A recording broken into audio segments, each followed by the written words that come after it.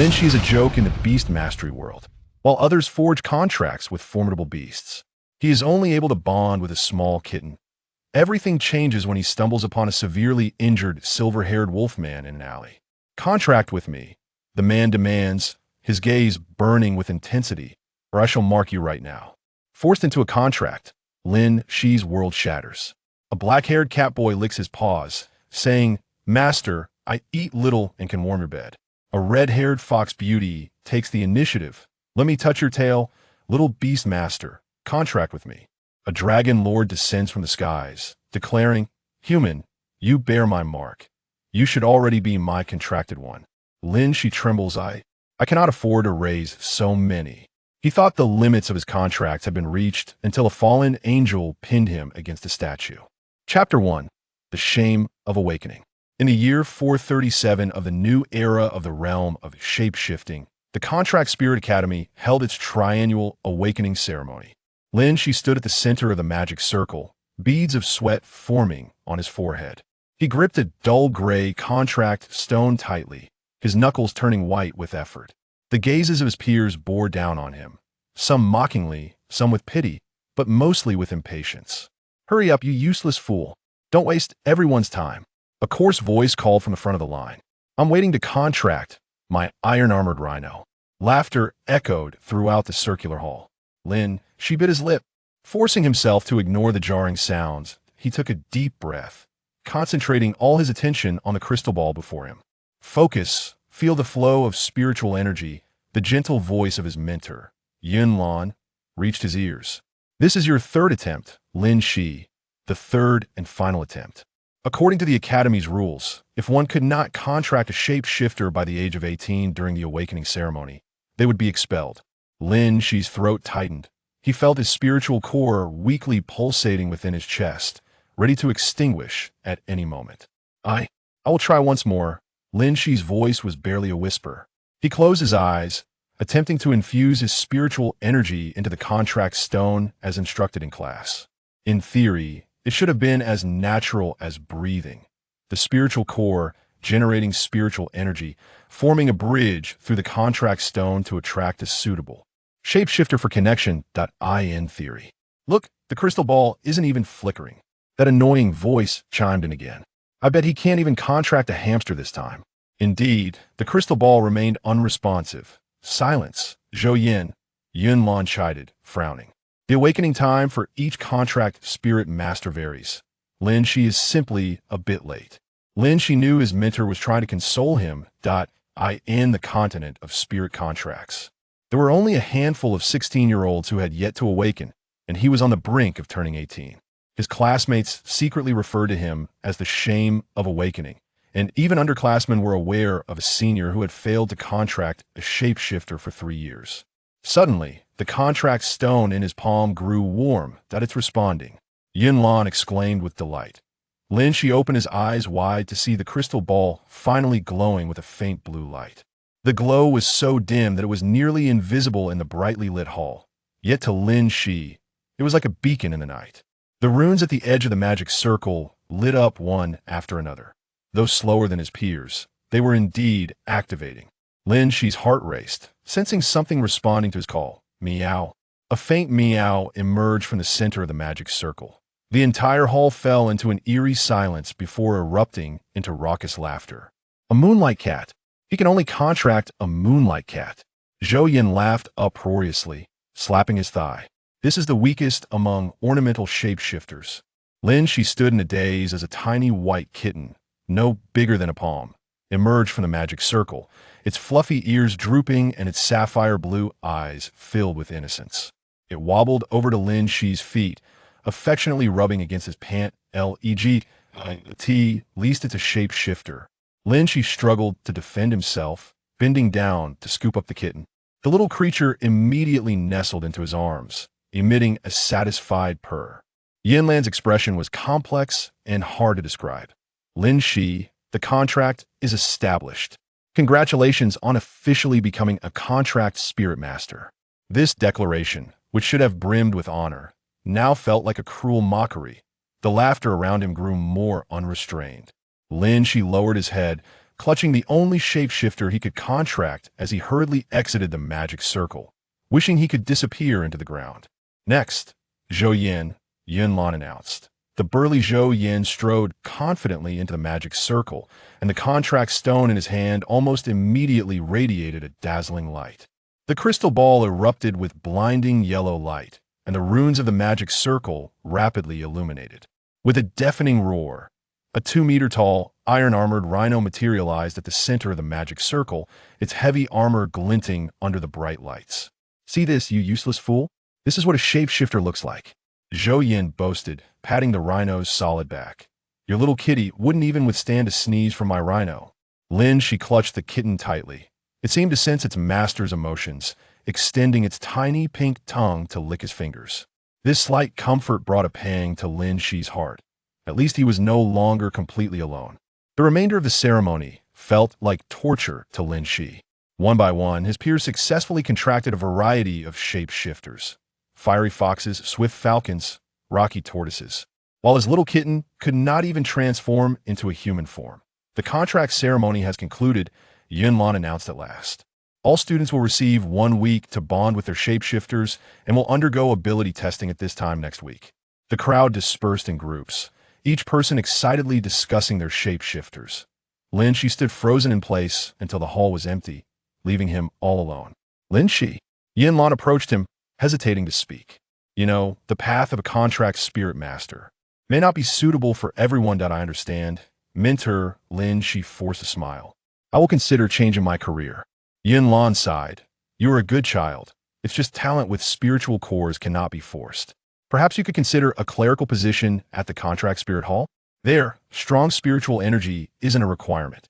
Thank you for your suggestion." As he stepped out of the academy, cradling the kitten, the setting sun cast an elongated shadow of Lin Xi.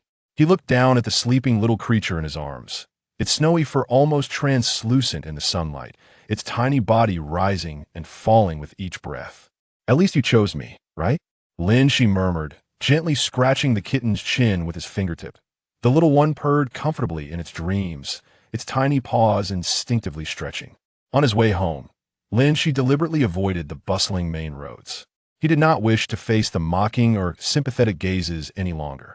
After passing through 2 alleys, he suddenly heard hurried footsteps behind him. "Hey, isn't that our cat king Lin Xi?" Zhou Yin, accompanied by 3 lackeys, blocked his path, the iron-armored rhino standing menacingly behind them. Lin Xi instinctively tightened his grip on the kitten, taking a step back. "Is there something you need?" He tried to keep his voice steady, suppressing the tremor. "I heard the meat of a moonlight cat is particularly tender." Zhou Yin grinned, revealing a jagged set of teeth. "I was wondering if I should let my rhino have a taste." The iron-armored rhino snorted in agreement, its hefty hooves scraping against the ground. The kitten in Lin Xi's arms was startled awake, its ears perked up, watching the massive creature with caution. "The academy rules prohibit dueling between contract spirit masters." Lin Xi forced calmness into his voice. "Who said anything about fighting?" Zhou Yin feigned surprise, spreading his hands. "I simply want to see your powerful shapeshifter. Come on, hand it over." He reached out to snatch the cat, but Lin Xi swiftly turned to shield the little creature. In that critical moment, the kitten unexpectedly poked its head out from his arms and bit Zhou Yan's hand. "Ah!" Zhou Yin winced in pain, retracting his hand. "That little beast dares to bite me." The kitten's fur bristled, emitting a menacing hiss. Lin Xi was taken aback. The moonlight cat was known for its docility, rarely attacking humans.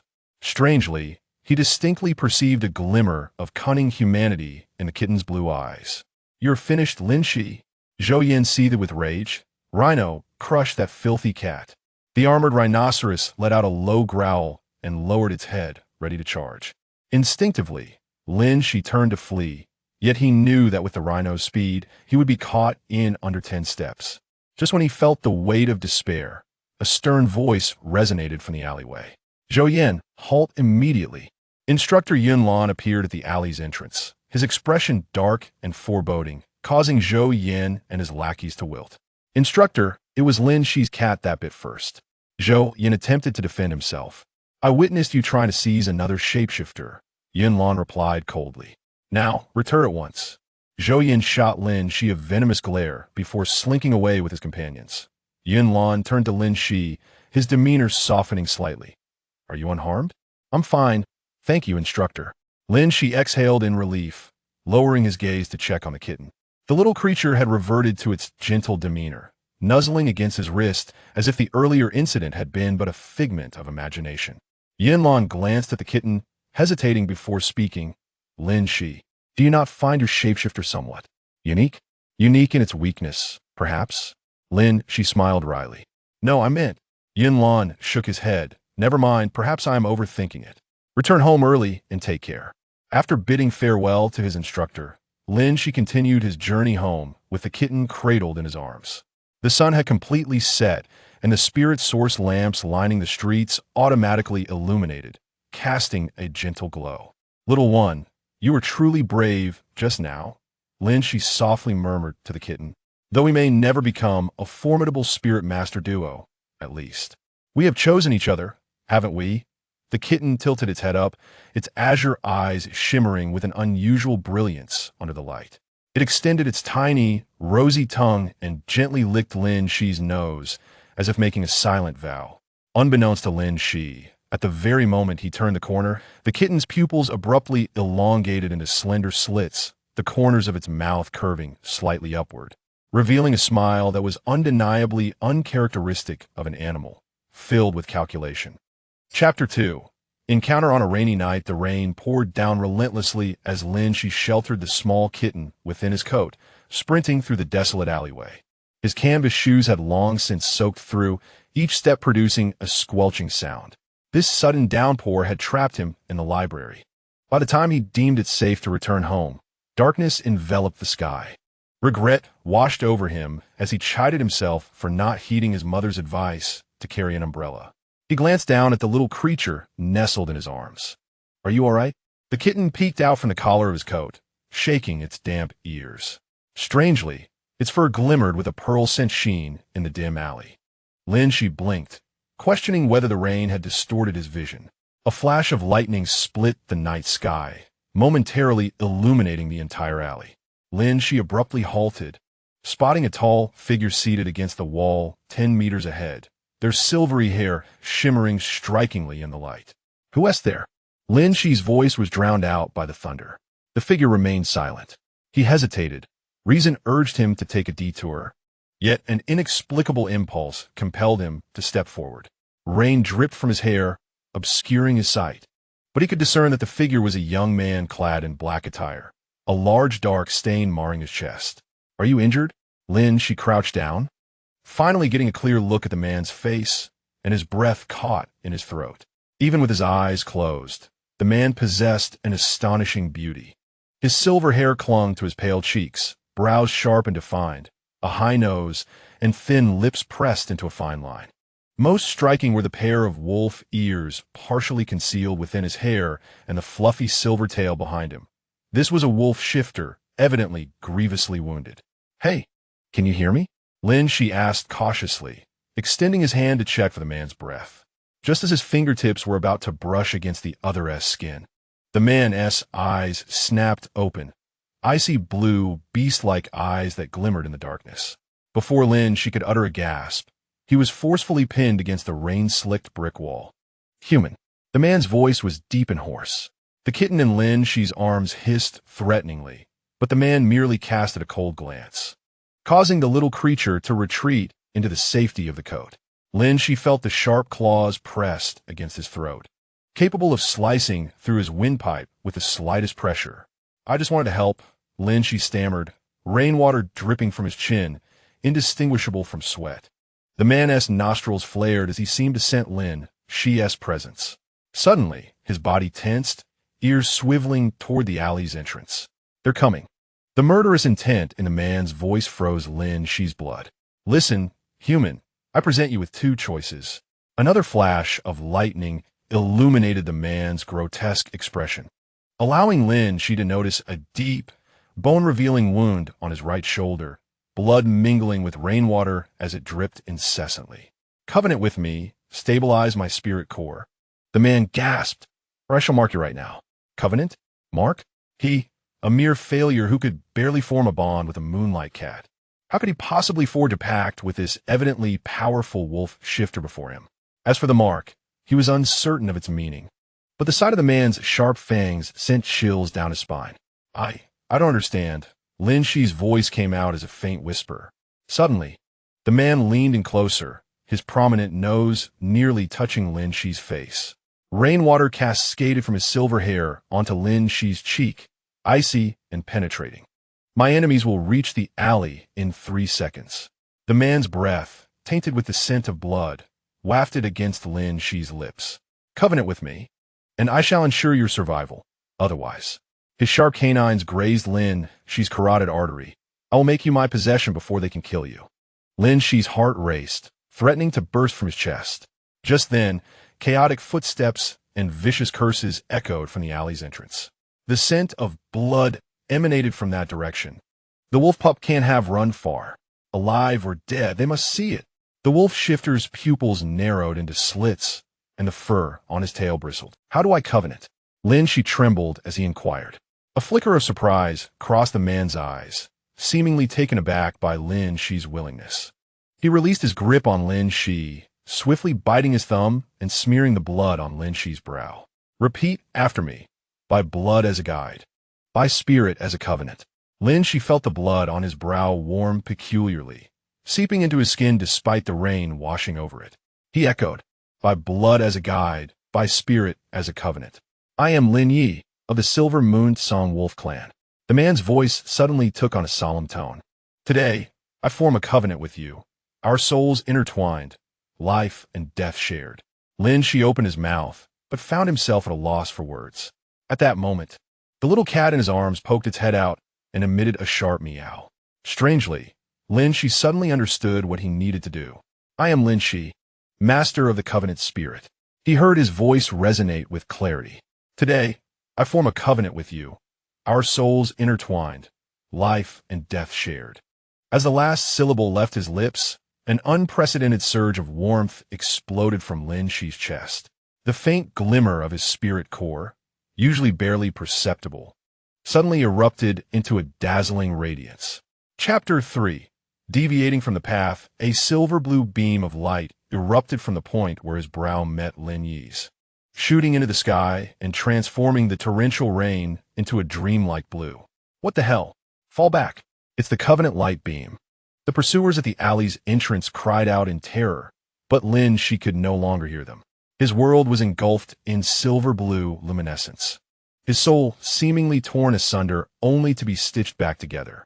In a daze, he beheld the colossal silhouette of a silver wolf howling towards the heavens amidst the radiant beam, its voice resonating across the expanse. As the brilliance faded, Lin Xi felt his legs weaken, collapsing onto the waterlogged ground.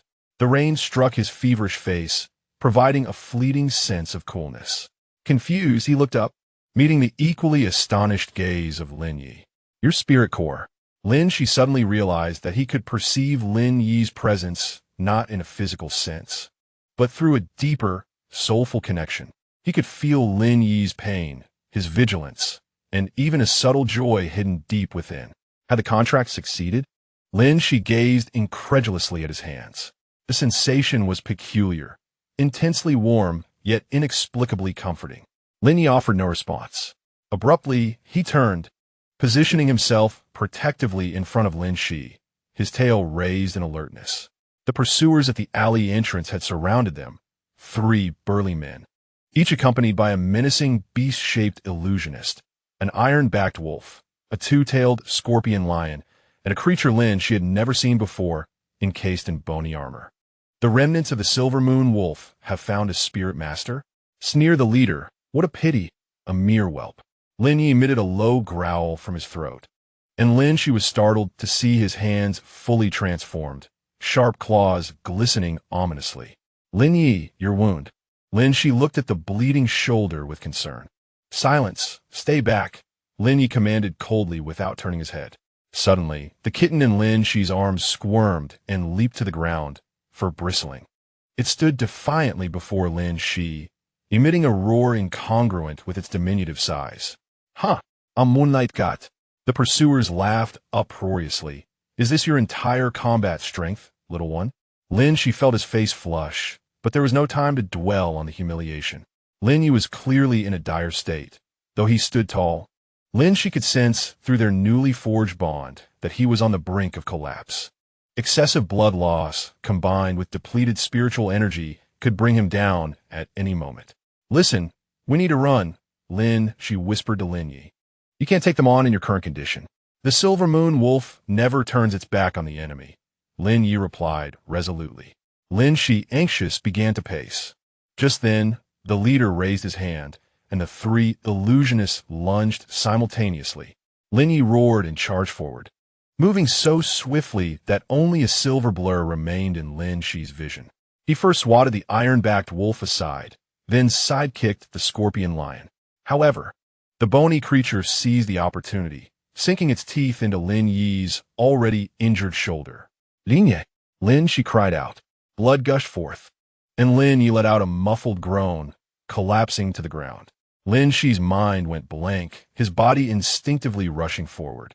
He had no idea what a student who barely passed basic physical training could accomplish, but he could not stand idly by and watch Lin Yi be slain, even if they had known each other for less than 10 minutes. "Get away, don't touch him." Lin Xi seized a piece of broken brick from the ground and hurled it with all his might at the bony creature. The brick shattered upon impact with the creature's hard armor, leaving not even a scratch. The monster turned its head, its golden eyes fixated on Lin Xi, revealing a mouth full of sharp fangs. "Foolish," sneered the leading man. "Kill him and bring the wolf cub back." The skeletal creature let out a low growl and lunged at Lin Xi. In that critical moment, a flash of silver light appeared. Lin Xi was astonished to find Lin Yi, with an unexpected surge of strength, standing resolutely in front of him, absorbing the blow with his body. The creature's vicious fangs sank deep into Lin Yi's abdomen, instantly staining his silvery white fur with blood. Lin Xi dropped to his knees, reaching out to press against Lin Yi's bleeding wound. Strangely, when his palm came into contact with Lin Yi's blood, the warm flow of their bond surged anew. A silvery blue light erupted from his palm, coursing through the blood into Lin Yi's injury. Lin Xi stared in awe as the muscle tissue around the wound began to heal at a visible rate. "Is this healing ability?" he pondered, dumbfounded. Lin Yi was equally astonished, yet he swiftly regained his composure, seizing the fleeting opportunity to counterattack. His claws elongated several inches, glinting coldly, as he slashed towards the creature's eyes. The monster howled in pain, releasing its grip, and Lin Yi rolled away, placing himself protectively in front of Lin Xi. "Do not dawdle, human," Lin Yi panted. "My strength is limited to only 30% due to the constraints of your spirit core. I do not know what to do," Lin Xi admitted, feeling the unfamiliar warmth within him, yet utterly at a loss on how to harness it. The leading man, sensing the tide turning against him, took matters into his own hands. With a flick of his right hand, a long sword engulfed in green flames materialized, aimed directly at Lin Xi's throat. Lin Yi attempted to intervene, but was ensnared by the ironback wolf and the scorpion lion. Just as the sword was about to pierce Lin Xi's throat, a bolt of white lightning suddenly leapt from ground. It was the little cat, inexplicably urging Lin Xi to trust it and seize the opportunity to escape. Of course, it was the idea of the luminescent baby. It traced a graceful arc in the air, landing squarely on the swordsman's face, its four paws gripping firmly. The man screamed in agony as the sword slipped from his grasp and fell to the ground. The green flames extinguished in an instant. "Damn beast!" he howled, frantically clawing at his face in an attempt to dislodge the little cat. Lin Xi seized the moment, pulling Lin Yi to his feet and fleeing.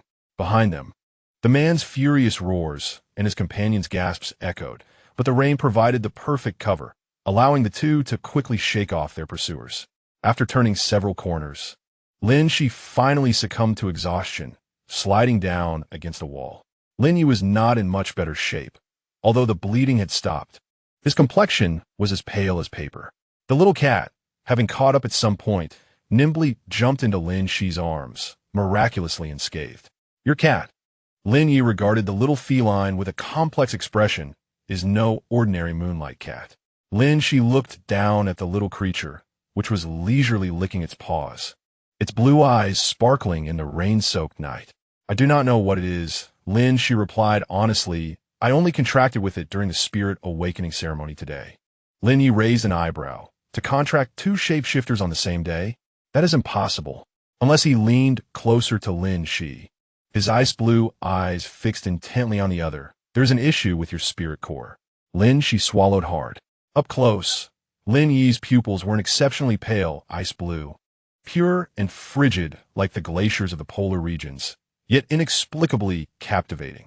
My spirit core has always been weak, Lin Xi stammered. My mentor said I would only ever contract with a decorative illusionist.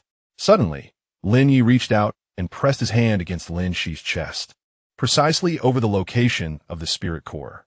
Lin Xi shivered, and that connection intensified. He could almost hear Lin Yi's heartbeat. Weak? Your spirit core is the most peculiar I have ever encountered. On the surface, it appears feeble, but deep within, his voice trailed off, as if something slumbered beneath. As the rain lessened, Lin Xi noticed that Lin Yi's ears and tail had vanished, revealing a strikingly handsome human male. Save for those otherworldly eyes. Who are those people? Why are they pursuing you? Lin Xi mustered the courage to inquire. Lin Yi replied, it is of no concern to you. He rose and regarded Lin Xi. The contract is established. I shall ensure your safety. As for other matters, you need not worry. Lin Xi opened his mouth, but ultimately refrained from further questioning. He stood, cradling the small cat, and suddenly realized a pressing issue. Are you coming home with me now? Lin Yi looked at him with an expression of disbelief. After a contract, the distance between an illusionist and their contracted spirit should not exceed 300 meters. Otherwise, the spirit core is prone to disorder. What do you think? But my parents don't know I contracted with another illusionist today. Lin Xi replied hesitantly. Lin Yi clicked his tongue in irritation. Humans are such a hassle. His form began to shift suddenly. His silver hair shortened to a mundane black, and his wolf ears and tail completely vanished, presenting himself as an ordinary tall young man. Is this satisfactory? Lin Xi gaped. You can fully humanize? Of course. Lin Yi rolled his eyes. The silver moon wolf is a high-ranking illusionist. Do you think I would reveal my beast form in an alley if I weren't wounded and out of control? Lin Xi then pondered a question that struck him. Wait, if I had refused the contract, what did you mean by marking? A dangerous smile curled at Lin Yi's lips, revealing sharp canines. It means exactly what it sounds like. He leaned closer to Lin Xi's ear, his warm breath brushing against sensitive skin. I would bite the back of your neck, infusing my spiritual energy into you, temporarily making you my possession. Though not as stable as a contract, it would be sufficient to scare off those nuisances. Lin Xi's face flushed crimson, instinctively covering the back of his neck, stammering, We should hurry home. The rain is about to pour again. Lin Yi snorted, trailing behind Lin Xi. The small cat perched on Lin Xi's shoulder, curiously observing this new member, with mysterious glimmers shining in its blue eyes. Unbeknownst to Lin Xi, his life had irrevocably veered from the ordinary path at that moment. The contract between a seemingly inept spirit master and a mysterious wolf-like beauty would unleash a series of troubles and adventures he could never have dreamed of. Yet that seemingly harmless little kitten was not as innocuous as he presumed. Chapter 4. Dried fish and cat food. Lin Xi stood at the threshold of his home, his finger hovering hesitantly above the doorbell, unable to bring himself to press it. What are you waiting for? Lin Yi growled from behind him, raindrops cascading down his dark hair. Although he now masqueraded as a human, the aura that discouraged any approach remained undiminished. I was contemplating how to explain suddenly bringing a man home. Lin Xi muttered softly, my parents believe I am merely out to contract a shape-shifting beast today. Not. He stole a glance at Lin Yi's austere visage, not having returned with a silver-haired, wolf-like beauty. Lin Yi narrowed his icy blue eyes. You can inform them I am your classmate. Lin Xi abruptly interrupted. Yes, to say you're my classmate whose plumbing burst, seeking shelter for a night. Lin Yi's expression seemed to convey the sentiment that this excuse was utterly flimsy, but before he could retort, the door swung open from within. Xiaoxi? Why are you drenched like this? Lin's mother emerged, holding an umbrella, only to freeze in place. And who might this be? Lin Yi stepped forward, bowing politely. Good day. Auntie, I am Lin Xi's classmate. He paused, a stiff smile gracing his lips, clearly an infrequent expression for him. My plumbing burst. Lin Xi nearly choked on his own saliva. Oh dear, how unfortunate. Come in, come in. Lin's mother warmly ushered both inside, just in time for dinner. I made braised pork. Lin Xi sighed in relief and took a step forward, only to feel a tug at the hem of his trousers. Looking down, he discovered the kitten had stealthily entered, now clawing at his soaked pant leg, its blue eyes filled with the accusation of being abandoned in the rain. Oh, Mom, this is the shapeshifter I contracted today. Lin, she sheepishly lifted the kitten. Lin's mother's eyes lit up, so adorable. Much better than the irritable sparrow your father contracted back in the day. She turned towards the kitchen, calling out, Old Lin, come see what our son has contracted. Lin's father emerged, wielding a spatula, first offering a warm welcome to the kitten before his gaze fell upon Lin Yi. This classmate seems rather unfamiliar. P.S. a transfer student. Lin, she blurted. He just arrived a week ago, particularly reclusive, without friends. Lin Yi's lips twitched slightly. I see. Lin's father sympathetically patted Lin Yi on the shoulder. No wonder you seek shelter. Make yourself at home. By the way, can you handle spicy food? Lin Yi responded, non jomitai. Lin, she quickly interjected, he can eat anything, especially a lot. 10 minutes later, Lin Yi stared solemnly at the vibrant red braised pork in his bowl. Why would humans invent such stimulating food? This is called delicacy. Lin, she lowered his voice. You haven't ever had cooked food, have you? Lin Yi cast him a cold glance. The Silver Moon Wolf clan reveres fresh meat. You might have to endure a bit then, Lin, she said, relishing the moment as he scooped a piece of meat into his mouth. My mom's braised pork is legendary in our neighborhood. Beneath the table, Lin Yi's foot ground down harshly against Lin Xi's toes. The kitten perched on Lin Xi's lap, gleefully licking its paw, as if sharing in the mischief. Classmate, please. Don't hesitate. Father Lin enthusiastically piled a generous bowl of food for Lin Yi, urging the young man to eat more to support his growth. Lin Yi stared at the mountain of rice before him, his expression gradually sinking into despair. Lin, she stifled a laugh, feigning concern as she asked Lin, is the food not to your liking? Lin Yi managed to squeeze out a few words through clenched teeth. Very good to eat. Then, he performed a gesture that Lin, she would remember for a lifetime. This proud Wolf Clan warrior, with his eyes closed, stuffed a whole piece of braised pork in his mouth, chewed a couple of times, and suddenly his ears popped out. Indeed, those silver-white wolf ears sprang forth from his dark hair, standing upright and fluffed out.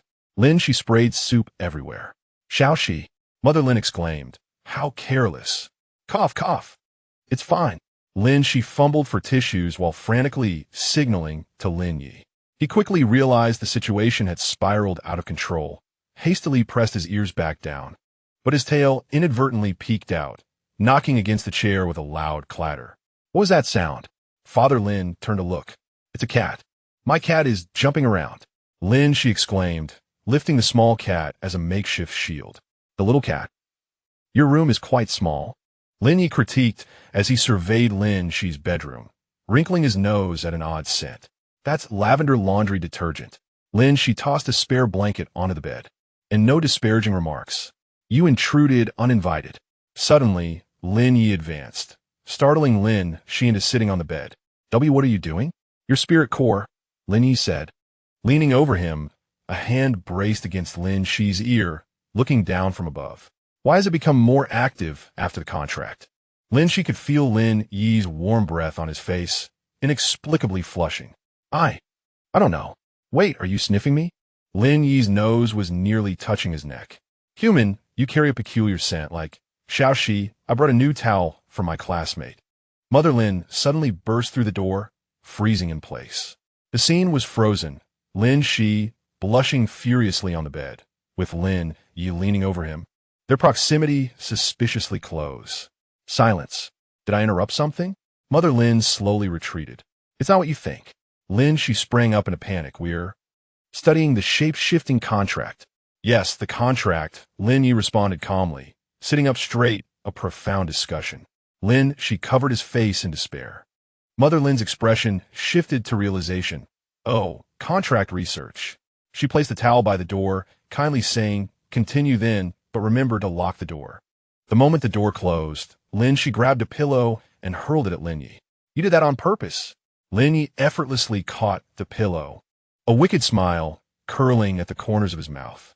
Wolves have excellent hearing. I heard her going upstairs. Just as Lin Xi was about to explode with anger, he noticed Lin Yi's face had turned pale. "Is your wound hurting again?" Lin Yi frowned it. "None of your business." Yet, the connection of the contract allowed Lin Xi to clearly sense the other's weakness. He sighed and rummaged through the medicine cabinet. "Sit down. I will change your dressing."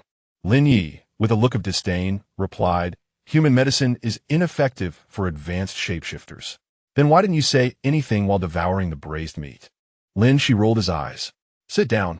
To his surprise, Lin Yi actually complied and sat down obediently. Lin Xi cautiously lifted the makeshift bandage, gasping in shock. The wound was far more severe than he had anticipated, deep enough to expose bone, surrounded by an eerie green hue. "Is this poison?" Lin Yi's jaw fit. "Scorpion lion's tail venom. It won't be fatal." Lin Xi's hands trembled slightly. "Should we go to the hospital? Do you wish to expose my identity?" Lin Yi shot back, his gaze piercing. "The spirit contract hall would immediately register me, and those who hunt me would trace my whereabouts. What then?" Lin Yi suddenly glanced at the small dried fish on the nightstand, a treat Lin Xi had prepared for the kitten. "You can't be serious? Hand it over." Lin Yi demanded. 5 minutes later, Lin Xi stood in astonishment, watching the imposing wolf clan leader sitting cross-legged on the floor, devouring the dried fish with both hands, or paws, his ears and tail fully manifested, blissfully squinting his eyes in delight. "What are you staring at?" Lin Yi glared at him, half a fish still clutched in his mouth. "Fish aids in wound healing." The kitten leaped onto Lin Yi's lap, curiously sniffing the fish in his hand. Miraculously, Lin Yi generously shared half of it with the little creature, and thus, a peculiar snack party commenced on the floor of Lin Xi's bedroom, with one wolf and one cat. Suddenly, Lin Xi found himself thinking that this seemingly aloof wolf clan warrior might possess a hint of cuteness. "Do not look at me with those eyes," Lin Yi warned without lifting his head. "What eyes?" "The kind that resembled those directed at a pet." Lin Yi bared his teeth slightly. "Otherwise, I shall bite you." Just as Lin Xi was about to retort, he suddenly felt a warmth in his chest. He lowered his gaze and tugged at his collar, shocked to discover a silver wolf head totem emerging beneath his collarbone, faintly glowing. "What is this?" Lin Yi glanced at it, his expression subtly shifting. "The contract mark." He pulled down his own collar, revealing a blue key-shaped mark in the same location. Each contract bears a unique symbol. Curiously, Lin Xi reached out to touch Lin Yi's mark, only to have his wrist seized midway. "Human," Lin Yi's voice deepened. "Touching the contract mark is an intimate act, akin to an invitation." Lin Xi instantly withdrew his hand, his face flushed. At that moment, the kitten leapt between them, tail held high, asserting its dominance. Lin Yi raised an eyebrow. "Your cat." The kitten blinked innocently with its blue eyes, nuzzling Lin Xi's hand. Suddenly, Lin Xi recalled something. "Wait, I contracted you today, but the kitten is also my shapeshifter. This defies logic." Lin Yi's expression turned serious. Under normal circumstances, a spirit contract master can indeed only contract one shapeshifter. Your spirit core must be unique.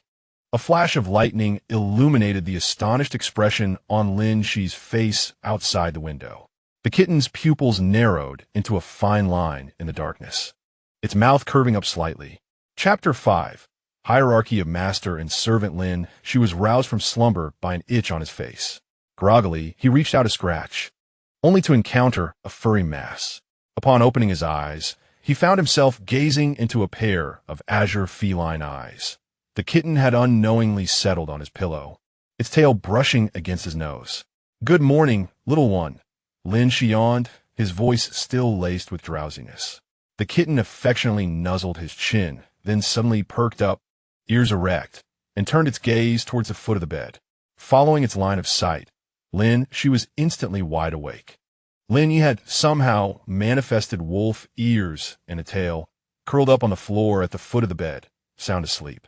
Morning light streamed through the gaps in the curtains, casting a soft halo around his silvery hair.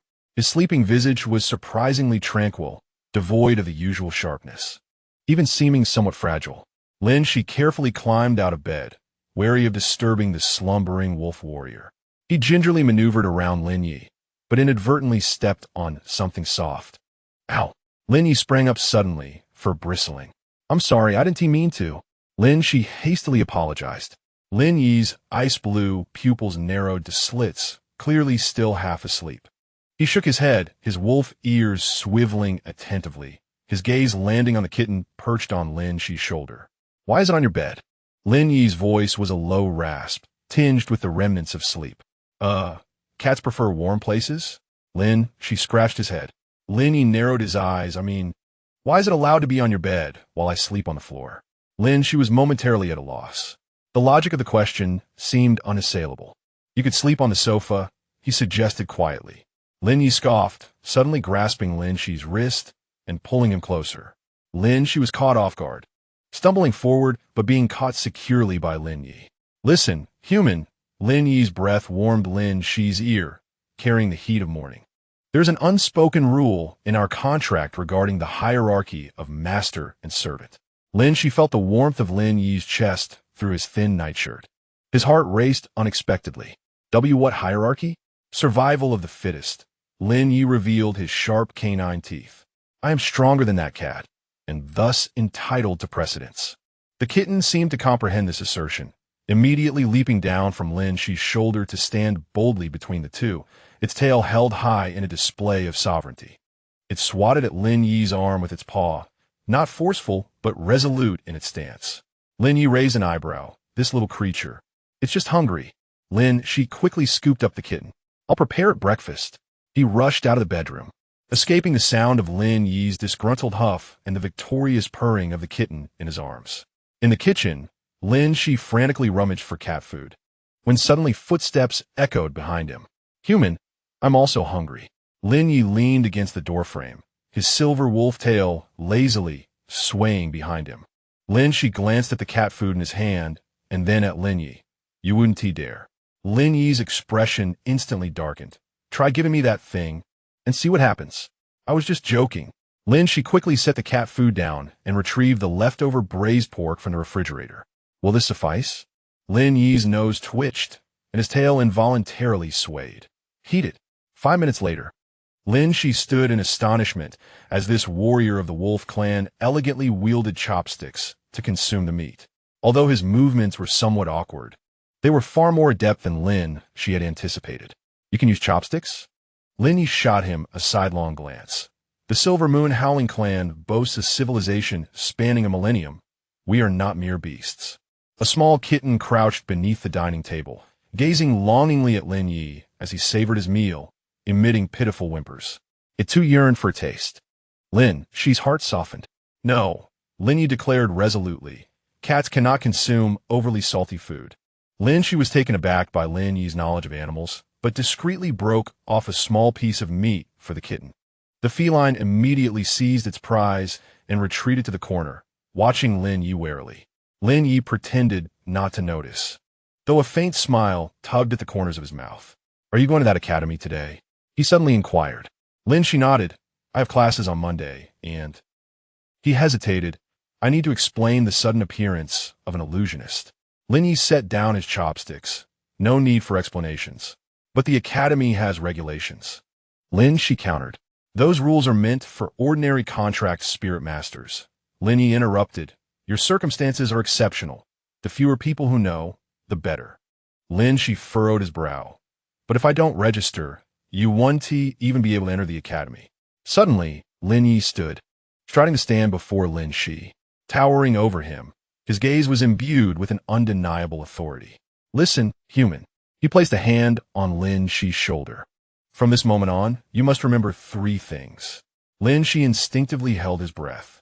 First, do not reveal my true identity or rank to anyone. Second, do not display our contractual abilities in public. Third, Lin Yi leaned closer, his ice-blue eyes locking onto Lin Xi's, no matter what happens. Do not terminate the contract. Lin Xi swallowed hard. Why?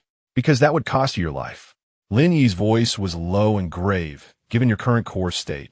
Forcibly dissolving the contract would cause irreversible damage. Lin Xi's heart quaked. He had never contemplated such risks associated with the contract. And what about you? He whispered. Lin Yi released his grip and turned toward the window. The Silver Moon Howling clan never betrays its oaths. As long as the contract exists, I am here. If it is severed, he left the sentence unfinished. But Lin Xi understood the implication.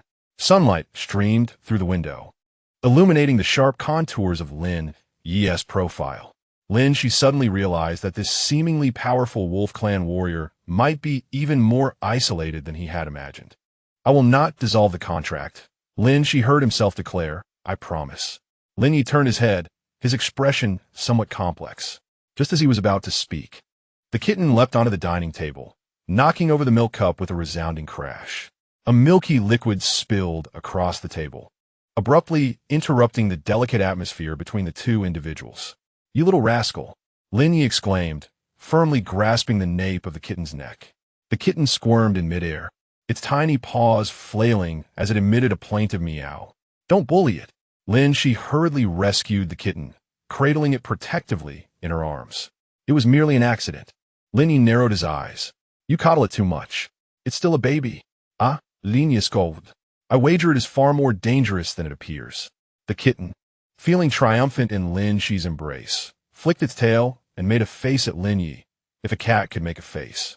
Lin Xi was oblivious to this silent contest. He glanced at the clock on the wall and exclaimed, Oh no, we're going to be late. He hastily placed the kitten down, snatched his backpack, and dashed towards the door. Lin Yi, you what?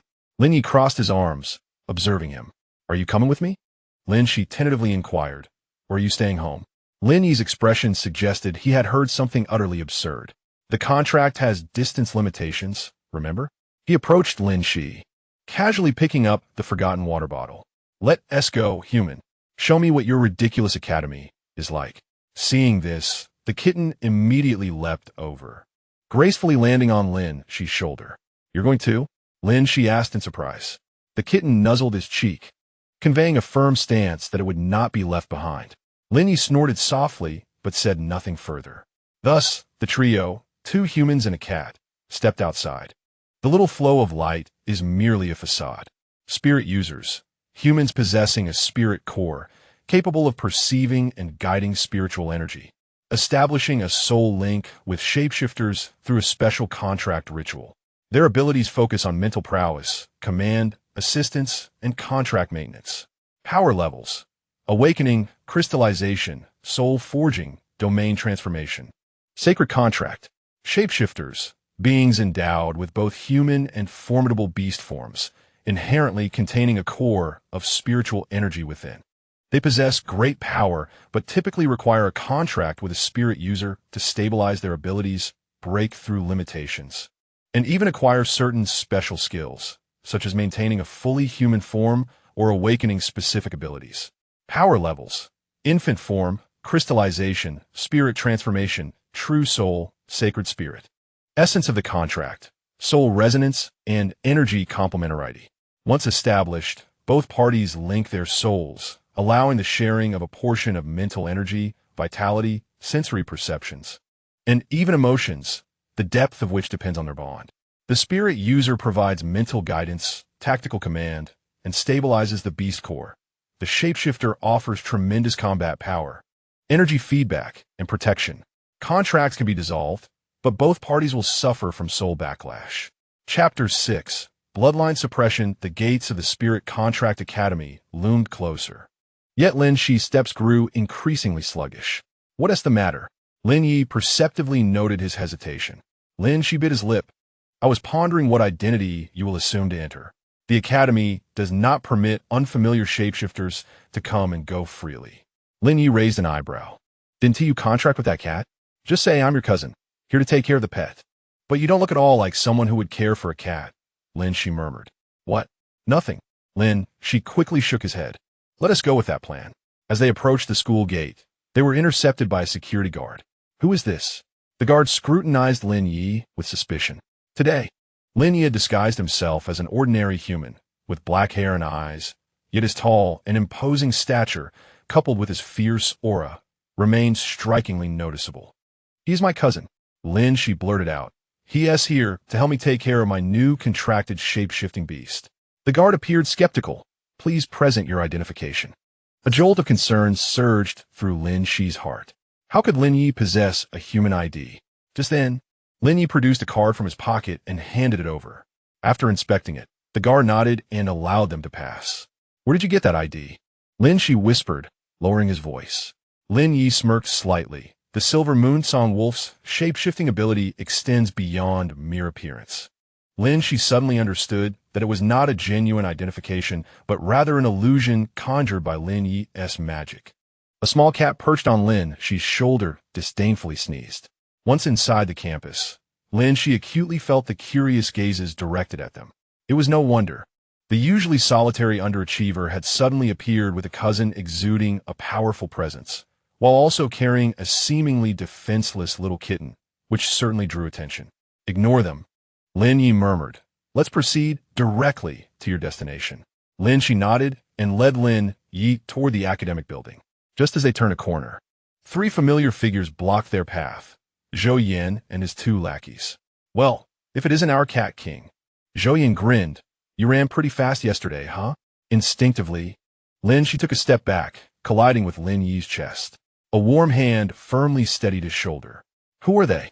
Lin Yi's voice emanated from above. Laced with an ominous tone, Zhou Yan sized up Lin Yi. "So you're Lin Xi's cousin? Not much to look at, are you?" He patted his iron-armored rhino beside him. "Let me introduce you. This is my shapeshifter, Iron-Armored."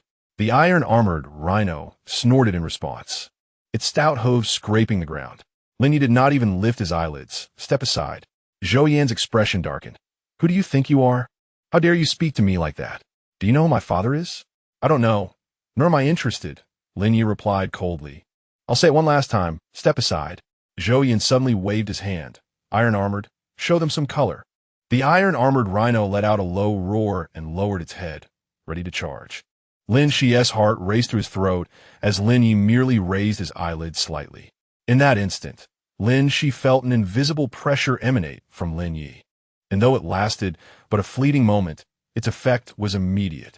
The iron-armored rhino abruptly halted, whimpering in terror, its massive frame trembling as it collapsed to the ground. "Iron-Armored, what's wrong with you?" Zhou Yan exclaimed, panic-stricken, desperately tugging at the rhino's reins. But the shapeshifter refused to rise. Lin Yi didn't even glance at them, casually wrapping an arm around Lin Xi's shoulders as they walked past Zhou Yan. "What did you do to him?" Lin Xi whispered. "Nothing," Lin Yi replied. Lin Yi spoke softly, explaining that higher-level shapeshifters possess an inherent dominion over their lesser counterparts. The rhinoceros merely recognized its predator instinctively. It dawned on Lin Xi that, although Lin Yi currently masqueraded as a human, the primal pressure emanating from their bloodline was indiscernible to the armored rhinoceros, which also belonged to the shapeshifter category. The little cat on Lin Xi's shoulder flicked its tail with pride and meowed at Zhou Yan, seemingly mocking him. Zhou Yan's complexion fluctuated between shades of green and white. Yet he dared not intervene further, helplessly watching the trio depart. Remarkable. Once they were distanced, Lin Xi couldn't help but exclaim, "You intimidated the armored rhinoceros with just a glance." Lin Yi dismissed it nonchalantly. Such creatures hardly merit the title of shapeshifters.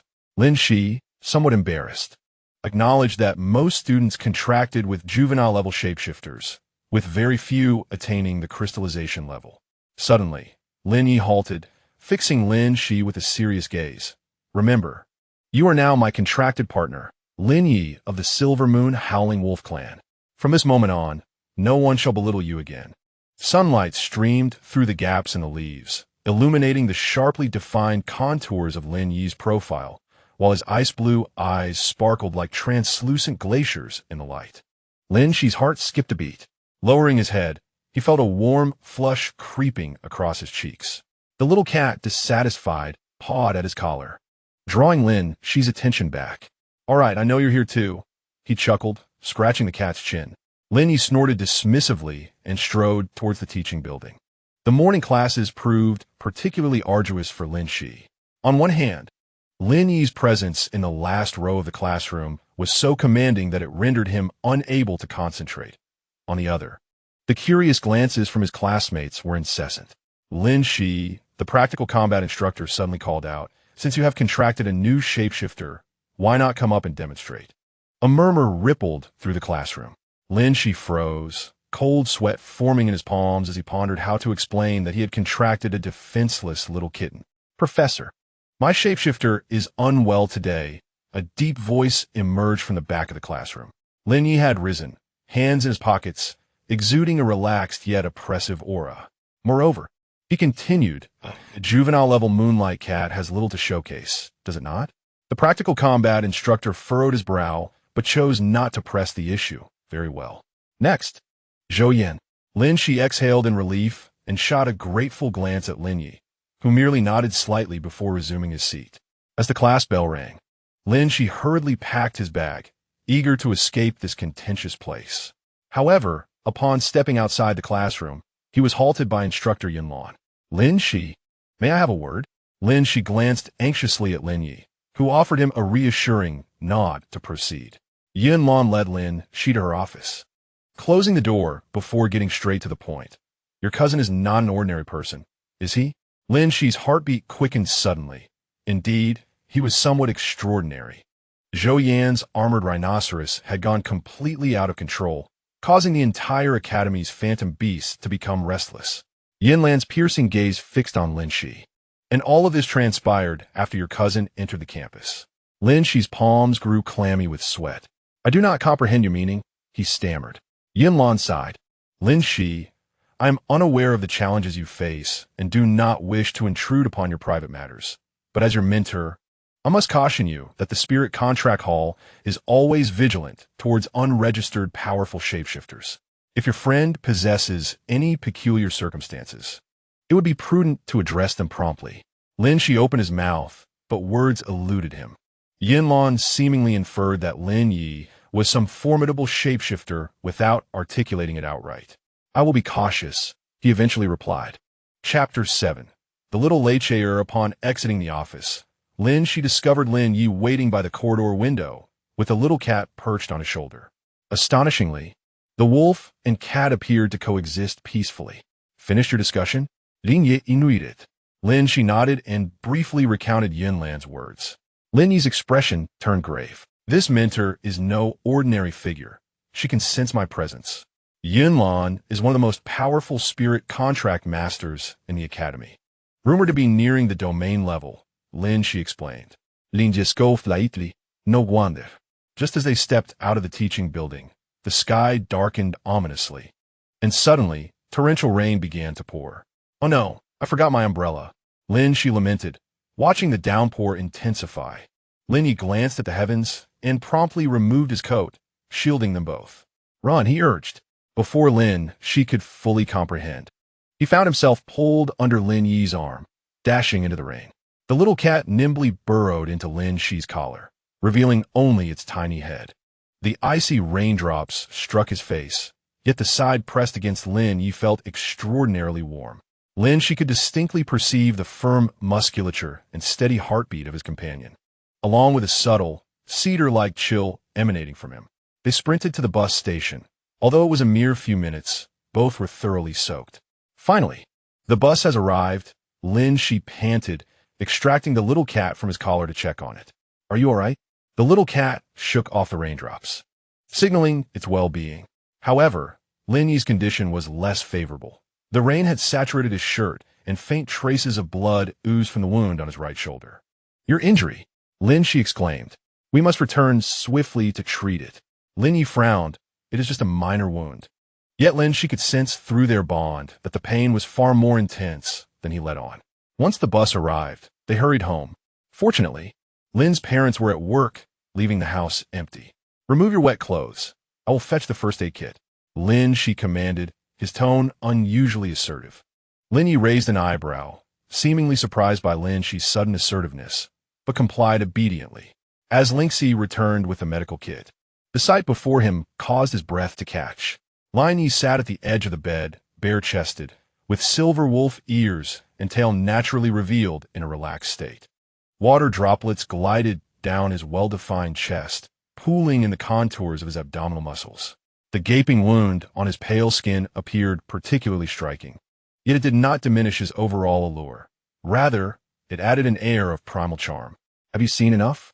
Lin Xi's teasing voice pulled Lin Xi back to reality. I was just looking at your wound. Lin Xi stammered, feeling his cheeks flush. He fumbled to open the medical kit, retrieving antiseptic and gauze.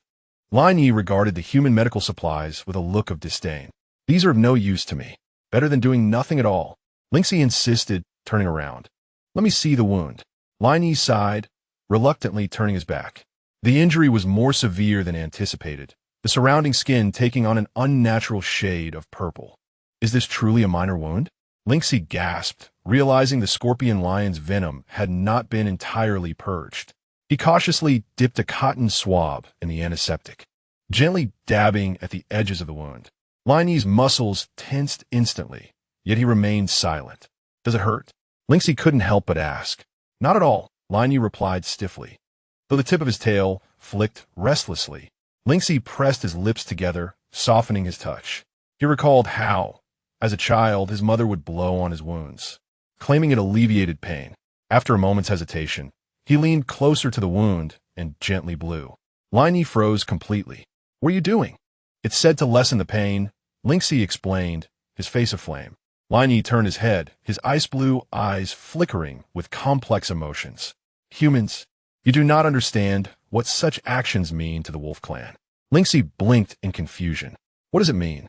Lin Yi did not respond, but suddenly grasped the back of Lin Xi's head, pulling him closer. Their noses nearly touched, and Lin Xi could clearly see his own reflection in Lin Yi's pupils. It signifies intimacy, Lin Yi murmured. It signifies trust. His thumb gently stroked the area behind Lin Xi's ear. It means you place yourself under my protection. Lin Xi's heart raced, his lips trembling slightly. I didn't know. Lin Yi regarded him for several seconds before abruptly releasing his grip. Forget it. Continue with the bandaging. An awkward atmosphere enveloped them.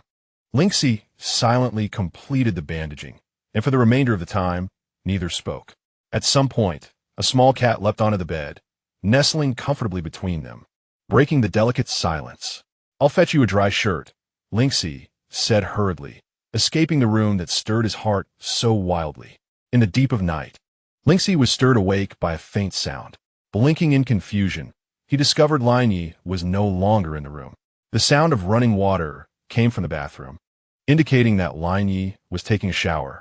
Lin Xi turned over, intending to resume his slumber, when a sudden realization struck him. The room was enveloped in darkness. The lights unlit, yet he could perceive every detail with remarkable clarity.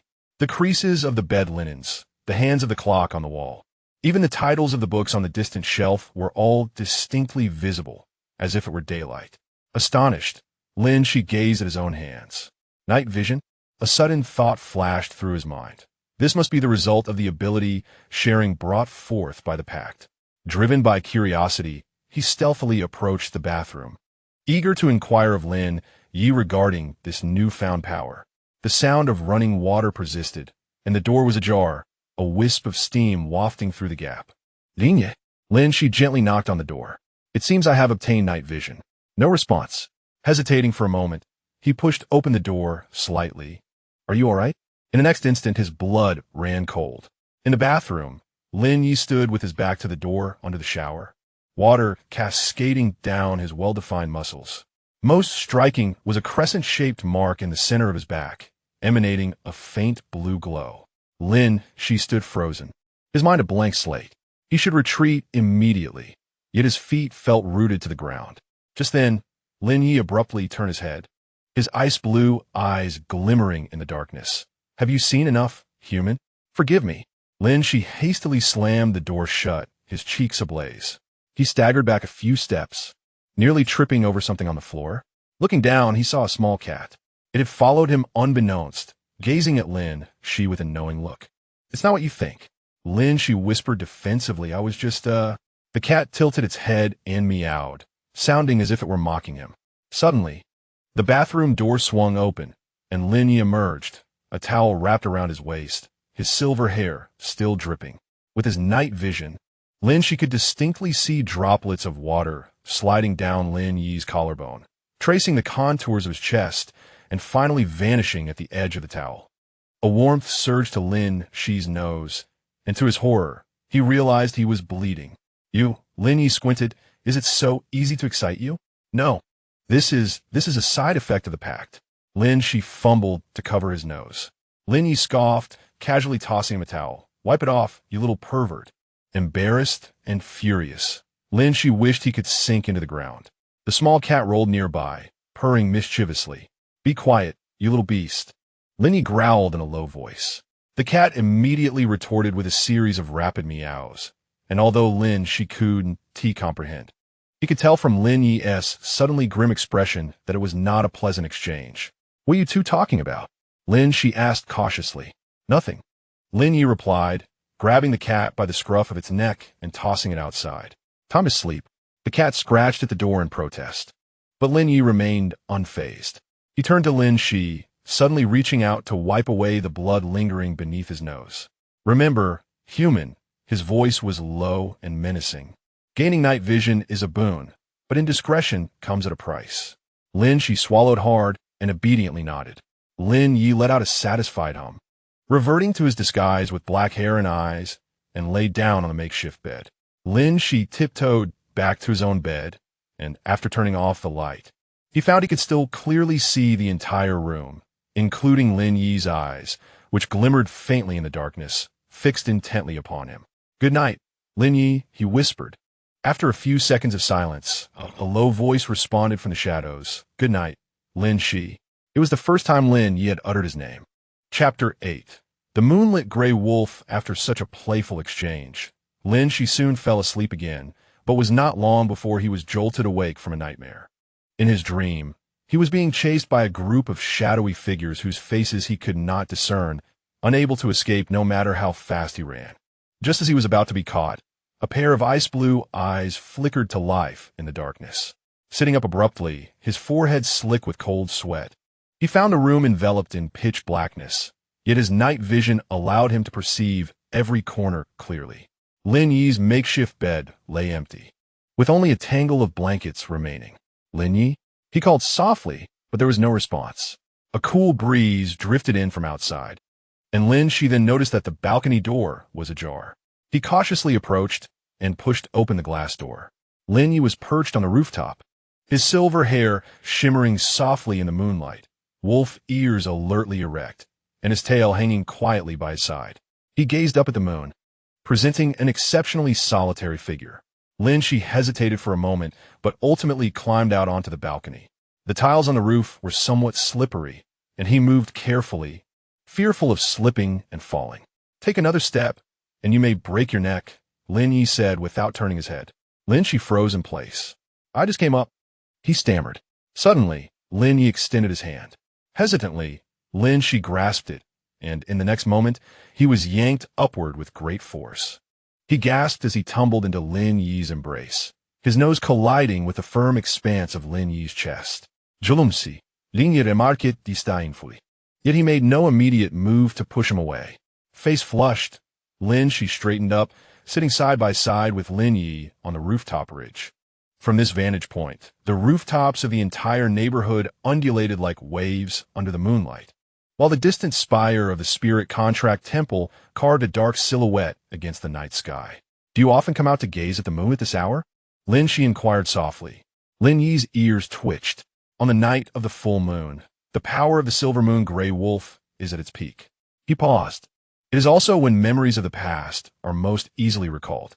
Lin Xi noticed Lin Yi's hand unconsciously brushing over the scar on his right shoulder, a remnant of the venomous bite from Scorpion Lion. "What about your kin?" Lin Xi tentatively asked. "Where are they now?" Suddenly, Lin Yi's tail tensed, sweeping across the tiles with a faint sound. 3 months ago, the Purification Sect launched a surprise attack on our territory, he replied, his voice chillingly calm. "They polluted the moon well with forbidden spiritual energy weapons, severing our connection to the moon. Without the blessing of moonlight, the elders and children were the first to falter." Lin Xi observed as Lin Yi's claws instinctively elongated, leaving several scratches on the tiles beneath them. "I led the warriors of my clan to hold the rear, allowing the women and children to retreat first." Lin Yi continued, each word seemingly forced from his throat, but we had fallen into an ambush. They had long been prepared for us. Lin Xi's heart tightened in anguish. He could sense through their bond the turbulent anger and sorrow beneath Lin Yi's calm exterior. So, you were the only one who survived? Lin Yi scoffed coldly. No, I was deliberately let go. They placed a tracking curse on me, hoping to follow the trail to find the fleeing clansmen. What? Lin Xi exclaimed. So your people are now safe? A slight smile played at the corners of Lin Yi's lips. I discovered the tracking curse and intentionally led the pursuers astray. I hid in the city for 2 months until I met you. Suddenly, Lin Xi understood why Lin Yi had been so eager to form a pact with him in the alley. The pact could conceal the fluctuations of the tracking curse. So those who are hunting you are the hounds of the Purity Church? Lin Yi said disdainfully, but now they can no longer find me. The barrier of the pact is far more effective than any counter-tracking spell. The night breeze tousled their hair, and Lin Xi subconsciously leaned closer to Lin Yi. The body temperature of the Wolf Clan warriors was higher than that of ordinary people, making them like a small furnace on a cool night. I'm sorry, Lin Xi said softly. Lin Yi turned his head, his ice-blue gaze reflecting the moonlight. Why apologize? For your people, for your pain. Lin Xi gestured awkwardly. And for my helplessness. Lin Yi stared at him for a few seconds, then suddenly reached out to ruffle Lin Xi's hair. Foolish human, this is not your fault. The sudden gesture of intimacy left Lin Xi stunned. Lin Yi seemed to realize his indiscretion, quickly retracting his hand and pretending to tidy his long hair. Why is the Purity Church pursuing the silver, moon-howling wolves? Lin Xi hurriedly changed the subject. Lin Yi's expression darkened once more. Because we guard a secret regarding the legend of the key of all spirits. The key of all spirits? Lin Xi inquired. An ancient prophecy. Lin Yi looked up at the moon. It is said that when the world is thrown into chaos, the bearer of the key of all spirits will emerge, capable of forming pacts with multiple top-tier shapeshifters to restore balance to the realm. Lin Xi's heart suddenly raced. That sounds a bit like you. Lin Yi met his gaze directly. Indeed, human. Your spiritual core is anomalous, allowing for multiple pacts. This is no coincidence. Lin Xi swallowed hard. Are you saying that I might be the bearer of this key of all spirits? Perhaps, or perhaps not. Lin Yi's eyes grew profound. But the Purity Church clearly will not take any risks. They are dedicated to purifying all beings of impure bloodlines, and those who are anomalies, like you, are their primary targets. A chill ran through Lin Xi, and he instinctively wrapped his arms tightly around himself. Cold? Lin Yi raised an eyebrow. A little, Lin Xi admitted. Lin Yi snorted softly and suddenly pulled Lin Xi into his embrace. Lin Xi was caught off guard, his face buried in Lin Yi's solid chest, the scent of cedar filling his senses. Lin Yi, be quiet, human. The voice of Lin Yi resonated from above. Merely a precaution to prevent you from succumbing to the cold and becoming a burden. Lin Xi's cheek rested against Lin Yi's chest, where he could distinctly hear the steady rhythm of his heartbeat. Although this position should have been awkward, it inexplicably brought a sense of comfort. Thank you, he whispered softly. Lin Yi did not respond, yet his tail gently encircled Lin Xi's waist. The two sat quietly atop the rooftop, bathed in the silvery glow of the moonlight. Lin Xi observed that Lin Yi's silver hair appeared to emit a faint luminescence in the moonlight, an astonishingly beautiful sight. Lin Yi, is your hair glowing? He inquired. It's the moonlight, Lin Yi explained. The silver moonsong wolf can absorb the essence of moonlight. This is also why the Purity sect sought to pollute the moon well first. Lin Xi gazed in fascination at the shimmering silver strands. It's so beautiful. Suddenly, Lin Yi's body stiffened. Human Yum? It's nothing. Lin Yi turned his face away, but Lin Xi keenly noticed the tips of his ears turning crimson. Just then, the sound of the balcony door being pushed open was heard, followed by a disgruntled meow. Meow. The little cat, having awakened at some point, perched on the balcony, glaring at the two on the rooftop with its tail held high, as if catching them in a secret rendezvous. How did it get up here? Lin Xi asked, astonished. Lin Yi clicked his tongue. This little creature can squeeze through anywhere. Seeing that the two remained still, the cat boldly leaped onto the rooftop. Its balance was surprisingly good, and with a few nimble hops, it reached Lin Xi's side, diving into his embrace and even mewing challengingly at Lin Yi. Is it jealous?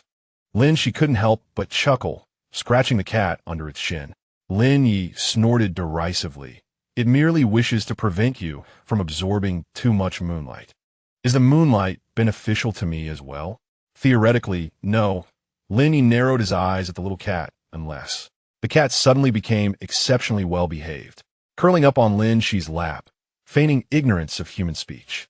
Lin Yi seemed poised to say something, but ultimately just shook his head. We should return. Dawn is approaching. Lin Xi then noticed the eastern sky was already tinged with the pale light of dawn. Reluctantly, he extricated himself from Lin Yi's embrace, suddenly realizing he had been nestled there all night, causing his ears to flush with embarrassment. On the way back to his room, the little cat clung tightly to Lin Xi's shoulder, as if afraid of being taken away. Lin Yi followed behind, occasionally emitting disgruntled huffs. Chapter 9. Spirit Guardian Patrol. The ensuing days were remarkably tranquil. Lin Xi accompanied Lin Yi and the little cat to the academy each day, and Zhou Yin and his crew no longer troubled them. Although Mentor Yinlan occasionally regarded Lin Yi with a scrutinizing gaze, no further inquiries ensued. On Friday afternoon, Lin Xi received an urgent notification from the academy stating that all students must complete their shapeshifter registration by the following Monday or face suspension. This posed a dilemma. Lin Xi furrowed his brow as he regarded the notification. If he failed to register Lin Yi, he would be suspended, yet if he did register, the Purity sect might discover his whereabouts. Rania sat leisurely by the window, basking in the sunlight, his silver tail swaying gently. Then let us register that cat, he suggested. The kitten, previously napping, immediately bristled at the remark, meowing in protest. See, it disagrees, Lin Xi said with a hint of exasperation. Rania scoffed. Who cares if it agrees or not? The kitten, filled with indignation, lunged at Rania, only to be caught by the scruff of its neck, flailing its paws futilely in the air. All right, no fighting. Lin Xi hastily rescued the kitten. Let us think of another way. Just then, the doorbell rang. Peering through the peephole, Lin Xi gasped in shock. It was an inspector from the Spirit Contract Hall. Rania, hide quickly. It's someone from the Spirit Contract Hall. Lin Xi whispered frantically. Rania remained unmoved. It's too late. They've already sensed my presence. The doorbell rang again, this time more urgently. Lin Xi was in a tizzy. What do we do? If they discover the unregistered shapeshifter opened the door, human, Rania suddenly said, let me handle this.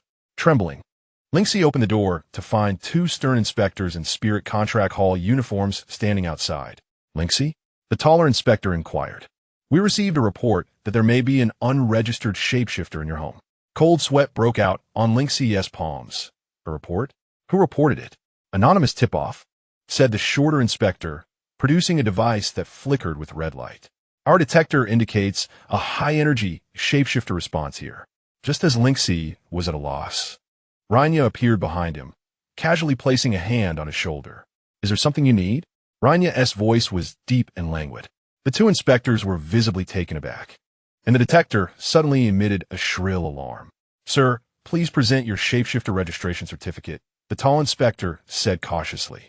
Rania smiled slightly. I am not a shapeshifter. I am Lin Xi's cousin. The detector cannot be mistaken. The shorter inspector insisted. You must accompany us back to the Spirit Contract Hall for verification. The atmosphere became tense, and Lin Xi felt Rania's fingers tighten slightly on his shoulder, a sign of impending aggression. At that critical moment, the kitten suddenly dashed from the inner room, gracefully leaping onto Lin Xi's shoulder. Me.A, it purred sweetly, nuzzling Lin Xi's cheek. Strangely, the alarm from the detector ceased, the indicator light shifting from red to green. Huh? The shorter inspector puzzled over the device. It clearly, I believe your detector may be malfunctioning, Rania stated calmly. The only shapeshifter here is this moonlit cat, which is already registered. The tall inspector frowned, but the report clearly mentioned seeing a silver-haired wolf-eared. Rien fait de surprise. Perhaps they saw a photo of me in cosplay. I did attend an anime convention last week. Lin Xi nearly choked on his own saliva. Who could have imagined that the aloof Lin Yi would be familiar with the term cosplay? The two inspectors, though skeptical, had to concede as the detector ceased its response. They were instructed to report any anomalies to the Spirit Contract Hall. The tall inspector handed over a business card, stealing a few glances at Lin Xi before taking his leave. Once the door was closed, Lin Xi let out a long sigh, his legs weakening as he nearly collapsed to the floor. That was too close. Why? Lin Yi suddenly interjected, his gaze fixed on the little cat. The detector wouldn't have stopped its alarm without reason. The little cat blinked innocently with its blue eyes and meowed softly. Lin Yi abruptly scooped it up. It was you, wasn't it? You can interfere with the spirit detector? The little cat squirmed, feigning ignorance. Lin Xi suddenly recalled something. Wait, if the little cat can disrupt the detector, then during the academy registration, finally clever, human. Lin Xi fit. It seems our little kitty will have to volunteer for registration. The cat protested with a mule, but under Lin Yi's penetrating gaze, it reluctantly nodded. Wonderful. Lin Xi sighed in relief, ruffling the cat's head. Thank you, little one. Seizing the moment, the cat burrowed into Lin Xi's arms, casting a victorious glance at Lin Yi. Lin Yi's eye twitched. This little creature that evening, after taking a shower, Lin Xi emerged to find Lin Yi seated on his bed, holding something. What is this? Lin Xi approached with curiosity. In Lin Yi's hand was a small silver pendant, shaped like a crescent moon, exquisitely crafted. A crescent charm, Lin Yi stated succinctly. It's for you. Lin Xi accepted the pendant in surprise, its touch cool and delicate. Why the sudden gift? Put on, Lin Yi commanded. It will help stabilize your spirit core and provide protection in times of peril. Lin Xi cautiously donned the necklace, the crescent pendant resting perfectly between his collarbones, close to the mark of the contract. Strangely, the moment the pendant touched his skin, it began to emit a gentle warmth and a soft silver glow. It's glowing. Recognition response, Lin Yi explained. This is a treasure of the Silver Moon Song Wolf clan. Only the acknowledged bearer can activate it. Lin Xi felt a warmth in his heart. Such a precious item. Are you truly giving it to me? Lin Yi turned his face away, the tips of his ears slightly reddening. It's not like I have any use for it. Lin Xi suddenly realized this might be one of the few remaining heirlooms of Lin Yi's clan. He solemnly grasped the pendant, feeling the warmth flowing into his heart. Thank you, Lin Yi. I will cherish it. Lin Yi grunted, preparing to leave, but Lin Xi grasped his hand. Wait, Lin Xi mustered his courage. I wanted to ask you a question for a long time. Speak. Why choose me? Lin Xi locked eyes with Lin Yi. That day in the alley, you could have easily chosen a stronger spirit master. Why threaten a waste like me with a contract? Lin Yi fell silent for a moment, his ice blue eyes inscrutable. It is because of your spirit core. What about my spirit core? It is calling to me. Lin Yi's voice was deep and mysterious, akin to the moon summoning the tides, or a lost wolf calling to its pack. Lin Xi held his breath, his heartbeat quickening. Suddenly, Lin Yi lianeding, his nose nearly brushing against Lin Xi's. Is there any further issue, human? It was too close. Lin Xi could count Lin Yi's silver-white eyelashes and felt the warmth of his breath on his face. His mind went blank, and he could only foolishly shake his head. Very well. Lin Yi straightened up. Sleep now. We must register your cat tomorrow. He turned to leave, his tail inadvertently brushing against Lin Xi's hand. The kitten had appeared at the head of the bed at some point, glancing at Lin Yi's departing figure before looking back at the dazed Lin Xi, meowing meaningfully. Blushing, Lin Xi burrowed into the covers, his fingers unconsciously stroking the crescent moon pendant on his chest. The pendant still emitted a faint silver glow, reminiscent of the moonlight he had seen in Lin Yi's hair that night on the rooftop. Chapter 10. Moonlight healing morning sunlight streamed through the gaps in the curtains, and Lin Xi groggily opened his eyes to find the heavy weight of the kitten curled up on his chest, its little paws resting on the crescent moon pendant. Good morning, little one, Lin Xi said, rubbing the kitten's head, his voice still hoarse from sleep. The kitten lifted its head, its blue eyes sparkling in the morning light. Suddenly, it perked up its ears, alertly gazing towards the door.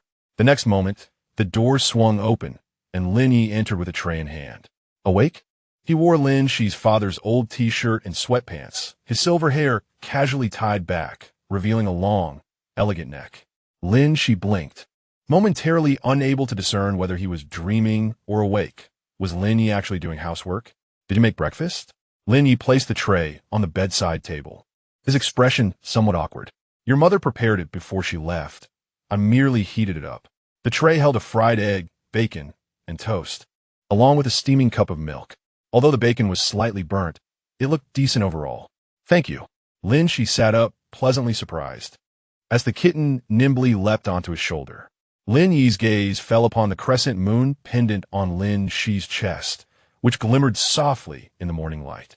You slept with it on? Lin Yi raised an eyebrow. Lin Xi instinctively grasped the pendant. Yes, it brings me a sense of security.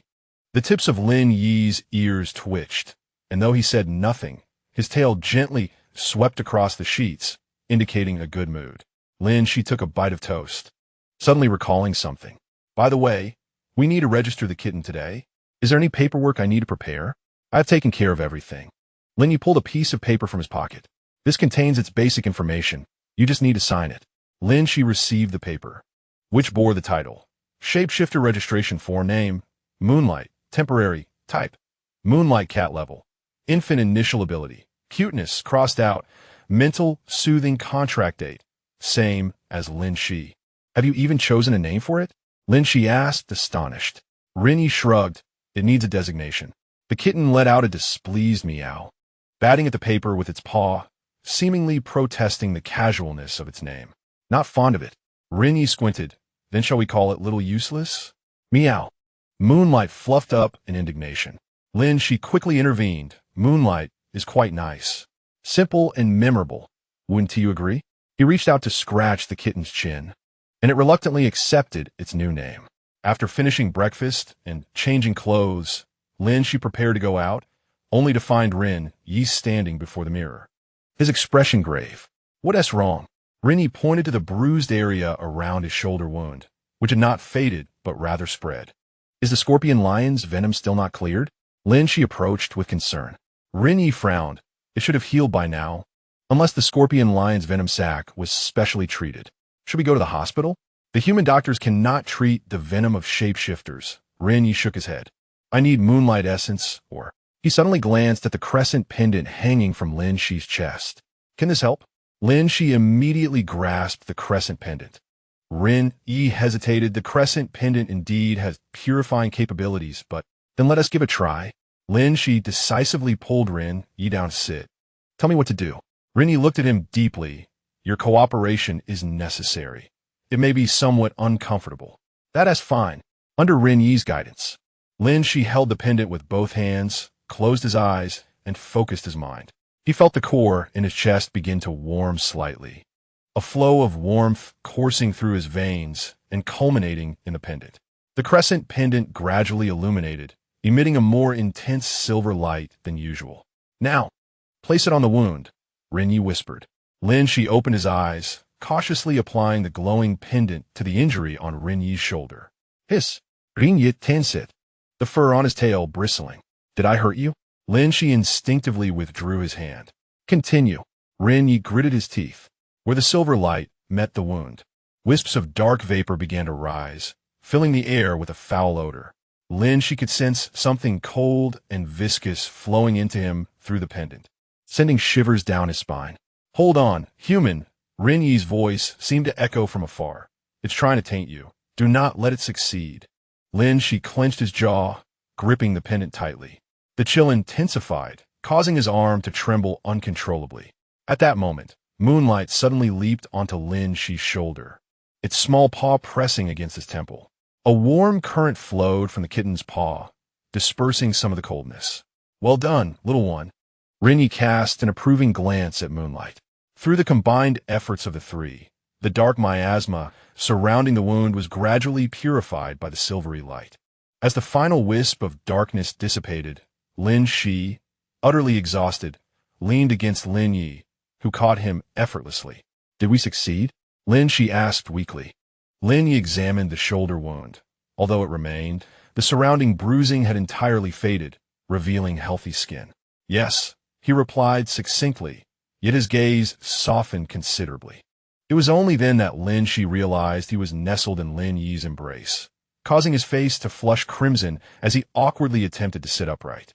However, Lin Yi pressed a hand against his back, saying, "Don't move. You have absorbed some of the toxins and need to rest." His palm was warm and strong, providing steady support to Lin Xi. The moonlight curled obediently upon Lin Xi's legs, occasionally nudging his hand with its head. After a few quiet minutes, Lin Xi's breathing gradually steadied. "Feeling better?" Lin Yi inquired. Lin Xi nodded, suddenly noticing Lin Yi's silver hair cascading down, nearly brushing against his face. The strands shimmered under the moonlight, exuding a faint halo, extraordinarily beautiful. Compelled by an impulse, Lin Xi reached out to twirl a lock of silver hair. "Your hair is truly stunning." Lin Yi froze. Realizing what he had done, Lin Xi hurriedly withdrew his hand. "I'm sorry. I didn't mean to." The tips of Lin Yi's ears turned slightly red, yet his expression remained stoic. "It's no matter." An awkward silence ensued. Just then, Moonlight meowed softly, leaping to the ground and pawing at Lin Xi's shoelaces, signaling that it was time to leave. "Right, the registration," Lin Xi exclaimed with relief, quickly rising. "Shall we go?" Lin Yi nodded, transforming back into his disguise with black hair and eyes, following Lin Xi out the door. Chapter 11.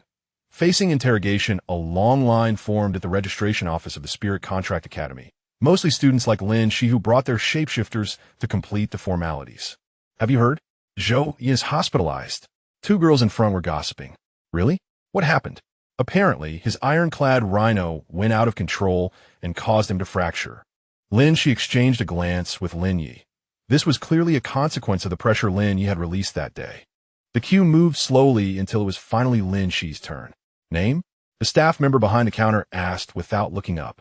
"Lin Xi, my contract shapeshifter is Moonlight Cat." The staff member flipped open the ledger. "Ah, the shame of awakening," he remarked with evident disdain, and a flicker of cold light flashed in Lin Yi's eyes. Lin Xi quickly pressed down on Lin Yi's arm, signaling him to remain calm. The staff member handed over a form. "Please fill out the details of the shapeshifter. Then proceed to window 3 for a photo." Lin Xi took the form and, along with Lin Yi, moved to the nearby filling area. "Don't mind their words," Lin Yi murmured. "You're stronger than all of them combined." Lin Xi felt a warmth in his heart. "Thank you, but I've grown accustomed to it." After completing the form, they arrived at window 3. The photographer was a kindly middle-aged woman, her eyes lighting up upon seeing Moonlight. "What an adorable little creature. Gulme, look here." The Moonlight poses in various ways, even tilting its head playfully at the camera, amusing the photographer to no end. "This is the most photogenic Moonlight Cat I have ever seen." The photographer handed Lin Xi an instant photo, advising him to take it and proceed to window number 5 to collect the certificate.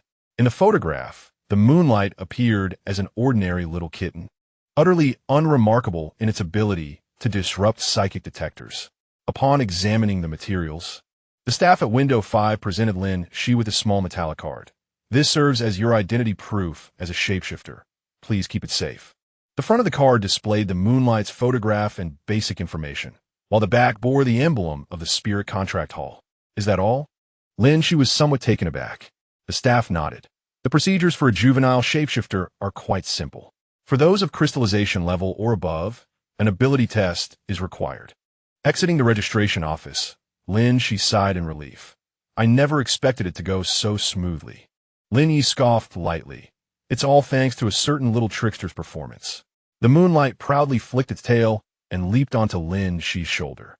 At that moment, the campus broadcast suddenly blared. "Lin Xi, please report to the principal's office immediately." Repeat, "Lin Xi, please report to the principal's office immediately." A weight settled in Lin Xi's heart. What could have happened? Lin Yi narrowed his eyes. "You'll find out when you get there."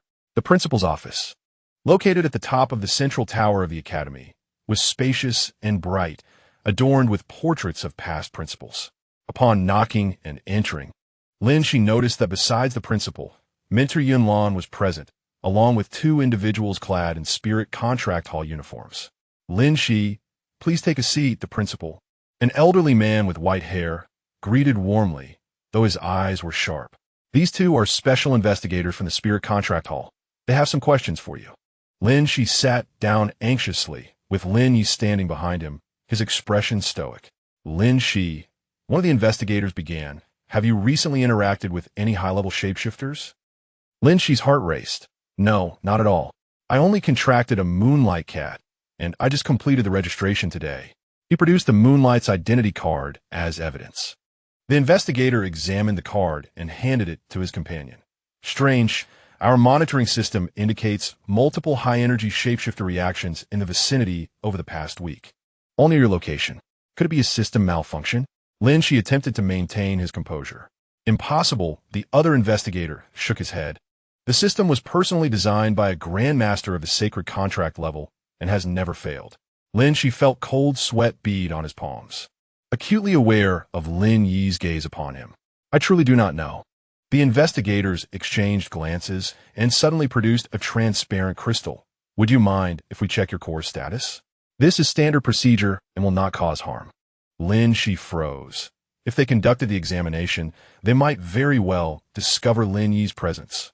Just at that critical moment, the office door burst open, and a student rushed in, panic-stricken. Principal, it's bad. The protective barrier in the training ground has been breached, and several wild, shape-shifting beasts have escaped. What? The dean immediately rose to his feet, questioning the severity of the situation. At the very least, it was a matter of the spirit-severing level. 3 students had already been harmed. The dean and the investigator swiftly made their way outside. Mentor Yunlin hesitated for a moment before instructing Lin Xi. Return to the classroom for now. We shall discuss this later. Once everyone had departed, Lin Xi let out a long sigh of relief, his legs trembling and nearly giving way beneath him. Lin Yi supported him, urging, "Let us leave while chaos reigns." Just as they stepped out of the office, Moonlight suddenly leapt from Lin Xi's shoulder and dashed in the opposite direction. "Moonlight, come back," Lin Xi called out in urgency. The little cat glanced back at them, a flicker of determination flashing in its blue eyes before it vanished down the corridor without a second thought. Where was it headed? Lin Xi felt the urge to chase after it. Lin Yi restrained him, saying, "Forget it. Our immediate concern is to evade the investigation by the Spirit Contract Hall." After a moment's hesitation, Lin Xi recognized the truth in Lin Yi's words. Their priority was to escape the scrutiny. They hurried downstairs, only to find the campus engulfed in chaos. Explosions and the roars of beasts echoed from the direction of the training grounds. It appeared that the illusory beast had indeed broken free. Rinje fronet, suggesting. We should take a detour. They navigated along a side path toward the school gate when a familiar figure blocked their way. Zhou Yan, leaning on a crutch, his right leg encased in plaster. Lin Xi, Zhou Yan, see that this is all your fault. Ever since your cousin appeared, my iron armor has been acting strangely. Lin Yi stepped forward, positioning himself protectively in front of Lin Xi. Step aside, cripple. Zhou Yan's complexion paled instantly. Although Lin Yi currently wore a disguise with black hair and eyes, his cold tone and gaze were identical to that fateful day. It's you. Zhou Yan trembled, pointing a finger at Lin Yi. You're not human. You are. Lin Yi's eyes flickered back to their icy blue for just a fleeting moment, enough to send Zhou Yan tumbling to the ground in fear. Leave, Lin Yi growled. Zhou Yan scrambled away, abandoning his crutch in his haste. Lin Xi watched his retreating figure with concern. Will he? No, Lin Yi assured him. He will remember nothing. Chapter 12. Protecting each other, they successfully exited the academy and boarded the bus home. Lin Xi remained restless, frequently glancing back toward the school. Worried about that cat? Lin Yi inuited. Lin Xi nodded. Could be in danger? After a moment of silence, Lin Yi replied, "That little creature is far more cunning than you realize." Upon returning home, Lin Xi's mother was in the kitchen preparing dinner. Back already? Was the registration smooth? She asked without turning her head. Yes, quite smooth. Lin Xi replied with a forced smile. Lin Yi went directly to his room, and Lin Xi followed, discovering him standing by the window, gazing in the direction of the academy. Lin Yi, why do you think those illusory beasts suddenly emerged? Lin Yi turned to him, his expression grave. It was not sudden. They were released. What? Lin Xi's heart tightened. I detected the scent of the Purity sect. They had begun their operations. Lin Xi felt a pang of anxiety. Is it directed at the academy? Or perhaps at you, human? Lin Yi gazed intently into his eyes, as they may have already sensed your presence.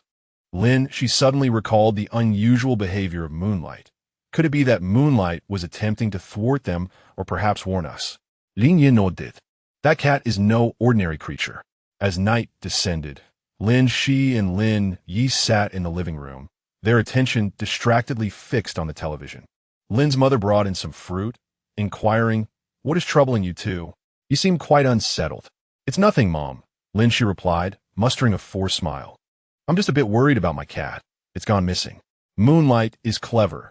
It will surely return," Lin's mother reassured her, urging her to have some fruit. At 10 o'clock that evening, after finishing her bath, Lin Xi emerged to find Lin Yi once again perched on the rooftop. She quietly ascended to sit beside him. "Any news?" Lin Xi whispered. Lin Yi shook his head. "The academy has calmed down, but I cannot sense that cat's presence." Lin Xi clutched the crescent moon pendant at her chest, hoping it was unharmed. Just then, a faint meow echoed from afar.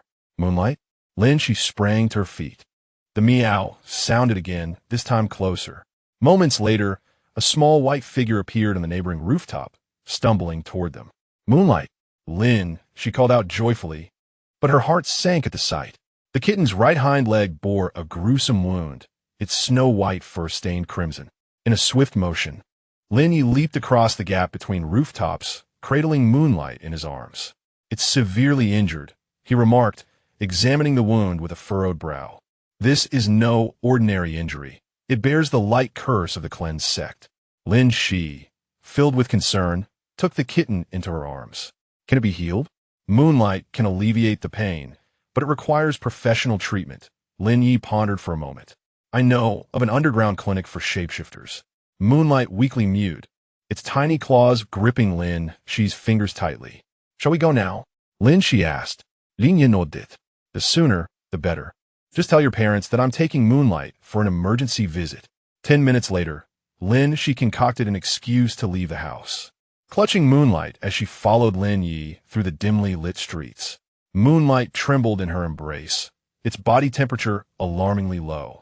Lin Xi gently stroked its little head, whispering encouragement, "Hang in there, little one. We will be there soon." Lin Yi led her into a secluded alley and halted before a rusted iron door. He knocked in a specific rhythm, and a moment later, a small window slid open, revealing a pair of scrutinizing eyes. "Silver Moon Wolf?" a hoarse voice inquired. "Night Shadow," Lin Yi replied softly. The iron door creaked open, revealing a stooped elder who gestured for them to enter. "Hurry in, and do not let yourselves be seen." Inside, the clinic was far more spacious than its exterior suggested, with various injured shapeshifters lying on makeshift beds. The air was thick with a peculiar blend of herbal and metallic scents. "This way," the elder beckoned, leading them to a partition. "Place the little one here." Lin Xi carefully placed the Moonlight upon a table adorned with a pristine towel. Upon closer inspection, the wound appeared more severe than anticipated, with bone visible beneath the depth, its edges shimmering with an eerie golden light, a curse of the holy light from the Purity sect. After examining the injury, the elder inquired how this little creature had attracted their wrath. "It saved us," Lin Xi replied succinctly. "Can it be healed?" The elder nodded, producing a vial filled with a silvery liquid. "The essence of Moonlight combined with special herbs can neutralize the curse, though it will be quite painful." "I will hold it down," Lin Xi volunteered. The healing process proved to be more arduous than expected. As the essence of Moonlight was poured onto the wound, the Moonlight emitted a piercing shriek, struggling fiercely. Lin Xi found it nearly impossible to restrain it, tears welling in his eyes. "Hang in there, little one. You will soon be well," Lin Xi reassured, while Lin Yi stood nearby, his tail anxiously swaying, ears perked and alert to the sounds outside. After half an hour, the elder finally bandaged the wound. "It is done. The curse has been lifted. A few days of rest are necessary for complete recovery." Lin Xi exhaled a sigh of relief, gently stroking the little Moonlight's head. "Thank you so much." The elder waved his hand dismissively. "There is no need for thanks. The Silver Moon Song Wolf clan has done us a favor, and this is but a trivial assistance." He turned to Lin Yi. "By the way, is your clan's new settlement still safe?" Lin Yi's demeanor instantly shifted to one of caution. "How do you know?" "Being well informed is essential for my survival," the elder chuckled.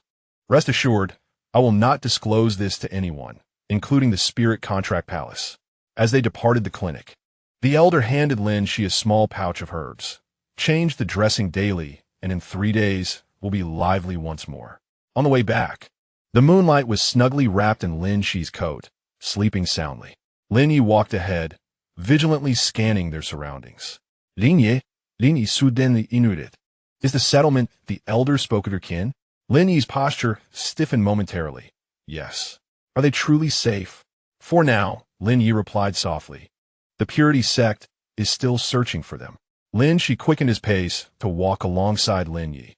Once I learn to empower you, we will protect them, if you trust me. Lin Yi turned to him, his ice blue eyes shimmering under the moonlight. Why? They are merely strangers to you. Because they are your family, Lin Xi stated earnestly, and now we can be considered family as well, right? Lin Yi did not respond, yet his tail gently entwined around Lin Xi's wrist. Chapter 13. Mentor Yunlin the moonlight recovered more swiftly than anticipated. The following morning, upon waking, Lin Xi discovered the little cat could now hobble about the room, attempting to pry open the cabinet containing its food with its paws. Such a glutton. Lin Xi chuckled as he sat up, gently lifting the creature to inspect its wound. The bandages were clean, with no signs of bleeding, and the moonlight seemed to be in good spirits, its blue eyes sparkling brightly. The door creaked open softly, and Lin Yi entered carrying breakfast, this time, a simple meal of fried eggs and toast, accompanied by a warm glass of milk. How is it? Lin Yi set down the plate, his silver tail gently swaying behind him. Much improved. Lin Xi carefully unwrapped the bandage. The wound had formed a delicate scab, a testament to the elderly man's miraculous medicine. Lin Yi leaned in to inspect, his silver hair brushing against Lin Xi's wrist, carrying a faint scent of cedar. A change of dressing should suffice for complete recovery. His fingertips tenderly traced the edges of the moonlight's wound, his touch surprisingly gentle. The little cat, unusually compliant, even nuzzled against his wrist. Lin Xi noticed the faint dark circles under Lin Yi's eyes. Did you not sleep well last night?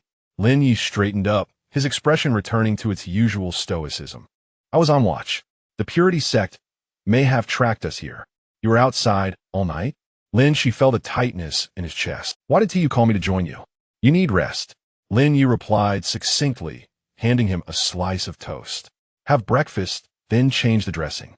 Lin Xi accepted the toast, warmth blossoming in his heart. He took a bite, pleasantly surprised by the taste. What did you learn to cook? Lin Yi's ears perked slightly. I observe your mother's methods. It is not complicated. Lin Xi couldn't help but chuckle. So you've been secretly learning to cook in the kitchen these past few days? Be quiet, human. Lin Yi turned his face away, though the tip of his tail swayed unconsciously. After breakfast, Lin Xi followed the elderly man's instructions to change the dressing for moonlight. The little cat was cooperative, only letting out a soft meow when the medicinal powder touched the wound. So brave. Lin Xi scratched its chin as a reward. Moonlight comfortably squinted its eyes, but suddenly perked up its ears, turning to look out the window and emitting a low growl of warning. Lin Yi instantly shifted into a combat stance. His wolf ears erect, claws extended. Someone is coming. Lin Xi stood up nervously. The purity sect? Lin Yi frowned. The scent is familiar. Just then, the doorbell rang. Lin Xi exchanged a glance with Lin Yi, who swiftly transformed back into his disguise of black hair and dark eyes, gesturing for Lin Xi to open the door. Peering through the peephole, Lin Xi was taken aback to see an unexpected figure. Master Yunlin stood outside, holding a document pouch. Master Yunlin? Lin Xi exclaimed as he opened the door. Good morning, Lin Xi. Yunlin smiled gently, though his gaze drifted past Lin Xi's shoulder, landing directly on Lin Yi. I apologize for the unannounced visit. I hope I am not intruding. Lin Yi stood in the center of the living room, his expression icy. Is there something you need? Yunlin entered without invitation, casually shutting the door behind him. I believe we need to discuss the events that transpired at the academy yesterday. Lin Xi's heart raced. You mean the rampage of the phantasmal beast, the investigation by the spirit contract hall? And Yunlin's gaze fell upon the moonlight cat nestled in Lin Xi's arms. Recognizing its valiant display, moonlight fluffed up its fur, retreating deeper into Lin Xi's embrace, its blue eyes warily fixated on Yunlin. Lin Yi subtly positioned himself in front of Lin Xi. Speak plainly. What is it that you desire? Yinlan sighed and retrieved a stack of photographs from her file bag, spreading them across the coffee table. The images depicted the academy's training grounds, where a diminutive white figure was engaging in a fierce struggle with several massive phantasmal beasts. The final photograph distinctly captured the forepaw of the moonlight cat emanating a blue glow, repelling a formidable ironback howler of the transformation level.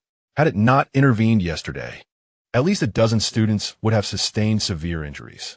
Yinlan fixed her gaze upon Lin Yi's eyes and stated unequivocally, "There is no need for pretense any longer.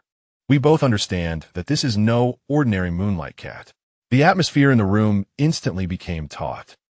She felt beads of cold sweat forming in her palms as she instinctively tightened her grip on the crescent pendant. Lin Yi's eyes glimmered faintly with a blue hue. "If you intend to report us, on the contrary," Yinlan interjected, "I am here to assist." She produced a metallic card and placed it beside the photographs. "This is the identification of a senior investigator from the Spirit Contract Hall. In addition to being an academy mentor, I'm also a member of the Special Operations Group of the Spirit Contract Hall, tasked with investigating the illegal activities of the Purity Sect." Yinlan elaborated, "We have noted that they are currently searching for a spirit master capable of multiple contracts, as well as a survivor from the Silver Moon Howler clan." Lin Xi's breath caught in her throat. "How do you know? Your disguise is commendable, yet it cannot elude the discerning eyes of a professional," Yinlan replied with a smile. "But fret not. My mission is to protect you, not to report." Lin Yi remained guarded. "What reason do we have to trust you?" Yinlan retrieved a small cloth bag from her pocket and poured out a silver wolf tooth pendant. "This you recognize, do you not?" Lin Yi's expression shifted dramatically. "How could the clan leader's token be in your possession? 3 months ago, I rescued a group of women and children from the Silver Moon Howler clan." Yinlan's voice softened. "They're now in a safe place. This pendant was given to me by the clan leader's wife, who said it could verify my identity if I encountered you." Lin Yi instinctively retracted his claws, the hostility in his gaze diminishing slightly. "Are they well?" "Quite safe, though they have lost the power of the Moonwell, and the clan members are somewhat weakened," Yinlan replied, putting away the pendant. "The clan leader's wife asked me to convey that you should not return to seek them, as the Purity Sect has set traps around their dwelling." Lin Xi sensed a slight tremor in Lin Yi's body and instinctively grasped his wrist. He did not pull away. Instead, he clasped her fingers in return, the grip so firm it nearly pained her. "Thank you." Lin Yi's voice was low and measured. "Did they say anything else?" Yinlan shook her head. "Only to tell you to survive and await the day of the Moonlight's reunion." Lin Yi closed his eyes, inhaling deeply. When he opened them again, his demeanor had reverted to one of calm resolve. "What do you seek in return?" "Cooperation," Yinlan stated plainly.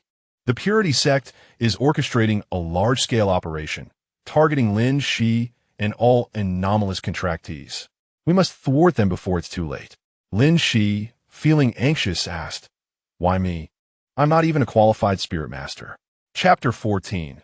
The Essence of the Spirit Core, Yinlan replied, "Because of your Spirit Core attributes." Yinlan pointed to the crescent pendant adorning Lin Xi's chest, noting that the ability to sustain multiple contracts without collapse was exceedingly rare throughout history. The Pure World sect deemed such anomalies must be eradicated. Lin Yi's tail flicked restlessly. "What are your plans?" "First, we must enhance Lin Xi's training," Yinlan replied. "His spiritual core potential remains largely untapped. He needs to learn to control his power." Secondly, she hesitated momentarily, retrieving the final photograph from her folder, which depicted a blurred white figure with 6 luminous wings unfurling behind it. "We suspect this individual may be their spiritual leader." Lin Yi gasped. "The Radiant Seraph? That is impossible." "The Radiant Seraph?" Lin Xi inquired, bewildered. "The sacred wings were once the guardians of the Spirit Contract Hall," Yunlin elucidated. "If the Pure World sect has indeed secured his support, matters will be more complicated than we envisage." Suddenly, moonlight leapt from Lin Xi's embrace, limping toward the photograph and pawing at the face of the sacred wings. "It appears your little cat recognizes him," Yunlin remarked thoughtfully. Lin Yi furrowed his brow. "What exactly is the origin of that cat?" "Ah," Yanno. I believe it will choose the right moment to reveal its secrets. She stood, leaving behind a business card. Contemplate my proposal. 3 days hence, should you decide to collaborate. Seek me at this address. Remember, do not trust any official personnel from the Spirit Contract Hall. The infiltration by the Pure World sect is more severe than we imagine. After Yinlin departed, silence enveloped the room. Lin Xi gazed down at the sacred wings in the photograph, inexplicably feeling a pang of anxiety, as if those heterochromatic eyes could pierce through the image and gaze into his soul. Do you think she can be trusted? Lin Xi whispered. Lin Yi tucked away the photograph. The silver moon token is genuine, but he abruptly turned to Moonlight, grasping the kitten by the scruff of its neck. Now, it's time to discuss your secrets, little deceiver. Moonlight squirmed in midair, its paws flailing as it protested. It's still injured. Lin Xi quickly intervened to rescue the kitten. Lin Yi snorted dismissively. Its wounds have nearly healed. I noticed during the bandage change that the injury was recovering at an astonishing rate. Lin Xi examined Moonlight's hind leg closely, astonished to find that, indeed, as Lin Yi had stated, the once gruesome wound now bore only a faint scar. How is this possible? Realizing it could no longer conceal its secret, Moonlight leaped from Lin Xi's arms, landing gracefully on the floor. It shook its fur, a glimmer of human-like cunning flashing in its blue eyes. Then, in a breathtaking moment, the kitten's form began to glow, elongating and enlarging until it transformed into the visage of a youth, approximately 16 or 17 years of age. The boy possessed short, jet-black hair and emerald-green eyes, slightly slanted at the corners, exuding the characteristic slyness of a feline. His slender figure, yet defined by fluid muscle lines, resembled a panther poised to pounce. Most striking were the pair of black cat ears atop his head and the long, agile tail swaying behind him. Oh dear, I've been discovered. The youth flashed a mischievous smile, revealing 2 sharp canine teeth. Greetings, esteemed master. Allow me to reintroduce myself.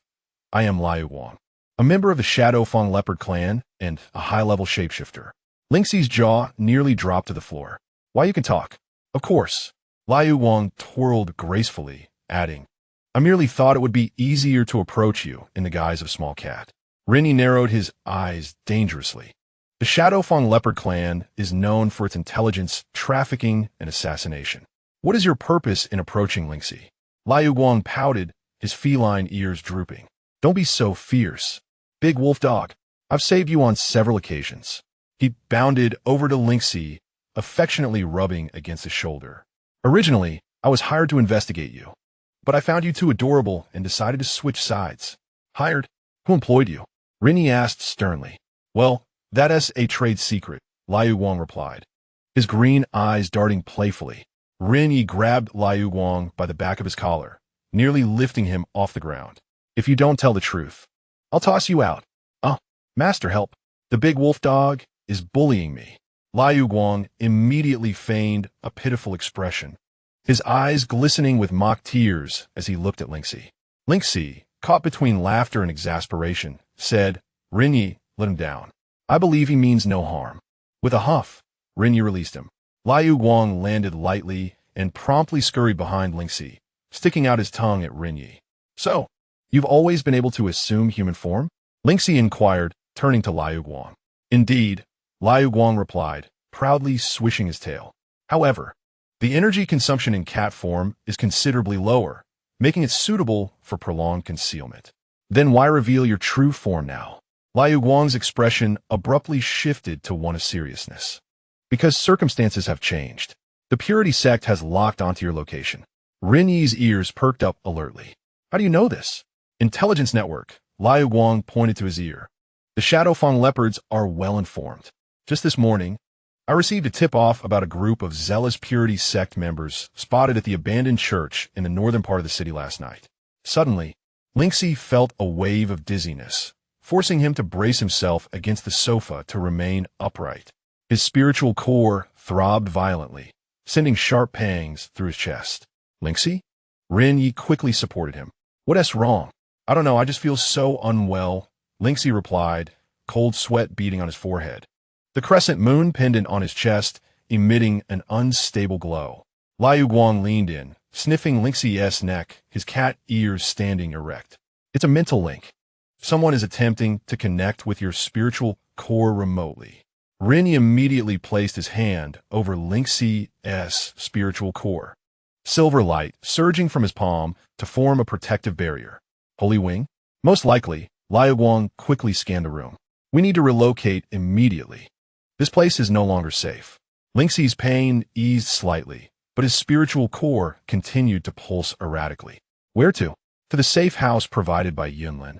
Ren Yi decisively stated, gathering essential items. We leave within 5 minutes. The shimmering light transformed back into the form of a small cat, gracefully leaping onto Lin Xi's shoulder. I will elaborate further on our journey, Master. Just remember one thing. No matter what the Holy Wing says, do not respond to his mental summons. Lin Xi nodded, hurriedly gathering a few articles of clothing and essentials. Before departing, he left a note for his parents, stating that he was going camping with friends for a few days. The three of them quietly slipped out through the back door, and as they reached the street corner, Lin Xi spotted several individuals clad in white robes standing at his doorstep, ringing the doorbell. The purity sex Lin Yi lowered his voice, moving more swiftly than anticipated. They took a detour to the bus station and boarded a bus heading to the outskirts of the city. Lin Xi settled by the window, with Lin Yi and Liu Guang flanking him on either side for protection. Why can the Holy Wing directly connect with my spiritual core? Lin Xi whispered. Liu Guang licked his paw, a gesture that appeared somewhat peculiar in human form. The Holy Wing possesses the eye of the divine, enabling him to perceive the fluctuations of all anomalous spiritual cores. Your spiritual core is so unique that it stands out like a lighthouse in the darkness to him. Lin Yi furrowed his brow. Is there any way to shield against it?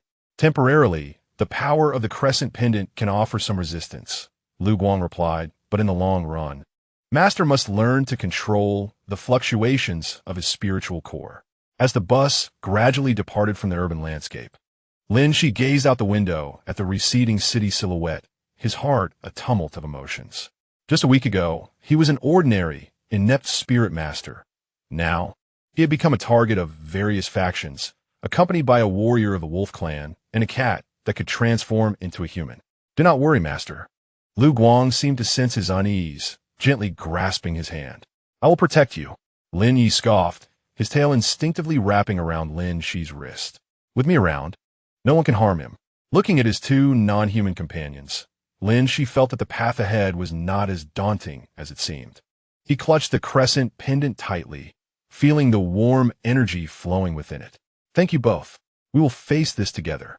The bus entered the fading glow of the sunset, carrying the three extraordinary travelers toward an unknown adventure. Chapter 15. Spiritual core training. The safe house provided by Yunlin was nestled deep within a dense oak forest on the outskirts of the city. It was an unremarkable 2-story wooden cabin, appearing to be merely a temporary dwelling for hunters. We've arrived. Liu Guang leaped off the bus, his cat ears alertly swiveling. Follow me, and be sure to leave no trace. Lin Xi trailed behind Liu Guang and Lin Yi, weaving through the woods along an almost invisible path. Lin Yi took up the rear, occasionally glancing back to check for any pursuers. His wolf ears were erect, and his nostrils flared slightly as he detected unusual scents in the air. Safe, he murmured. For now, there are no pursuers. Lin Xi's chest still ached faintly, and the pulsation of his spiritual core was significantly more intense than usual, as if something within was relentlessly colliding. He had to slow his pace, leaning against a tree to catch his breath. Master? Liu Guang immediately noticed his discomfort and approached with concern. Lin Yi stepped forward in a single bound, supporting Lin Xi's shoulder with one hand. Is your spiritual core still fluctuating? A flicker of fire seemed to dance as Lin Xi bit his lip. Without uttering a word, Lin Yi bent down and hoisted Lin Xi into his arms. Hey, I can walk. Lin Xi's face instantly flushed crimson. Too slow, Lin Yi replied, his tone leaving no room for dissent, as he strode forward with purpose. Lead the way, little cat. Liu Guang pouted, but obediently took the lead. This way, just around that small stream, and we'll arrive. Cradled in Lin Yi's embrace, Lin Xi could distinctly feel the firmness of his chest and the steady rhythm of his heartbeat. The cool, cedar-like breath enveloped him, miraculously easing the discomfort within his spiritual core. "Are you feeling better?" Lin Yi inquired, glancing down with a flicker of concern in his icy blue eyes. Lin Xi nodded, too shy to admit that he could indeed walk on his own. Being held like this brought an unexpected sense of security. 10 minutes later, they reached their destination. The wooden cabin appeared unassuming, yet Lu Guang expertly uncovered a key hidden beneath what seemed to be an ordinary stone. "Does Minter Yinlan often use places like this?" Lin Xi asked curiously. "The Special Operations Team has over a dozen such safe houses," Lu Guang remarked as he pushed the door open. "They are meant to shelter witnesses in need of protection or unique individuals like us." The interior was more spacious than anticipated, featuring a living room, kitchen, and bathroom on the first floor, while the second floor housed 2 bedrooms. The furniture was simple yet adequate, with the refrigerator even stocked with provisions. Lin Yi carefully set Lin Xi down on the sofa, and then knelt, placing his palm gently over Lin Xi's chest. "Let me take a look." Silver light spilled from Lin Yi's hand, seeping into Lin Xi's being. The sensation was both warm and cool, a paradoxical comfort. The spiritual link with the holy wing had been severed, but remnants lingered. Lin Yi furrowed his brow, sensing some kind of mark. "Can it be removed?" Lu Guang asked, pouring a glass of water and offering it to Lin Xi. Lin Yi shook his head. "Not entirely. However, the crescent pendant can suppress it." Lin Xi grasped the pendant resting against his chest, feeling the gentle power coursing through it. "So the holy wing can still locate me through this mark?" "In theory, yes," Lu Guang replied, sitting at Lin Xi's feet, his tail flicking restlessly. "But Minter Yinlan mentioned that this safe house has a special barrier that can shield us from external detection." Lin Yi rose, surveying the surroundings. "We need to devise a plan. Inaction is not the style of the Silver Moon Howlers. First, the master requires specialized training." Lu Guang raised a finger. "You must learn to control the fluctuations of your spiritual core, at least to prevent the holy wing from easily pinpointing your location." "What should I do?" Lin Xi inquired. "A combination of meditation and practical combat," Lin Yi instructed. "Start with the fundamentals of energy control." Thus, the specialized training regimen was established. Mornings would be devoted to Lin Yi guiding Lin Xi in spiritual core control, afternoons to Lu Guang's lessons on shape-shifting, and evenings would see the 3 of them strategizing against the purity sect. That night, Lin Xi lay in the bedroom assigned to him, tossing and turning, unable to sleep. Moonlight filtered through the curtain seams, casting a silver line upon the floor. He gently caressed the crescent pendant, reflecting on the extraordinary events of the past few days. From the moment he entered into the contract with Lin Yi, his life had irrevocably deviated from the ordinary. Strangely, he did not harbor any resentment towards this transformation. Rather, he found himself relishing the adventures alongside his 2 non-human companions. A faint sound of footsteps echoed from outside, followed by a series of measured knocks on the door. "Come in," Lin Xi sat up.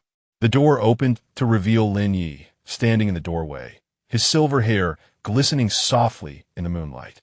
"Does it still hurt?" he inquired. Lin Xi shook his head. "Much better."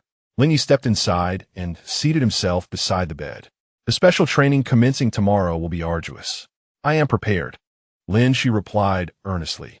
After a moment of silence, Lin Yi suddenly reached out to caress Lin Xi's cheek. "Why? Why what? Why have you so easily accepted all of this?" Lin Yi's voice was low. A common person in such circumstances would typically react with avoidance. Lin Xi pondered briefly. "Perhaps because I am no longer an ordinary person? From the moment I made the contract with you, my fate has already changed." Lin Yi's fingertips gently traced the contours of Lin Xi's face, from brow to bridge of the nose, finally resting at the edge of his lips. "Foolish human," he murmured, his tone imbued with an unprecedented softness. Lin Xi's heart raced, his cheeks flushed. Under the moonlight, Lin Yi's features appeared exceptionally profound. His ice-blue eyes resembled 2 unfathomable lakes, evoking an irresistible desire to immerse oneself within. Unbeknownst to them, their proximity diminished, breaths mingling. "Master, I had a nightmare." Lu Guang abruptly burst through the door, clutching a pillow and wearing a woeful expression. "May I sleep with you?" Lin Yi instantly recoiled, the fur on his tail bristling. "You little beast." Lu Guang feigned surprise upon seeing Lin Yi. "Oh, the big wolf dog is here too? What a coincidence." Lin Xi, caught between amusement and exasperation, looked at them both. "Lu Guang, you are no longer in your kitten form. Surely you can manage to sleep alone?" "But I'm afraid of the dark." Lu Guang blinked his emerald eyes, ears drooping, "and my wound still aches a bit." Lin Yi gritted his teeth. "Your injury healed yesterday."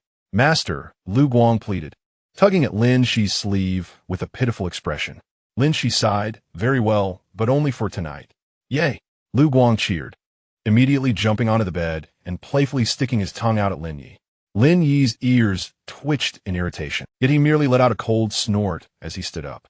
"Tomorrow morning at 6, the special training begins. Do not be late, human." He strode out, slamming the door behind him. Lu Guang curled up contentedly beside Lin Xi, his tail wagging joyfully. The big wolf dog's flustered expression is truly amusing. Lin Xi shook his head in resignation. "You did that on purpose, didn't you?" "Of course," Lu Guang replied unabashedly. "Master must not be so easily swayed by him. The wolf clan is notoriously greedy. Once they mark their partner, they will never let go." "Mark? Mark?" Lin Xi stammered. "We are not in that kind of relationship." "Not yet, at least," Lu Guang replied with a mysterious smile, nuzzling Lin Xi's shoulder. "Sleep now, master. Tomorrow we have special training. I will protect you." Lin Xi chuckled, albeit a wave of weariness washed over him. He cast one last glance at the moon outside before succumbing to a profound slumber. Awake. The training begins. Lin Xi was jolted awake by a vigorous shake, and upon opening his eyes, he found the stern visage of Lin Yi mere inches away from him. "What time is it?" he mumbled groggily. 5:50, Lin Yi replied, pulling back the covers. "You have 10 minutes to freshen up. Assemble downstairs." The fleeting light had long since vanished, leaving only a trace of warmth on the sheets. 10 minutes later, Lin Xi, yawning, made his way to a small clearing behind the house. Lin Yi awaited him there, 2 wooden swords resting beside him. "We shall commence with basic physical conditioning," he declared, tossing one sword to Lin Xi. "Follow my movements." The ensuing hour could only be described as hellish. Lin Yi demonstrated a complex series of sword techniques, demanding flawless replication from Lin Xi. Any misstep would be met with harsh correction, sometimes verbal, but more often with the wooden sword striking mercilessly at the incorrect position. "Raise your wrist 2 inches higher. Lower your center of gravity. Your footwork is too chaotic. Start over." As despair began to set in, Lin Xi was preparing to rise when Light appeared, bearing breakfast. "Master, I have made sandwiches." Dressed in an apron, he resembled a dutiful house husband, and were it not for the cat ears atop his head, he could easily pass for an ordinary young human. Training paused. Light set the breakfast on a nearby stump, declaring that training on an empty stomach was detrimental to health. Reluctantly, Lin Yi laid down his wooden sword. 10-minute break. Lin Xi felt as though he had been granted a reprieve, eagerly accepting the sandwich from Light and consuming it voraciously. "Master, eat slowly," Light said with a smile, offering milk. "That big dog is too strict. Should I help massage your shoulders?" Lin Yi swatted away Light's hand that reached toward Lin Xi. No distractions during training. Light pouted but transformed back into his feline form, leaping onto Lin Xi's lap. "Surely this is permissible?" Lin Yi's eye twitched slightly, yet he remained silent. After a brief respite, the training transitioned to the second phase, core control. "Close your eyes and attune yourself to your core," Lin Yi instructed. Sitting cross-legged across from Lin Xi, his hands gently resting on Lin Xi's knees. "Visualize it as a ball of fire, and you are the one controlling its flames." Lin Xi complied, attempting to focus on his core nestled within his chest. After the prior contract and battles, he could now perceive the core's existence more clearly. It appeared as a warm orb of light, slowly rotating within him, emanating threads of energy. "Excellent. Now attempt to guide the energy towards your right hand." Lin Yi's voice was deep and steady. Lin Xi strained to envision the flow of energy, yet the core merely quivered slightly, offering no further response. "Concentrate."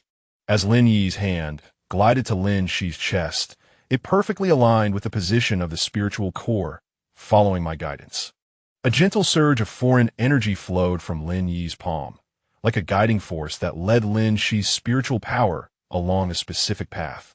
The sensation was exquisite, as if someone were holding his hand, guiding him through the darkness.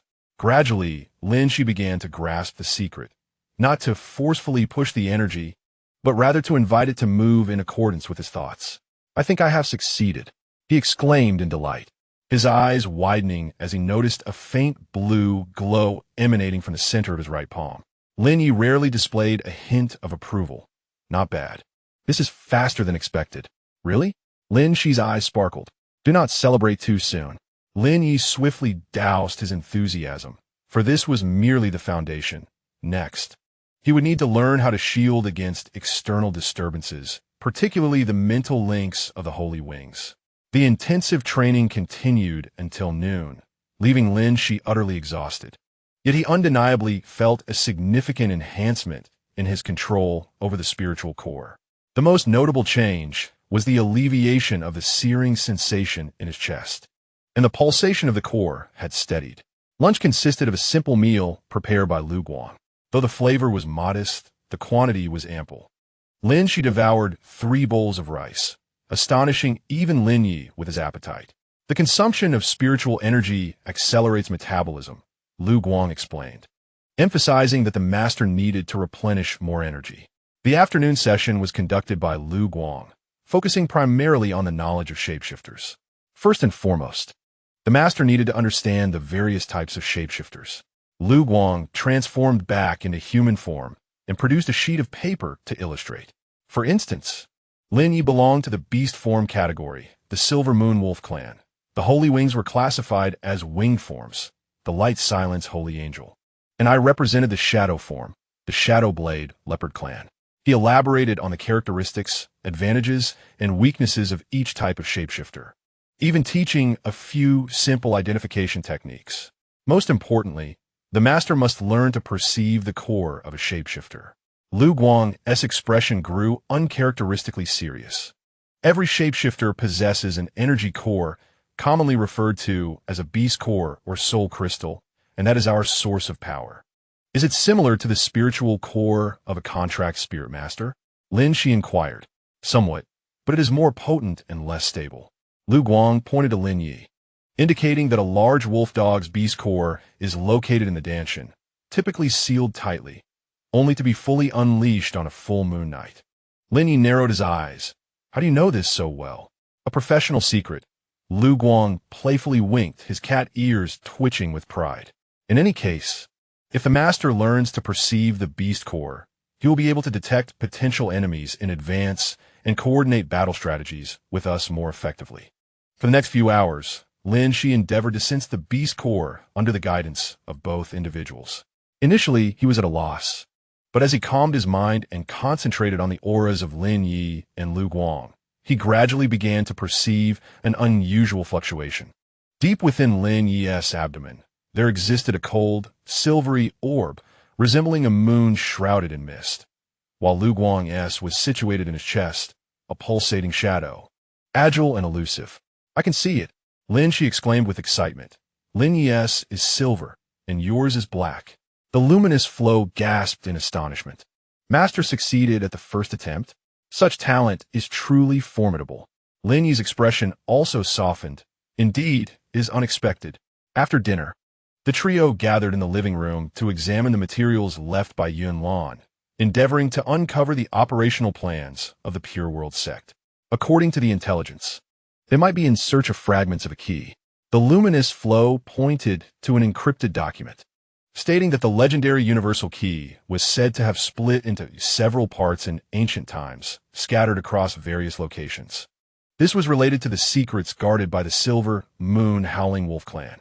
Lin Yi pondered, recalling that the clan leader had previously mentioned the fragments of the moon. Suddenly, Lin Xi experienced a wave of dizziness. The text of the document before him began to warp and distort.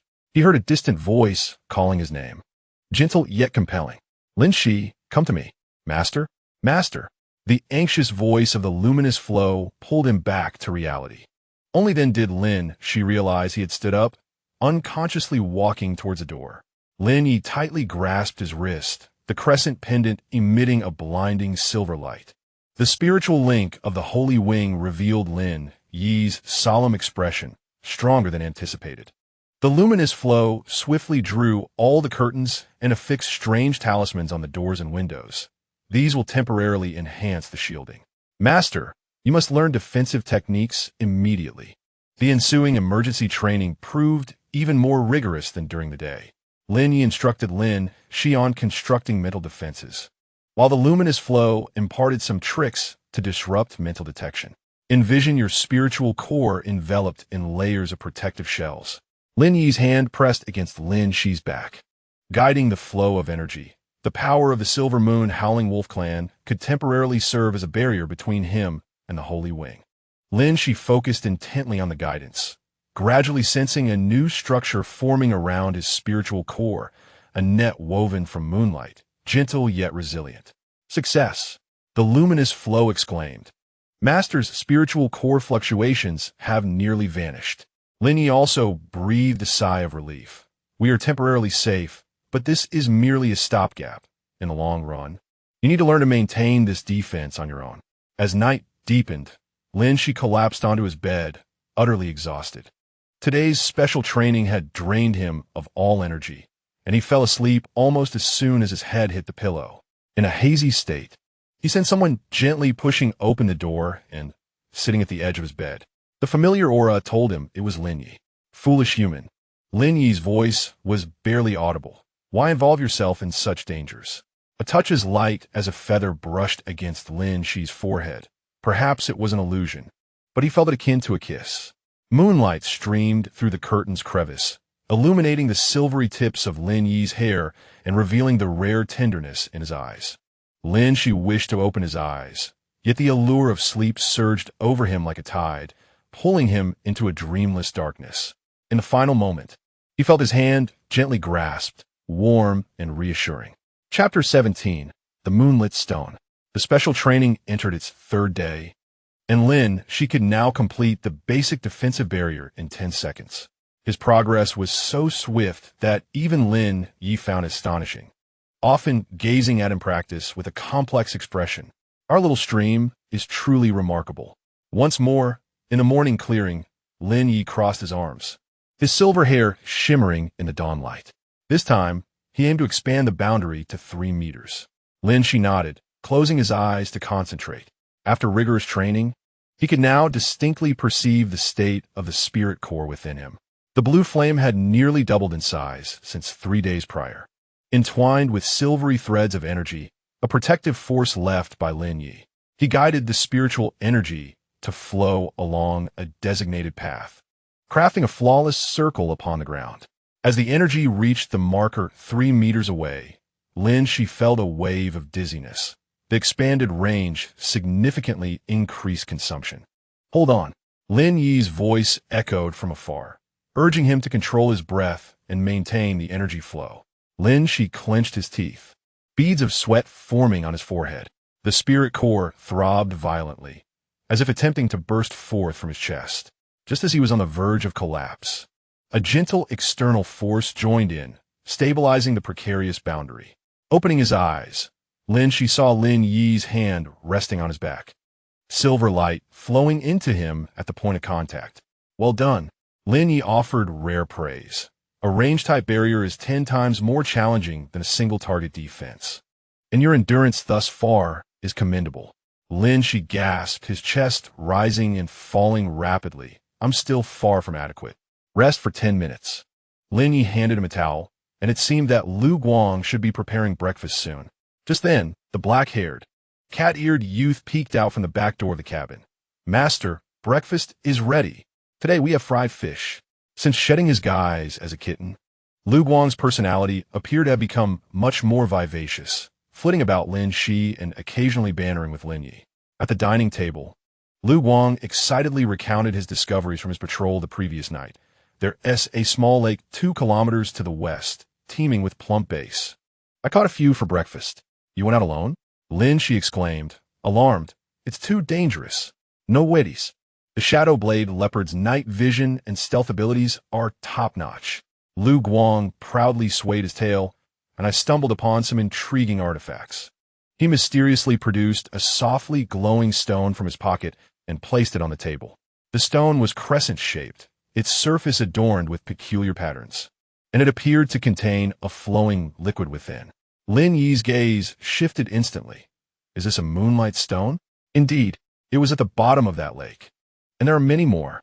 Lu Guang licked his lips, speculating that it might have been left by the Silver Moon Wolf clan long ago. Lin Yi picked up the stone for a closer inspection, his silver eyelashes fluttering slightly. The purity is remarkably high. It certainly seems to be a product of my clan. What's the purpose of the moonlight stone? Lin Xi inquired, curious. It serves as a vessel for storing moonlight. Lin Yi's voice, rare with excitement, conveyed the potential of activating it to temporarily replicate the effects of the moon well, allowing me to regain some of my power. Lu Guang blinked. So what are we waiting for? Let us head to the lakeside after breakfast. The small lake was even more beautiful than Lu Guang had described. The water's surface, like a mirror, reflected the blue sky and white clouds, surrounded by towering oak trees that formed a natural barrier. This is the place. The shimmering light pointed towards the heart of the lake, where the stones lay at the very bottom, approximately 5 or 6 meters deep. Lin Yi had already begun to shed his outer garment. I shall descend to take a look. Wait. Lin Xi grasped his arm, fearing potential danger. A playful smirk graced Lin Yi's lips. Are you worried for me, dear human? Lin Xi's cheeks flushed crimson as he released his grip. Do as you wish. Watching Lin Yi execute a graceful dive into the water, his silver hair tracing a brilliant arc in the sunlight, Lin Xi's heart raced uncontrollably. Master's face is quite flushed. Liu Guang teased from the side, a mischievous grin on his face. Silence. Lin Xi feigned a strike at him, but Liu Guang nimbly evaded, bursting into joyous laughter. Moments later, Lin Yi resurfaced, clutching several pieces of moonlight stones. He swam back to shore, droplets cascading down his muscular chest, his damp silver hair clinging to his back. Glistening under the sun, Lin Xi instinctively swallowed hard and quickly offered a towel. Beneath the lake lay a small altar. As Lin Yi toweled his hair, he remarked, indeed, it was constructed by my kin. It may have served as a forward outpost. Liu Guang leaned in to inspect the spoils. Are these sufficient?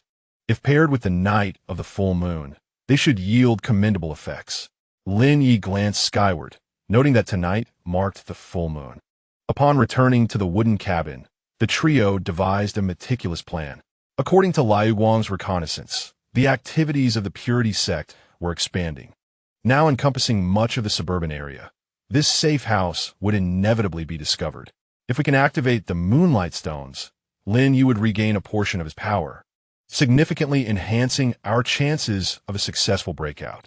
Liu Guang unfurled a map, indicating several mark points. These represent the patrol routes of the Purity sect. We can evade them. Lin Xi nodded. What must I do? The moonlight stones require both moonlight and spiritual energy to be activated, Lin Yi explained. Tonight at the full moon, you will assist me in channeling the energy. Before nightfall, Liu Guang set additional shielding charms around the wooden cabin to ensure the ritual would not attract undue attention. Following Lin Yi's instructions, Lin Xi sketched a complex magical array on the ground, arranging the moonlight stones in specific positions. What is this design? Lin Xi inquired with curiosity. At the center of the array lay a crescent moon, surrounded by ancient runes. The prayer array of the Silver Moon Wolf clan, Lin Yi replied, a hint of nostalgia in his voice. We believe the moonlight is a gift bestowed by the goddess, and this array amplifies her blessings. As the moon reached its zenith, the ritual commenced. Lin Yi shed his shirt, standing at the center of the array, his silver hair appearing almost translucent under the moonlight. Lin Xi placed his hands on Lin Yi's back, feeling the warmth of his skin. Repeat after me, Lin Yi instructed, closing his eyes. Goddess of the moon, guardian of the silver radiance, please heed the call of your faithful. Lin Xi echoed the ancient incantation while channeling spiritual energy through his palms into Lin Yi's body. The moonlight stones gradually illuminated, emitting a soft silver glow that harmonized with the full moon above. An extraordinary phenomenon unfolded. The moonlight seemed to take on a corporeal form, cascading like a flowing stream, converging at the center of the magical array. The body of Lin Yi began to radiate light, the crescent mark on his back glowing brighter until it resembled a small moon. Continue. Lin Yi's voice deepened, resonating with an ethereal echo. Lin Xi felt his spiritual core pulsating violently, energy dissipating at an unprecedented rate, yet he gritted his teeth to endure. At that moment, the crescent pendant on his chest unexpectedly levitated, resonating with the mark on Lin Yi's back. Two beams of silver light converged in the air, forming a flawless circle. Lin Xi was astonished to find his consciousness seemingly intertwined with Lin Yi's, distinctly perceiving the surging power within him, a force as vast as an ocean, cold yet formidable. The complete form of the silver moon song wolf shimmered nearby, breathtakingly beautiful. Lin Yi's body began to transform. His silver hair grew longer, nearly touching the ground. His nails elongated into sharp claws. His bones emitted faint sounds as his muscles became more defined. Most astonishingly, a faint silhouette of a colossal wolf materialized behind him, howling silently to the heavens. As the ritual reached its zenith, Lin Xi suddenly felt a piercing pain. His spiritual core was depleted. His legs buckled, and he began to fall forward, only to be caught by powerful arms. Enough. Lin Yi's voice returned to normal, yet held a peculiar resonance. You have performed admirably, human. Lin Xi weakly opened his eyes to find Lin Yi's pupils transformed into a complete silver, as if moonlight flowed within them. A sight so stunning it took his breath away. Did we succeed? He whispered. Lin Yi nodded, gently laying him on the grass beside him. The moonlight stone has stored sufficient energy to sustain us for about a week. He turned to Lu Guang. Remain vigilant. I will escort Lin Xi back to rest. Lu Guang performed a comical salute. At your command, sir. Lin Yi lifted Lin Xi effortlessly and strode toward the wooden cabin. Lin Xi could feel the undeniable enhancement in Lin Yi's strength. His steps were lighter, muscles brimming with explosive power. Even his breath carried the cool essence of moonlight. Thank you, Lin Yi suddenly said as they entered the bedroom. Lin Xi was taken aback. The proud silver moon song wolf was expressing gratitude? For what? For all of this. Lin Yi gently placed him on the bed. For trusting a stranger, for daring to aid my kin, for tonight's ritual. His voice grew softer, almost a whisper. Moonlight streamed through the window, casting a silver hue upon the two. Chapter 18. The moonlit packed Lin Xi's heart raced, instinctively grasping Lin Yi's wrist. We are contract partners. Are we not? Lin Yi's gaze deepened as he slowly leaned closer. It is more than that. The distance between them diminished, breaths mingling. Just as their lips were about to touch, a sharp alarm shattered the tranquility. Enemy attack. Lu Guang's voice rang from outside.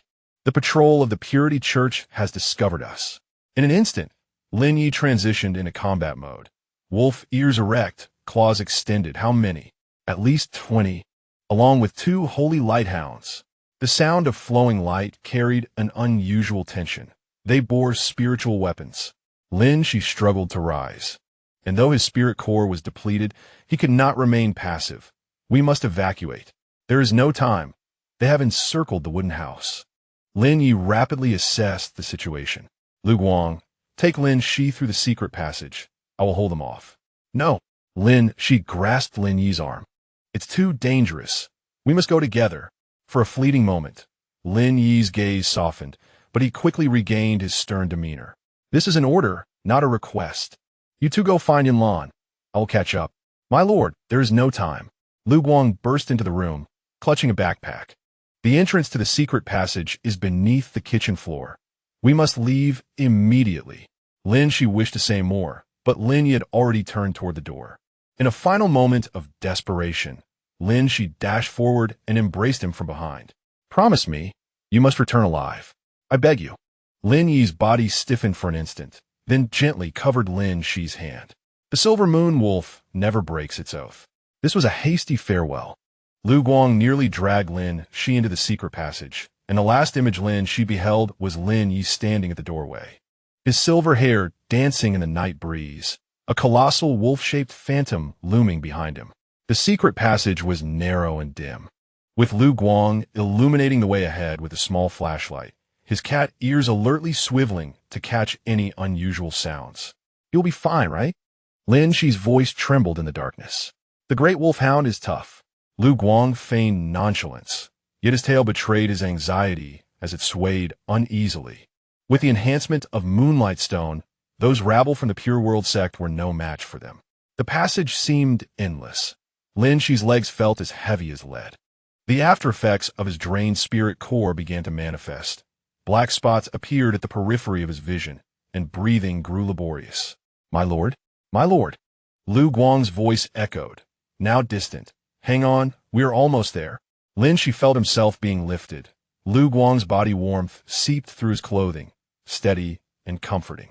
His consciousness began to blur, and just before succumbing to darkness, he faintly heard the wail of sirens and the roar of explosions. When Lin Xi awoke again, he found himself lying on an unfamiliar bed in a room that was simple yet bright. Outside the window lay a bustling cityscape. Had they returned to the city? Awake? Yin Lan's voice floated in from the doorway as she approached, carrying a steaming cup. Drink this. It will replenish your spiritual energy. Lin Xi struggled to sit up, his throat parched and burning. Where's Lin Yi? Lu Guang? Your little cat friend is resting in the next room. Yin Lan handed him the cup. As for Lin Yi, her expression caused Lin Xi's heart to plummet. We lost contact. Zun Lan Sai. The last message we received was that he successfully held off the main force of the Pure World sect. Witnesses saw a silver light fleeing north, but his whereabouts remain unknown. Lin Xi's hands began to tremble, hot tea spilling onto the sheets. I must go find him. No. Yunlin pressed his shoulder, cautioning him that the entire city was rife with spies from the Purity sect. The moment he showed himself, he would be apprehended. After a brief hesitation, she produced a document, an invitation personally issued by the Holy Wing, declaring that he was an innocent spirit master kidnapped by a perilous illusionist. And the spirit hall had already issued a search warrant. Lin Xi felt a sharp pain in his chest, not from the spirit core, but from a deeper place. So, I'm a fugitive now? Temporarily, Yunlin reassured him. However, the Special Operations Group is already investigating the illegal activities of the Purity sect. Your innocence will soon be restored. What about Lin Yi? Lin Xi's voice trembled, nearly choking with emotion. He might be severely injured, alone out there. Yunlin's expression softened somewhat. The Silver Moon Wolf possesses a formidable vitality, and with the power of the Moonlight Stone, you must trust in him, Lin Xi. Lin Xi clutched the crescent pendant at his chest, where remnants of Lin Yi's warmth and essence lingered. He recalled the unfinished kiss at their parting, remembering Lin Yi's resolute words that the Silver Moon Wolf never betrayed its oath. He will return, Lin Xi murmured softly, more as a means to convince himself. He had made a promise. Yunlin nodded and rose to approach the door. Rest now. We shall discuss the next steps tomorrow. Your little feline friend will watch over you. As soon as Yunlin departed, Liu Guang slipped in, his cat ears drooping and tail listless. Master, he spoke softly, his emerald eyes filled with remorse. I'm sorry. I couldn't be you more help. Lin Xi shook his head, gesturing for him to sit by the bedside. It's not your fault. Liu Guang curled up beside Lin Xi, seeking comfort like a true kitten. The big wolf dog is so strong. He will be all right. After a moment of hesitation, he retrieved a small silver object from his pocket. He asked me to give this to you. It was an exquisite wolf-shaped brooch, meticulously crafted, with 2 tiny sapphires set in its eyes. He said this would protect you in case of any unforeseen events. Liu Guang's voice trailed off, revealing that it contained a drop of his essence, capable of summoning the full strength of the Silver Moon Wolf in a moment of peril. Lin Xi accepted the brooch, feeling a slight sting at his fingertips, akin to a static shock. He clutched it tightly in his palm, as if doing so would capture a part of Lin Yi. We will find him, Lin Xi declared resolutely, no matter where he is. Outside the window, the moon began to wane, yet it remained radiant. Lin Xi gazed at the silvery disk, recalling Lin Yi's visage beneath the moonlight, his silver hair cascading like a waterfall, his eyes like ice, powerful and beautiful. He silently vowed, regardless of the cost, he would reclaim his wolf clan warrior. The night breeze whispered gently, carrying the scent of distant forests, along with an unfulfilled promise. Chapter 19. The Search for the Wolf Master. If you keep pacing like that, you'll wear a hole in the floor.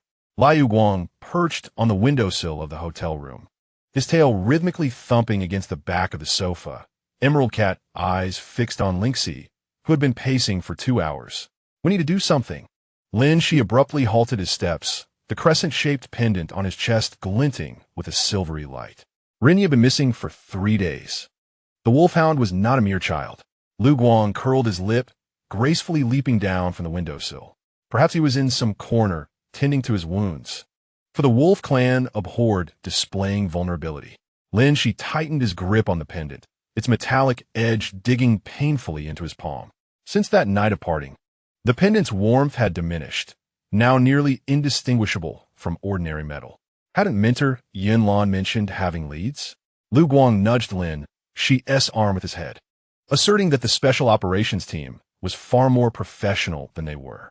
However, all they had uncovered were remnants of battle, images of shattered trees, charred earth, and splotches of blood haunted Lin Xi's mind. Too much blood. Suddenly, the doorbell rang, and Lu Guang instantly shifted into a defensive stance, claws extended, ears pressed flat against his head. Lin Xi signaled for him to hide, cautiously approaching the peephole. It was Mentor Yinlan. Today, she donned casual attire. Her chestnut hair pulled back into a sleek ponytail, a brown paper bag clutched in her hand. Upon entering, she swiftly scanned the room, her gaze lingering for a fleeting moment on the shadow behind the curtains where Lu Guang was perfectly concealed. Any news? Lin Xi eagerly inquired. Yinlan nodded, unfurling a map from the paper bag and spreading it across the coffee table. We discovered a temporary stronghold of the cleansing sect in the northern industrial district. According to our informant, they indeed brought back a silver-haired man 3 days ago. Lin Xi's heart skipped a beat. Is he still alive? He's alive, but the situation is dire. Yinlan's brow furrowed. They injected him with some kind of suppressor, temporarily inhibiting his shape-shifting abilities. A faint rustle emanated from behind the curtains. Yinlan feigned ignorance, continuing to point at the marked location on the map. This abandoned factory is their stronghold. A shipment of supplies will arrive tonight. It's an opportune moment for infiltration. I'm going, Lin Xi declared immediately. No, Junlan fermi. It's too dangerous. The special operations team has devised a meticulous rescue plan for an operation at dawn tomorrow. Dawn tomorrow? What if they relocate Ren Yi tonight? Lin Xi's voice involuntarily rose. You mentioned how ruthless the cleansing sect is. They could be torturing him. Zunlan sighed. Lin Xi, I understand your feelings, but you must comprehend. Lin Xi raised the crescent pendant. Ren Yi said it could temporarily borrow the power of the silver moon wolf, and Lu Guang will assist me. The curtains were suddenly drawn back, revealing a black-haired boy with cat ears, arms crossed defiantly. Although I despise the wolfhound, I loathe being indebted to others even more. Master, I will accompany you. Yinlan glanced at Lin Xi and then at Lu Guang, ultimately shaking her head in resignation. All right, you two, but I have conditions. She retrieved 2 communication headsets from her pocket. Maintain contact and retreat at the first sign of trouble. The special operations team will provide support from the periphery, but the actual infiltration will rely solely on you. Lin Xi nodded gratefully. Thank you, Mentor Yunlin. Do not rejoice too soon, Yunlin replied sternly. The stronghold of the Pure World sect is typically equipped with spiritual energy detection devices. Although your spirit core fluctuations are concealed by the crescent pendant, any activation of your abilities will still reveal your presence. Liu Guang scoffed dismissively. The Shadow Blade Leopard stealth techniques are not to be underestimated. Moreover, Yunlin continued, producing a small vial containing several silver pills. These are spiritual energy disruptors that can temporarily incapacitate detection devices for 30 seconds. Use them sparingly. After bidding farewell to Yunlin, Lin Xi immediately commenced his preparations. He donned a dark athletic outfit, concealing the crescent pendant beneath his collar, and carefully divided the pills Yunlin had given him into several pockets. Master, are you certain you wish to proceed with this? Liu Guang suddenly grew serious. Her feline ears perked up in caution. The Pure World sect will show no mercy. Lin Xi hesitated momentarily. I must go, Liu Guang. Lin Yi, he is my contractor. Liu Guang's tail gently coiled around Lin Xi's wrist. Very well, but if you encounter danger, you must retreat. That is what the great wolfhound would desire. As night fell, the duo stealthily departed from the hotel. Liu Guang transformed back into her small cat form, perching upon Lin Xi's shoulder to evade detection more effectively. The industrial district in the northern part of the city was 10 kilometers away from their hotel, and to avoid leaving any traces, they opted to walk. Master, try using the pendant to sense the direction of the great wolfhound, Liu Guang suggested in a hushed tone. There is resonance among the items of the Silver Moon Wolf clan. Lin Xi grasped the pendant against his chest and closed his eyes, concentrating intently. Initially, nothing occurred, but as he recalled Lin Yi's silver hair shimmering under the moonlight, the pendant suddenly began to warm, guiding his gaze toward the northwest. Over there, Lin Xi exclaimed in surprise, his eyes widening. He responded, "Shoo, keep your voice down." Liu Guang gently swatted his cheek with her paw. Follow my lead now, and avoid the surveillance cameras. Under Liu Guang's guidance, Lin Xi navigated through alleys and shadows like a true agent. They evaded the main roads, slipping beneath abandoned railway bridges, gradually drawing closer to their target location. Just around the corner lies the industrial district. Liu Guang's tone turned serious. From now on, every step must be precise. Lin Xi nodded, suddenly overwhelmed by a wave of dizziness. The pendant's temperature surged, causing a sharp pain in his chest. Concurrently, an unfamiliar sensation flooded his nostrils, and the world transformed into a tapestry of distinct aromas. The acrid scent of asphalt, the greasy steam wafting from a distant restaurant, and a faint trace of cedar. Lin Xi exclaimed, quickly covering his nose in astonishment. Wait, why can I smell these things? Liu Guang was equally taken aback. Master, your eyes have changed into slitted pupils. In a flurry, Lin Xi retrieved his phone to check, and indeed his pupils had morphed into elongated shapes akin to those of the Wolf clan, glowing faintly with a blue light. Chapter 20. Shared abilities. As the fleeting light illuminated the surroundings, an epiphany struck. The state of the great wolf dog might have triggered some form of emergency mechanism, momentarily bestowing upon you the sensory capabilities of the Wolf clan. Lin Xi took a deep breath as a torrent of olfactory information surged into his nostrils, nearly choking him. Yet, among these scents, the aroma of cedar stood out distinctly, like an invisible thread guiding him forward. This way, he lowered his voice and advanced, following the scent. As he drew closer, the presence of Lin Yi became increasingly pronounced, accompanied by the acrid sense of disinfectant and blood. A sharp pain twisted in Lin Xi's stomach, compelling his steps to quicken. Slow down. The great wolf dog nipped at his earlobe. There were guards ahead. It was only then that Lin Xi noticed two figures clad in white robes standing at the factory entrance, adorned with the emblem of the Purity sect, a sun ensnared in chains. Let's circle around to the back, commanded the great wolf dog. There is a drainage pipe on the eastern wall that we can ascend. The two stealthily maneuvered to the rear of the factory. True to the great wolf dog's words, a rusted drainage pipe led directly to the rooftop. Lin Xi had never imagined himself to be so agile. He scrambled up with a surprising dexterity, scarcely pausing to catch his breath. The athletic prowess of the Wolf clan was indeed advantageous. The great wolf dog remarked with a hint of envy. Now you resemble a true feline, no, a wolf, in your agility. There were several ventilation shafts on the roof, and they selected one that was concealed, prying open the rusted grate. Lin Xi cautiously peered down, and his breath caught in his throat.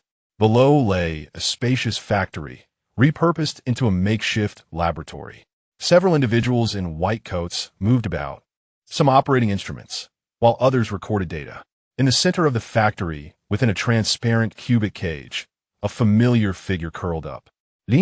Lin, she nearly called out, quickly covering his mouth.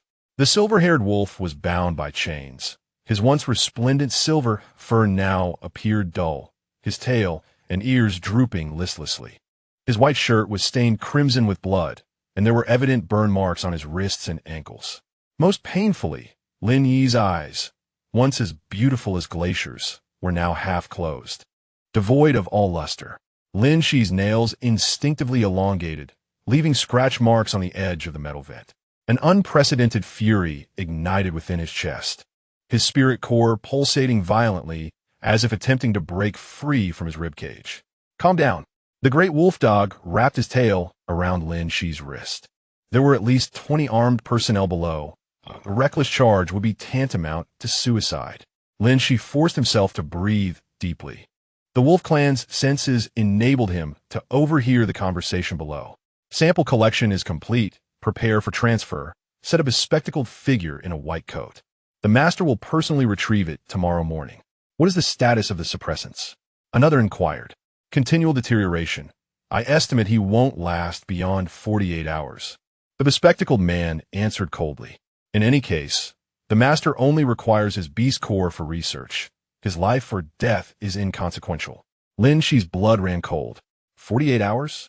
They intended to extract Lin Yi's beast core? Master, the plan has changed. The great wolf dog's voice was unusually grave. We must act tonight. Lin Xi nodded, meticulously observing the layout of the factory. Surrounding the cage were 3 guards.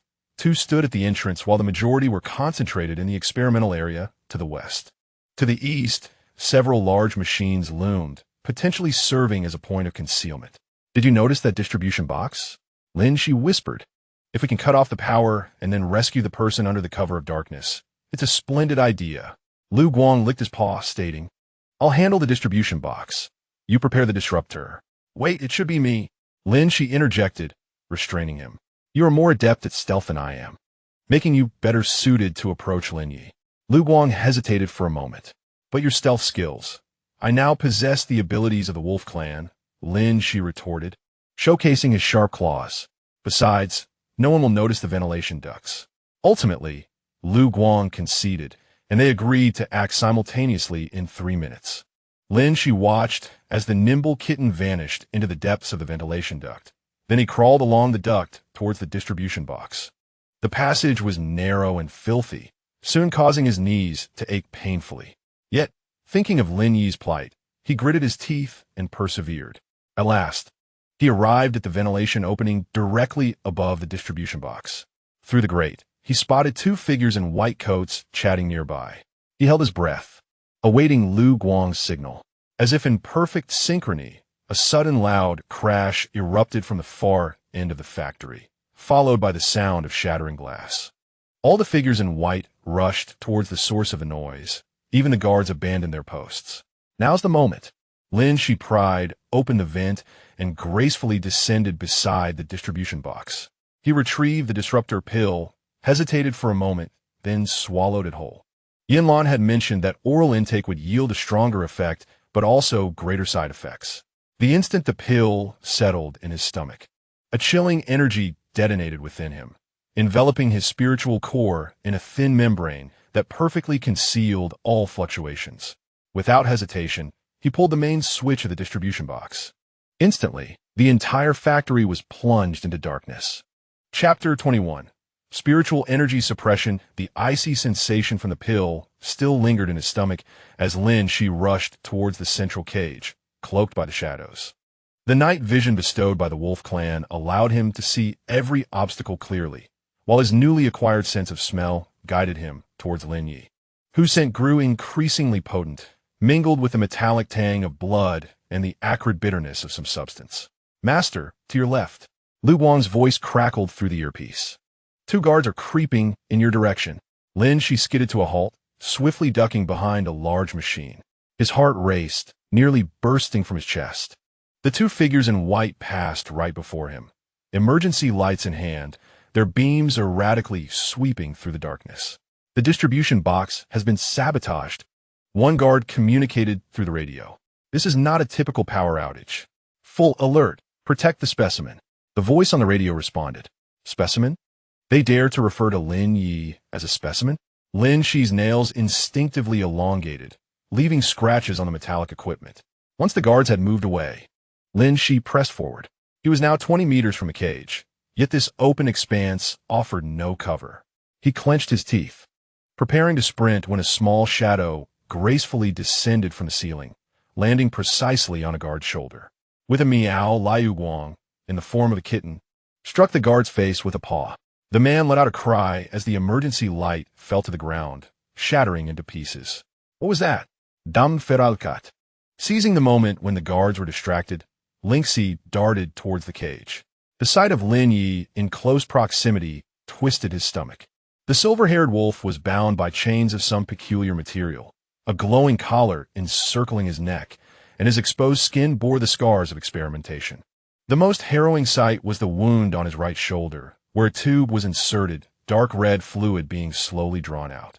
Lin Xi whispered, pressing his hands against the transparent cage. Lin Yi showed no response, his head drooping listlessly, silver hair obscuring his face. Only the faint rise and fall of his chest indicated that he was still alive.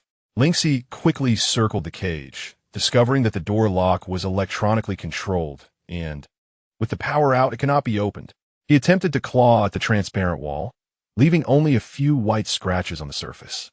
Master, there is 1 minute left on the disruptor's effectiveness. Liu Guang's voice came through the earpiece.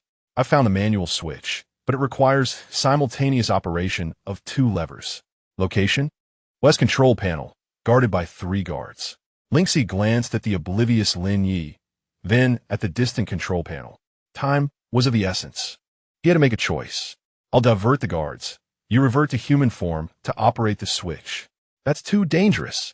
There is no time for debate. Lin Xi was already in motion, counting to 3 before taking action. 1, 2, 3. He abruptly overturned a nearby cart, the sound of shattering glass echoing through the factory. The 3 guards immediately rushed towards the source of the noise, allowing Liu Guang to slip towards the control panel. There! Get him! Lin Xi turned and ran, the speed of the wolf tribe enabling him to easily shake off his pursuers. He intentionally circled around to buy time for Liu Guang. As he rounded a corner, he was suddenly yanked into a small compartment by a strong force. Shoo, it's me. Liu Guang covered his mouth, his feline eyes glowing in the darkness. I've handled the switch, but it triggered the alarm. We must hurry. The 2 burst from the compartment to find a factory illuminated by emergency red lights. Distant sounds of hurried footsteps and shouts filled the air, but most alarming was the slow descent of the transparent walls surrounding the cage. Go! They sprinted towards the cage, nearly colliding with a group of approaching guards. Liu Guang reacted swiftly, pushing Lin Xi into a gap beside the equipment while he nimbly leapt onto the pipes. Split up. We'll meet in front of the cage. Lin Xi nodded, crawling through the narrow gap. His newly acquired sense of smell proved invaluable. He could detect ambushes ahead and even sense the fatigue of metal, guiding him to the weakest part of the enclosure. As he finally squeezed through the gap and arrived at the front of the cage, the transparent wall had descended halfway. Liu Guang had somehow managed to wait there, a medical kit in hand. Quick, Lin Xi urged, as he crawled inside and knelt beside Lin Yi. He carefully examined the chains, noting that every connecting point was illuminated by tiny runes. This was the binding spell of the purification sect, and any forceful disruption would cause harm to him. Liu Guang quickly assessed the situation, realizing they needed either a key or the caster's blood. Lin Xi's gaze fell upon the catheter on Lin Yi's shoulder, and a surge of anger welled up within him.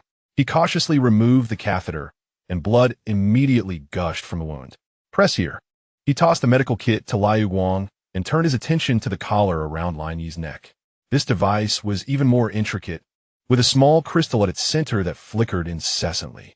A suppression device, Lin Xi recalled Yunlin's warning. Removal by force would result in an explosion. Liu Guang interjected, deftly tending to Lin Yi's wound, stating that they required either a password or the caster's biometric identification. Suddenly, Lin Xi's ears perked up at the sound of distinct footsteps approaching from a distance, steady and powerful, entirely different from those of the other guards. Someone was coming, someone extraordinary. Liu Guang also perked up. So soon? Uncertain, but we must leave immediately. Lin Xi surveyed their surroundings, pondering if they could move Lin Yi while bound. Liu Guang attempted a test. Too heavy, and would leave traces.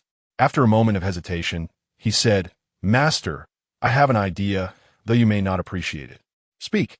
I can temporarily swallow him into the shadow space, but it will only last 10 minutes, and, well, it might be a bit uncomfortable. Lin Xi's eyes widened. You can do that?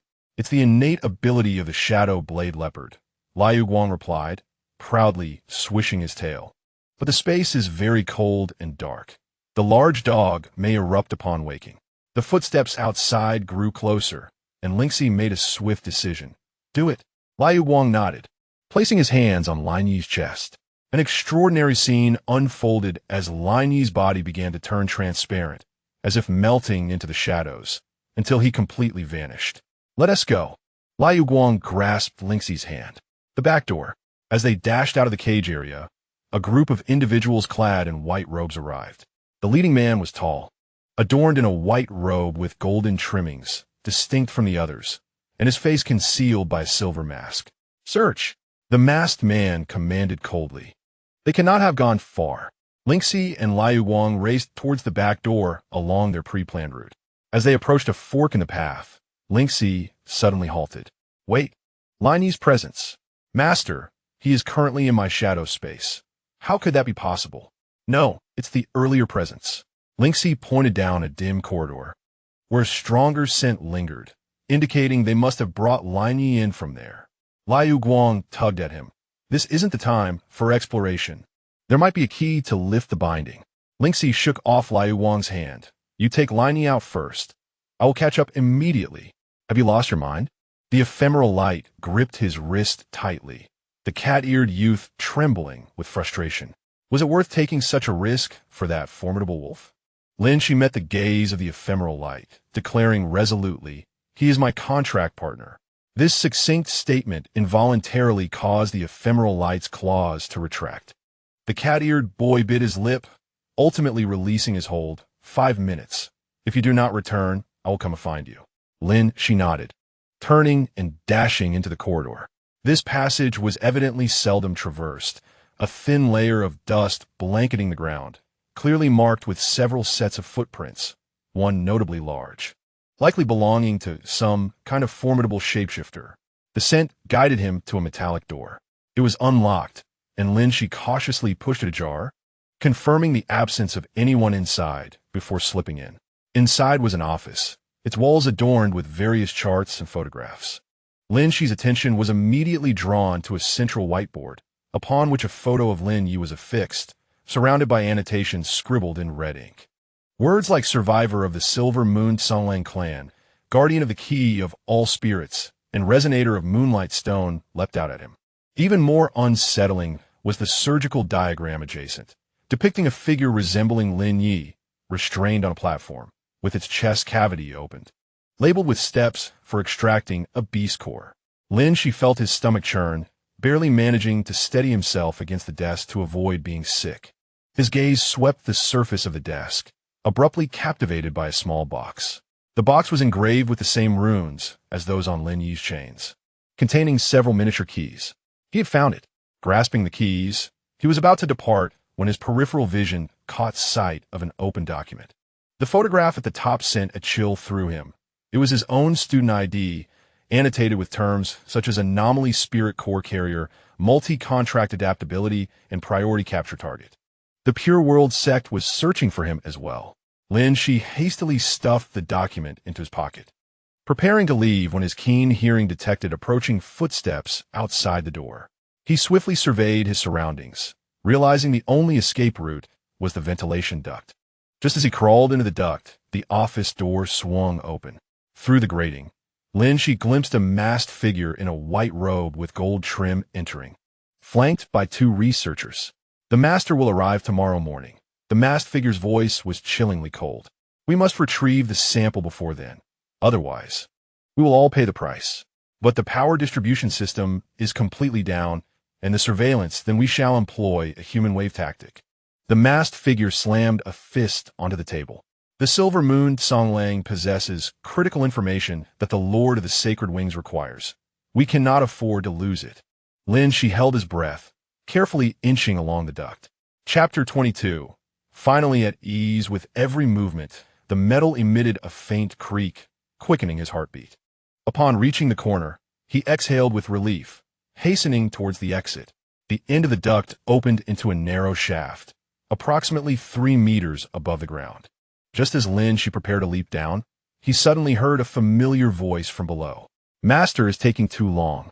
It was the ephemeral light. pacing back and forth in the shaft, its cat tail flicking irritably. We agreed on 5 minutes. It's already been 7. The great wolf dog was on the verge of freezing in the shadowy realm. Lin Xi felt a warmth in her heart and gently tapped on the pipe's wall. Liu Guang immediately perked up, his emerald feline eyes shimmering in the darkness. Master! He gracefully leaped onto a nearby crate, extending his hand to assist Lin Xi down. Have you found something? A key in this. Lin Xi produced a document, revealing that the Purity sect was also in pursuit of her, aware of her anomalous spirit core. Liu Guang's pupils narrowed into fine slits. We must leave this place at once. The duo stealthily navigated the drainage ditches along the outskirts of the industrial area, evading patrolling guards. Lin Xi's keen sense of smell proved invaluable once more, enabling him to detect the direction with the fewest sentinels. After 20 minutes, they finally escaped the confines of the industrial zone. Can we release Lin Yi now? Lin Xi inquired anxiously. Liu Guang surveyed their surroundings and pointed towards an abandoned warehouse. There, the interior of the warehouse was vast and dilapidated, yet offered shelter from the elements. Liu Guang cleared a space in the corner, gesturing for Lin Xi to stand back, and began to exert his powers. His shadow expanded and deepened on the ground, ultimately forming a pitch-black circular area. As a wave of frigid air surged forth, Lin Yi's body gradually materialized from the shadows. Lin Yi! Lin Xi rushed forward but was halted by Liu Guang. Be cautious. He may be in a combat state. Indeed. As soon as Lin Yi fully emerged, he sprang up, claws glinting with a cold light, aimed directly at Liu Guang's throat. The cat-eared youth nimbly leaped back but still felt the sting of a tear in his collar. Hey, is this how you thank your savior? Liu Guang exclaimed in dissatisfaction. Lin Yi's pupils remained unfocused, clearly not yet fully conscious. He turned to Lin Xi, nostrils flaring as if trying to ascertain his identity. It's me, Lin Xi. Lin Xi cautiously approached, extending his hand. We come to rescue you. Lin Yi's body swayed and suddenly collapsed forward. Lin Xi hurriedly caught him, startled by the wolf clan's scorching body temperature. He has a fever. The after-effects of the shadow realm combined with those experiments. Liu Guang, minute, Lin Yi's pupils, stating that the wounds needed immediate attention. Lin Xi retrieved the key, carefully unfastening the chains binding Lin Yi's hands and feet. With each lock released, Lin Yi's body trembled slightly, as if those restraints had become an integral part of him. When the collar around his neck was finally removed, the device emitted a piercing alarm. Damn it, it's a tracking signal. Liu Guang snatched the collar and flung it into the shadow realm. They have found us. Lin Xi swiftly hoisted Lin Yi onto his back. We're at the nearest hideout. Follow me. Liu Guang led them through several alleyways until they arrived at an unassuming apartment building. He retrieved a key from beneath a flower pot and unlocked a small apartment on the top floor. One of the safe houses, he briefly explained. We won't be found here for the time being. With utmost care, Lin Xi placed Lin Yi on the bed and immediately began tending to the gruesome wounds. The most severe were the puncture wound in his right shoulder and the burns on his wrists and ankles. Yet even more concerning was the residual suppressants within Lin Yi's body, which had nearly halted his self-healing abilities. Antibiotics and spiritual supplements are required. Lin Xi rummaged through the medical kit. Do you have any? Liu Guang shook his head. The Shadowblade leopard seldom falls ill. Suddenly, he recalled something and retrieved a small vial from his pocket. Moonlight stone powder should neutralize the suppressant. Lin Xi sprinkled the powder onto the wound, and immediately, Rainy's body convulsed violently, emitting a painful whimper from his throat. Pull it down. Liu Guang rushed over to assist, and together they prevented Rainya from harming himself. After several minutes, the convulsions gradually subsided, and Rainya's breathing became somewhat steadier. It's taking effect, Lin Xi sighed in relief, continuing to bandage the other wounds. Once all the injuries were tended to, Lin Xi, utterly exhausted, sank onto the floor, leaning against the bed's edge. Liu Guang imitated him, his tail swaying restlessly. Master, you shouldn't take such risks, he suddenly remarked. Lin Xi paused. What do you mean? Back at the stronghold, you had me lead the great wolfhound away first. Liu Guang's feline ears drooped. What if it was a trap? What if you had been captured? Lin Xi affectionately ruffled Liu Guang's hair. But I'm fine, we're both safe. It was just luck.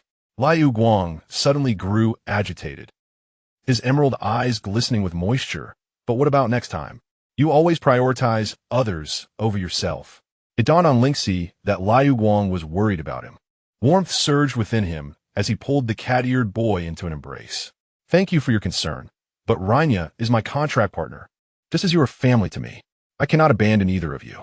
Liu Guang buried his face in Lin Xi's shoulder, murmuring, the great wolfhound will surely go berserk when he wakes. Let him rage. Lin Xi chuckled. At least it proves he is recovering. As they spoke, Rania on the bed suddenly stirred, letting out a faint groan. Lin Xi immediately leaned closer, noticing the icy blue eyes struggling to open. Rania, can you hear me? Rania's pupils slowly focused, landing on Lin Xi's face. His lips were cracked and pale, trembling as if he wished to speak. Lin Xi hastily fetched water, carefully lifting his head to offer a few sips. Rania's voice was hoarse, barely audible, foolish. Lin Xi chuckled helplessly. Yes, I am foolish for taking the risk to save you. Suddenly, Rania's hand gripped Lin Xi's wrist with surprising strength. Danger. I know, but you need to rest now. Lin Xi attempted to break free, but found the wolf's grip had significantly regained its strength. Rania's gaze shifted to Liu Guang, then back to Lin Xi's face, contract sensing. Lin Xi finally understood what Rania meant, the ability sharing from the crescent pendant. He nodded. I temporarily acquired some of your abilities, which helped me locate you. Rania's eyes widened slightly, as if he wished to say something, but fatigue overcame him once more, dragging him into slumber. His hand gradually loosened, slipping onto the bed. The effects of the suppressant had not yet completely worn off. Liu Guang examined Rania's pupils. Let him sleep. Lin Xi nodded, gently brushing aside the silver hair from Rania's forehead. Beneath the light, the faces of the Wolf Clan warriors appeared as pale as parchment, their long eyelashes casting shadows that rendered them exceptionally fragile. I proceeded to contact Master Yunlin. Liu Guang rose and suggested, you should rest as well, my lord. After Liu Guang departed, Lin Xi cautiously climbed onto the bed. He dared not draw too close, fearing to disturb the wounds.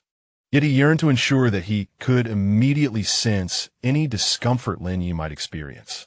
Moonlight streamed through the gaps in the curtains, bathing Lin Yi's silver hair in a soft glow.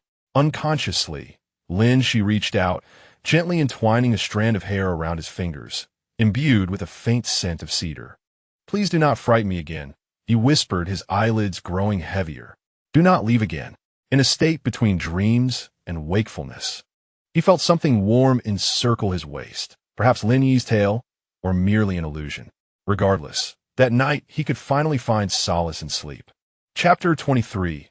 Clarification of the sacred wing. Lin Yi's wounds healed more swiftly than anticipated. You should rest for another 2 days, Lin Xi remarked, entering the bedroom with a bowl of freshly prepared medicinal porridge, only to find Lin Yi standing by the window, stretching his limbs. The upper half of the silver-haired wolf was still bound with bandages, yet the contours of his muscles remained strikingly beautiful in the morning light. The Wolf Clan does not require as lengthy a recovery period as humans. Lin Yi accepted the bowl, wrinkling his nose. What is this? Herbs sent by Master Yunlin. Lin Xi replied, said to expedite the recovery of spiritual energy. Unable to suppress a grimace as he watched Lin Yi consume the dark liquid, he inquired, is it bitter?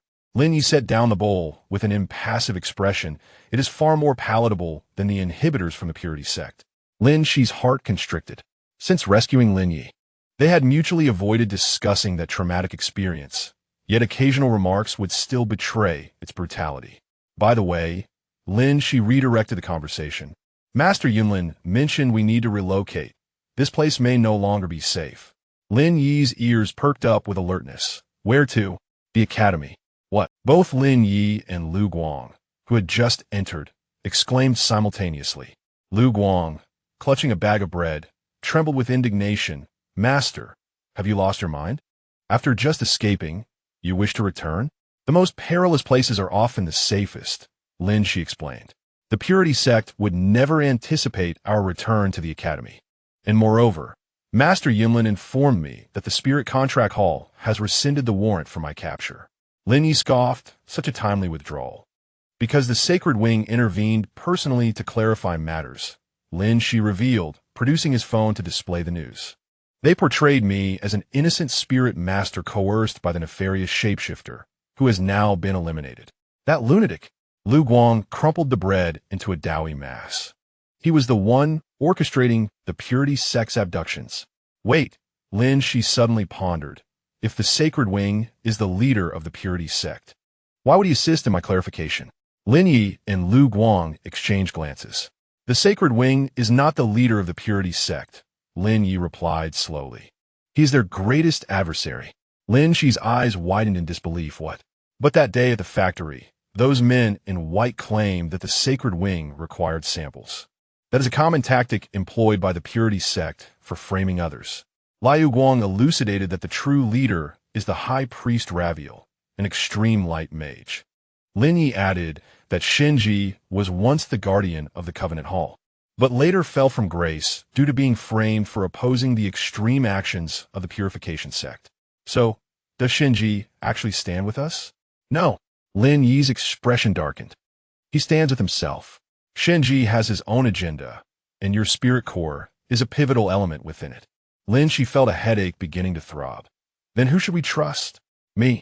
Liu Guang immediately raised his hand, his cat tail perked high. I only consider my master. Lin Yi snorted coldly.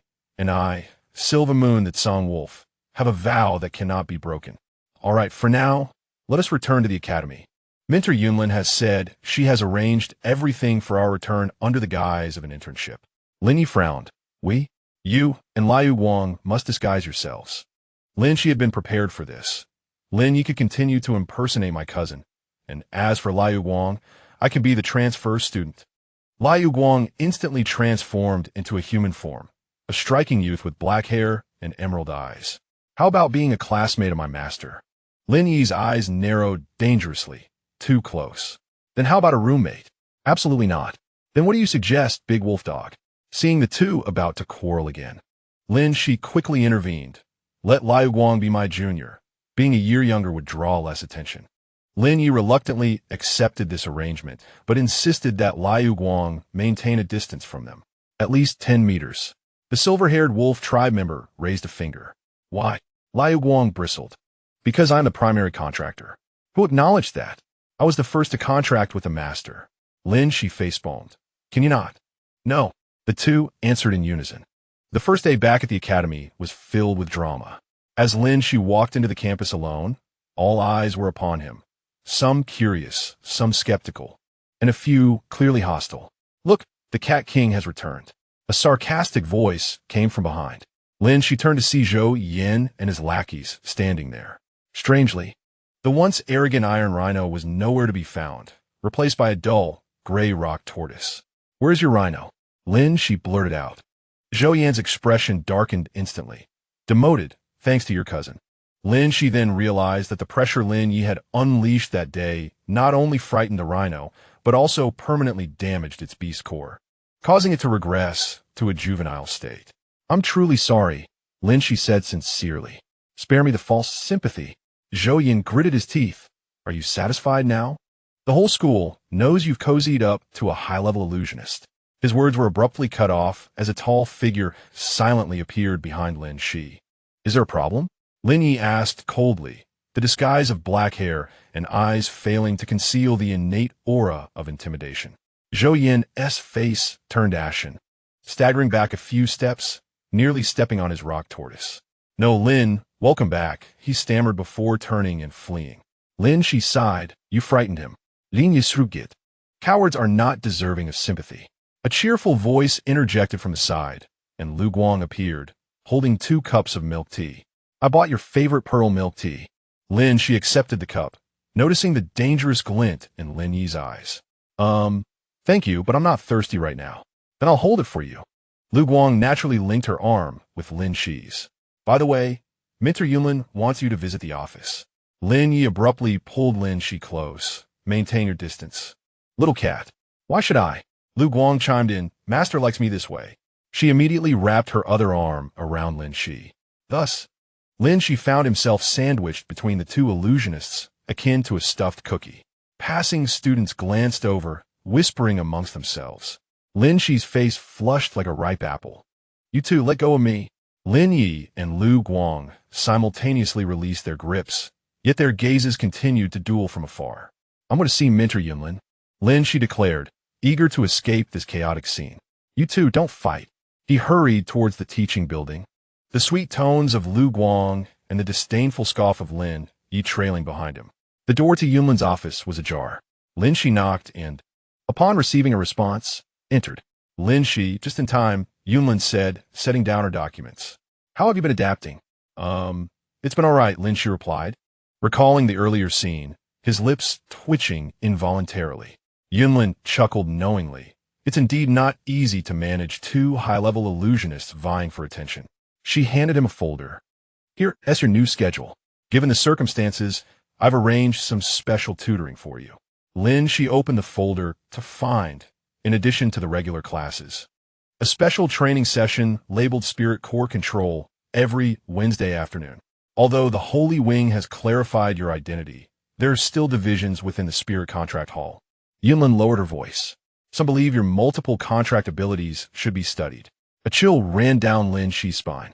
"So this special training is to help you master control techniques swiftly and avoid detection of any abnormalities," Yunlin reassured him. "Do not worry. I will personally guide you." After leaving the office, Lin Xi let out a long sigh. At least now he had a clear objective: to learn to control the spirit core and uncover the truth about the Purity sect. Chapter 24. Double surveillance. As he turned the corner, he nearly collided with a wall of people. Looking up, he saw Lin Yi and Lu Guang standing like two sentinels on either side of the corridor, leaving just enough space for one person to pass through. "Finish your meeting?" Lin Yi intuited. "Yes, Mentor Yunlin has arranged." "Is Master hungry?" Lu Guang interrupted, magically producing a lunchbox. "I prepared a bento." Lin Yi narrowed his eyes. "I ordered from a restaurant." Restaurants are so uninspired. Master prefers home-cooked meals. I know his tastes. "Not true. Master loves the fish I cook best." Lin Xi observed the two bickering once more and suddenly chuckled. Despite the precarious circumstances, life would never be dull with these two lively souls by his side. "Enough of the quarrel," he said, linking arms with each of them. "Let us head to the cafeteria." Lin Yi and Lu Guang simultaneously made faces of disdain. Yet under Lin Xi's insistence, they reluctantly followed suit. In the cafeteria, the trio formed the most captivating sight. Lin Yi dînait élégantly en steak. His movements so refined they resembled those in a high-end restaurant, while Lu Guang meticulously extracted bones from fish before placing the delicate morsels into Lin Xi's bowl. As for Lin Xi himself, he resembled a campus idol, flanked by two handsome admirers, attracting countless envious gazes. "Look over there," a girl whispered. When did Lin Xi become so popular? "I heard his cousin is the heir of a prominent family. That black-haired junior is adorable too, with eyes like emeralds." Why are they all so kind to Lin Xi? Lin Xi's ears burned crimson, wishing he could bury his face in his bowl. Suddenly, Lin Yi set down his cutlery, his icy blue eyes scanning the room, causing all whispers to cease immediately. "Thank you," Lin Xi murmured. Lin Yi huffed lightly, pushing the last piece of steak toward him. "Eat more, you are too thin. Try this fish." Lu Guang chimed in, presenting the expertly deboned fish. Lin Xi gazed at the mountain of food in his bowl, both exasperated and amused. "Do you think I'm a pig?" "More like an adorable little hamster," Lu Guang replied with a grin. Lin Yi assessed him seriously. "More like a rabbit, especially when your ears turn red." Lin Xi nearly choked on his food. Was it possible for Lin Yi to jest? Following lunch was a practical training session. Lin Xi had assumed that Lin Yi and Lu Guang would be asked to sit out, but to his surprise, Yinlan had specifically arranged for them to observe. "Today, we will conduct a contract collaboration training," announced the practical instructor. "The Spirit Master will work in tandem with the illusionist to complete an obstacle course." As Lin Xi stood in line, a sudden realization struck him. Whom should he summon? Theoretically, the Moonlight Cat was his registered illusionist, but Lu Guang had already revealed his true identity. "Lin Xi," the instructor called, "where is your illusionist?" The entire class's gaze converged upon him, and cold sweat formed in his palms. Just then, Lu Guang raised his hand. Teacher, I'm a newly transferred spirit master without an illusionist yet. May I team up with Senior Lin? The instructor hesitated, glancing at Yunlan, who gave a slight nod. Very well, Lin Xi. And what is your name? Lu Guang. The cat-eared youth replied with an innocent smile. Lin Yi stood at the sidelines, his expression dark as the sky before storm. As the training commenced, Lin Xi and Lu Guang exhibited an unexpectedly harmonious synergy. Lu Guang's agility compensated for Lin Xi's physical shortcomings, while Lin Xi's strategic thinking allowed them to evade numerous traps. When they completed the course with a commendable second place, the entire class was astonished. The once inept Lin Xi had performed remarkably. Master, how impressive! Lu Guang exclaimed, joyfully embracing Lin Xi and seizing the moment to plant a kiss on his cheek. The room fell into an instant hush. Lin Xi of Lin Xi Petrochemical remained rooted in place, his cheeks ablaze as if kissed by fire. A resounding crash echoed from the sidelines as Lin Yi crushed the metal water cup in his grasp. Oh no! Lu Guang stuck out his tongue, sensing that the fierce wolf dog was about to erupt. Before Lin Yi could charge over, the school bell rang punctually. Lin Xi seized his backpack and fled, followed by a jubilant cat-eared youth and a menacing cousin. This chase became the most talked-about post on the campus forum that day. Shocking. The love triangle behind the rise of a seemingly useless character. Two men vying for one man. What's the reason? An analysis of how Lin Xi became the ultimate winner in life. That evening, in the student dormitory, Lin Xi collapsed onto his bed, utterly exhausted. Lin Yi and Lu Guang occupied opposite corners of the room, still engaging in a silent battle of glares. Could you both please settle down? Lin, she said wearily. You provoked me first, Lin Yi replied coldly. I was merely expressing my affection for the master, Lu Guang said innocently, blinking his eyes. Lin Xi buried his face in a pillow. I'm going to sleep. Do as you please. After a few moments of silence, he felt the mattress dip as Lin Yi sat down beside him. You need rest. The silver-haired wolf's voice was unexpectedly gentle. I won't allow that cat to disturb you. Humph. As if you could prevent it, came Lu Guang's voice from the other side. Master, may I give you a massage? It can alleviate your fatigue. Lin Xi peeked out from the pillow and saw Lu Guang had transformed into a small kitten, nuzzling his hand with its fluffy head. This form was indeed hard to resist. Observing this, Lin Yi suddenly sprouted a pair of silvery wolf ears from his hair, his tail gently brushing against Lin Xi's calf. Lin Xi's breath hitched. This was outrageous. How could one withstand the allure of a fluffy kitten and a cool, Hansoma wolf-eared man? Stop. Change back. Lin Xi shielded his burning face with the pillow. I'm going to sleep alone.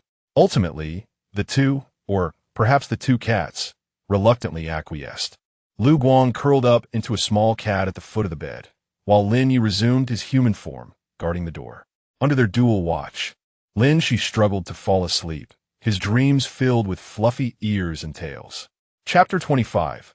Unrest. Morning sunlight streamed through the gaps in the curtains, and Lin Xi opened his eyes to find a heavy weight on his chest.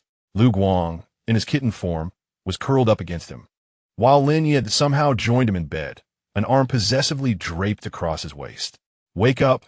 Lin Xi attempted to shift the two shapeshifters pressing down on him, only to be met with an even tighter embrace. Lin Yi mumbled in discontent in his sleep, his wolf ears twitching as his arm tightened. Lu Guang simply rolled over, sprawling across Lin Xi's face like a fluffy pancake. I can't breathe. Lin Xi struggled to escape the furry onslaught, stumbling toward the bathroom. In the mirror, his hair resembled a bird's nest, and his face bore several claw marks. He splashed cold water on his face, trying to rouse himself. Ever since Lin Yi and Lu Guang moved into his dormitory, his once tranquil campus life had transformed. Master, breakfast is ready. Lu Guang's voice called from outside the door, accompanied by the enticing aroma of fried eggs. Lin Xi opened the door, and the scene before him rendered him momentarily speechless. Lu Guang, adorned in an apron, busily attended to the makeshift stove, her cat tail swaying joyfully, while Lin Yi sat elegantly at the table, savoring a cup of coffee amidst a spread of diverse breakfast delights. When did you both learn to cook? Lin Xi inquired cautiously. With a hint of pride, Lu Guang presented a perfectly cooked sunny-side-up egg, declaring, one of the survival skills of the shadow-blade leopard. I have undergone specialized training within the organization and can prepare dishes from the Seven Kingdoms. Lin Yi scoffed lightly and pushed a steaming cup of milk towards him, stating, This is moon dew tea from the Silver Moon Song Wolf clan, beneficial for core recovery. Lin Xi found himself torn between the two distinctly styled breakfasts laid before him, realizing that choosing one would offend the other. I shall partake in both, he decisively declared, alternating bites of the fried egg and sips of the moon dew tea. A spark ignited between Lin Yi and Lu Guang as they exchanged glances. It's Wednesday. Lin Xi quickly shifted the topic. This afternoon, we have Master Yunlin's special training session. Do you know what it entails? Fundamentals of core control. Lin Yi set down his coffee cup. Your ability to form multiple contracts requires systematic training. Otherwise, it may attract unwarranted attention. Lu Guang cut the toast into small pieces and pushed it towards Lin Xi, exclaiming, Master is already quite formidable. Just need the touch of finesse. Rather than indulging in flattery, consider how to cope with the spirit contract hall scrutiny, Lin Yi remarked coldly. They will not easily relinquish their research on anomalous cores. Lin Xi suddenly lost his appetite. Despite Master Yunlin's assurances of his safety, it was evident that dissenting voices lurked within the spirit contract hall. What should I do? He asked. Learn to conceal. Lin Yi's hand unexpectedly covered Lin Xi's chest, perfectly aligning over the core's location. Disguise your core fluctuations as those of a standard single contract state. The sensation sent Lin Xi's heart racing. Lin Yi's palm was warm and dry, emanating a reassuring heat through the thin fabric of his school uniform. I want to teach the master too. Lu Guang immediately squeezed in, grasping Lin Xi's other hand. The shadow-blade leopard's concealment techniques are perfect for masking one's presence. Thus, breakfast transformed into an impromptu lesson. With Lin Xi caught between the two shapeshifters, experiencing their distinct flows of energy. Lin Yi's as serene and cool as moonlight, while Lu Guang's was as elusive and shadowy as the night. When the class bell rang, Lin Xi nearly expressed gratitude for the timely interruption. I must attend class. Please do not dismantle the dorm. During the morning's theoretical class on spirit beasts, Lin Xi absent-mindedly took notes. Ever since forging contracts with Lin Yi and Lu Guang, his understanding of shapeshifters had transcended the content of the textbooks. Yet, to avoid drawing attention, he maintained an appearance of earnestness. Lin Xi, the professor, suddenly called his name. Please respond with the 5 main classifications of shapeshifters. Lin Xi stood and answered fluently: beast form, winged form, scaled form, elemental form, and special form.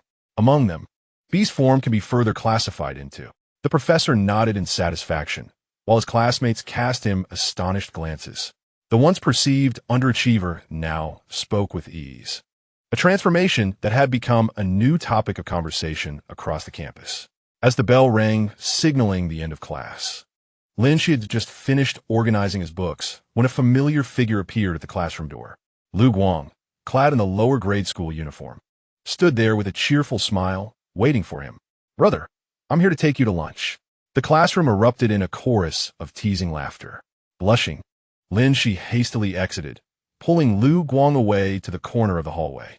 Didn't we agree to maintain some distance at school? He whispered, lowering his voice. Lu Guang blinked innocently. I was being restrained. I didn't leap forward to kiss my master. Just as Lin Xi was about to respond, a familiar chill crept up his spine from behind. Without needing to turn around, he already knew who had arrived. Wandering around during class time, how lax has the academy become? Lin Yi's icy voice echoed from above. Lu Guang immediately linked arms with Lin Xi. I'm here to take my master to lunch. Would you like to join us, cousin? Lin Yi's eyes narrowed dangerously, prompting Lin Xi to quickly intervene. Aren't we all hungry? Let us head to the cafeteria. Thus, Lin Xi found himself once again caught between the two, trudging towards the cafeteria. Along the way, classmates cast curious glances. A few even discreetly took out their phones to snap photos. Did you see the forum? A girl whispered to her companion. That post about 2 boys competing for 1 boy has gone viral. Lin Xi felt an overwhelming urge to find a hole to hide in. He quickened his pace, only to hear Lu Guang call out from behind, "Master, don't run so fast. Be careful not to trip." In the cafeteria, the trio once again became the center of attention. Lin Xi buried his head in his food, feigning ignorance to the hushed whispers and covert camera lenses surrounding him. During the afternoon training session, Lin Yi suddenly spoke up, "I can't have the kitten present." Lin Xi looked up, puzzled. Why not? "It's the arrangement of Instructor Yun Lan," Lin Yi replied, frowning, clearly displeased with the decision.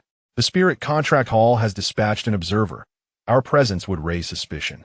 Lu Guang pouted. "It must be that annoying Morris. He looks at my master as if he were a specimen." Lin Xi's appetite waned further. Morris was the head of the research department at the Spirit Contract Hall, exhibiting an unhealthy obsession with anomalous spirit cores. "Don't worry, master." Lu Guang patted his chest confidently. "I'll follow secretly and appear at the first sign of danger." Lin Yi shot him a glare. "Don't cause trouble." Lin Xi watched the two bicker, his unease gradually dissipating. No matter what happened, at least he had them by his side. Chapter 26. Shut Up, Kitten.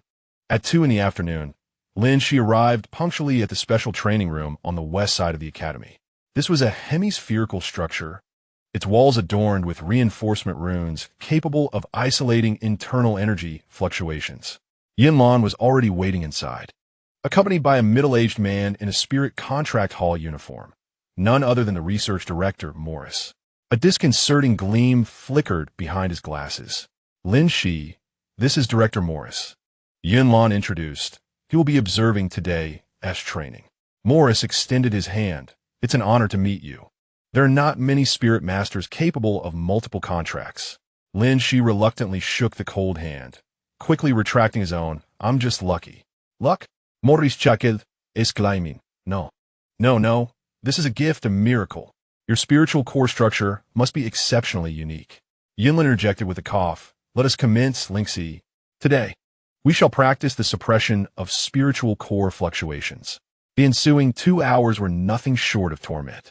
Morris incessantly demanded that Lin Xi demonstrate his ability for multiple contracts, followed by a series of suppression techniques, all the while recording data with a peculiar instrument. "Try again," Morris urged, adjusting the apparatus with excitement. "This time, completely release the restrictions on your spiritual core."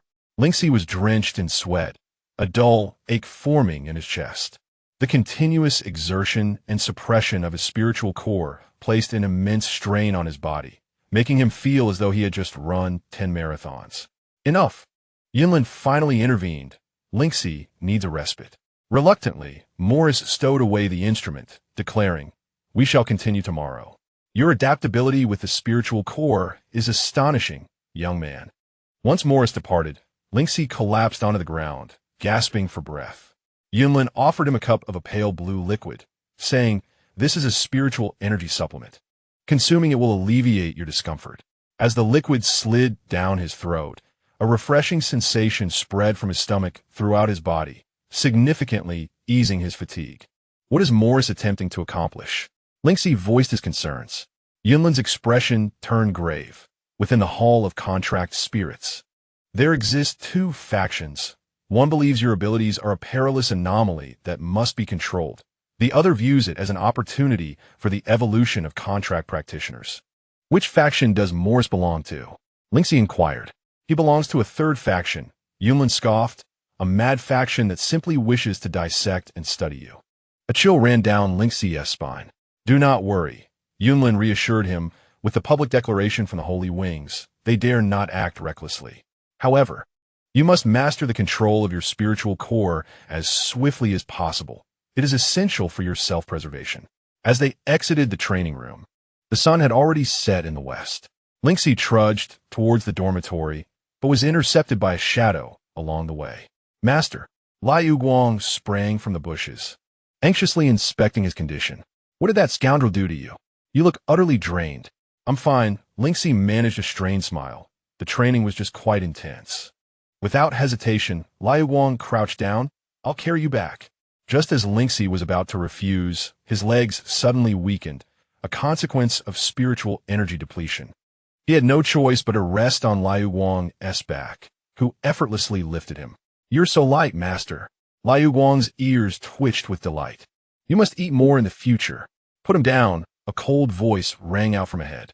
Lin Yi had appeared on the path, his silver hair glowing with golden hues in the sunset. Liu Guang tightened his hold. No, master needs me. Lin Yi approached directly, effortlessly lifting Lin Xi onto his back. Your balance is too poor. You might fall. Nonsense. I'm far steadier than you, you foolish wolf. Lin Xi protested, but he lacked the strength to continue. The body heat of the Wolf Clan warrior was higher than that of ordinary humans, akin to a human-shaped furnace, lulling him into a drowsy state. How was the training? Lin Yi inquired, his voice vibrating slightly due to Lin Xi's proximity to his back. Lin Xi groggily recounted the details of the special training and Morris's peculiar behavior. In an instant, Lin Yi's muscles tensed. He is testing your limits. What does that mean? Liu Guang asked alertly. Collecting data and assessing threat levels. Lin Yi's voice was as frigid as ice. The spirit temple always undertakes such measures before determining how to handle an anomaly. Lin Xi's drowsiness evaporated. What does handle mean? Lin Yi did not answer directly, but quickened his pace. You require more rigorous training, commencing tonight. Upon returning to the dormitory, Lin Xi was placed upon the bed. And for an unusual moment, Lin Yi and Liu Guang did not quarrel, but rather huddled together, whispering about something. What are you planning? Lin Xi inquired with caution. The special training plan? Liu Guang transformed back into his kitten form and leapt on a bed. Your control over the spirit core is currently too rough. Akin to using a rocket launcher to swat a mosquito. Lin Yi nodded in agreement. The Silver Moon Wolf Clan possesses an ancient method of spiritual energy training, well suited to your circumstances. Will be arduous? Lin Xi asked apprehensively. The two shapeshifters simultaneously revealed a knowing smile, sending a chill down Lin Xi's spine. That evening, a clandestine special training session was held in the dormitory. Lin Yi drew a complex magic circle on the floor using moonlight stone powder, instructing Lin Xi to sit in the center. The Silver Moon meditation technique, he explained, will assist you in perceiving the subtle flows of energy within your spirit core. Liu Guang was responsible for setting up a soundproof barrier around them. The master may cry out quite loudly. Wait, what do you mean by cry out quite loudly? Lin Xi suddenly felt an ominous premonition. Lin Yi did not respond, but activated the magic circle. Silver light emanated from the ground, forming a translucent barrier that enveloped Lin Xi. At first, there was merely a slight sting, but soon the sensation escalated into a searing pain, and Lin Xi gritted his teeth to suppress any cries. Relax. Lin Yi's voice penetrated the barrier. Resisting will only intensify the pain. Imagine your spirit core as a pool of water, allowing the energy to flow naturally. Lin Xi attempted to comply, but the pain rendered concentration exceedingly difficult. Sweat soaked his clothes, and his vision began to blur. Master, keep going.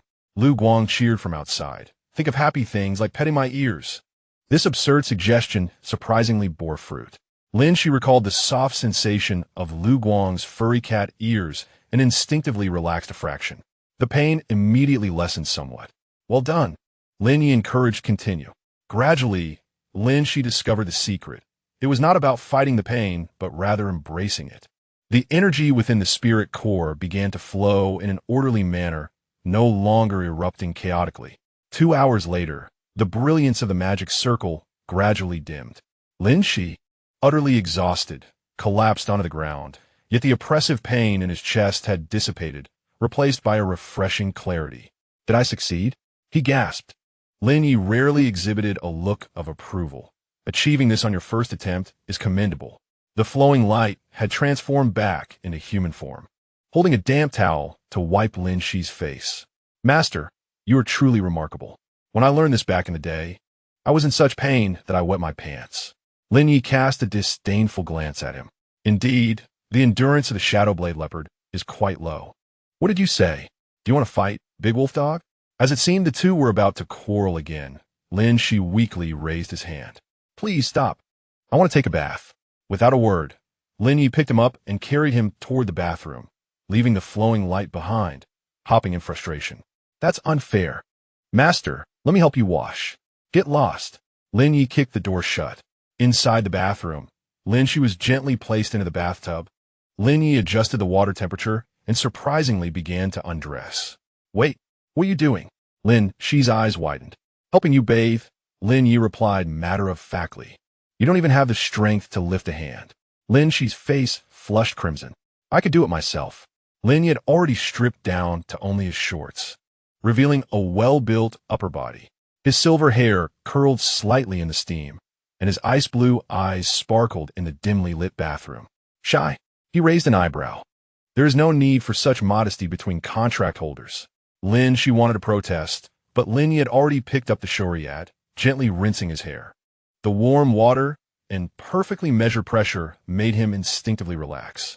We shall continue training tomorrow, Lin Yi stated as he washed, until you can fully control the fluctuations of your spirit core. Lin Xi mumbled in agreement, feeling so comfortable that he was on the verge of falling asleep.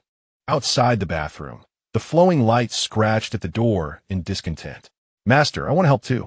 Be quiet, little cat, Lin Yi replied without turning his head. Chapter 27. The scientific little wolf. As the first rays of morning sunlight filtered through the curtain seams, Lin Xi had already awakened. He quietly climbed out of bed, careful not to disturb Lin Yi and the flowing light, who were sleeping on either side of him. After last night's intense training, both insisted on keeping watch over him as he slept, resulting in an awkward situation of three people squeezed into one bed. Walking on tiptoes toward the bathroom, Lin Xi closed the door and let out a long sigh. The reflection in the mirror revealed dark circles under his eyes, making him look as if he had been drained of vitality by fairies. He turned on the faucet, splashing cold water on his face in an attempt to wash away his fatigue. Master, you are up so early. A voice suddenly came from below, startling Lin Xi nearly out of his skin. The flowing light had somehow slipped into the bathroom, its kitten form rubbing its head against Lin Xi's calf. How did you get in here? Lin Xi whispered. With great pride, the shadow blade leopard boasted, I have special skills. Master, do you want to bathe? I can help you lick your fur. Lin Xi's face turned bright red. No, that's unnecessary. Please go outside. Before he could finish, the bathroom door was pushed open forcefully, and Lin Yi stood there with a cold expression. His silver hair was slightly disheveled from sleep, yet it did not diminish his authority. Out, little cat, he said coldly. The flowing light fluffed up its fur in protest. Why should I? I came in first. Just because of this, Lin Yi revealed his claws, as another confrontation seemed imminent. Lin Xi quickly stepped in between them. Stop. I only need 5 minutes to freshen up. Please, both of you step outside. Ultimately, the two individuals were ushered out of the bathroom, and Lin Xi promptly locked the door, finally relishing a moment of tranquility. He swiftly took a shower and donned a clean school uniform, taking a deep breath before opening the door. Outside, Lin Yi and Lu Guang stood like two imposing guardians on either side, leaving a narrow passageway for one to pass through. Breakfast, Lin Yi offered, extending a paper bag containing still-warm sandwiches. Freshly squeezed juice. Lu Guang chimed in, proudly raising a thermos.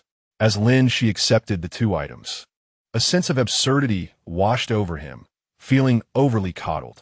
Just a week prior, he had been an inconspicuous underachiever. Yet now he had become the center of attention at school, with two esteemed shapeshifters vying to take care of him. Thank you. But could you perhaps tone it down a bit? Lin Xi implored softly, aware that his classmates were observing. Indeed, students passing through the corridor cast curious glances, and a few girls even discreetly took out their phones to capture the moment. Lin Yi narrowed his eyes and surveyed the crowd, causing them to disperse in an instant. Let us go, he said, taking Lin Xi's backpack. We have a practical class today. Lu Guang quickly looped her arm through Lin Xi's other one. Be cautious. Your opponent today is Zhou Yin, and watch out for his new shapeshifter. New shapeshifter? Lin Xi paused, bewildered. Didn't he just get demoted? Just contracted yesterday. Lu Guang replied mysteriously. A venomous ferret. Quite a cunning little creature. A weight settled in Lin Xi's heart. Although the venomous ferret was merely at the initial crystallization stage, it was adept at employing poison and often caught its adversaries off guard in battle. Given his current state, do not worry. Lin Yi seemed to read his thoughts. Last night's training has already shown results. Your spirit core stability has improved by 37. The precise figure caused both Lin Xi and Lu Guang to turn in unison to him. You calculated that? Lin Xi asked in astonishment. Lin Yi's ears turned slightly red. The silver moon wolf is sensitive to data. Lu Guang chuckled. Who would have thought the big wolf is a science nerd? Lin Yi shot him a cold glance, prompting Lu Guang to retreat behind Lin Xi, sticking out his tongue playfully. The practical class took place at the open training ground on the eastern side of the academy. By the time the trio arrived, the area was already packed with students. It seemed that Lin Xi's duel with Zhou Yin had become the highlight event of the day. Go for it, Lin Xi, shouted a girl Lin she did not recognize. Your cousin is so handsome. Another girl blushed while gazing at Lin Yi. Junior, glance my way. This was directed at Lu Guang. Feeling embarrassed, Lin Xi quickened his pace and slipped into the preparation area. Zhou Yin was already there warming up, accompanied by a brownish-gray weasel-like creature with a striking row of red spikes along its back. I hear you've been quite the sensation lately, Zhou Yin sneered. Relishing the moment, Lin Xi remained silent, quietly checking his protective gear. Ever since he formed contracts with Lin Yi and Lu Guang, he found himself increasingly indifferent to such provocations. Stop pretending to be high and mighty. Zhou Yin lowered his voice, and when my venomous ferret stings you, don't come crying for mercy. The referee blew the whistle, signaling both contestants to take the stage. Lin Xi inhaled deeply and positioned himself in the designated spot. According to the rules, this was to be a one-on-one contest. Whereas your little cat? Zhou Yin scoffed. Are you hiding and trembling in your embrace again? Lin Xi glanced towards the sidelines, where Liu Guang winked at him, and Lin Yu nodded slightly. He closed his eyes, feeling the spirit core in his chest. After last night's rigorous training, that orb of blue flame had become more solid, and the flow of energy was now more rhythmic. Moonlight, come, he softly beckoned. A flash of blue light appeared, and in the center of the arena, the elegant figure of Liu Guang in cat form stretched lazily. To conceal its identity, it had to maintain the guise of the moonlight cat. Still this useless cat? Zhou Yin laughed heartily. Poison needle. Show them some color. The poison needle weasel charged like lightning, its spine standing erect, tips shimmering with an eerie purple glow. Liu Guang gracefully leaped aside, but the movements were noticeably slower than usual. It had to restrain its strength, unable to reveal the speed of the shadow blade leopard. What's wrong, little cat? Can't run? Zhou Yin smugly commanded the poison needle weasel to attack continuously. After several narrow evasions, Liu Guang was cornered against the edge of the arena. Seizing the moment, the poison needle weasel lunged, its sharp needle slicing through Liu Guang's hind leg. Meow!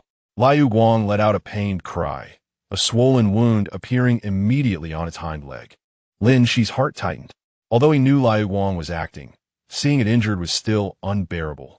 Just admit defeat, Zhou Yin declared arrogantly. My poison needle carries paralyzing venom. On the sidelines, Lin Yu's eyes narrowed dangerously, his fingers unconsciously elongating into claws. Lin Xi shook his head, signaling him to remain calm, then closed his eyes. Attempting to channel the energy of the spirit core into the contract link using the methods learned last night. A warm current flowed from his chest to his palms. And Lin Xi was astonished to find he could clearly sense Liu Guang's condition. The wound on its hind leg burned fiercely, yet was not severe. The so-called paralyzing toxin was utterly ineffective against a spirit transformation level shadow blade leopard. And was Liu Guang secretly chuckling? This clever little cat. Moonlight. Lin Xi suddenly had an idea. Use psychic impact. This was one of the few abilities of the moonlight cat. Although typically weak, Liu Guang's eyes brightened with immediate understanding. It feigned weakness, then suddenly looked up, its blue eyes bursting forth with blinding light. The poison needle weasel, caught off guard, was struck directly and began to spin in confusion. What? Zhou Yin exclaimed in shock. How could the moonlight cat possess such a powerful psychic impact? Lin Xi offered no explanation. In truth, he had transmitted his spiritual energy through the contract link to Liu Guang, amplifying the effects of its original skill. Poison needle, wake up! Zhou Yin shouted anxiously, but it was too late. Liu Guang seized the opportunity, performing a graceful leap and landing precisely on the back of the poison needle weasel, its little paws pinning down its neck in a classic subduing maneuver. The referee blew the whistle. Lin Xi wins. The sidelines erupted in astonished murmurs. The once useless underdog had defeated the poison needle weasel with the weakest illusionist? Zhou Yin, his face pale, recalled the poison needle weasel and shot Lin Xi a fierce glare. This time, you got lucky. Lin Xi picked up Liu Guang, gently inspecting its hind leg. Does it hurt? The cat, Liu Guang, affectionately rubbed against his palm, indicating all was well. Lin Yi approached, lightly brushing over Liu Guang's injury, a glimmer of silver flashing as the swelling immediately subsided. Such exaggerated acting, he muttered under his breath. Liu Guang transformed back into human form, grinning widely as he embraced Lin Xi's shoulder. But Master cooperates splendidly. Our synergy has improved. Lin Yi snorted dismissively. Chapter 28. Destined encounter. The afternoon's spiritual core training was more demanding than the previous day. Morris returned, this time equipped with a more intricate device. He rubbed his hands together in excitement, exclaiming, I am eager to discover how much energy output your spiritual core can sustain simultaneously. Yunlin furrowed his brow, responding, this is exceedingly perilous. Science necessitates risk.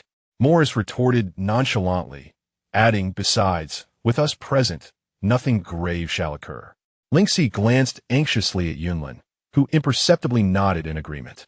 As the training commenced, Lin Xi was instructed to activate 2 contract links at once. The apparatus emitted a piercing hum, and various indicator lights flashed erratically. Lin Xi felt as though his spiritual core was being violently torn apart, yet he gritted his teeth and endured. Increase output by 10. Morris shouted excitedly. That's enough. Yunlin interjected sharply, you've surpassed the safety threshold. Reluctantly, Morris lowered the intensity, his gaze fixed intently on the data screen. Incredible. His spiritual core capacity exceeds that of an ordinary contract spirit master by more than 3-fold. Lin Xi collapsed onto the ground, gasping for breath. Sweat drenched his training suit, and his vision blurred. That's all for today. Yunlin decisively concluded the training. Lin Xi required rest. Morris reluctantly packed away the equipment, lamenting, young man, your spiritual core is utterly captivating.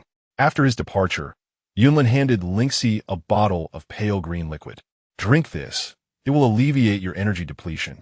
As the liquid flowed down his throat, a refreshing sensation spread throughout his body, significantly easing the pain. Morris is indeed quite dangerous, Yunlin whispered. He is collecting your data, but I am uncertain of his intentions. If this aligns with the higher-ups of the Spirit Contract Palace, I have no means to refuse. Could it possibly be the Pure World sect? Lin Xi ventured cautiously. Yunlin appeared slightly astonished. What do you know? Enough, Lin Xi replied, choosing not to elaborate further. The Holy Wings are not true enemies, are they? Yunlin regarded him intently. The Holy Wings have their own agenda, although they oppose the Pure World sect. It does not imply they are on our side. She helped Lin Xi to his feet. Now go rest. Remember, do not reveal your full strength too easily. Upon returning to the dormitory, Lin Xi collapsed onto his bed. A full day's exertion had rendered him utterly fatigued, leaving him disinclined even to move his fingers. In an unusual turn of events, Lin Yi and Liu Guang refrained from bickering, instead working in unison to tend to him. Lin Yi prepared a medicinal tea to replenish his spiritual energy, while Liu Guang used a warm towel to wipe his face. Was Morris testing? Lin Yi inquired, his tone laced with an ominous undertone.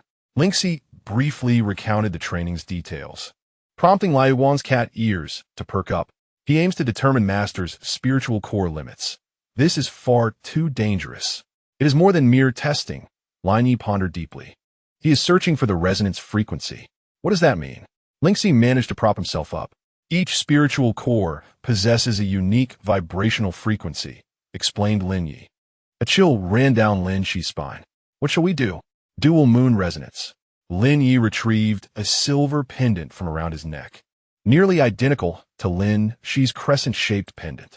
It was a secret technique of the Silver Moon Songlang clan, capable of temporarily synchronizing 2 spiritual cores, thus concealing one's true frequency. Liu Guang curiously leaned in. Is it akin to draping an invisibility cloak over the spiritual core?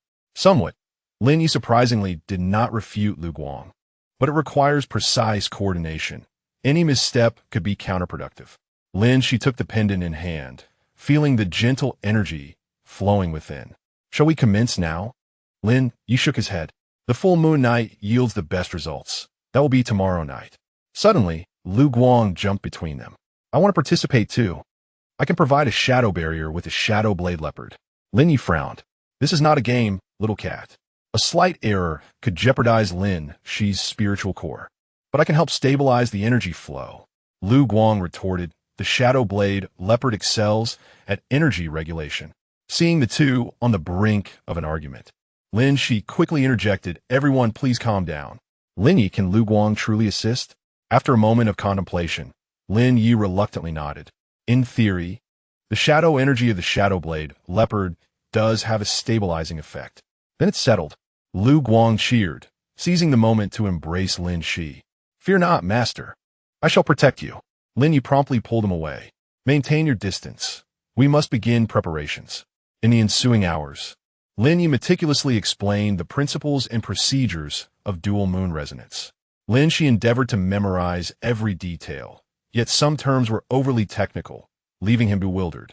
In simpler terms, Lu Guang elucidated, it's like letting your spiritual core and the big wolf dog dance temporarily. While they dance, others will struggle to see clearly. Lin Yi shot him a glare, but did not dispute the metaphor. As night deepened, Lin Xi's eyelids grew heavy. In his drowsiness, he sensed someone gently laying him down and covering him with a blanket. Sleep now. Human, Lin Yi's voice echoed from afar. Tomorrow shall be arduous. A small, furry creature burrowed into the bedding, curling up beside his hand. Instinctively, Lin Xi stroked the soft fur and drifted into a deep slumber. In his dreams, he beheld two radiant moons harmoniously illuminating the night sky, silver light cascading like water, enveloping him entirely. The following morning, Lin Xi was startled awake by a series of urgent knocks on the door. Lin Xi, it's an emergency. It was a student council officer. All students are to assemble in the auditorium immediately.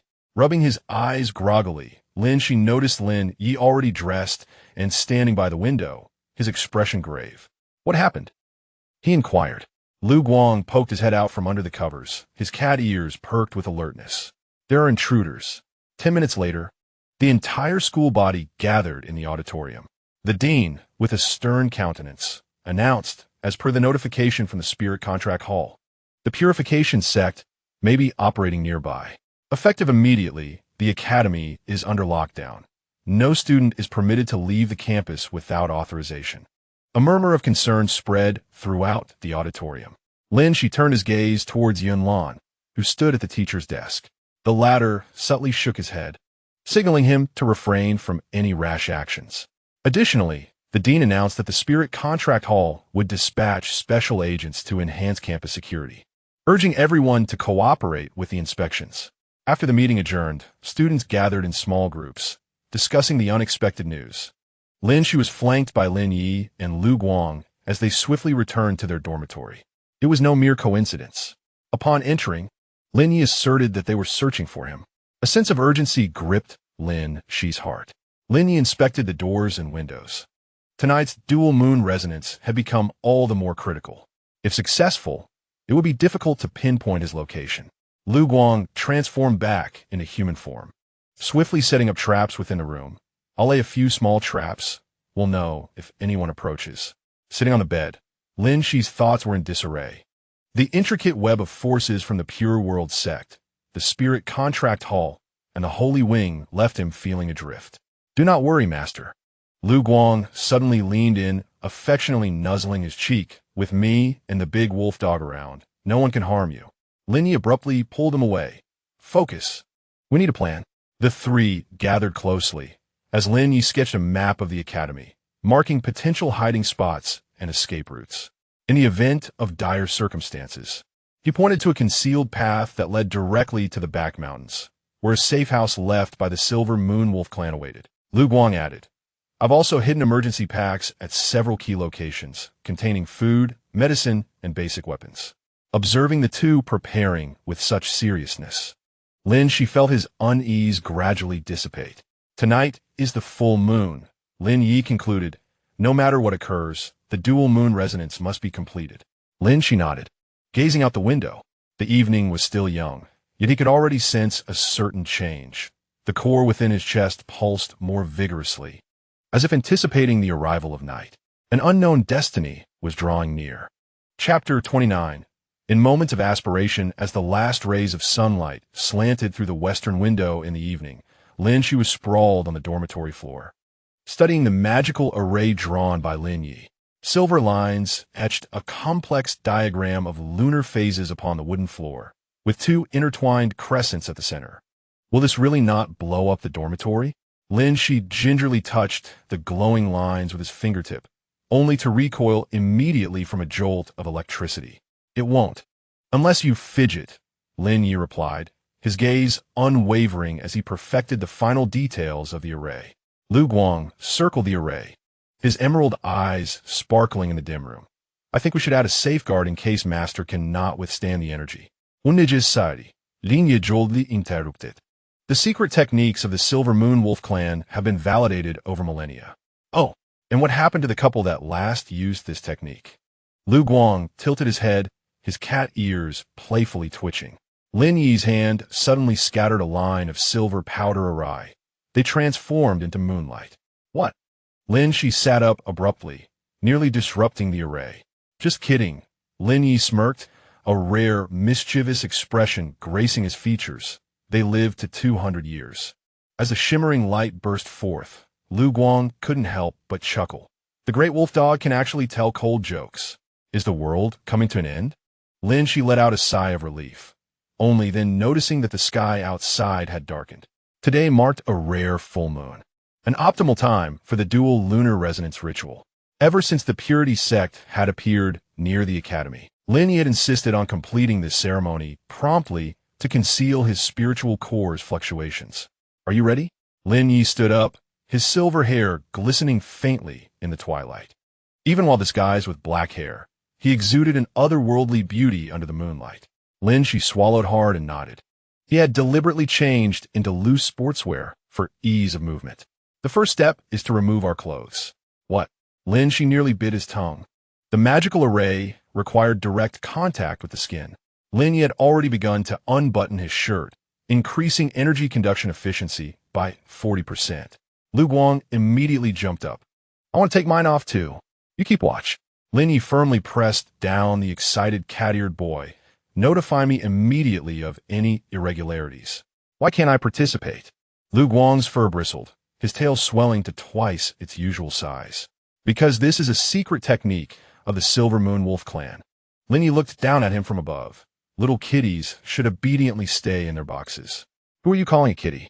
Lin Xi hurriedly interjected between them. Stop. Lu Guang, please guard outside and refrain from calling him a kitty. Both of them simultaneously huffed, turning away from each other. 10 minutes later, Lin Xi and Lin Yi sat cross-legged at the center of the magical array, their upper bodies bare. Guess what? Moonlight streamed through the window, casting a silver sheen upon their skin. Lin Xi shifted uncomfortably, although they had lived together for quite some time. This was the first instance of their skin touching so closely. He could distinctly feel the warmth radiating from Lin Yi's chest and catch the unique scent of cedar. Focus. Lin Yi closed his eyes, his voice deep, as he attuned to the flow of moonlight. Lin Xi quickly followed suit, striving to ignore the well-defined abs mere inches away. As his breathing gradually steadied, he sensed the array beginning to glow. Now, grasp my hand. Lin Yi extended his palm. I will guide you. Their palms met, and a gentle energy flowed from the point of contact into Lin Xi's body. Unlike the sensations experienced during previous training, this energy felt more intimate, as if a part of Lin Yi was merging with his very blood. The essence of the dual lunar resonance lay in a brief synchronization of their souls. Lin Yi's voice transformed into an ethereal whisper. Do not resist. Embrace my existence. Lin Xi felt a wave of dizziness wash over him, the visuals before him beginning to distort. The walls of the dormitory vanished, replaced by a silvery forest. A young Lin Yi stood alone in a clearing, his silver hair barely reaching his shoulders, wolf ears drooping, his eyes brimming with stubborn tears. Outsider, a tall wolf boy shoved young Lin Yi. You mongrel are unworthy to participate in the Moon Festival. The scene shifted, revealing adolescent Lin Yi kneeling beneath the moonlight, swearing an oath to the moon. One day, I shall become the strongest warrior, commanding the admiration of all. Fragments of memories flickered like a revolving lantern. Lin Xi witnessed the joy of Lin Yi successfully transforming for the first time, observed his bravery as he hunted ice wolves alone amidst a snowstorm, and recalled his resolute determination to hold the line when their clan was under attack. Suddenly, in reality, Lin Yi tightened his grip, urging, "Do not lose yourself in my memories." Lin Xi snapped back to his senses, realizing that the brilliance of the magic array had intensified to a blinding level. The crescent pendants of both individuals floated in the air, drawn towards each other. One final step, Lin Yi's voice quivered, their foreheads touching. Lin Xi leaned forward, their foreheads gently making contact. At that moment, he felt his spiritual core tremble violently, as if it were about to leap from his chest. Lin Yi's memories intertwined with his consciousness, rendering them indistinguishable. Strangely, he did not resist this fusion. Instead, a profound sense of belonging enveloped him. Lin Yi's breath quickened, his ice blue eyes mere inches away. Lin Xi found himself captivated by those delicate lips, an impulse stirring within him. "Master, there's a situation." Liu Wang's voice thundered, shattering the atmosphere. The barrier set by Lin Yi was violently breached, and a boy with black hair and cat ears squeezed into the center of the magic array, rudely inserting himself between the two. The spies from the Pure World sect are loitering outside the east wall.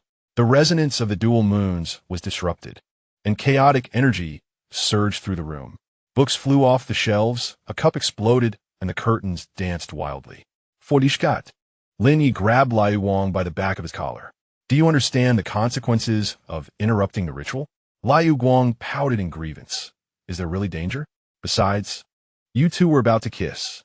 Lin Xi's face instantly flushed. What nonsense! Before he could finish, a sudden sharp pain pierced the top of his head. Chapter 30. A Struggle for Dominance. Reaching up, he felt two furry objects poking through his hair, wolf ears. Wow! Liu Guang immediately forgot their argument, rushing over to touch them. "Master has grown ears. How adorable!" Lin Yi was momentarily taken aback, then frowned. The unexpected side effect should dissipate soon. However, Liu Guang was already in a frenzy, alternating between pinching Lin Xi's newly sprouted wolf ears and probing at his tailbone. "Where's the tail? Is it out yet? Don't touch there!" Lin Xi exclaimed, flustered as he dodged, only to collide into Lin Yi's embrace. The three of them tumbled together, the light of the magic array gradually dimming. Lin Xi lay on Lin Yi's chest, while Liu Guang perched on his back, forming a comical sandwich. Lin Xi attempted to rise, but found his nails transformed into sharp claws. Pressing against Lin Yi's muscular chest, Lin Yi's gaze turned dangerous. "Human, you are igniting a fire." "I didn't mean to." Lin Xi hastily withdrew his hand. But in doing so, his new claws snagged Lin Yi's collar, tearing it open with a resounding rip. Liu Guang laughed uncontrollably from behind. "Master is so proactive." Just at that chaotic moment, a knock echoed at the dormitory door. "Lin Xi, are you there? I am the dormitory administrator, and we have received noise complaints." The three of them froze instantly. Lin Xi's wolf ears perked up in alertness, distinctly hearing more than one person outside, accompanied by the subtle sound of metal clinking, reminiscent of weapons. "Pure World sect," Lin Yi mouthed. The shimmering light swiftly transformed back into a kitten form, nimbly leaping to the door.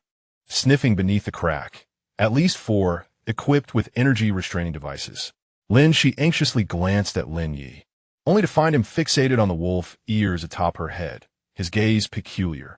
"Is there a way to conceal them?" Lin Xi whispered, instinctively touching her still-present ears. Lin Yi suddenly extended his hand, gently pinching one of them. "Adorable, huh?" Lin Xi's eyes widened, unable to believe her ears. Lin Yi, the aloof, silver-mooned wolf, complimented her. Clearing his throat, Lin Yi quickly regained his composure. "Use this." He rummaged through a drawer, producing a baseball cap and placing it atop Lin Xi's head to serve as a temporary cover. The knocking at the door grew more urgent. "Lin Xi, please open the door." We need to conduct a check. The shimmering light hopped back onto Lin Xi's shoulder, whispering, I could slip out the window and create a distraction. Lin Yi shook his head. Too dangerous. They have surely surrounded the entire building. Lin Xi took a deep breath, feeling the new energy coursing through her. Though the resonance of the twin moons had been interrupted, she had indeed acquired some abilities of the Wolf Clan. Perhaps I have an idea, she murmured, lowering her voice. Since they are looking for the spirit master Lin Xi, we shall present them with the ordinary student Lin Xi. 5 minutes later, the door swung open. Lin Xi appeared in loose pajamas, her hair tousled, looking as if she had just awakened. What's the matter, Administrator Wang? Outside stood the dormitory administrator and 4 unfamiliar individuals clad in white robes, one of whom held a flickering device. Apologies for the disturbance, Lin Xi, the administrator, said awkwardly. These colleagues from the Spirit Master Hall are here to investigate potential safety hazards. Another matter concerning the Pure World sect? Lin Xi yawned, her wolf ears twitching nervously beneath the cap. I was just asleep. I didn't hear a thing. The tall figure among the white-robed individuals narrowed his eyes. Could we come in for a look? The device has detected unusual energy fluctuations here.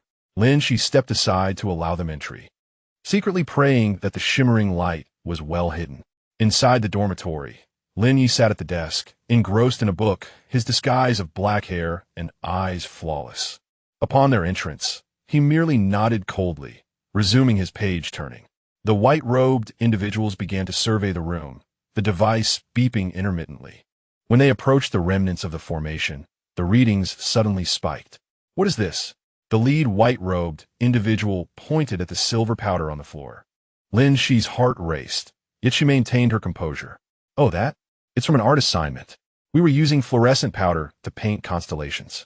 The white-robed individual squatted down to inspect, yet the device unexpectedly returned to normal. It turned out that the shimmering light had stealthily positioned itself beneath the device, using its tail to obscure the sensor.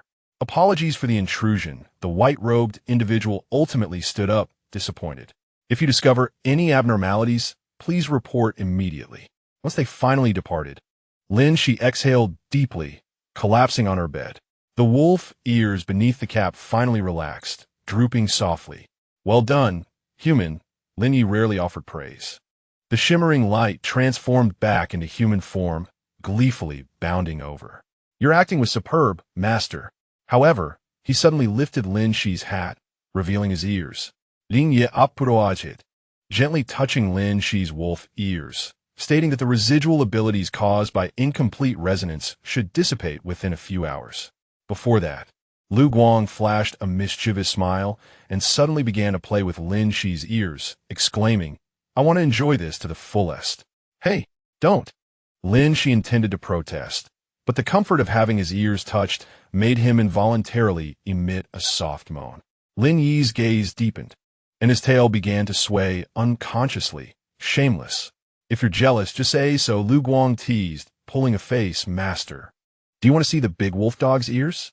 Let him reveal them. Lin Xi blushed and looked at Lin Yi, who surprisingly retracted his disguise. His silver-white wolf ears standing erect amidst his hair, appearing exceptionally soft under the moonlight. May I touch them? Lin Xi asked softly. Lin Yi paused for a moment, then slightly lowered his head. Lin Xi cautiously reached out, and, as his fingertips brushed against the warm fur, both of them trembled simultaneously. Unfair. I want to join in. Lu Guang squeezed over, transforming into his full form with Black Panther ears perking up on his head, his tail swaying joyfully. Competing and vying for attention, you won. Thus, what should have been a serious and tense evening turned into a fluffy ear party. Lin Xi found himself sandwiched between 2 shapeshifters, alternating between petting ears of varying textures until the moon outside sank low in the sky. When the first rays of morning light crept through the curtains, Lin Xi realized that his wolf ears had finally vanished. For some reason, he felt a twinge of disappointment. Next full moon, Lin Yi said, retracting his ears nonchalantly, we will achieve a complete dual moon resonance. Lu Guang immediately clung to Lin Xi's arm, exclaiming, next time I want to join. A trio resonance. That technique does not exist, Lin Yi coldly refuted. Then invent one. Lu Guang protested defiantly. Chapter 31. The Moonlight Falls Spirit Master Carnival? Lin Xi stared at the colorful flyer that had been slipped under the dormitory door, then looked up at the two shapeshifters who were having breakfast. Do we really have to participate? The flyer was filled with various extravagant activities. Shapeshifter beauty pageants, spirit energy competitions, and contract compatibility tests, with bold lettering at the bottom stating that everyone must participate and no absences were allowed. Lu Guang snatched the flyer, his eyes sparkling with excitement. The cutest shapeshifter contest. Master, you must take me. Lin Yi scoffed from his nose, his silver hair glimmering in the morning light. Ever since the night of the dual moon resonance, he had ceased to maintain his human disguise in the dormitory. Boring academy activities, he remarked, poking the flyer with a claw. The silver moon wolf does not engage in such childish competitions. Are you afraid of losing? Lu Guang stuck out his tongue, suddenly transforming into a small cat form and leaping onto Lin Xi's shoulder. Master, look. In this form, I have won 3 consecutive beauty pageants for Shadow Blade Cubs. Lin Xi couldn't help but scratch Lu Guang's chin, causing the little creature to emit a purring sound. Indeed, very cute, Lin Xi remarked. But he then felt a chill run down his back. Turning around, he saw Lin Yi's gaze icy enough to freeze. As a cat, Lin Yi suddenly rose, his towering figure casting a shadow over Lin Xi. Before Lin Xi could react, the other party had already knelt on one knee, his form swiftly diminishing until a regal silver wolf cub stood before him. The little Lin Yi nuzzled Lin Xi's palm with his head, his icy blue eyes glistening with moisture, his ears drooping softly, and his tail gently swaying. Lin Xi's heart was instantly captivated, his fingers uncontrollably brushing against the silvery fur. The cub's coat was far softer than that of an adult, imbued with the warmth of sunlight and the refreshing scent of cedar. Jam, who allowed you to be both adorable and imposing? This is unfair. Liu Guang, in a burst of fur, transformed back into human form, claiming you cheated. Adult shapeshifters cannot participate in the cub category. Little Lin Yi grinned, revealing his incomplete milk teeth, then abruptly shifted back to his adult form, leaving Lin Xi's hand awkwardly suspended above his head. The silver moon wolf was unparalleled in any form. Lin Yi slightly tilted his head, allowing Lin Xi's hand to glide naturally to behind his ears, an action that made Lin Xi's ears flush instantly. Liu Guang, pouting, squeezed between the two. Master, whom do you intend to bring to the competition? Lin Xi gazed at the 2 pairs of eager eyes before him. One pair as icy blue as polar glaciers, the other as emerald green as deep forest jewels. This was perhaps the most challenging decision of his life. How about we draw lots to decide? No way. The 2 replied in unison, rejecting the notion. Ultimately, Lin Xi devised a fair plan.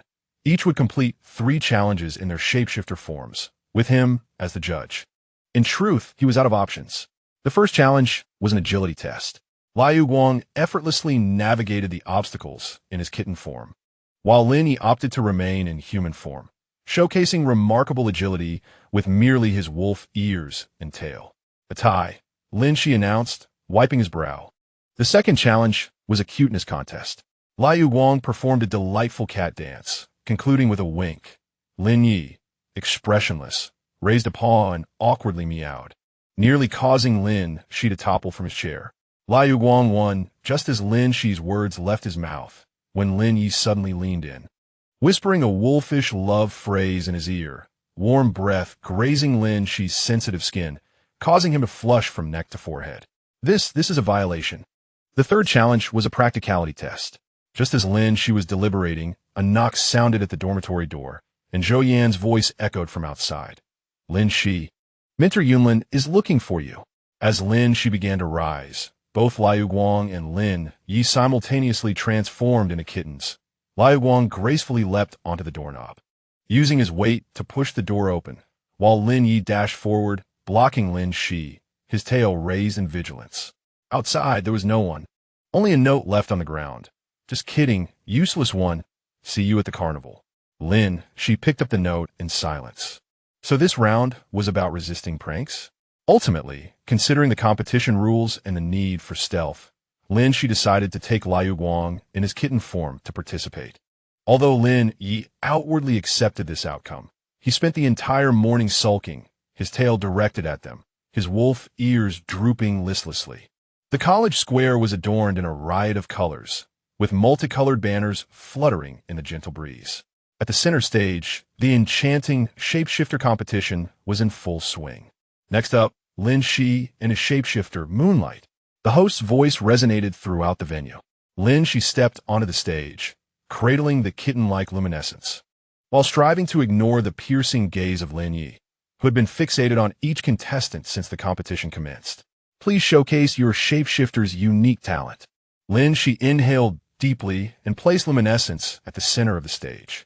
According to their plan, luminescence was to perform a simple spinning routine, followed by a cute pose to conclude the act. However, it was evident that luminescence had other intentions. The kitten suddenly rose to its hind legs and executed a complete tap dance, ultimately producing a small flower to present to the female judge, prompting a chorus of gasps from the audience. Surely, this exceeds the Moonlight Cat's capabilities? A judge adjusted her spectacles. Lin, she chuckled awkwardly, special training. He cast a furtive glance at Lin Yi, who was using his claw, disguised as a typical human finger, to puncture the score sheet. Just as the judges prepared to score, an unexpected event occurred. A gigantic decorative balloon on the side of the stage burst suddenly, emitting a deafening sound. Instinctively, Lin Xi covered his ears, only to feel a familiar sharp pain as his wolf ears threatened to emerge. To make matters worse, the explosion startled the other competing shapeshifters, causing a young firefox to lose control and launch a fireball directly toward Lin Xi. In a split second, Lin Yi leaped into action, transforming mid-air back into his silver wolf form, his massive figure shielding Lin Xi as he swallowed the fireball whole. His silvery fur shimmered under the sunlight, and his ice-blue eyes blazed with fury. A profound silence enveloped the crowd. Lin Xi's mind raced. Before anyone could react, he dashed forward and embraced Lin Yi's neck, loudly proclaiming, "Behold my newly researched cosplay special effect. Isn't it stunningly realistic?" A stillness persisted for 3 seconds before an eruption of thunderous applause broke through. "Incredible! How did you manage that?" Lin Xi can perform such advanced illusions. Seizing the opportunity, Lin Yi reverted to human form, his disguise of black hair and eyes reappearing. Only Lin Xi noticed the slight tremor in his fingertips, a testament to the energy expended in transforming in public. "We shall take our leave." Lin Xi hastily pulled Lin Yi and Luminescence away from the stage. Behind them, the host stammered a summary, full marks for creativity, upon returning to the dormitory. Lin Xi locked the door and finally exhaled in relief, his wolf ears drooping wearily. "That was perilous." Lin Yi's voice was slightly hoarse. "If you had been recognized, but you protected your master." Luminescence unusually did not oppose Lin Yi, instead offering a cup of water, albeit in a rather clumsy manner. Lin Yi accepted the cup, surprisingly refraining from retorting. Lin Xi observed the faint burns on his fingertips, the price for consuming that fireball. "Let me see." Without hesitation, Lin Xi grasped Lin Yi's wrist, meticulously examining the wounds. Strangely, he instinctively knew how to address the knowledge imparted by the dual moon resonance. He focused his mind, guiding the core energy towards his fingertips. A faint silver light emerged, gently brushing over Lin Yi's wound. "Is the master capable of healing?" Lu Guang's eyes widened in astonishment. It was not merely instinct. Lin Xi himself felt a surge of surprise. With a silver light passed, the burns healed at a visibly rapid pace. Lin Yi's ears twitched slightly, his gaze complex.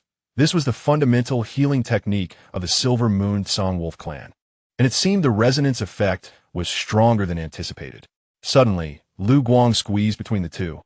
"I want healing too, but you're not injured," Lin Xi said helplessly while inspecting Lu Guang's paws. "Here." Lu Guang pointed to his chest, seeing the master tending to the great wolf dog. "It hurts here." Lin Yi rolled his eyes, yet unusually refrained from mocking him. As night fell, the awkwardness of having only one bed in the dormitory resurfaced. Ever since the three began cohabitating, though ostensibly Lin Yi played the role of the older cousin, with Lu Guang as the younger student, Sleeping arrangements had turned into nightly skirmishes. I'm sleeping on the left. Lu Guang leaped onto one side of the bed. I'll guard the door. Lin Yi transformed back into his silver wolf form, lying directly at the entrance. Lin Xi sighed. Lin Yi, you need to rest well. You've expended too much energy today. The silver wolf lifted his head, his icy blue eyes glimmering in the darkness. After a moment of stalemate, he slowly approached the bed, reverting to human form and lying on the right side. Thus, a peculiar situation arose. Lin Xi found himself sandwiched in the middle, with Lu Guang transformed into a small cat, insisting on resting his head on Lin Xi's arm on the left and Lin Yi, maintaining human form, but with his tail wrapped around Lin Xi's waist on the right. I'm feeling a bit suffocated, Lin Xi murmured in protest. You'll get used to it, Master. Lu Guang burrowed into the crook of his neck. Quiet, sleep. Lin Yi's arm crossed over his chest. Lin Xi gazed despairingly at the ceiling, yet couldn't he help but let his lips curl upwards. In the middle of the night, Lin Yi was carefully using his claws to pry Lu Guang's tail off his neck, his movements astonishingly gentle. Lin Yi, Lin Xi called out sleepily. The silver-haired wolf froze, ears perking up instantly. Your blanket has fallen off. Only then did Lin Xi realize Lin Yi was covering him with a blanket, while Lu Guang had somehow transformed back into human form, entangled around him like an octopus. Thank you, Lin Xi whispered, feeling a warmth bloom in his heart. Lin Yi did not respond, merely lying back down, though this time maintaining a slight distance. But before long, that silvery tail unwittingly coiled around Lin Xi's wrist once more, as if fearing he might escape. Lin Xi smiled in the darkness, allowing the two shapeshifters to claim him in their own ways. Outside the window, the full moon hung high, its silvery light cascading down, enveloping the intertwined figures of the three. Chapter 32. Hot Spring Holiday Hot Spring Vouchers. Lin Xi accepted the 3 cards glimmering with a faint blue sheen from Minter Yunlan, feeling their icy touch. For us? Zunlan not that? Her chestnut ponytail swaying gently behind her. The spiritual spring at the back of the academy has remarkable effects for replenishing spiritual energy, especially for the 3 of you. She cast a meaningful glance at the 2 disguised shapeshifters behind Lin Xi, who have recently expended quite a lot. As Lin Xi felt a warmth in his ears, he instantly comprehended what Yunlan was alluding to, having been used as a pillow by 2 shapeshifters for 2 consecutive nights. Coupled with the residual effects of the dual moon resonance, he indeed felt a pang of soreness in his waist and back. Thank you, Minter, Liu Guang exclaimed, seizing the hot spring pass, her cat ears quivering with excitement beneath her disguise. Master, shall we go tonight? Although Lin Xi noted that Lin Yi remained silent, he observed the faint outline of his wolf ears peeking through his hair, a telltale sign of his interest in the matter. Thus it was settled. As Yunlan turned to depart, he suddenly looked back. Oh, remember, the spiritual spring opens only once a week, so do bring your student ID. Once Yunlan had walked away, Liu Guang promptly transformed back in her kitten form, leaping onto Lin Xi's shoulder and nuzzling her head against his cheek. Master, I can help you groom. A cat's tongue is excellent for cleaning. Lin Yi swiftly plucked her off, stating, no exposing your form in public. Though his tone was stern, Lin Xi distinctly noticed him surreptitiously sniffing the back of Liu Guang's neck, a gesture of acceptance from the silver moon gray wolf. Shall we set off after dinner? Lin Xi proposed, his heartbeat inexplicably quickening at the thought of soaking in the hot spring with 2 shapeshifters. As twilight descended, the trio made their way along the winding mountain path towards the academy's rear.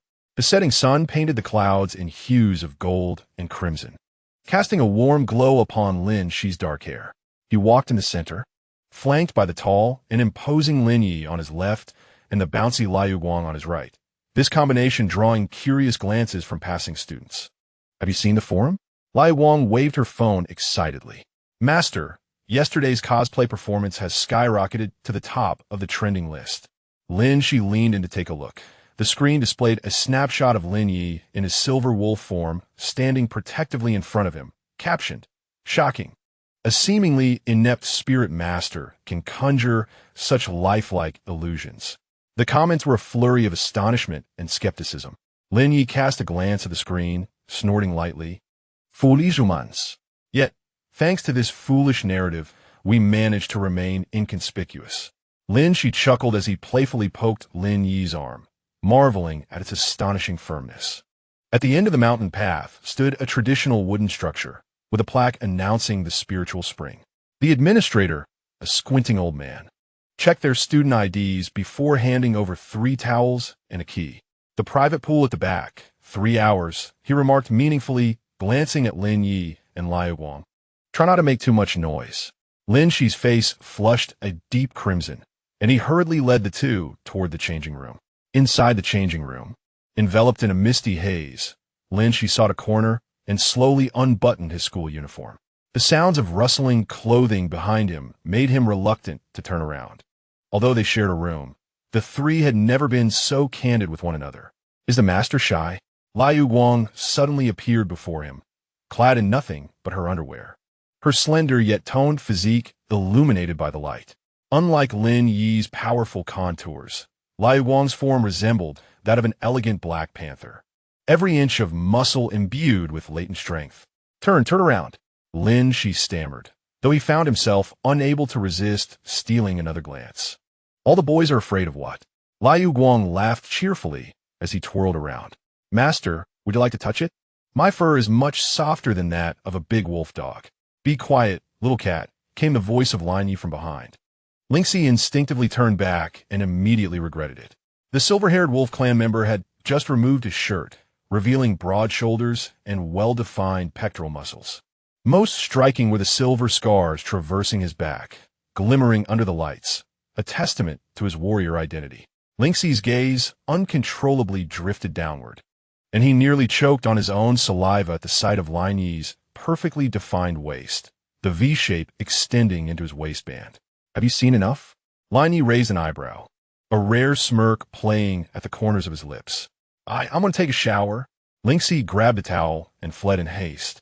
The sounds of Liu Guang's laughter and Lin Yi's low chuckle trailing behind him. The shower area was a semi-open cubicle, and Lin Xi chose the innermost position, turning the water temperature down to its lowest to cool his flushed cheeks. Just as he was applying shampoo to his hair, a corner of the curtain was suddenly pulled back. Master, let me help you wash your back. Liu Guang nimbly slipped in, completely naked, his wet black hair clinging to his forehead, emerald eyes shimmering in the steam. I can do it myself. Lin Xi started to protest, but a bar of soap slipped from his grasp, landing at his feet. He stumbled backward, only to be caught securely by a pair of hands. Be careful. Lin Yi had entered unnoticed, his silver hair darkening when wet, clinging to his sharply defined face. His palm was warm, firmly supporting Lin Xi's waist. Suddenly, the cramped shower cubicle was filled with 3 grown men, causing Lin Xi's mind to go blank. He stood frozen as Liu Guang eagerly scrubbed his back while Lin Yi stood nearby, his gaze lingering on every inch of Lin Xi's skin. Master's skin is so fair, Liu Guang remarked as his fingers glided over Lin Xi's shoulder blades, smoother than milk. Lin Yi abruptly snatched the towel away, saying, Your technique is incorrect. The Silver Moon Wolf Clan's massage skills enhance spiritual energy circulation. Huh. The big wolf dog just wants to take advantage. The two wrestled for the towel behind Lin Xi, splashing water everywhere. At last, Lin Xi could no longer endure it and snatched the towel back. I'll do it myself. 10 minutes later, the three finally arrived at the hot spring. The milky water steamed invitingly, surrounded by natural stones. Lin Xi wrapped a towel around his lower body and cautiously tested the water temperature. It's so hot. Gradually acclimate, Lin Yi said, confidently stepping into the pool, the water rising over his muscular waist. Liu Guang, on the other hand, dove straight in, splashing water all over Lin Xi. Liu Guang, sorry, master. The cat-eared boy emerged from the water, shaking droplets from his hair. Come on down. It's super comfortable. Taking a deep breath, Lin Xi slowly slid into the hot spring. The scalding water made him gasp, but soon a wave of soothing warmth spread through him. The unique minerals of the spring tingled against his skin, prompting involuntary sighs of pleasure. How is it? Lin Yi swam over to him, droplets cascading down his collarbone. It's amazing, Lin Xi replied, relaxing against the edge of the pool. Closing his eyes, in a moment of dazed reverie, he felt something soft entwining around his calf. It was Lin Yi's tail. The silvery wolf's tail swayed gently in the water, wrapping around Lin Xi's leg as if it possessed a consciousness of its own, only to feign nonchalance and release its hold when Lin Xi turned to look. Snap! Lin Xi suddenly turned his head, discovering that Lu Guang had conjured a waterproof camera from seemingly nowhere, snapping pictures of them fervently. Delete that. Lin Xi lunged forward to snatch it, but Lu Guang nimbly dodged out of reach. Absolutely not. This is evidence of the shy, big wolf dog. Lu Guang swam toward the other end of the pool. The title of the photo dubbed the infatuated tale of the aloof silver wolf. Lin Yi's face darkened like a soot-laden pot as he pounced after Lu Guang. The two chased each other in the pool, splashing water that dampened Lin Xi's hair. For a moment, the pool fell silent. By the time they finished soaking in the hot springs, the night had grown deep. The three of them, clad in yukatas, strolled slowly back along the mountain path. The moonlight, as fluid as water, elongated their shadows. Master, carry me, Lu Guang playfully clung to Lin Xi's back, the collar of his yukata loose and revealing a generous expanse of fair chest. Walk yourself, Lin Yi said, tugging at the back of Lu Guang's collar to pull him down, while he stealthily inched closer to Lin Xi, his tail subtly swaying beneath the yukata. Lin Xi couldn't help but chuckle. Upon returning to the dormitory, a weary Lin Xi collapsed into sleep. In a drowsy haze, he sensed someone gently drying his hair while another carefully tucked him under the covers. When he awoke in the middle of the night, he found his bed more crowded than usual. Lin Yi, in his silver wolf form, occupied the right side, his massive frame resembling a warm wall. Lu Guang had transformed into a small black panther, curled up in the crook of his neck, emitting soft purring sounds. Lin Yi's tail encircled his waist, while Lu Guang's tail rested atop his hand. Lin Xi shifted slightly, pretending to turn over. The two shapeshifters instantly awakened simultaneously, nervously checking his condition. Once assured of his well-being, Lin Yi gently nudged his forehead with his nose, while Lu Guang licked his fingers before both fell back into deep slumber. The moonlight streamed through the gaps in the curtains, and under their dual guardianship, Lin Xi smiled with closed eyes. At that moment, he was utterly convinced that everything was worthwhile. Chapter 33. Foolish Wolf, Clumsy Cat. As the morning sun climbed onto the windowsill, Lin Xi was roused by a fluffy sensation. Blurrily, he opened his eyes to meet a pair of emerald-green feline eyes. Lu Guang had reverted to his Black Panther form, gently brushing the tip of his tail against Lin Xi's nose, purring affectionately. Good morning, little rascal. Lin Xi smiled as he reached out. Just as his fingertips grazed the panther's sleek fur, something seized his wrist. Turning his head, he saw the silvery giant wolf gently biting his wrist, its icy blue eyes glaring with a clear message: no touching others. Lin Xi sighed helplessly. Can you two not fight over me every morning? The silver wolf released its grip, nudging its head against his palm in a display of affection, while the Black Panther flicked its tail in dissatisfaction, leaping atop the wardrobe to survey them from a higher vantage point. Just then, a knock echoed at the dormitory door, accompanied by Instructor Yunlan's voice. Lin Xi, come out for a moment. There's a new task. Lin Xi hurriedly donned his school uniform and, before departing, reminded everyone, no tearing the house apart. Yunlan and He Bao simultaneously turned their heads away, as if to convey their indifference. In the office, Yunlan handed over a document. A wild manifestation event has occurred in the western part of the city. The Spirit Contract Temple is short-staffed and seeks your assistance. Lin Xi opened the document, and the photograph revealed a rampaging rock-armored bear wreaking havoc on the streets. Is this a high-level manifestation? He wondered. Are we capable of handling this? Fear not, for Lin Yi is present.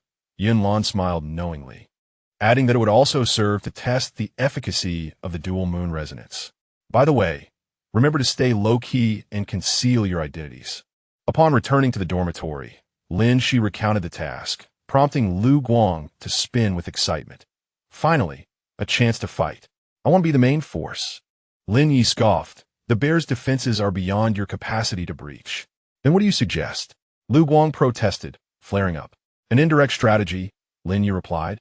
his tail lightly tapping the ground. Lin Xi will distract it. I will break through from the front, and you. He scrutinized Hey Bao. We'll pick up the scraps. We'll pick up scraps. Lu Guang fumed, transforming back into his human form, his disheveled black hair standing on end. I am a high-level shadow blade leopard. Lin Xi, observing the impending quarrel between the two, suddenly recalled Yunlan's words and had a brilliant idea. Why not let rock, paper, scissors decide? The air grew thick with tension. Yunlan and Hey Bao exchanged glances, as though they had heard an outrageous proposition. Ultimately, it was Lin Yi who yielded first, extending his furry paw. Lu Guang's eyes lit up as he swiftly chose paper. I won, he exclaimed triumphantly, making a face at Lin Yi. The main force is mine. Lin Yi's ears drooped, and his tail languidly swept the floor, resembling a large dog being bullied. Unable to resist, Lin Xi affectionately rubbed his wolf ears. All right, when we return, I'll buy you some fish treats. Yunlan abruptly raised his head, a flicker of anticipation gleaming in his icy blue eyes, only to turn away again. I do not eat such things. The streets of the western city lay in ruin. The rock-armored bear was smashing streetlights with its massive paws, its tough, rocky skin gleaming with a metallic sheen under the sun. Indeed, this creature's defenses were formidable. Lin Xi crouched behind the rubble, observing the bear withstand the onslaught from the spirit-contract Temple's guards unscathed. Lu Guang had stealthily maneuvered to the side, his form as Hey Bao nearly merging with the shadows. Master, the signal. Taking a deep breath, Lin Xi charged out according to their plan, deliberately swaying in front of the rock-armored bear. Hey, big guy, look over here. He waved the energy dagger that Yunlan had provided him at the last moment. True to expectation, the rock-armored bear was drawn in, roaring as it turned to pursue him. Now, Lin Xi shouted, simultaneously activating his spiritual core. The synergy brought forth by the dual moon resonance manifested at that moment. He could clearly sense Lin Yi's position and even anticipate his movements. The silvery giant wolf leapt down from the rooftop like a flash of lightning, landing precisely on the bear's back, its sharp claws sinking into the rocky crevices. Ayo! The rock-armored bear howled in pain, thrashing wildly. Seizing the opportunity, Lu Guang darted from the shadows, his claws aimed directly at the bear's eyes.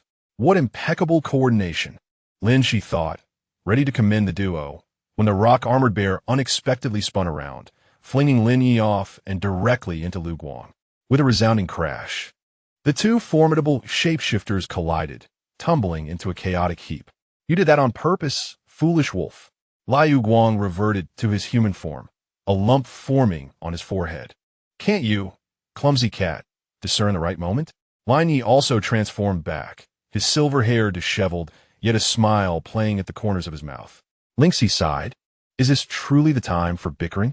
The armored bear would not wait for them, roaring as it charged once more. In a moment of inspiration, Lin Xi suddenly infused the spiritual energy into the contract link connecting the two. Lin Yi, strike with your left front leg. Lu Guang, with your right hind leg. The silver wolf and the black panther exchanged a glance, instantly comprehending his intent, and simultaneously launched their attacks. The armored bear's movement faltered, tiny cracks appearing at its joints. Now was the moment. Lin Xi poured all his spiritual energy into his dagger and hurled it with all his might. The dagger struck precisely into the crack of the bear's left front leg, triggering a chain reaction. With a deafening howl, the bear's massive body collapsed, its rocky skin shattering into fragments. Done. Lu Guang clapped, suddenly leaning in to plant a quick kiss on Lin Xi's cheek. A reward from the master. Lin Xi's face flushed a deep crimson, and before he could react, Lin Yi yanked him behind him. The silver-haired wolf glared coldly, his fur bristling. Who permitted you to touch him? I just did it, so what? Lu Guang replied smugly, flicking his tail, just as another confrontation was about to unfold. The Spirit Contract Hall personnel finally arrived. Thank you for your assistance. May I know your names? Lin Xi hurriedly defused the situation. It was merely a trifling effort. We have matters to attend to, so we shall take our leave. He pulled the still confrontational duo along, nearly fleeing the scene. The journey back was enveloped in an unusual silence. Lin Xi walked between the low-pressure Lin Yi on his left and the sulking Liu Guang on his right, feeling as if he were sandwiched between two volatile explosives. Attempting to break the ice, Lin Xi remarked, "Your cooperation earlier was quite commendable. Had it not been for someone hindering our efforts." In unison, the two retorted, shooting glares at each other. Upon returning to the dormitory, Lin Yi unexpectedly pinned Lin Xi against the wall, complex emotions swirling in his icy blue eyes. "Human, you are my contract partner." I am aware. Lin Xi's heart raced, his nose nearly brushing against Lin Yi's chest. Thus, Lin Yi leaned closer, their proximity narrowing. "You must not allow others to touch you." The warmth of his breath brushed against Lin Xi's lips, prompting him to instinctively close his eyes. Just as their lips were about to meet, Liu Guang leapt onto the table, shattering a cup with a loud crash.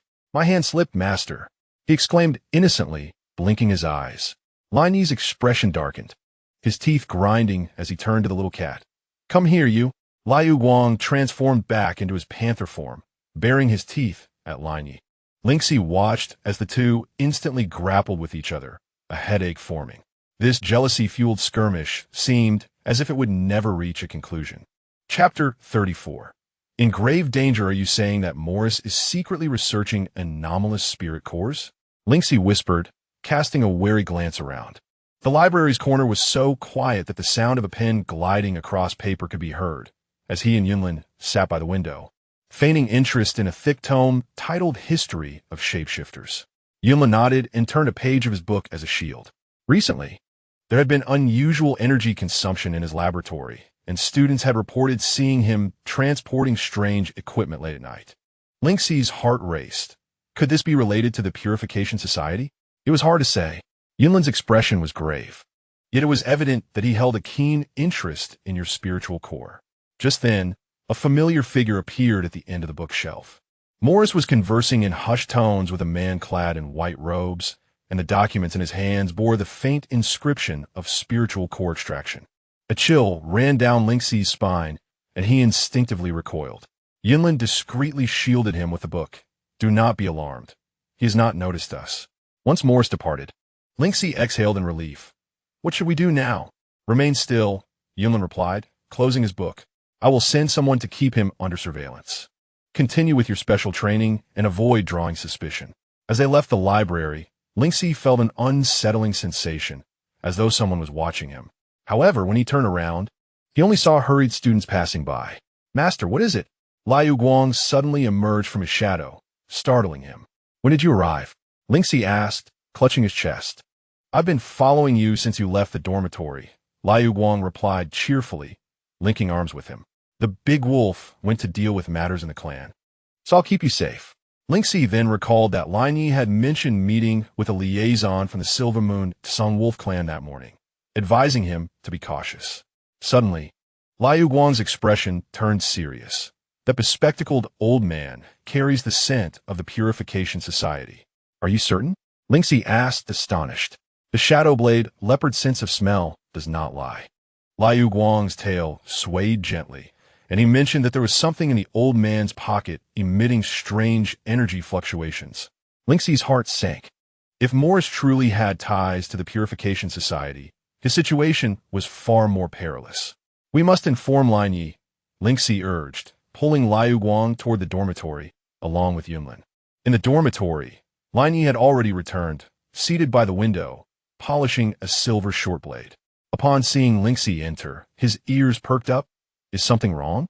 Lin Xi recounted the library incident, and Lin Yi's expression instantly turned icy. "I suspected that old man was up to no good. What should we do now?" Lin Xi asked anxiously. "Lure the snake out of its hole," Lin Yi replied, a glint of determination in his eyes. "Since he desires your spiritual core, we shall provide him with an opportunity." Liu Guang rubbed his hands together excitedly. "Shall we set a trap? I excel at this." The three gathered around the table to devise a plan. They ultimately decided that Lin Xi would feign a loss of control during training to draw Morris into action, while Lin Yi and Liu Guang would lie in ambush, waiting to seize the opportunity. "Tomorrow afternoon during training, I will conceal myself nearby," Lin Yi stated, sheathing his short blade. "Liu Guang will be on outer watch." "What about the master?" Liu Guang asked with concern. "I will be fine," Lin Xi assured, clutching the crescent-shaped pendant at his chest. With it, Morris cannot harm me. That night, Lin Xi lay in bed, tossing and turning, unable to sleep. Moonlight filtered through the curtains, casting shadows of two guardians upon the floor. Lin Yi, in his silver wolf form, lay beside the bed, while Liu Guang had transformed back into a black panther, curled at his feet. Unable to sleep, Lin Yi's voice broke the silence, carrying a hint of hoarseness. Lin Xi nodded. I'm a bit worried. The silver wolf rose, gently nudging his cheek with its head, its ice-blue eyes radiating an extraordinary tenderness beneath the moonlight. Trust me, it whispered. Lin Xi's heart gradually found solace, and he reached out to caress the soft wolf ears. I trust you. With a dissatisfied grunt, Liu Guang burrowed into his embrace, its fluffy tail enveloping his hand. Master must also trust me. Lin Xi chuckled softly, finding himself obliged to comfort both little creatures simultaneously. Under their dual guardianship, he finally drifted into a deep slumber. The atmosphere in the training room the following afternoon was palpably tense. Following the plan, Lin Xi deliberately feigned instability in his spirit core before Morris, beads of sweat forming on his forehead and his breath quickening. It appears your spirit core is indeed unstable, Morris remarked, adjusting his glasses, a glimmer of greed flashing in his eyes. It requires special treatment. Follow me to the laboratory. Lin Xi pretended to hesitate, but Mentor Yunlin said she was unsure of how severe your condition is. Morris urged if this drags on, your spirit core will completely collapse. Reluctantly, Lin Xi acquiesced and followed him toward the laboratory. Along the way, he could distinctly sense two familiar auras. Lin Yi concealed in the shadows atop the roof, while Liu Guang, like a fleeting shadow, silently trailed behind. Morris's laboratory was located 3 levels underground, heavily guarded. Upon entering, Lin Xi was taken aback by the sight before him. Walls adorned with various dissection diagrams of spirit cores, and at the center, a transparent container floated a pulsating blue spirit core, strikingly similar to his own. Surprised? Morris's voice took on a sinister tone. This is the culmination of years of research. An anomaly like yours is destined to serve science. A chill ran down Lin Xi's spine. What do you intend to do? It's quite simple, Morris declared, producing a gleaming instrument. I require a sample of your spirit core. Just a little will suffice. He advanced step by step, his eyes alight with madness. Lin Xi, adhering to the plan, pretended to be frightened, retreating until he found himself cornered against the wall. Stay back. Do not struggle, Morris sneered, raising the instrument. No one will come to save you. Just as the instrument was about to make contact with Lin Xi, a flash of silver light erupted. A whoop! The colossal silver wolf descended from the heavens, swatting the instrument from Morris's grasp, its sharp claws pressing against his throat. Liu Guang materialized at the doorway, its panther form blocking all avenues of escape, its emerald eyes brimming with murderous intent. You too. Morris trembled with fear. The Spirit Contract Hall will not spare you. You should worry about your own fate. Lin Yi's voice was cold as ice. Collaborating with the Purity Sect. You deserve a fate worse than death. Morris's face turned ashen. I did not. Enough of the charade. Liu Guang retrieved a black token from his pocket, inscribed with the emblem of the Purity Sect. What is this? The evidence was irrefutable, and Morris could no longer deny it, collapsing to the ground.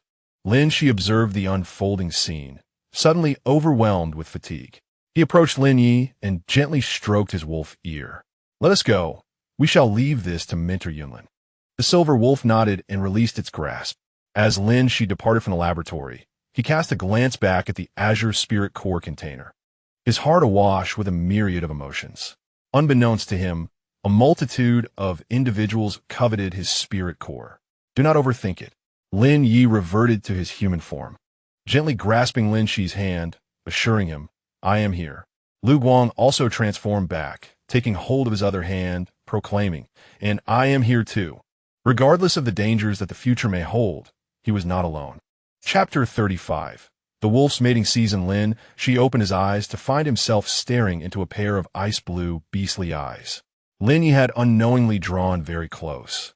His silvery wolf ears pressed against his head, the tip of his nose nearly brushing Lin Xi's cheek. Lin Yi? Lin Xi instinctively recoiled, only to be firmly restrained by Lin Yi's grip on the nape of his neck. The deep, resonant breaths characteristic of the wolf clan brushed past his ears, laden with a foreboding implication. Do not move. Lin Xi's heartbeat spiraled out of control. Since the incident in the laboratory, Lin Yi had exhibited peculiar behavior, consistently drawing near, his tail frequently entwining around Lin Xi's wrist, and even resting his head on Lin Xi's shoulder while he read. What is wrong with you? Lin Xi's voice trembled as his fingertips inadvertently grazed Lin Yi's feverish earlobe. The silver wolf's body tensed abruptly, a suppressed growl escaping his throat, while his tail swept across Lin Xi's hand uncontrollably. At that moment, a shadow abruptly intervened. What are you doing, big wolf dog? Engaging in lewd behavior in broad daylight. Lu Guang, having awakened unbeknownst to them, stood with his hair tousled and his feline claws glinting ominously.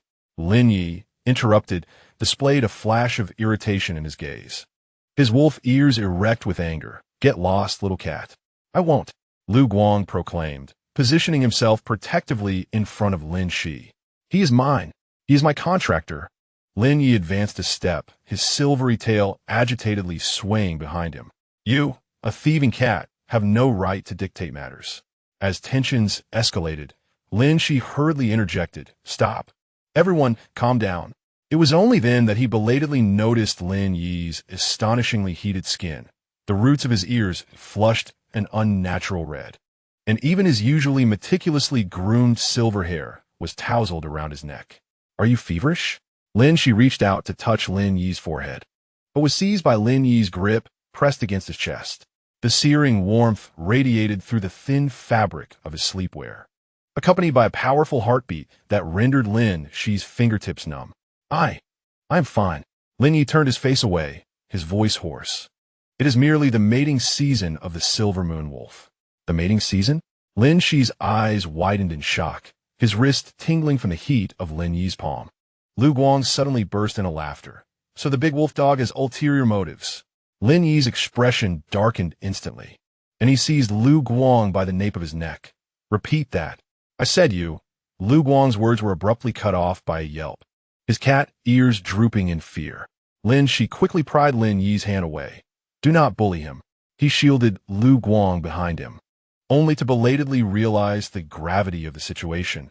Would a wolf during mating season lose control? What does this mating season entail? Lin Xi steeled himself to inquire, his cheeks flushed enough to fry an egg. Lin Yi's ears twitched, his gaze drifting, isolation or... His eyes fell meaningfully upon Lin Xi's lips. The sudden light veiled Lin Xi's eyes. Inappropriate for children. Master, do not listen to his nonsense. A wolf in heat merely needs to be caged and fed raw meat. You are the one who should be caged. Lin Xi's tail thudded heavily against the floor, producing a dull sound. Lin Xi sighed. This life has become unbearable. Ultimately, he invited Lin Yi into the bathroom. A cold shower for half an hour. He handed over a towel with a stern expression, as if handling hazardous materials. Lin Yi fixed his gaze on Lin Xi's flushed ears and suddenly grasped his chin, leaning down to nuzzle against the corner of his lips. Could you help me wash my back? The warm breath mingled with a faint scent of cedar overwhelmed Lin Xi's mind, rendering him momentarily speechless, and he could only stiffly shake his head. I can wash myself. He turned to flee, oblivious to the fleeting glimmer of amusement in Lin Yi's eyes as he watched Lin Xi's retreating figure. As the bathroom door closed, the light immediately approached. Master, we should flee. A wolf in heat could be dangerous. That's an exaggeration, Lin Xi attempted to argue, but recollected the accounts he had read about the silver moon wolves during their mating season, becoming possessive and marking their partners with scent. He instinctively touched the back of his neck, where Lin Yi's fingertips had seemingly left a lingering warmth. In any case, he needed to find a way to calm him down. Lin Xi gazed at the bathroom door, from within which the sound of rushing water could be heard. Are you aware of any taboos for wolves during their mating season? The light rested his chin on his hand. Pondering, it seems they shouldn't be exposed to stimulating scents such as catnip. Lin Xi questioned, is that reliable? Half an hour later, Lin Yi emerged from the bathroom with damp silver hair. His temperature had indeed lowered somewhat, yet his gaze remained glued to Lin Xi, following him like a large dog. "Master, have some milk." The light brought forth a cup of warm milk, and, while Lin Xi was distracted, secretly sprinkled a shimmering powder into it. Just as Lin Xi reached for the cup, Lin Yi snatched it away. "He can't drink this." "Why not?" The light's eyes widened in surprise. "Lactose intolerant." Lin Yi nonchalantly disposed of the milk into the trash, though his tail triumphantly brushed against Lin Xi's calf. The light, hands on hips, huffed indignantly. "You did that on purpose, big wolf dog." Only then did Lin Xi realize that the cup of milk was bubbling with an eerie pink foam. "Light, I merely wish to help Master rid himself of the lecherous wolf." The light pouted, his cat ears drooping into triangular shapes.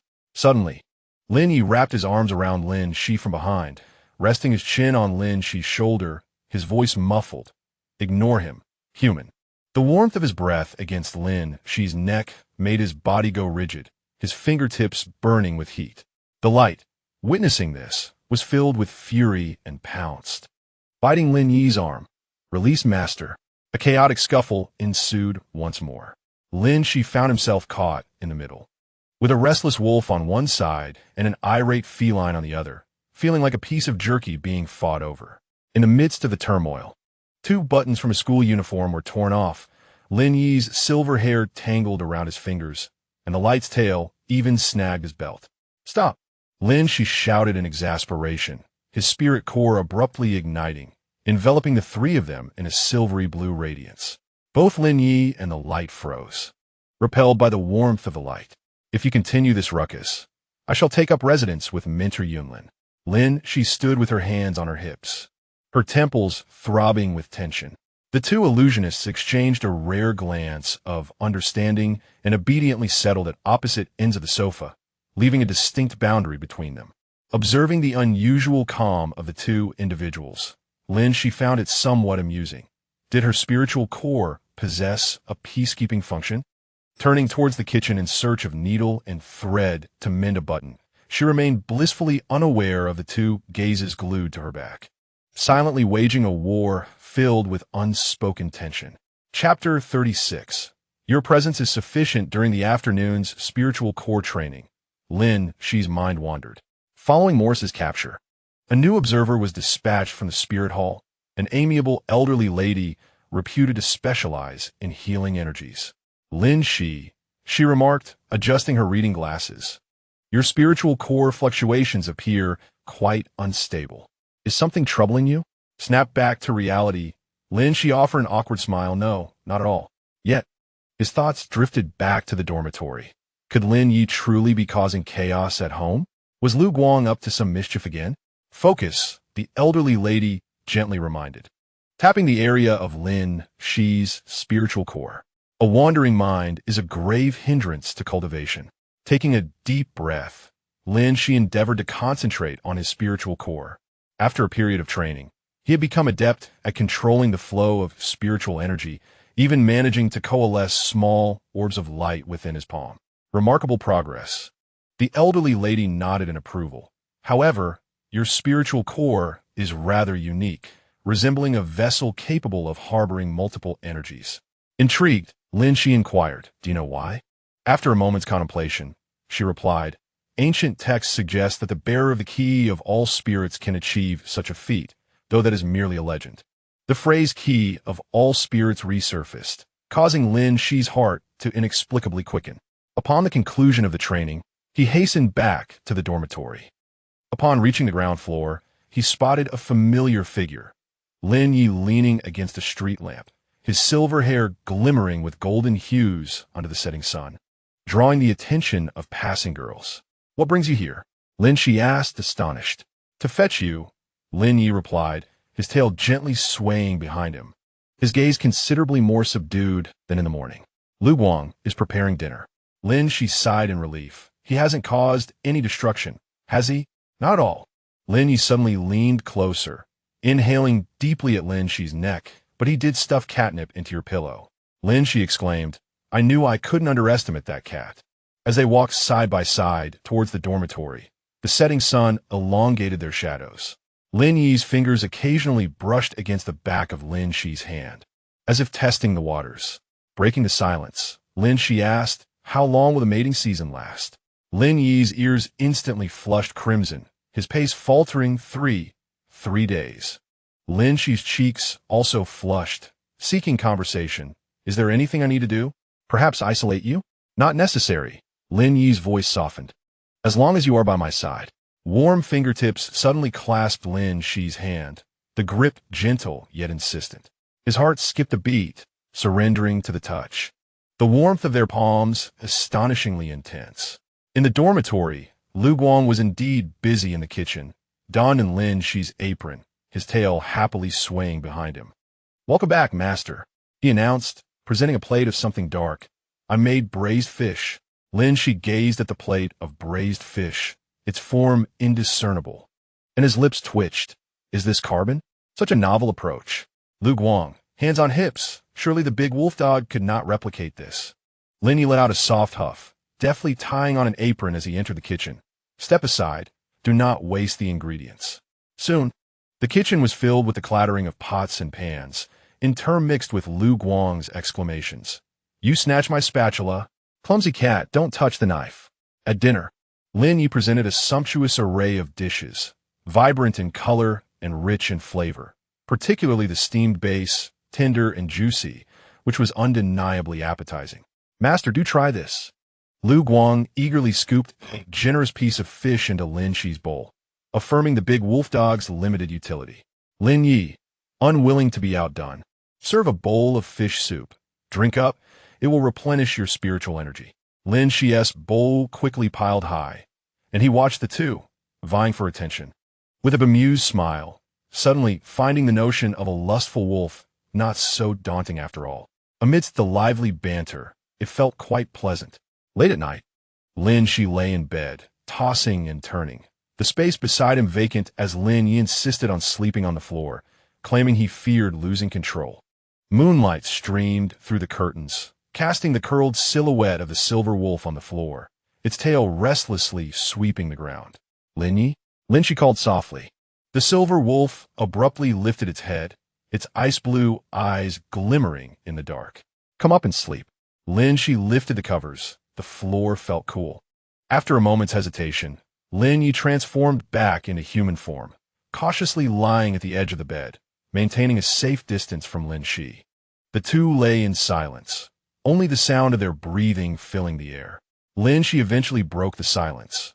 "Is the mating season difficult?" Lin Yi's body stiffened momentarily. "Not too bad. Do you need help?" Lin Xi's voice was barely a whisper, his cheeks burning with embarrassment. In the darkness, he sensed Lin Yi's breath quickening, a heated hand cautiously resting on his waist. "Come closer." Lin Yi's voice was husky, just a little. Lin Xi obediently shifted, his back pressing against Lin Yi's warm chest.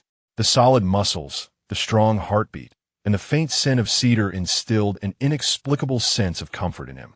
Lin Yi's arms gently encircled his waist, his chin resting on Lin Xi's shoulder, breath brushing against his neck, imbued with a searing warmth. "This is good." Lin Xi closed his eyes, savoring the warmth emanating from behind him, a smile unconsciously gracing his lips, just as he was on the verge of slumber. A dull thud jolted him awake. Opening his eyes, he found Lu Guang inexplicably sprawled on the floor, his black cat form upside down, evidently having fallen from the top of the wardrobe. "Meow!" Lu Guang exclaimed, indignantly leaping onto the bed, wedging himself between the two and wrapping his tail around Lin Xi's arm. Lin Yi's breath instantly grew cold. "Looks like sleeping is out of the question tonight." "Good morning, you lazy cat." Lin Xi chuckled, ruffling Lu Guang's black fur, only to find his fingers coated in hair. "Meow." Lu Guang nuzzled against his palm, suddenly puffing up like a startled cat. The big wolf dog is pretending to sleep again. It was then Lin Xi realized that Lin Yi had awakened at some point, his ice-blue eyes fixated on them, his silver tail dangerously swaying behind him. "If you're awake, then get up." Lin Yi's voice was tinged with the raspy remnants of slumber. Lu Guang promptly leapt into Lin Xi's embrace, presenting the back of his head to Lin Yi, exclaiming, "Master, a hug. The big wolf dog is glaring at me." Lin Xi sighed in exasperation, ready to soothe his two lively companions. Could you possibly refrain from shedding fur? He pondered, gazing at the tufts of hair surrounding him. Feeling akin to a walking carpet, Lu Guang pouted in indignation. It's perfectly normal for cats to shed. Meanwhile, Lin Xi, with an impassive expression, meticulously groomed his silver locks. The fur of the silver moonhowl is a symbol of sanctity. Lin Xi resolved to abandon further dialogue and rose to wash up in the bathroom. In the mirror, he beheld a reflection marked by faint dark circles, disheveled hair resembling a bird's nest, and a few conspicuous strands of white. This life is unbearable, he mused, massaging his temples, only to suddenly notice a faint red mark on his neck, reminiscent of a gentle bite. His cheeks flushed instantaneously as fragments of last night's memories surged forth. Lin Yi's fervent breath, the grasp of his wrist, and the restrained kiss resting upon his neck. Master! Lu Guang's voice echoed from the doorway, startling Lin Xi to the point of nearly colliding with the mirror. The big wolf dog made breakfast. Steadying himself, Lin Xi exited the bathroom to find a lavish spread laid out on the dining table. Fried eggs, toast, milk, and a plate of catnip-laden fish treats. Lu Guang, you gone too far, Lin Xi exclaimed, eyeing the obviously feline snacks with a resigned shake of his head. This is a surprise for the master. Lu Guang proudly presented the fish treats, asserting that the catnip was beneficial for spiritual cores. Suddenly, Lin Yi moved the fish treats in front of himself, expressionless as he began to consume them. You're not to feed this to humans. What are you doing? Lu Guang erupted. That's mine. Is mine now, Lin Yi replied, chewing on the fish treats, a flicker of mischief dancing in his ice-blue eyes. Lin Xi observed this peculiar scene, wondering if the wolf in heat had lost some clarity of thought. Chapter 37. The Marking Crisis. Wake up.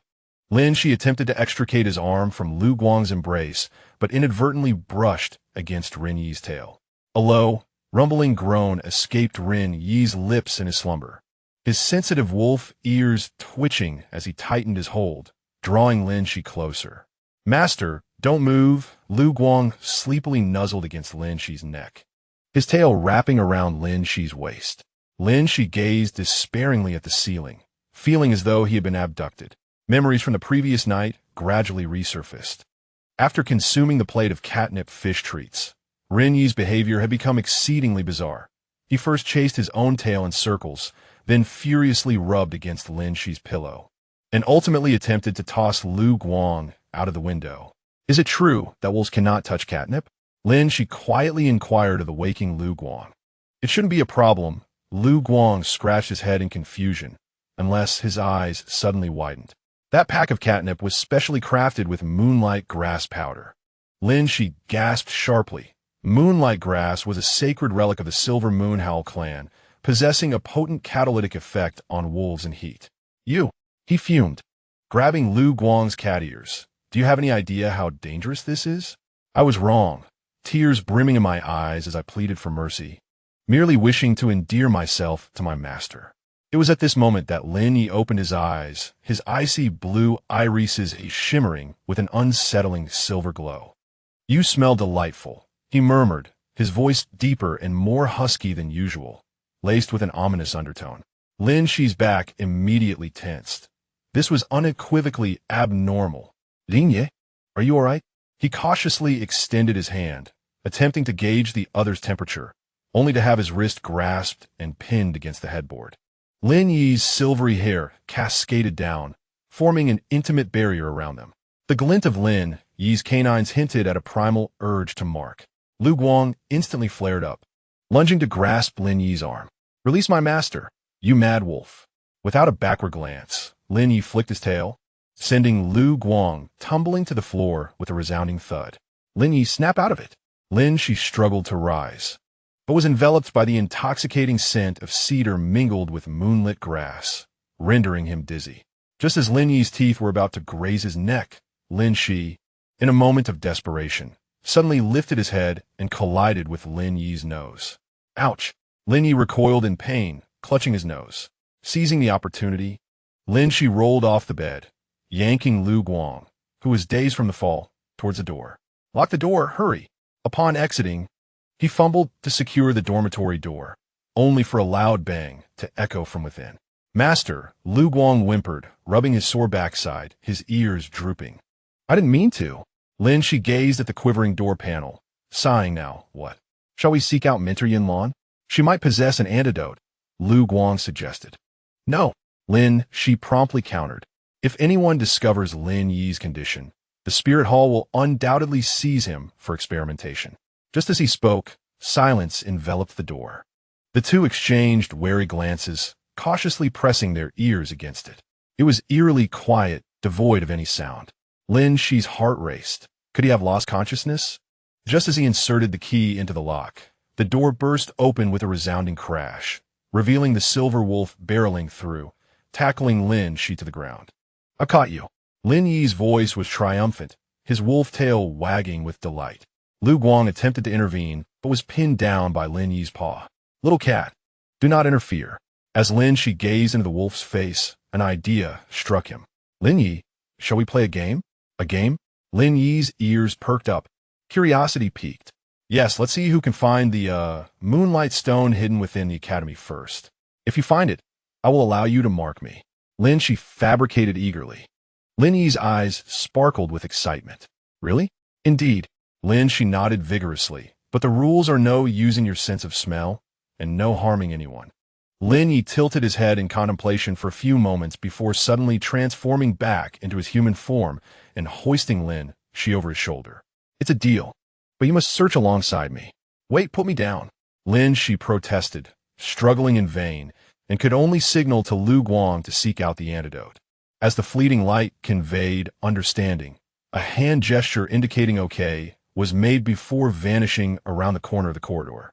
Thus, a spectacle unfolded within the academy, where the silver-haired senior carried the black-haired junior, darting across the campus, trailed by a throng of curious students. "Lin Xi, is this a new play?" One classmate jested. "Shut up." Lin Xi, mortified and furious, buried his face in Lin Yi's back. Lin Yi, oblivious to the surrounding chatter, remained steadfast in his treasure-hunting quest, meticulously examining each location.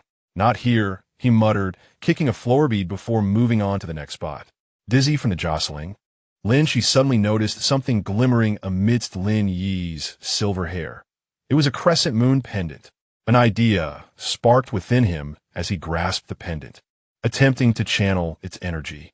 "Lin Yi, look at this," he exclaimed, raising the pendant before him. Lin Yi, indeed intrigued, set Lin Xi down to reach for the pendant. "Moonstone? No, let me take a closer look."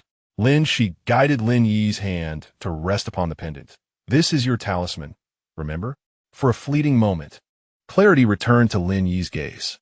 "My talisman, yes. The emblem of the Silver Moon Song Wolf clan." Seizing the opportunity, Lin Xi continued, "You are Lin Yi, my contract holder."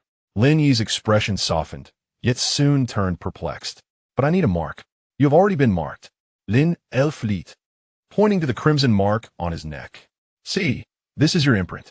Lin Yi leaned in to inspect, his warm breath brushing against Lin Xi's neck, quickening his heartbeat. "No," Lin Yi frowned, "the scent is insufficient." Just as he prepared to bite down once more, the fleeting light rushed back, brandishing a bottle of blue potion. "The antidote is here," he exclaimed, lunging forward to splash the liquid onto Lin Yi's face. In an instant, Lin Yi froze, his silver hair and brows encased in frost, resembling a human ice cream. "Is this the antidote?" Lin Xi trembled as he inquired. The fleeting light scratched his head. "I might have grabbed the frozen version by mistake." Gradually, Lin Yi's eyes regained clarity as he wiped the frost from his face, his voice icy and sharp. "Little cat, you are finished." The fleeting light, with a cry of me.A, hid behind Lin Xi.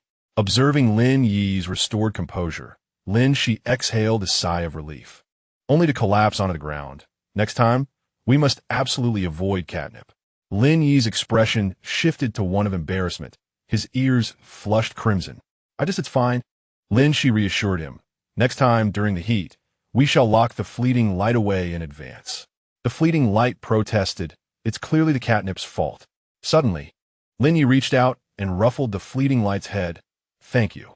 This unexpected gratitude left both boys momentarily speechless. "No, not at all," the fleeting light replied uncertainly. A silence ensued until Minter Yunlin arrived at the scene. Chapter 38. A bit troublesome upon Minter Yunlin's arrival, he beheld the following scene. Lin Xi slumped beside the fountain, his school uniform collar wide open, the suspicious red mark on his neck glaringly visible in the sunlight. The fleeting light was diligently licking Lin Xi's hand, claiming it was for disinfection. Drenched to the bone, Lin Yi stood with icicles hanging from his silver hair, casting a murderous glare at his own claws, as if questioning their lack of control.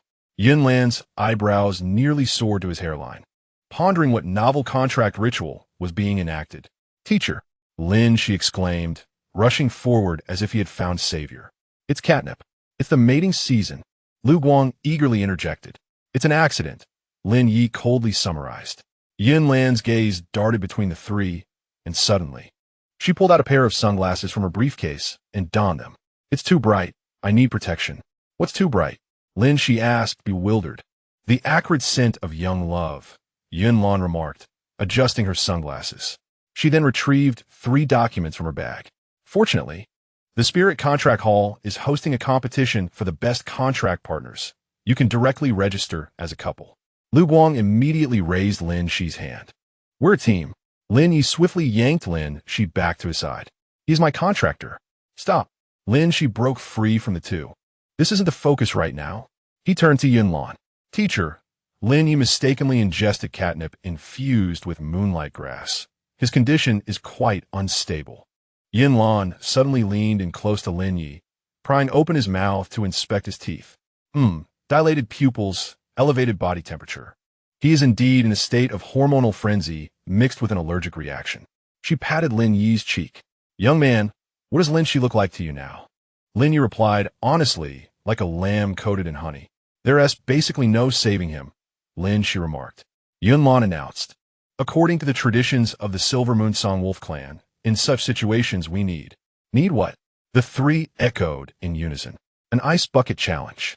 Yunlan produced a bucket from thin air. "Who will fetch the water?" Ultimately, the farce concluded with Lin Yi being doused with 3 buckets of ice water.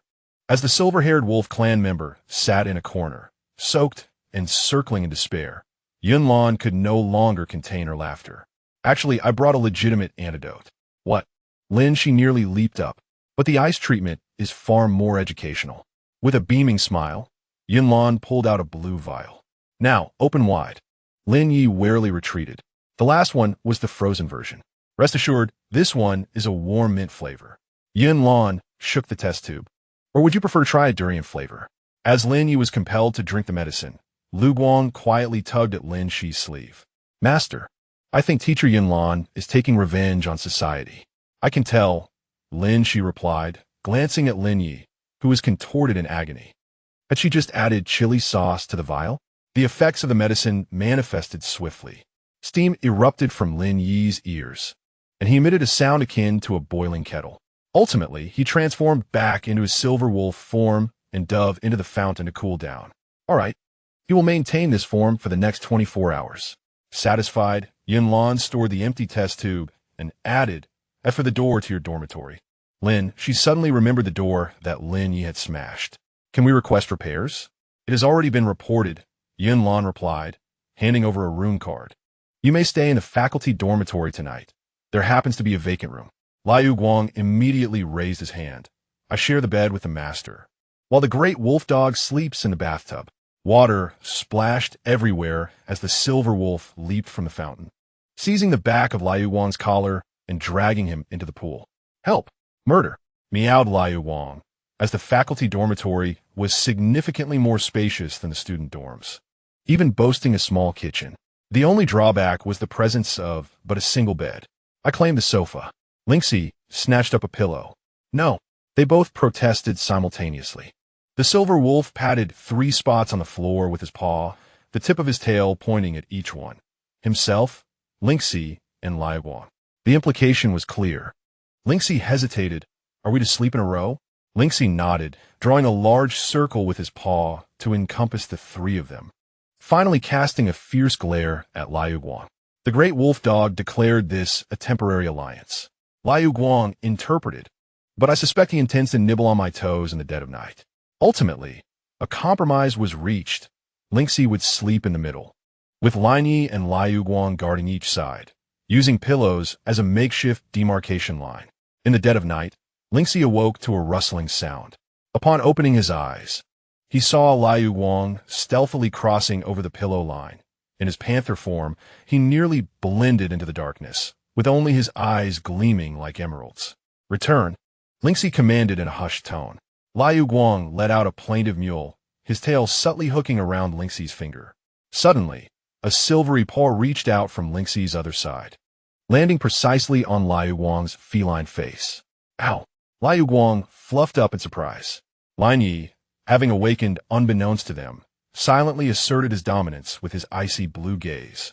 Lin Xi sighed, pressing down on one furry head. "Sleep, or there will be no fish treats tomorrow." This tactic proved unexpectedly effective, and both settled down. Yet, as slumber overtook them, Liu Guang unwittingly nestled his head into Lin Xi's embrace, while Lin Yi's tail securely wrapped around his wrist. Moonlight filtered through the curtain seams, and Lin Xi smiled helplessly amid the dual restraints. Could this perhaps be the vexation of happiness? The following morning, Lin Xi was roused by the enticing aroma of food. Upon opening his eyes, he found Lin Yi had reverted to human form, busily frying eggs in the kitchen, while Liu Guang had also transformed back and was setting the table, a tuft of hair playfully sticking up from his head. "Good morning, master." Liu Guang bounced over, presenting a glass of orange juice. I squeezed it myself. Without looking back, Lin Yi tossed a fried egg that landed perfectly on Lin Xi's plate. "Eat." Lin Xi gazed at the starkly contrasting breakfast styles. Liu Guang had prepared charming paw-shaped sandwiches, while Lin Yi's consisted of hearty pork chops and fried eggs. It wasn't until he bit into the paw-shaped sandwich that Lin Xi forcibly suppressed a cough. "What sauce is in this?" "Special me.A sauce," Liu Guang excitedly explained, "made from tuna," and Lin Xi snatched the milk from Lin Yi's hand and drank it down in one gulp. Lin Yi raised an eyebrow. "Is it that unpalatable?" "You try it." Lin Xi pushed the sandwich toward him. 5 seconds later, the window of the faculty dormitory burst open. In wolf form, Lin Yi bolted out, pursued by Liu Guang wielding a kitchen knife. "Spit it out." "That was my heartfelt breakfast for the master." Lin Xi gazed at the chaotic morning, suddenly recalling Yun Lan's words from yesterday. Being young is truly wonderful, albeit a bit troublesome. Observing the doorframe, once again damaged, Lin Xi wholeheartedly agreed. Chapter 39. Silver Moon. Meow meow. Lin Xi, please wait. As the class bell rang, a girl with a ponytail blocked Lin Xi's path, cradling a meticulously wrapped gift box in her hands. Lin Xi blinked in confusion. "You are Su Xiao from Class 2, Grade 3. Blushing, the girl thrust the gift box in his arms, exclaiming, "I made these energy cookies myself. I hope you like them." Before Lin Xi could respond, she covered her face and dashed away, leaving him standing in the corridor, holding the box as laughter erupted around him. "Wow, Lin Xi's receiving gifts again? That's the third one this week, isn't it?" Embarrassed, Lin Xi scratched his head. Just as he was about to open the box, the gift suddenly vanished from his grasp. "Let me inspect it." Lin Yi appeared beside him, his silver hair glinting in the sunlight. With elegant fingers, he unwrapped the package, declaring it might be toxic. "Hey!" Lin Xi attempted to reclaim it, but Lin Yi held it high. "I want to check too." Liu Guang sprang from the shadows, snatching a box. "Wow, heart-shaped cookies." Inside the box were neatly arranged cookies shaped like little cat paw prints, adorned with icing that read to Lin Xi. Lin Yi's expression instantly turned icy. "Throw it away." Liu Guang shielded the cookie box, insisting, "The owner must decide. Unidentified food is not to be consumed." Lin Yi reached to snatch it back. The two engaged in a tug-of-war in the corridor, drawing the attention of passing students. "Stop it." Just as Lin Xi was about to intervene, a cookie flew from the box, striking him squarely on the forehead and shattering into 2 pieces. The atmosphere froze momentarily. Lin Yi and Liu Guang froze as well, resembling 2 chastened puppies. "I'm sorry, master." Liu Guang nuzzled Lin Xi apologetically. Lin Yi silently picked up the cookie fragments from the ground, his ears twitching uncomfortably. "It's my fault." Seeing the typically imposing illusionist now looking dejected, Lin Xi couldn't help but chuckle. "Never mind. He bent down to ruffle Lu Guang's head and patted Lin Yi's shoulder, adding, "But no more of this next time." The two immediately nodded vigorously, though their gazes remained fixated on the cookie box. Upon returning to the dormitory, as Lin Xi placed the cookie box on the table, he heard a suspicious crunching sound from behind. Turning around, he saw Lu Guang nibbling on half a cookie. "Spit it out." Lin Yi swiftly seized Lu Guang by the scruff of his neck. Lu Guang shook his head vigorously, swallowing the cookie in a few bites, and proudly stuck out his tongue. "Delicious. Master, this girl has quite the skill." Lin Yi's tail fluffed up instantly. "Human, you are not allowed to eat those cookies." "Why?" Lin Xi asked, perplexed. "Because," Lin Yi's ears turned slightly red, "what I make is far tastier." With that, he magically produced a food container from behind, revealing neatly arranged cookies shaped like little bones, exuding a rich, milky aroma. Lu Guang immediately leaned in to sniff. "Wow, the big wolf dog can actually bake cookies?" Lin Yi proudly lifted his chin, declaring, "The silver moon Songlang is capable of anything."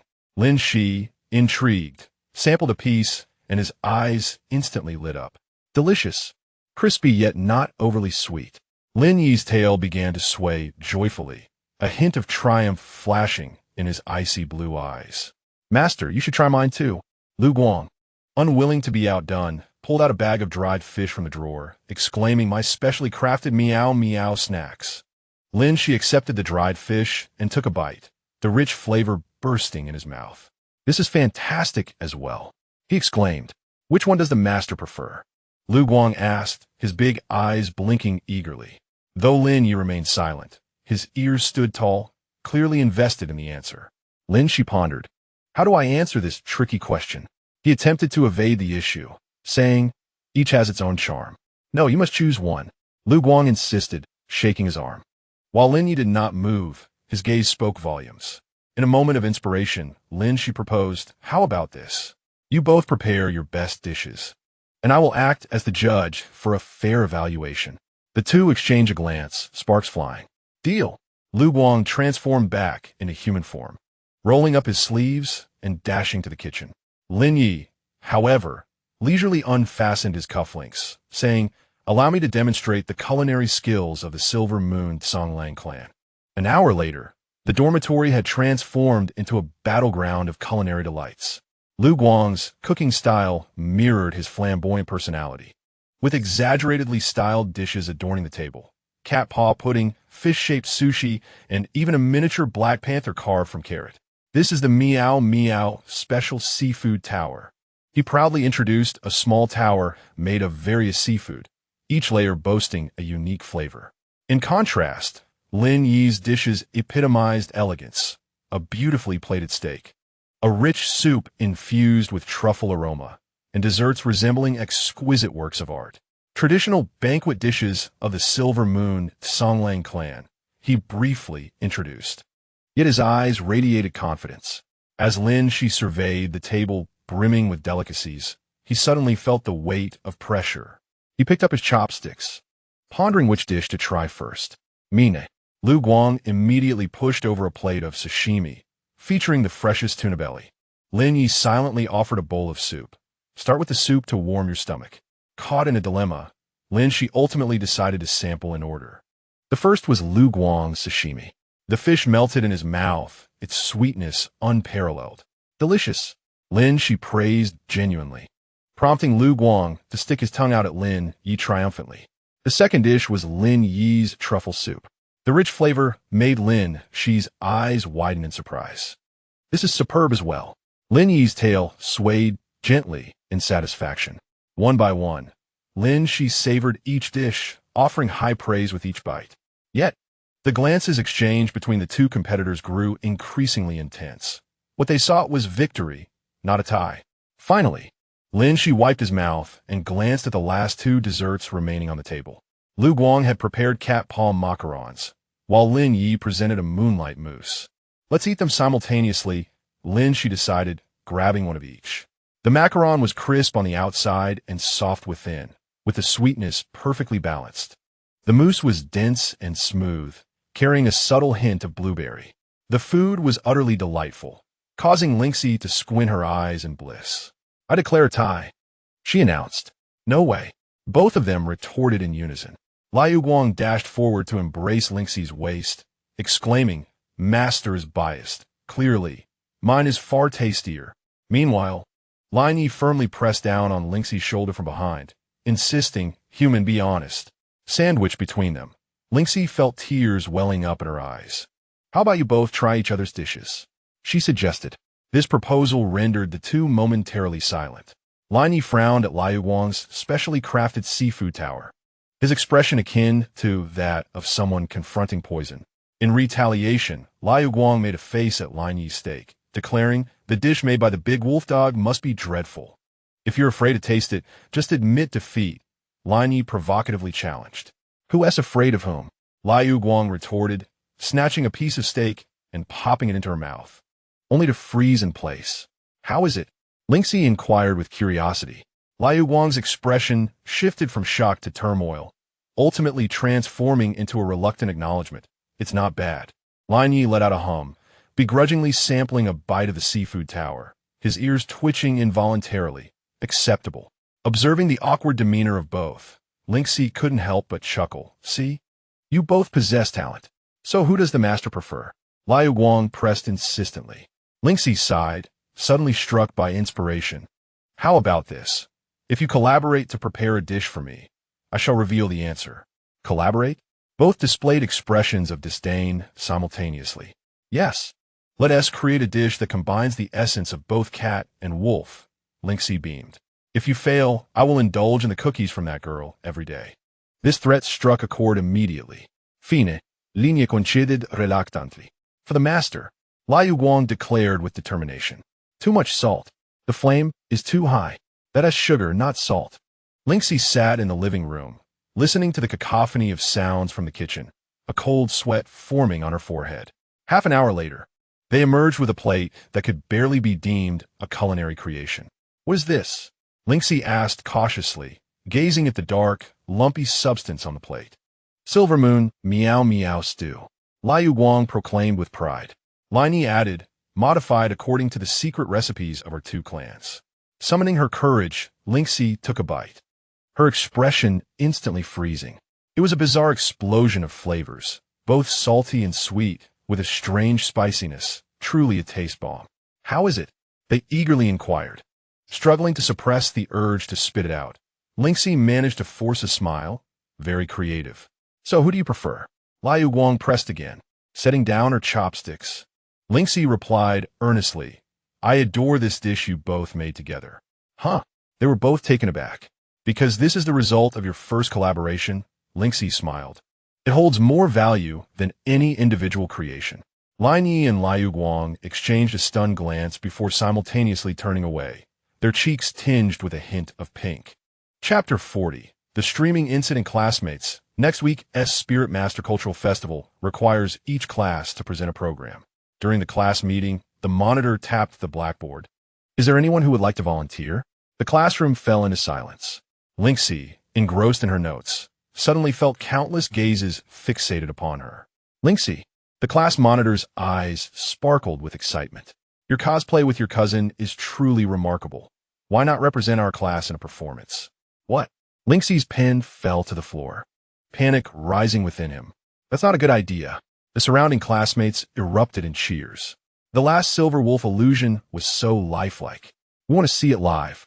Lin Xi felt beads of cold sweat form on his forehead. The previous incident had been accidental. He could not allow Lin Yi to transform in public again. "I refuse," came Lin Yi's voice from the back door of the classroom. He had appeared there without notice, his silver hair tied in a high ponytail, leaning against the doorframe, capturing the attention of many girls. "Why not?" the class monitor asked, disappointment evident in her tone. Lin Yi's icy blue gaze swept across the classroom, eventually landing on Lin Xi. "There is no reason." "Then let's choose another act," the class monitor suggested, wiping her brow. "Lin Xi, isn't your black-haired junior quite talented? I heard he can dance street style." Just as Lin Xi was about to decline, Liu Guang's voice rang out from outside. "Master is performing? I want to join." The black-haired youth effortlessly vaulted through the window, his eyes sparkling with excitement. "I can dance a duet with my brother." Lin Yi's expression grew cold in an instant. "No." Why not? Liu Guang made a playful face. Yes, not just your brother. Seeing the two about to quarrel again, Lin Xi quickly intervened. How about the three of us collaborate on a performance? This proposal sent a wave of enthusiasm through the class. Lin Yi and Liu Guang widened their eyes in unison. With him? Yes, together. They exchanged glances, sparks of tension igniting, but ultimately they reluctantly nodded in agreement. Wonderful. The class monitor clapped her hands in excitement. Let us call the act alliance of contractees. What do you think? In the days that followed, the dormitory transformed into a rehearsal space. I think we should dance street style. Liu Guang exclaimed, playing a flashy dance video. Master would look incredibly cool in leather. Lin Yi scoffed, boring. We should perform a sword dance to showcase the traditions of the Silver Moon Song Wolf clan. How cliché. Shallow. Lin Xi sighed as he watched the two bicker once more. Why not find a compromise? The final plan emerged. A fusion performance blending street dance with traditional martial arts, set to a soundtrack of electronic music and gun. The rehearsal process was intense. You stepped on my tail, big wolf. Little cat, don't block the way. That's my position. Lin Xi stood in the center, striving to mediate between the two jealous shapeshifters. Lin Yi, this move needs to be softer. Liu Guang refrained from adding too much improvisation. After countless arguments and compromises, the performance finally took shape. On the eve of the cultural festival, the trio conducted their final rehearsal. Not bad, Lin Xi wiped his brow.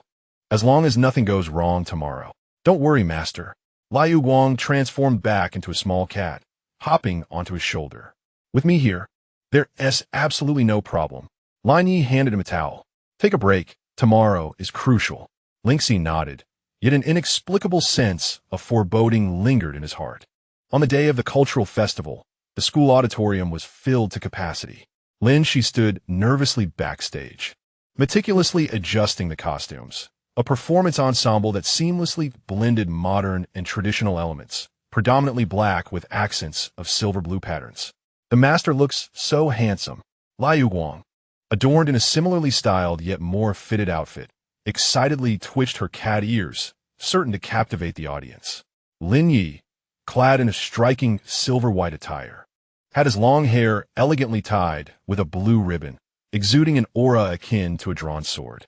Do not be anxious, he gently reassured, squeezing Lin Xi's shoulder. The host's voice resonated from the stage. Next, let us welcome class 1 of the 3rd year to present the dance of the pact. The applause thundered as the trio stepped onto the stage. The moment the lights illuminated them, Lin Xi's tension evaporated miraculously. The music commenced, and the performance began. Initially, everything unfolded smoothly. Lin Yi's sword dance was powerful and vigorous. Liu Guang's street dance was dynamic and dazzling, while Lin Xi flawlessly bridged the stylistic differences, harmonizing the entire performance. The audience erupted with gasps and applause. However, just as the performance reached its crescendo, an unforeseen incident occurred. Liu Guang executed a backflip, inadvertently stepping on the belt that hung from Lin Yi's waist. A sharp sound echoed as Lin Yi's trousers tore open. An immediate hush enveloped the venue. Lin Yi's expression darkened ominously, while Liu Guang froze in place, her cat ears flattening in fright. Lin Xi's mind went blank. In a moment of crisis, Lin Yi swiftly altered his movements, transforming the original sword dance into a magnificent spin, his silver hair billowing as he cleverly used the hem of his top to conceal the damage. Lin Xi instantly grasped the cue, adjusting her steps to provide cover for him. Liu Guang, regaining her composure, slid between them, using her body to shield the audience's gaze. The trio improvised, seamlessly integrating the mishap into their performance. As the music abruptly ceased, they struck a concluding pose, and the auditorium erupted in thunderous applause. That was spectacular. The impromptu coordination was brilliant.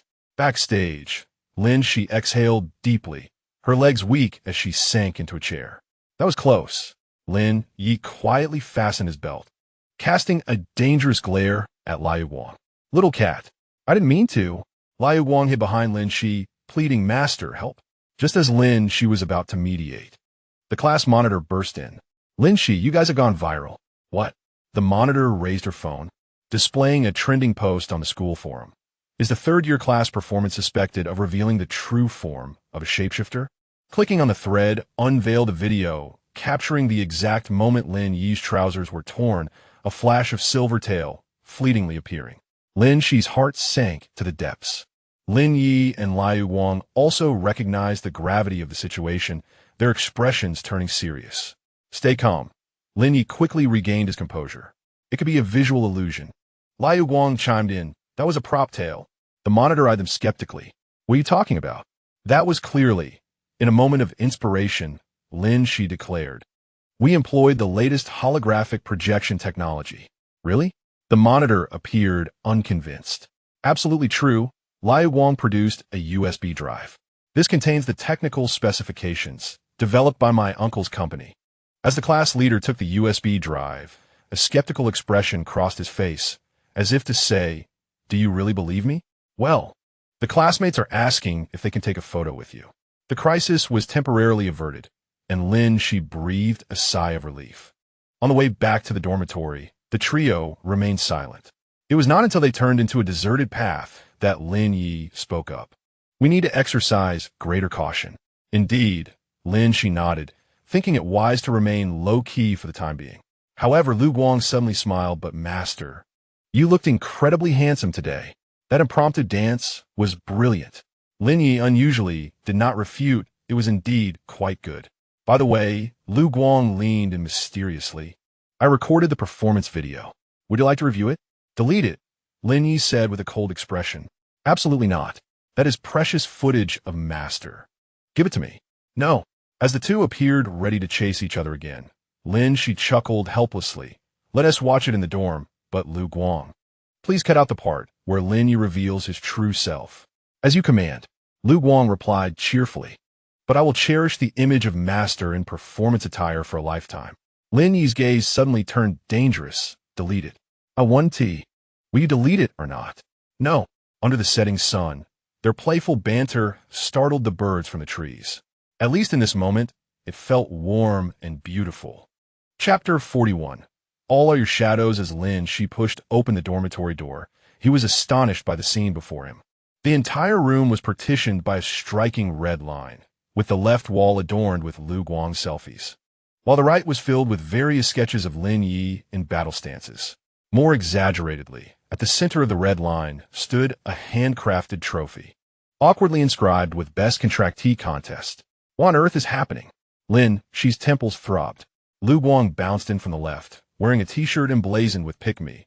Master, we are hosting the first Catwolf Championship. Lin Yi emerged from the right, his silver hair adorned with a sparkling Vote for Me hairpin. Just a silly little trick. Then why are you wearing the support hairpin I made? Liu Guang made a face. Lin Yi immediately reached to take it off, but Liu Guang deftly dodged. Lin Xi rubbed his forehead. So, what exactly is this competition about? It's a contest to see who is the more suitable contractee for Master. Liu Guang produced a scorecard seemingly out of thin air, declaring the score to be tied at 22. Lin Xi leaned in to examine the scorecard, which read, Cuteness, Liu Guang 1 point, Combat Ability, Lin Yi 1 point, Culinary Skills, tie. Performing Arts, tie. Today is the decisive round. Liu Guang announced excitedly. It's to see who knows Master better. Lin Yi snorted, yet his tail swayed involuntarily, clearly invested in the competition. Lin Xi suddenly felt an ominous premonition. Wait, this round is AQA. Liu Guang produced a buzzer from somewhere, 1 point for a correct answer, and the opponent scores for a wrong one. The first to reach 3 points wins. Before Lin Xi could voice any objections, the competition had already commenced. First question, what is Master's birthday? On May 21st. Lin Yi answered in an instant. Liu Guang widened his eyes in astonishment. How did you know? Medical records, Lin Yi replied, a slight smile playing at the corners of his lips. How infuriating. Liu Guang noted a point for Lin Yi on the scoreboard. Next question, what is the fruit that the Master loves the most? Strawberries. Lin Yi answered again in a flash. Did you get it right again? Liu Guang gazed incredulously at Lin Xi, who sheepishly scratched his head. I did mention it during our picnic last week.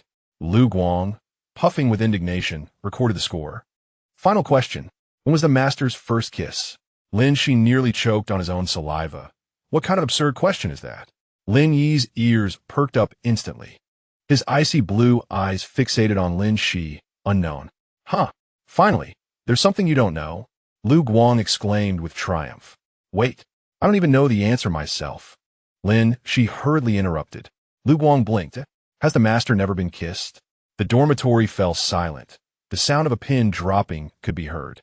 Lin Yi's tail froze mid-air, and Lu Guang's cat ears twitched awkwardly. Both stared at Lin Xi, their expressions a complex tapestry of emotions.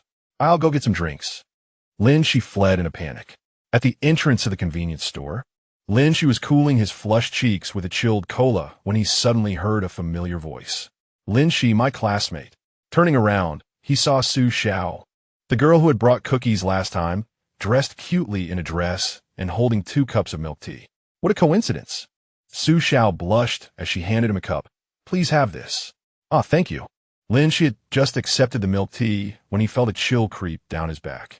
Turning around, he saw Lin Yi and Lu Guang had appeared 3 meters away, one leaning against a tree pretending to admire the scenery, the other squatting by a flower bead feigning interest in a cat, yet both were glaring intently in his direction. Su Xiao seemed to have noticed the ominous presence of the two. Are they your friends? My cousin and junior. Lin, she chuckled awkwardly. Su Yao mustirit her jurange. Actually, I have something to tell you. As she stepped closer, Lu Guang accidentally kicked over a trash bin, while Lin Yi coincidentally coughed. I like you. Su Xiao shouted with her eyes shut tight. Please go out with me. Bang. Lin Yi crushed the can in his hand. Meow. Lu Guang emitted a sound that was anything but human. Lin Xi's mind went blank. I don't need to answer that right now. Su Xiao handed him a note. This is my contact information. Let me know when you've thought it over. Blushing, she dashed away, leaving Lin Xi holding the milk tea and the note, caught between 2 jealous shapeshifters. Master, Lu Guang whimpered, tugging at his shirt. Though Lin Yi remained silent, his gaze conveyed everything. We should head back to the dormitory, Lin, she said weakly. The atmosphere in the dormitory was tense. Lu Guang transformed back into a kitten, curling up on Lin Xi's lap in a pitiful pose, while Lin Yi stood by the window, his silver hair billowing in the wind, his silhouette conveying a message of discontent. Lin Xi attempted to break the silence. Is the competition still ongoing? Of course, Lu Guang exclaimed, leaping up with enthusiasm. We are now entering the bonus round. Lin Xi turned to him, puzzled. What bonus round? A talent showcase. Lu Guang transformed back into his human form and cleared his throat. I shall sing a love song for my master. Before Lin Xi could intervene, Lu Guang began his performance. Master, master, the most adorable, eyes sparkling like stars above. Compared to that clumsy big wolf, I am. Enough. Lin Xi interrupted, covering Lu Guang's mouth. That's dreadful. Lu Guang wriggled free. Then you sing. After a moment of silence, Lin Xi suddenly knelt on one knee, taking Lin Xi's hand. The Silver Moon Howling Clan has an ancient saying. His voice was deep and gentle, ice blue eyes locking onto Lin Xi's. Wherever the moonlight touches, there lies your shadow. Lin Xi's heart skipped a beat. What does that mean? It means, Lin Xi's ears tinged slightly pink, that no matter where I go, your shadow resides in my heart. Lu Guang, feeling a pang of jealousy, exclaimed, plagiarism. That is definitely stolen from a movie. Lin Xi shot him a glare. The ancient love poem of the Silver Moon Howling Clan is 1,000 times superior to your pitiful song. Still better than your corny love lines. Lu Guang retorted, leaping onto Lin Xi's back. Master prefers something more modern, right? Caught in the middle, Lin Xi suddenly had an idea. How about this? You both express your affection for me in your own unique ways, and I shall judge. Lu Guang's eyes sparkled with excitement. It's a deal. Lin Xi nodded in agreement. Just as Lin Xi felt a sense of relief, his phone suddenly chimed. It was a message from Su Xiao. Have you decided? We can watch a movie together tomorrow. Instantly, 2 piercing glares shot from either side. Lin Xi's hand trembled, causing his phone to drop to the ground. Chapter 42. Each seeking a mate. As the screen illuminated, Lin Xi felt the temperature in the dormitory plummet by 10 degrees. Lu Guang's cat ears perked up, his tail taut with tension. Master, who is this? His voice was sweet, yet his knuckles were white from gripping tightly. Lin Xi noticed that Lin Yi's reaction was more direct. He raised his foot, intending to crush the phone, his ice-blue pupils swirling with an impulse to destroy the evidence. Quickly, Lin Xi snatched up the phone, only to feel his back collide with the chest of the Silver Wolf clan member. Human. Lin Yi's breath brushed against Lin Xi's ear, radiating a menacing pressure. Are you going? I'm not. Lin Xi attempted to explain, but at that moment, the phone vibrated again. Su Xiao had sent a screenshot of a movie ticket, captioned, "I picked a romantic film." Liu Guang suddenly emitted an earth-shattering cat-like wail, floating in front of Lin Xi, his eyes brimming with tears. Master is going on a date with someone else? What about me? I spent yesterday learning 100 ways to make popcorn. Why did you learn that? Lin Xi was bewildered. Of course, for when you accompany me to watch a movie. Liu Guang's tail thrashed against the floor. That big wolf even promised to teach you the Silver Moon clan's stargazing techniques. And yet you're going to see that kind of mushy film with someone else? Lin Yi, with an expression as calm as a still night, subtly tugged Lin Xi closer by half an inch. His tone unyielding yet authoritative. Stargazing is far more meaningful than those inferior romance films. Only antiquated souls indulge in such frivolities. Liu Guang, feeling indignant, suddenly produced a stack of movie tickets from behind, exclaiming, "I have already secured tickets for the premiere of the Illusionist Alliance. The special effects are extraordinary." Lin Yi cast a disdainful glance at the ticket stub and scoffed, "Such childish action-packed nonsense. It pales in comparison to your perpetual daydreaming at the moon." As the two prepared to argue once more about whether stargazing or cinema was more suitable for a date, Lin Xi, unable to endure any longer, raised his phone and declared, "Enough. I never intended to agree." Taking a deep breath, he sent a message to Su Xiao in front of them. "Sorry. I need to accompany my family tomorrow." As the notification of successful transmission appeared, the oppressive atmosphere in the dormitory miraculously lifted. Liu Guang instantly revived, eagerly approaching. "I knew my master cherished me the most." Lin Yi's tail discreetly curled around Lin Xi's wrist, tacitly accepting this outcome, but added, "Remember, you're the contract holder of the Silver Moon Howler. You should not get too close to unrelated humans." "And what about you?" Liu Guang suddenly challenged. Who was it that secretly slipped a wolf tooth necklace under the pillow while the master was asleep? Lin Yi's ears turned crimson at once. That was a talisman. "Clearly, it is a token of courtship," Liu Guang retorted, pulling out his phone to reference the encyclopedia. The third clause of the Silver Moon Howler's courtship customs was plainly stated. Adult silver wolves will present a wolf tooth imbued with their essence to their beloved, symbolizing that my fangs are reserved solely for you. Lin Xi's face flushed as he recalled the chilling wolf tooth beneath his pillow. "And you dare to question me?" Lin Yi countered, pulling out a photograph revealing Liu Guang sprinkling pink powder into Lin Xi's breakfast. "What is this?" "It's strawberry powder." Liu Guang hastily defended. "I checked the ingredients." Lin Yi's tone turned icy. "It contains the pheromone pollen of the Shadow Fang leopard clan." Lin Xi finally understood why he had felt unusually warm all week. "So what do we do now?" he asked, pressing a hand to his burning forehead. Feeling like a piece of meat contested by two ferocious beasts, Liu Guang suddenly brightened. "How about we play a game to see who is the most considerate contract holder? Best out of 3. Lin Yi raised an eyebrow. "I shall accompany you until the end." The first round, breakfast battle. Lin Xi was awakened by the enticing aroma of food. Upon opening his eyes, he beheld Liu Guang standing at the bedside with a massive platter, featuring cat paw-shaped fried eggs, little fish rice balls, and even toast adorned with strawberry jam in the shape of a heart. "Good morning, master." Liu Guang beamed. "This is my specially crafted me.A heart breakfast." Just as Lin Xi sat up, Lin Yi entered from outside, carrying a simple white porcelain plate. On it lay a bowl of clear porridge, a small dish of vegetables, and 2 boiled eggs, though it appeared quite appetizing. A nutritious meal from the Silver Moon clan. He succinctly stated, "It is suitable for your spiritual core's absorption. Master, do try mine." The luminous flow forked a piece of omelet and brought it over. "First, drink the porridge to nourish your stomach," Lin Yi said, handing the bowl to Lin Xi. Caught in a dilemma, Lin Xi ultimately decided to sample a bit of everything. How is it? Lu Guang inquired eagerly. The omelet, crisp on the outside and tender within, paired with just the right sweetness of strawberry jam, earned Lin Xi's praise. Lu Guang, filled with pride, tilted his chin toward Lin Yi, only to see Lin Xi's eyes light up after a sip of porridge. This porridge is absolutely delightful.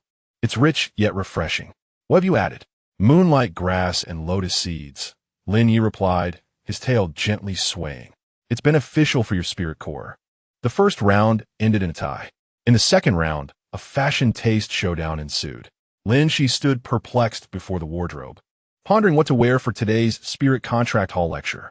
Master should wear this, Lu Guang exclaimed, pulling out a black hoodie adorned with a quirky cat graphic. Both cool and cute. Too childish, Lin Yi dismissed, opting for a silver-gray shirt, asserting that formal occasions required appropriate attire. It's just a lecture, not a blind date, Lu Guang retorted, and then suddenly brightened, suggesting, what if we wear couple outfits? I'll wear the black cat hoodie, and you can wear the white cat hoodie. Nonsense, Lin Yi replied, producing a deep blue tie. A shirt paired with a tie exudes maturity and composure. That is so old-fashioned. As the two were on the brink of another argument, Lin Xi had a sudden inspiration. I have an idea. 10 minutes later, Lin Xi emerged clad in the silver-gray shirt, topped with a black hoodie and a deep blue tie at the collar. What kind of mixed style is this? Lu Guang was taken aback. Lin Yi's lips twitched slightly. It's a mishmash. But this way, both of your aesthetics are accommodated. Lin Xi twirled proudly, oblivious to the silver-white wolf fur on the hoodie-esque cap and a piece of black cat fur adorning the collar. The second round also ended in a tie. The third round, the Spirit Core Guardianship Battle. Midway through the lecture, Lin Xi suddenly felt a pang of anxiety. His spirit core was throbbing violently. Turning around, he noticed a stranger in the back row, fixating on him with a peculiar gaze, dark energy coalescing at his fingertips. Remnants of the Purity sect. Lin Yi's voice whispered in his ear. He had taken a seat beside Lin Xi, his silver hair concealing his ice-blue eyes. Stay calm. Lu Guang emerged from Lin Xi's shadow, revealing only a fuzzy head. Master, use the defensive formation we practiced yesterday. Lin Xi promptly complied, channeling spirit core energy to form a protective barrier around himself. The man intensified his assault, dark energy coiling around Lin Xi's spirit core. At that moment, Lin Yi's silver wolf specter flashed past, instantly freezing the dark energy into ice. Lu Guang transformed into a shadow, silently creeping behind the man and delivering a swift blow to the back of his head. The man emitted a muffled groan and collapsed. The entire sequence unfolded so swiftly that no one noticed the anomaly. All done.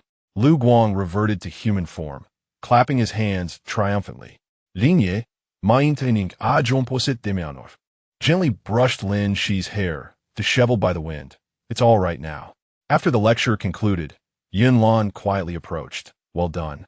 The figure before them was a spiritual manifestation of the Pure World sect, specifically targeting those with anomalous spirit cores. She cast a meaningful glance at Lin Xi, implying that her contractees were quite competent. Lin Xi felt a flush of warmth rise to her cheeks as she turned to the two standing beside her.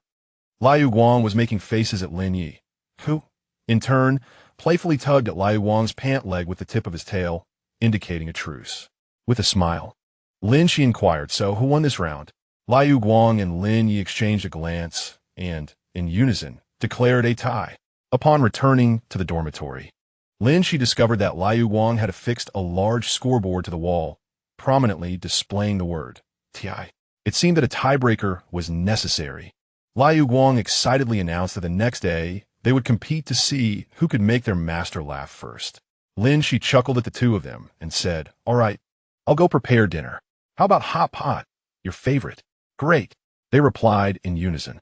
As Lin Xi walked into the kitchen, Liu Guang nudged Lin Yi's arm and remarked, "Hey, big wolf, consider yourself lucky." Lin Yi merely huffed, a smirk betraying his facade of indifference. Likewise, little kitten. Perhaps this contest would never yield a definitive victor. Yet such lively and raucous days felt rather pleasant. Chapter 43. The Fox and the Dragon campus life seemed to have temporarily returned to a state of noisy tranquility. Lin Xi's best contractee competition came to an inconclusive end after countless ties. And the ultimate prize, a handwritten certificate for best contractee, jointly awarded, was affixed to the refrigerator in the dormitory, accompanied by a tuft of silver wolf fur and a strand of black cat fur. That afternoon, Lin Xi was laboriously attempting to complete her spiritual energy assignment with the assistance, or rather, the interference, of Lin Yi and Liu Guang. Lin Yi insisted that the ancient energy flow trajectory of the Silver Moon Song Wolf clan was the most efficient, while Liu Guang advocated for the shadowy shortcuts of the Shadow Blade Leopard as being more effortless. Lin Xi found herself dizzy from the conflicting energies, and a small puff of smoke erupted from her fingertips. See? The foolish wolf's method is ineffective. Liu Guang immediately deflected blame. Your distractions are too overwhelming, Lin Yi coldly retorted, sweeping his tail across Lin Xi's hand in an attempt to guide her for another try. Master, don't listen to him. Try my method. Human, concentrate. Lin Xi, exasperated, slumped onto the table, lamenting, I shall never listen to both of you at the same time again. Just then, a series of urgent, rhythmic knocks echoed at the dormitory door. Who is it? Lin Xi exclaimed with relief, hastily rising to open the door and escape this sweet torment. Both Lin Yi and Liu Guang perked up their ears, warily glancing towards the entrance. As the door swung open, a figure clad in a fiery red hue leaned casually against the doorframe. The newcomer possessed radiant, flame-like red hair, with elongated fox-like eyes slightly upturned, and molten gold irises shimmering with a lazy yet cunning glint, complemented by a playful smile. Dressed in an ornate, flamboyant red robe with a slightly open collar revealing a delicate collarbone, he drawled in a magnetic tone laced with intrigue. I heard there's an amusing little master here who can tame both the aloof wolf and the wild cat. It seems you must be the one. His gaze scrutinized Lin Xi from head to toe without a hint of decorum, finally resting upon the pair of eyes that appeared somewhat bewildered from the exertions of homework. Lin Xi was momentarily taken aback by this unexpected onslaught of beauty and the unvarnished words. Who are you? Before the crimson-haired beauty could respond, a palpable tension erupted within the dormitory. Curse you, fox! Stay away from my master. Liu Guang's fur bristled in an instant, its claws transforming into sharp talons as it leaped to position itself protectively in front of Lin Xi. Its emerald eyes narrowed into slits, fixated intently on the unwelcome guest at the door. Lin Yao's reaction was even swifter, almost becoming a streak of silver as one hand pulled Lin Xi back a step, while the other rested firmly on the hilt of a short dagger at his waist. His ice-blue eyes were laden with frost, and his voice was as frigid as winter's breath. You are not welcome here. The crimson-haired beauty appeared unfazed by the palpable hostility, instead laughing lightly, his fingers toying with a lock of his red hair. Oh dear, I have traveled quite a distance, drawn by the unique fluctuations of your spiritual core. His gaze swept over the two, honing in once again on Lin Xi, evidently confirming the rumors. What a treasure he was. Who do you think you are to call him a treasure? Liu Guang bared its teeth. Leave at once. Lin Yao issued an ultimatum, his wolf ears pressed tightly against his skull in fury. Caught amidst the escalating tension among the three, Lin Xi felt his mind buzzing. Such a pity, sighed Fian dramatically, adopting an expression of sorrow. Just as the atmosphere reached an impasse, and Lin Xi contemplated whether to summon Mentor Yunlin, the sky suddenly darkened. It was not the onset of storm clouds, but rather an indescribable, heart-stopping pressure enveloped the area. The air grew dense, as if heralding the arrival of something formidable. Another troublesome entity, Lin Yao muttered, furrowing his brow as he looked skyward, shielding Lin Xi more closely behind him. Liu Guang also retracted its bristling demeanor, becoming exceptionally vigilant, its body crouching slightly as it prepared for battle. Fian raised an eyebrow, a flicker of surprise and a hint of amusement dancing in his molten gold eyes. Oh, this old dragon has quite the keen nose. In the next moment, a dark golden stream of light descended from the heavens, crashing down heavily onto the open ground before the dormitory, causing the earth to tremble slightly. As the brilliance dissipated, an extraordinarily towering figure emerged. With radiant golden hair and a pair of non-human golden-slitted eyes that exuded aggression and dominance, his strikingly handsome features were deep-set, and faint black dragon scales could be discerned upon his forehead, with claws barely visible at his fingertips. Clad in a dark outfit adorned with intricate golden patterns, he commanded an aura of imperiousness simply by standing there. His gaze scanned the gathered individuals, ultimately locking onto Lin Xi, who was shielded behind Lin Xi and Liu Wang. As if he were prey. "It is you," he intoned in a deep, resonant voice, imbued with undeniable authority. "Human, you bear my mark. From this day forth, you shall be my contract partner." Lin Xi? Is he out his mind today? Why are two of them trying to claim me? When did I acquire a dragon's mark? How come I am unaware of this? The expressions on Lin Xi and Liu Wang's faces were beyond mere distress. They were akin to the ominous foreboding of an impending storm. "This is not your lair. You have no authority here," warned Lin Yi, his voice laced with admonition. "Return to your volcano. The master belongs to us." Lu Guang shrieked. The newcomer, the Dragon Lord Jin Huang, paid no heed to their clamoring, striding forward with long strides that caused the ground to tremble slightly beneath him, his sights set firmly on Lin Xi. In an instant, Lin Yi unsheathed his dagger, its silver glint flashing. Lu Guang crouched low, shadows creeping forth beneath him. Meanwhile, Qi Yin dramatically unfurled a folding fan, seemingly procured from nowhere, concealing half his face, his fox-like eyes gleaming with malicious glee. "Oh, let the battle commence. My dear Yu Zhe, your protectors are about to duel on your behalf." Lin Xi felt overwhelmed, gazing at the approaching Dragon Lord, the poised wolf and cat ready to engage, and the fox relishing the chaos, despairingly shutting his eyes. "Enough," he shouted, his voice unexpectedly commanding enough to momentarily still the scene. All eyes turned towards him. Taking a deep breath, Lin Xi mustered his courage and squeezed between Lin Yi and Lu Guang. Though his legs felt weak, he stood tall to face Jin Huang. "Excuse me, esteemed dragon. I believe you have mistaken me for someone else. I do not know you, nor do I bear any mark." Jin Huang's golden slit pupils narrowed slightly, as if scrutinizing this audacious human who dared to contradict him. He raised a hand, his fingertip directed at Lin Xi's chest. "There lies the highest hunting mark of my dragon kin, a mark only bestowed upon those deemed worthy by our kind." Instinctively, Lin Xi covered his chest, where his spirit core resided. Could it be yet another mischief caused by the fragment of the key of all spirits? Was this object truly a magnet for trouble? "That is my contract mark." Lin Yi stepped forward, his icy blue gaze locking with Jin Huang's golden slit pupils. "And mine as well." Lu Guang sprang forward.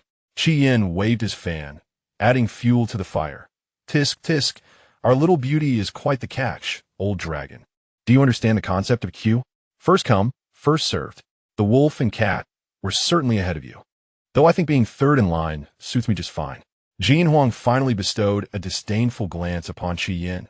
"You, mongrel fox, have no place in this discussion." He then turned his attention back to Lin Yi and Lu Guang, the silver wolf and shadow leopard. Barely worthy to serve as guardians. But this human. His gaze returned to Lin Xi, brimming with an undeniable possessiveness. "He is mine." Dream on. How naive. Just as a monumental clash seemed imminent at the dormitory entrance, Lin Xi imagined the sound of the building collapsing and the roar of Minter Yunlan. In a moment of quick thinking, he dramatically clutched his abdomen. "Ouch. My spirit core aches. I made a mistake during practice." Instantly, Lin Yi and Lu Guang retracted their hostility, anxiously surrounding him. "Human.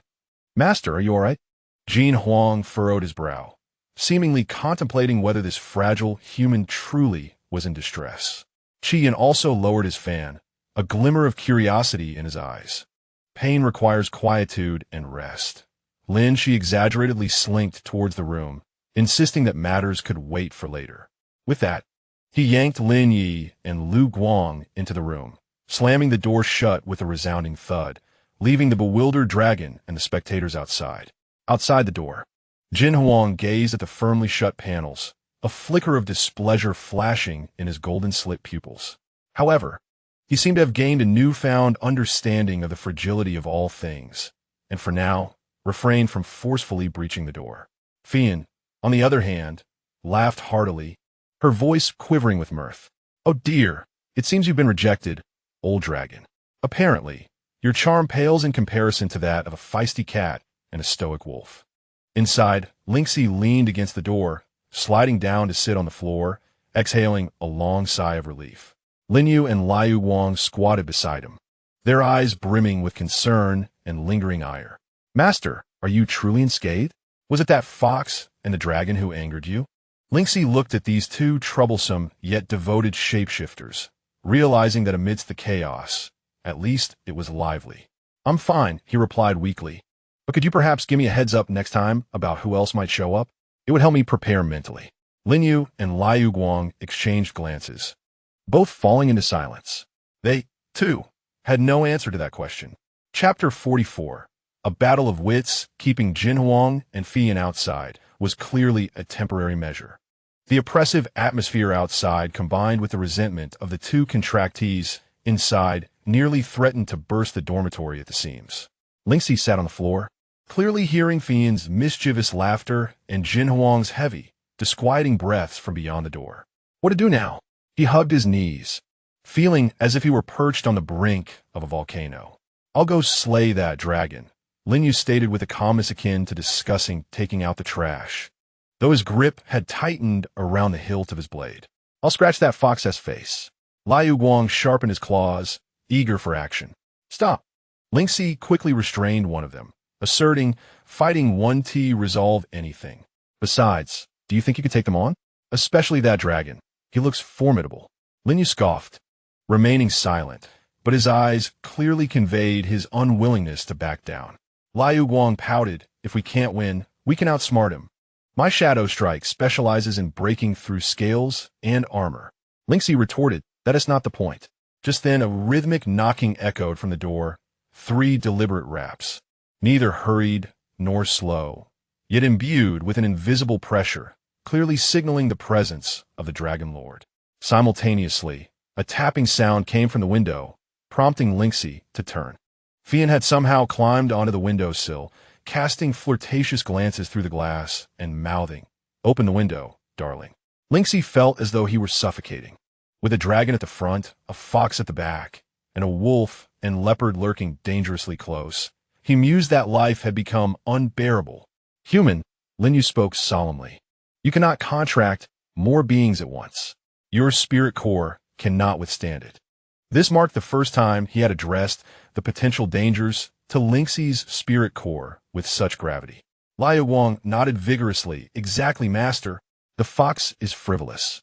The dragon is ancient. Neither can compare to us." Lin Xi managed a wry smile. "I never said I intended to contract them." The issue, however, was that the other party did not seem inclined to yield easily. The knocking at the door intensified, tinged with impatience. Outside, Fian began drawing hearts on the glass with her fingertips. Taking a deep breath, Lin Xi realized he could no longer evade the situation. He rose, adjusted his attire, and addressed Lin Yu and Liu Guang. "You two stay here. I will go out and clarify things with them." "Absolutely not," both replied in unison. "I'm going with you," Lin Yu declared resolutely. "I shall go as well, to protect my master." Liu Guang tightly embraced Lin Xi's arm. Ultimately, with Liu Guang clinging to his left side and Lin Xi's right side occupied by Lin Yi, he opened the dormitory door with considerable difficulty. Jin Huang still stood at the entrance, his golden-slitted eyes narrowing upon seeing the adornments on either side of Lin Xi, his aura intensifying. Fian gracefully leaped down from the windowsill, circling to the doorway, leaning against the opposite doorframe, eagerly anticipating the unfolding drama. "Human, have you made your decision?" Jin Huang's voice rumbled like distant thunder. "Little summoner, choose me. I am far more entertaining than that foolish wolf, more intimate than that black panther, and my fashionable tail can even be petted." Fian cast a lethal temptation, playfully swaying the fluffy crimson foxtail that had mysteriously appeared behind him. "Shut your mouth. Who would want to touch your filthy tail?" Lin Xi felt his temples throbbing. He made a concerted effort to appear sincere and resolute. "I'm truly grateful for your affections. However, I already have two contract partners, Lin Yi and Lai Wang, so I must decline. Jun Huang's expression remained unchanged, merely responding in a calm tone. No matter, the mark has been placed. You will inevitably belong to me.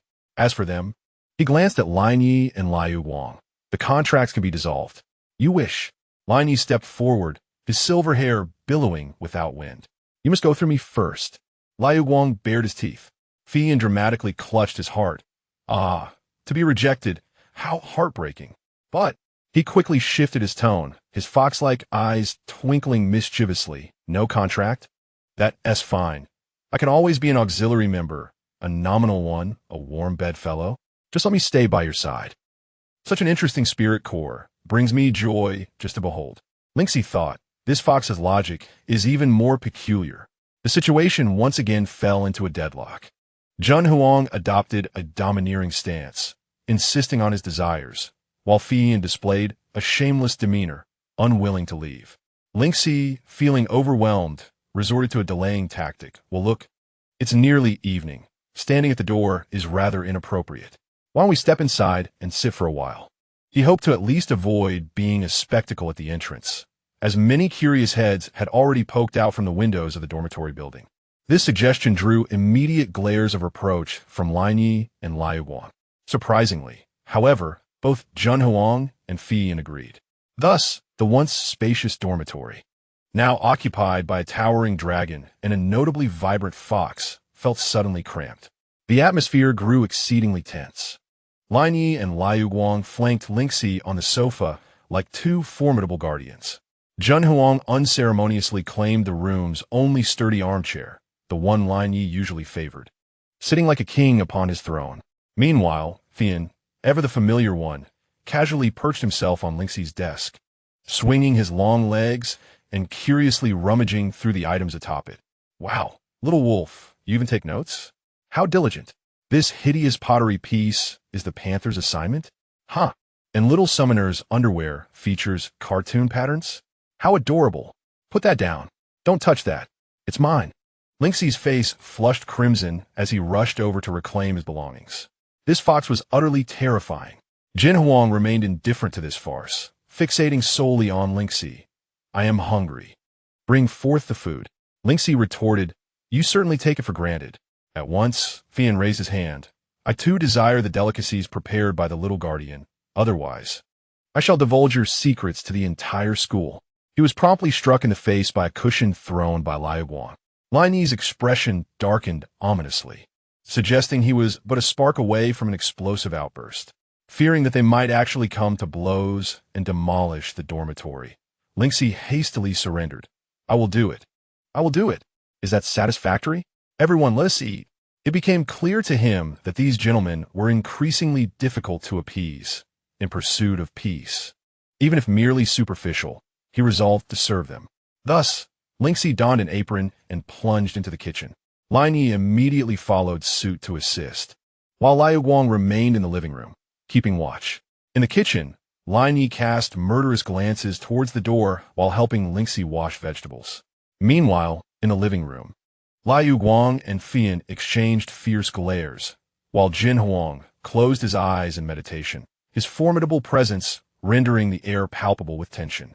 In the kitchen, Lin Xi was in a flurry, juggling the tasks of cooking and soothing Lin Yi, who radiated a low-pressure atmosphere. Lin Yi, could you please pass me the salt, but do so lightly? Why bother with them? Lin Yi replied in a muffled tone. Otherwise, shall we allow them to demolish the dormitory?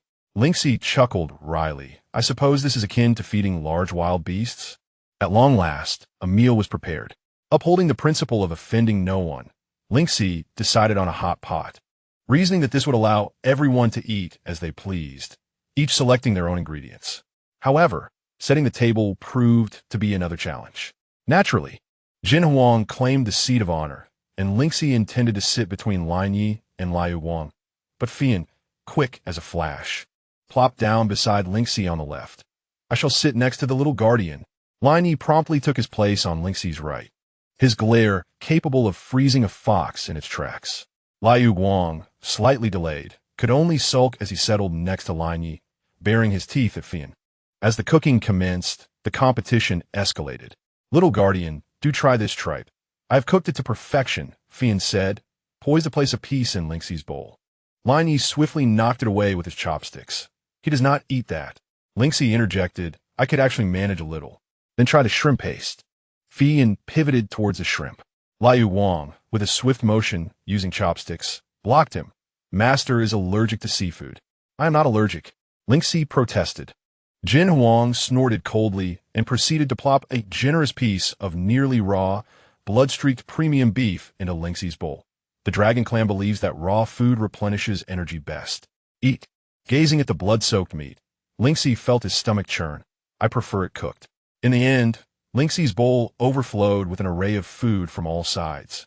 Each dish distinct in style, from raw to exquisite to bizarre. But he dared not take a single bite, fearing that indulging in any one dish might incite a calamity. The meal left Lin Xi utterly exhausted, more so than 3 consecutive days of intense training. He finally grasped the true essence of the term Shura field. After the meal, an even greater dilemma arose: sleeping arrangements. There was but a single bed in the dormitory. I shall sleep in the bed. Little guardian, shall we squeeze together? Fian suggested first, throwing a flirtatious glance. Dream on, Liu Guang shrieked. Naturally, a human must share my bed. Lin Yi's announcement was as if it were an undeniable decree. Jin Huang approached the bedside, surveying the space. Too small, yet barely adequate. You shall sleep inside, he commanded, pointing at Lin Xi. Lin, she nearly fainted on the spot. Sharing a bed with a dragon? He feared being crushed in the middle of the night or tossed off the bed with a mere turn. Ultimately, after Lin Xi's vehement protests and a near breakdown, they reached an exceedingly peculiar arrangement. Lin Xi would sleep alone in the bed. Lin Yi transformed back into his silver wolf form, lying on the floor to the left of the bed as a guard. Lu Guang reverted to his small black panther shape, positioning himself on the right side of the bed to keep watch. Jin Huang refused to sleep on the floor and, seemingly from thin air, produced a massive, smooth, warm stone, placing it directly at the foot of the bed. Fei Yan, with a playful grin, transformed into a fiery red little fox, nimbly leaping on a Lin Xi's pillow, curling up with his fluffy tail perfectly draped over Lin Xi's face. I shall serve as your warm pillow. Fret not. I sleep quite soundly, he declared. Lin Xi felt as though he was on the verge of suffocation, both physically and psychologically. That night, he lay in bed, staring at the ceiling. To his left was the cool, steady breathing of the silver wolf, and to his right, the subtle purring of the black panther. His face was covered by the fox's fluffy tail, and at the foot of the bed sat a dragon exuding both warmth and authority. In despair, he thought, this bowl of water, it seems he could never balance.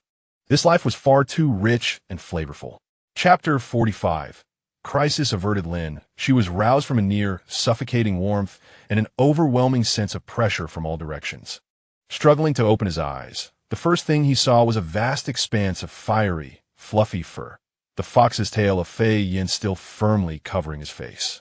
Lin Xi attempted to push away the overly affectionate tail, but found himself utterly immobilized. To his left, Lin Yi, in his silver wolf form, had somehow managed to squeeze onto the bed, his massive frame occupying most of the space. One paw possessively draped over Lin Xi's waist. To his right, Lu Guang, in his small Black Panther form, was curled up in the nook of his neck, his furry head rubbing against Lin Xi's chin, while his forepaws clung tightly to Lin Xi's arm like a plush pillow. The source of the continuous warmth at his feet was none other than Jin Huang, sitting upon the warm stone.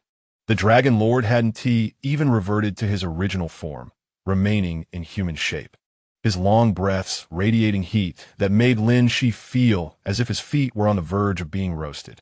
Hey, wake up! Lin Xi attempted to prod the fox's tail with the few fingers he could move. Fei Yan's ears twitched, and instead of moving his tail, he rubbed it against Lin Xi's face, murmuring, Little master, don't fuss, go back to sleep for a bit longer. At this movement, Lu Guang was also disturbed, nudging Lin Xi's chin with his head while still keeping his eyes closed. Morning, master. On the other side, Lin Yi seemed to sense the commotion, tightening the paw resting on Lin Xi's waist and emitting a low, warning growl from his throat. Although Jin Huang kept his eyes shut, a soft hum escaped his nostrils, causing the temperature in the room to rise another degree. Lin Xi was utterly despondent. What kind of sin had he committed? As he contemplated how to discreetly slip away to attend to his personal needs without alarming anyone, a series of sharp knocks resounded at the dormitory door. Lin Xi, is Lin Xi there? This is the student union, conducting a room inspection. A somewhat stern voice called from outside. The creatures upon the bed instantly awakened. Lin Yi abruptly lifted his head, his ice-blue wolf eyes glinting with a hint of sharpness, and instinctively placed Lin Xi behind him, transforming back into human form. Lu Guang let out an indignant yowl, springing up and warily eyeing the door. Fian's foxtail flicked back in, lazily yawning while casting an intrigued glance towards the entrance. Jin Huang remained the only one unmoved, slowly opening his golden-slit pupils, frowning in displeasure, seemingly disturbed by the noise outside. Room inspection? Lin Xi felt a shiver run down his spine. If the student union were to witness this scene, there would be no absolving himself. A room full of non-humans and a clear social dragon not fitting the student mold. Quick hide, Lin Xi urged in a hushed tone, frantically shoving Lin Yi and Lu Guang towards the wardrobe and bathroom. Hurry! Lin Yi frowned, clearly reluctant, but under Lin Xi's anxious gaze. He swiftly darted into the cramped bathroom. Lu Guang grumbled about the necessity of hiding, yet his body obediently slipped into the wardrobe. Lin Xi then turned to Fian and Jin Huang. Fian, with a playful grin, pointed at the ceiling. Fear not, little master, and with a flicker, he vanished as if merging with the very air. Jin Huang, however, remained as steadfast as a mountain, even shifting to a more comfortable sitting position, showing no intention of moving. Brother, ancestor, I beseech you.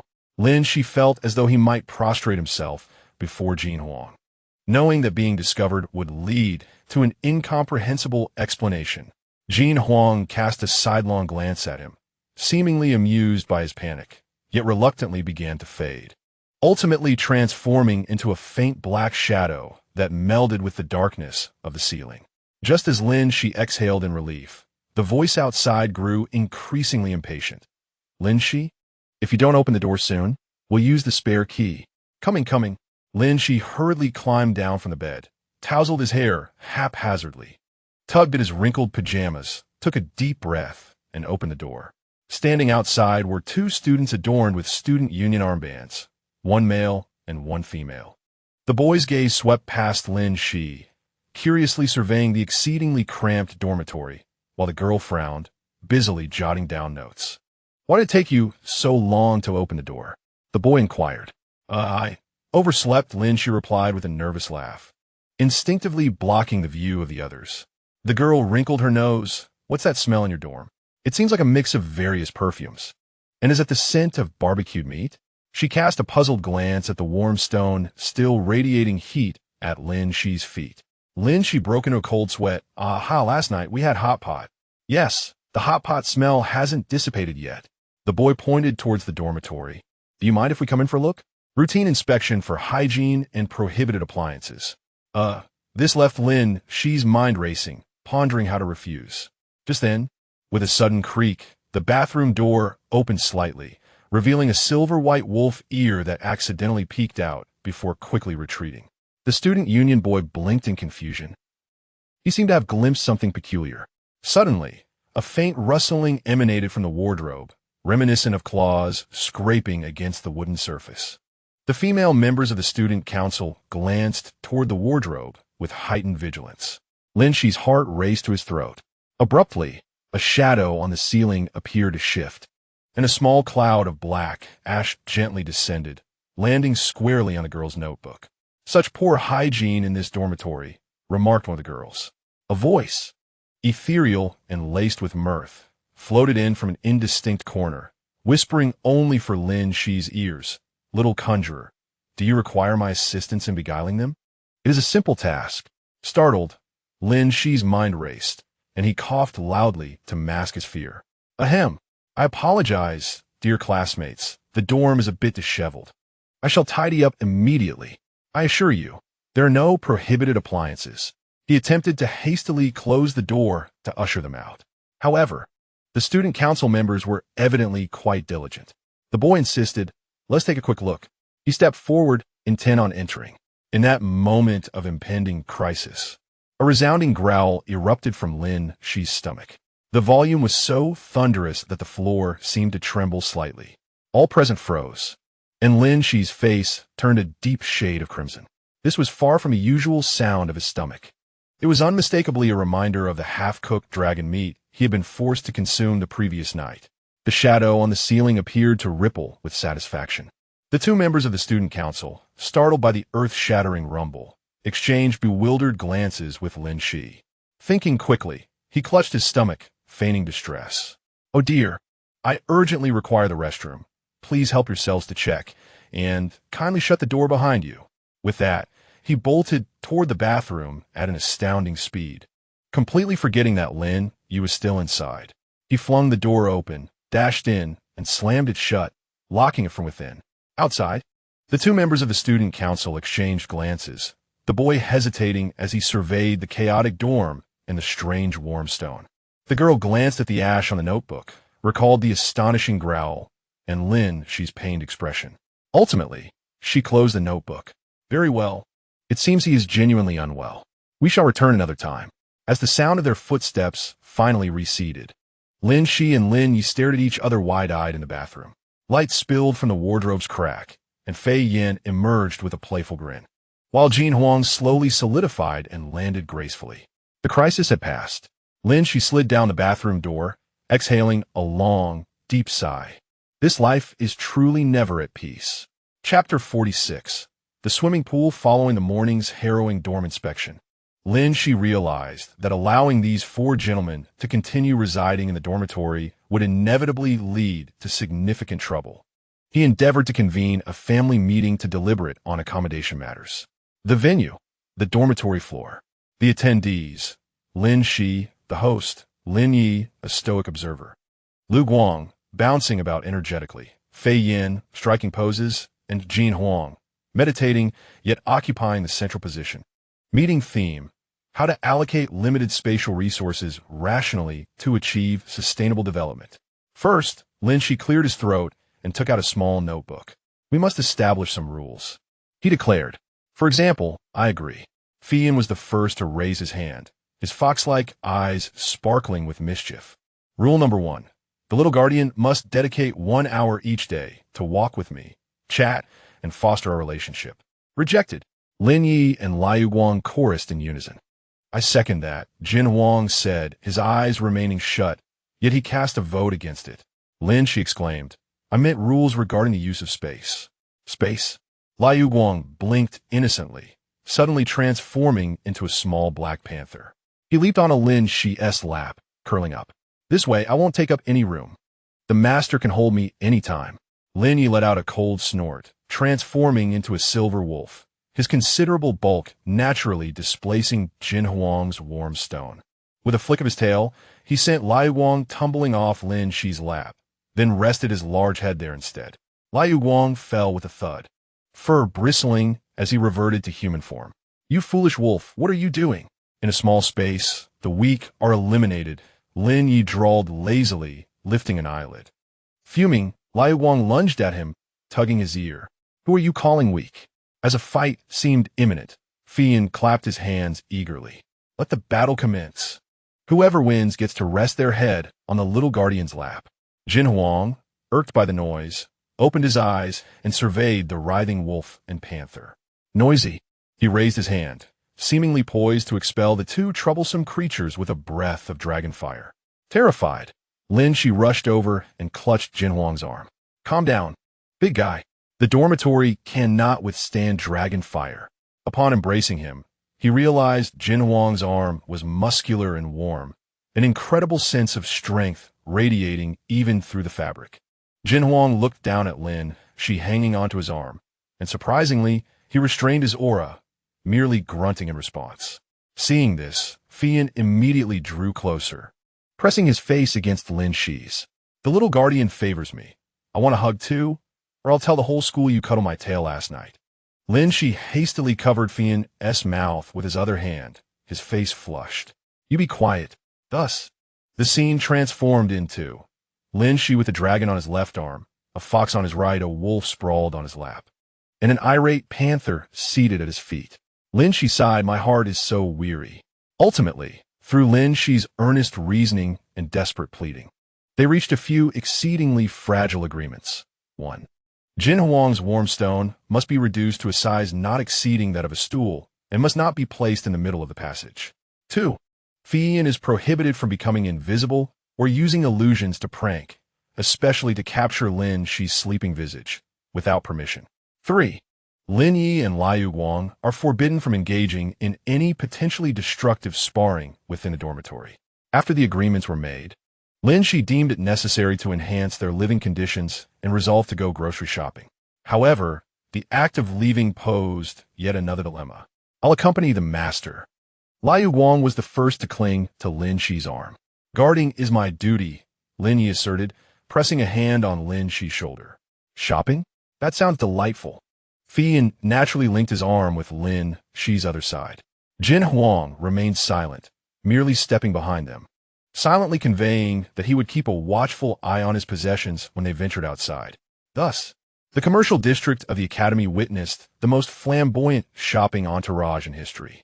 Lin Xi, with a sense of resignation, ambled at the center, his left arm affectionately linked with Xian, while his right arm was tightly embraced by Liu Guang. A step behind on the left lurked the aloof and unapproachable Lin Yi, and on the right stood Jin Huang, a veritable moving air conditioner and collector of gazes. Wherever they went, the atmosphere was one of utter astonishment. Passers-by drew back, with an impressive return gaze rate of 100%. "Who is that red-haired person? A new transfer student? So handsome. The tall blonde exudes such a strong aura. Is he a model?" The silver-haired senior remains as cool as ever. "That black-haired junior is so adorable." The whispers and the incessant clicks of cameras made Lin Xi wish he could vanish into a crevice of the earth. Upon entering the supermarket, the competition intensified. Lin Xi sought to purchase milk. Liu Guang picked up a carton of cat milk, exclaiming, "Master, this packaging is adorable." Lin Yi selected a high-calcium milk brand named Silvermoon, declaring, "This one is nutritious." Xian enthusiastically grabbed a floral and fruity yogurt, suggesting, "Little guardian, this flavor suits you perfectly." Jin Huang, unabashedly, chose the most expensive rare dairy product, labeled with Dragon Power Supplement and bearing a price that left one astounded. "I'll take this." Lin Xi interjected, "I can manage with plain water." Next, they ventured to the snacks aisle. Liu Guang excitedly tossed fish jerky and catnip biscuits into the cart, while Lin Yi frowned, returning them in favor of jerky and energy bars. Xian eagerly picked up spicy strips and puffs, inquiring, "I've heard humans love these?" Jin Huang, meanwhile, picked up a canister of what appeared to be a giant meat jerky, resembling a weapon. Lin Xi silently returned all snacks to their places, retaining only a bag of plain potato chips. At last, they arrived at the fresh produce section, where Lin Xi intended to procure ingredients for a hot pot dinner. Chaos ensued. Lin Yi selected what he deemed the finest fresh lamb, while Liu Guang snatched up the most expensive snowflake beef and shrimp paste. Xian developed a keen interest in a vibrant array of fish balls and lucky bags, grabbing a bit of everything. Jin Huang pointed directly to a massive king crab still flailing in its tank, declaring, "I want this one." Lin Xi gazed at the mountain of diverse ingredients in a shopping cart, along with the exorbitantly priced king crab, nearly fainting. "No, no, no. Tonight we are eating vegetarian. Only vegetables." He resolutely returned everything except for the greens, including the poor king crab.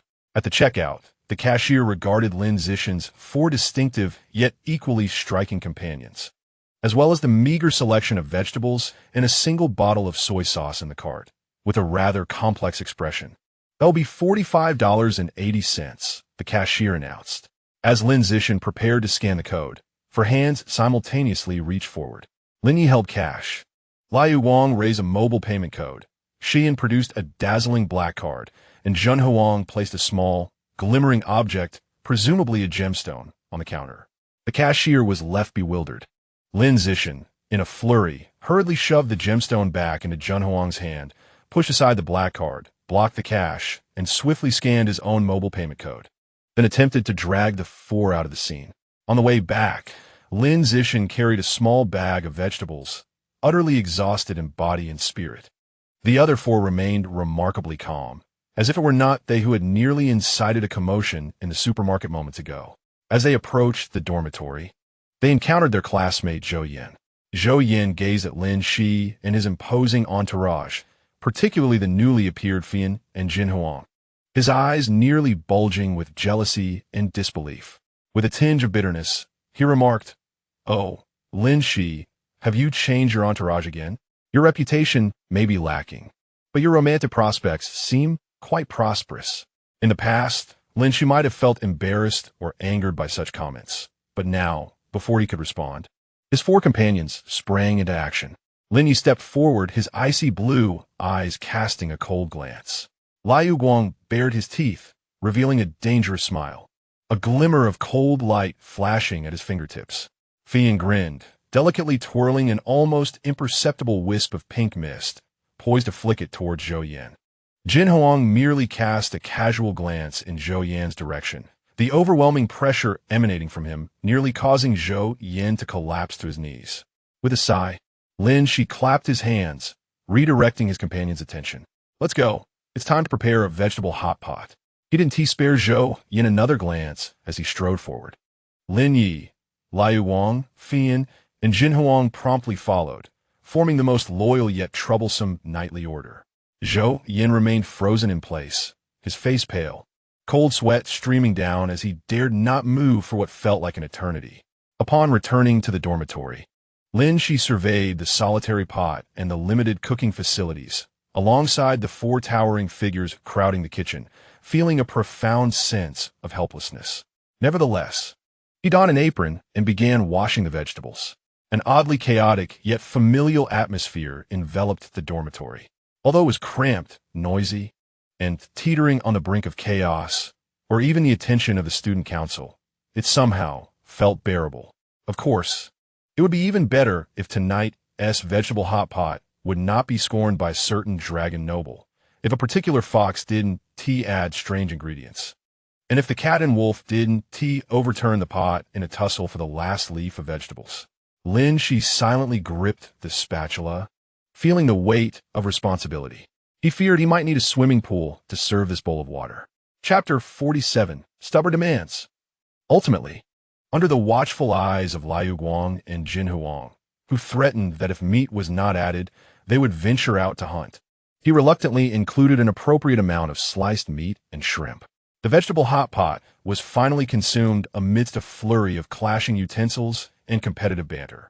As Lin Xi surveyed the disarray of the dining table and the pots and pans, just as he was about to resign himself to tidying up, for pairs of eyes fixated on him once more. "I'll do it," Lin Yi declared succinctly, reaching for a bowl. "No way. Last time you washed, you broke the owner's favorite me.A paw cup." Liu Guang immediately leaped to seize Lin Yi's arm. "This time it's my turn. My paws are nimble."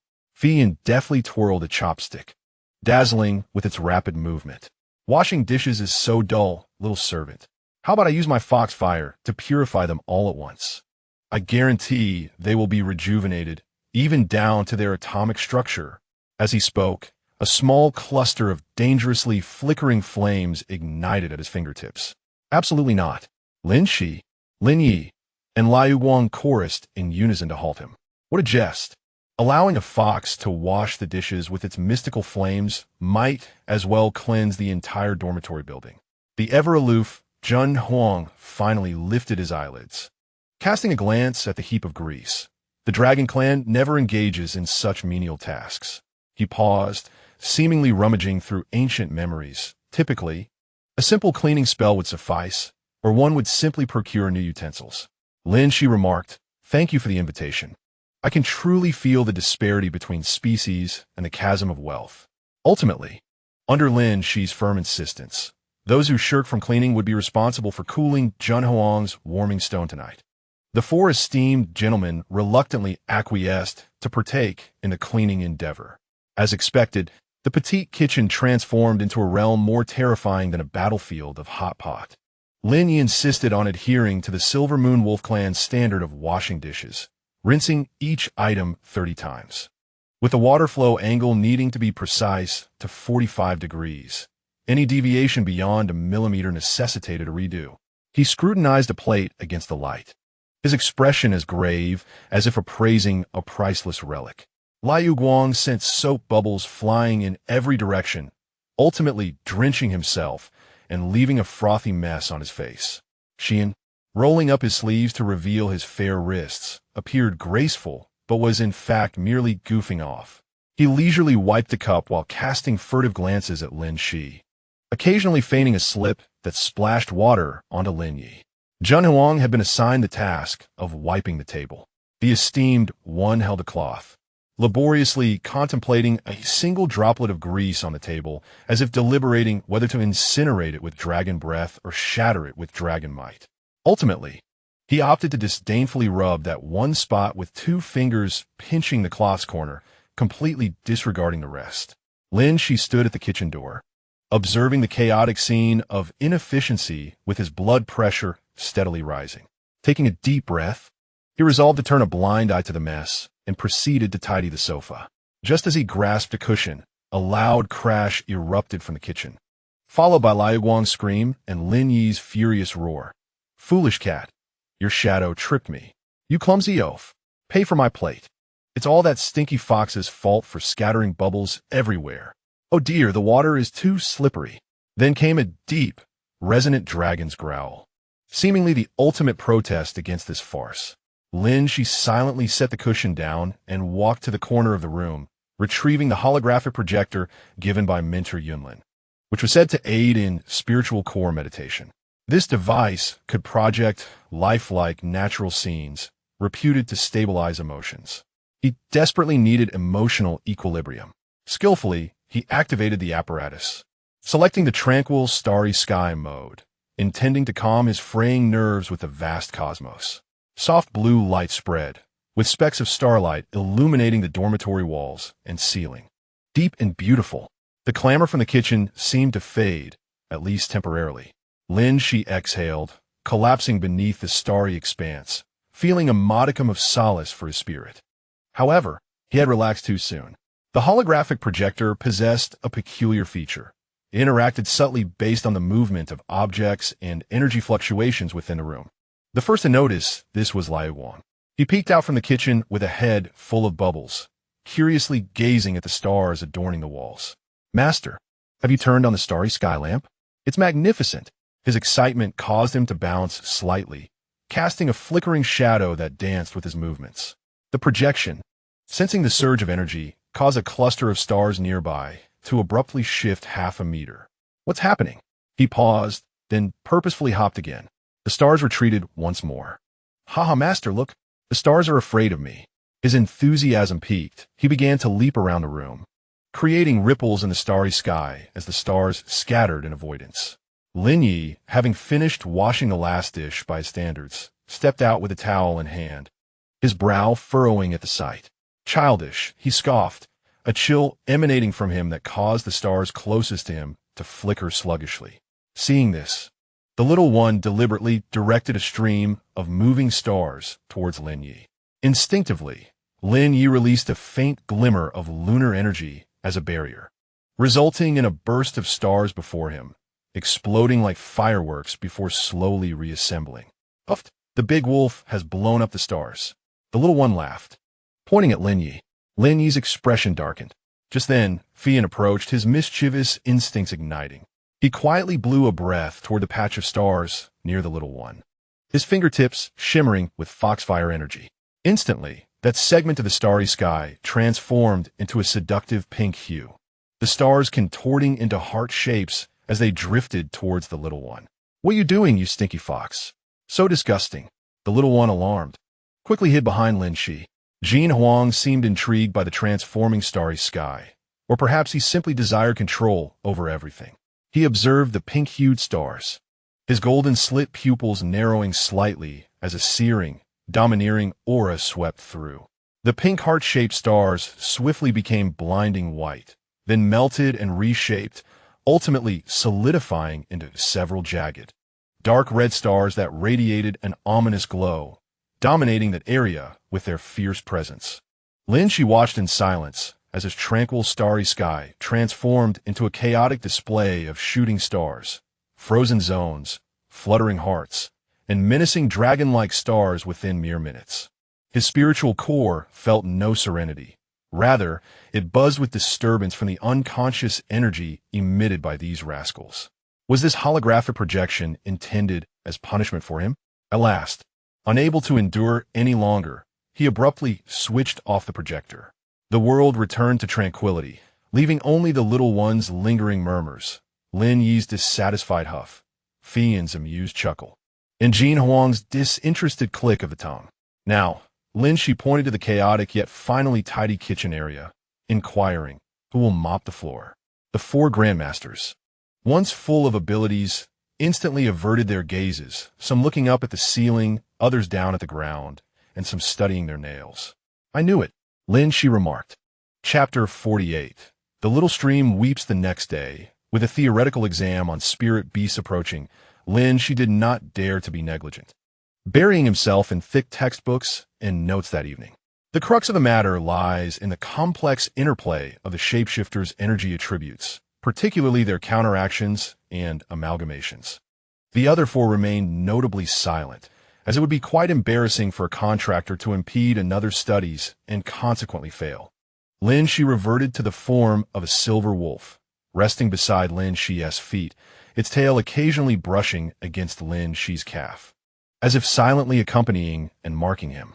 Lu Guang transformed back into a small black panther, nestled beside Lin Xi's open notebook, occasionally extending a paw to nudge a rolling pin, only to be gently swatted away by Lin Xi.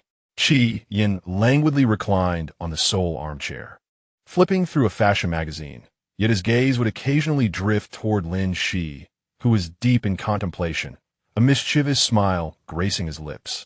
Jin Huang maintained an impressively composed posture, yet before him hovered a massive, ancient tome bound in leather, inscribed with cryptic text in draconic script, seemingly engaged in bureaucratic duties. Shura was temporarily reduced to the size of a palm by Lin Xi under the pretext of enhancing focus on studies, perched on the windowsill. Yet, his formidable presence alone posed a challenge to Lin Xi's concentration. Wait a moment.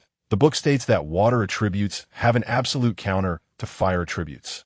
But why under certain resonance frequencies of spiritual cores can it potentially induce a steam explosion, thereby amplifying the impact?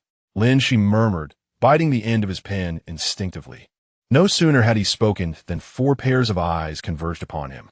What a foolish theory! Jin Huang was the first to retort, his tone dripping with disdain.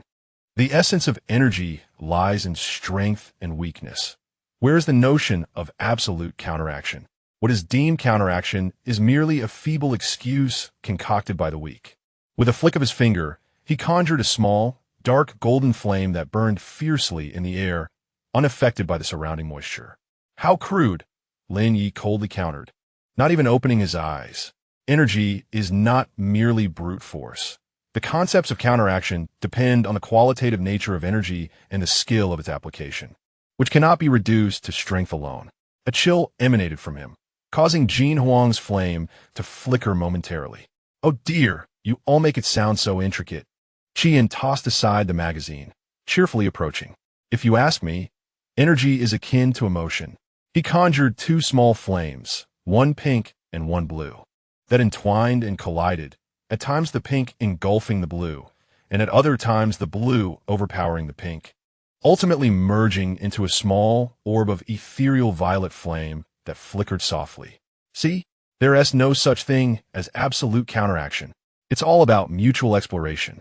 You advance while I retreat, and in this incessant entanglement, who knows, perhaps from within each other we conjure something even more wondrous. He added, winking ambiguously at Lin Xi. Lu Guang, overwhelmed by the discourse, shook his head. I don't get it. Anyway, our Shadow Blade Panthers possess the finest shadow energy. If we can't win, we'll merge into the shadows and seize the opportunity to strike. He mimicked a stealthy attack with his tiny paws, declaring that winning was all that mattered, irrespective of counteraction. Lin Xi, however, merely sought clarity on a theoretical question. Why had he received four starkly different, yet seemingly valid answers that could not be inscribed on an exam sheet? Furthermore, these individuals were demonstrating energy in practice, causing the energy field within the dormitory to become increasingly chaotic. Stop, hold on. Lin, she hurriedly interjected. I was inquiring about the theoretical standard answers from the book. The four individuals simultaneously exhibited expressions that inquired if the standard answer was indeed edible. Lin Xi, in a state of despair, collapsed back onto the table. It appeared that he was destined to fail this subject. Perhaps it was the intensity of his resentment or the unintentional energy demonstration by the others that triggered something within him. Suddenly, the core of his spirit pulsated uncontrollably. In the following moment, an extraordinary vision exploded in his mind. No longer were there abstract words and theories, but rather a vivid representation of energy flow. Four distinctly different methods of energy manipulation unfolded clearly within his consciousness, even beginning to autonomously deduce, combine, and transform. Overwhelmed by the sheer volume of information, Lin Xi let out a muffled groan, pressing his heated forehead, feeling as though his mind were on the verge of bursting. Humans? Master? Little guardian? The four companions sensed his anomaly and the unstable waves of spiritual energy surrounding him, immediately converging around him. Lin Xi felt the cool, serene force of lunar energy from Lin Yi pressing against his back, attempting to soothe the chaotic energy.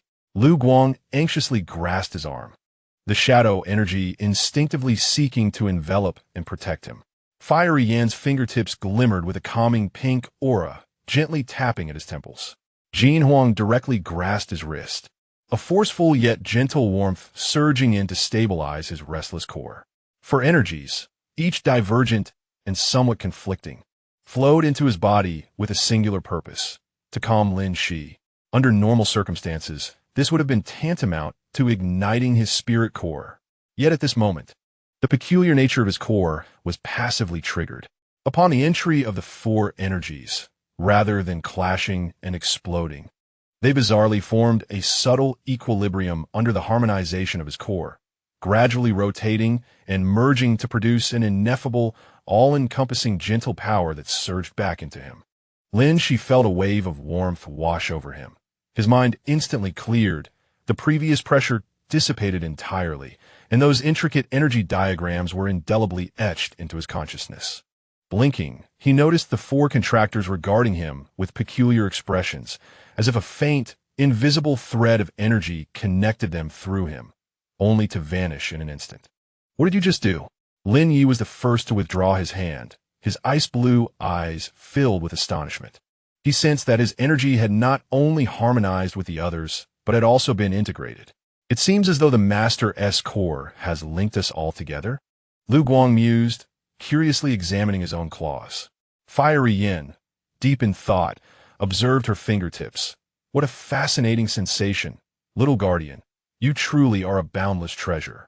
Jin Huang gazed intently at Lin Xi, his golden slit pupils shimmering with curiosity and a hint of barely perceptible satisfaction.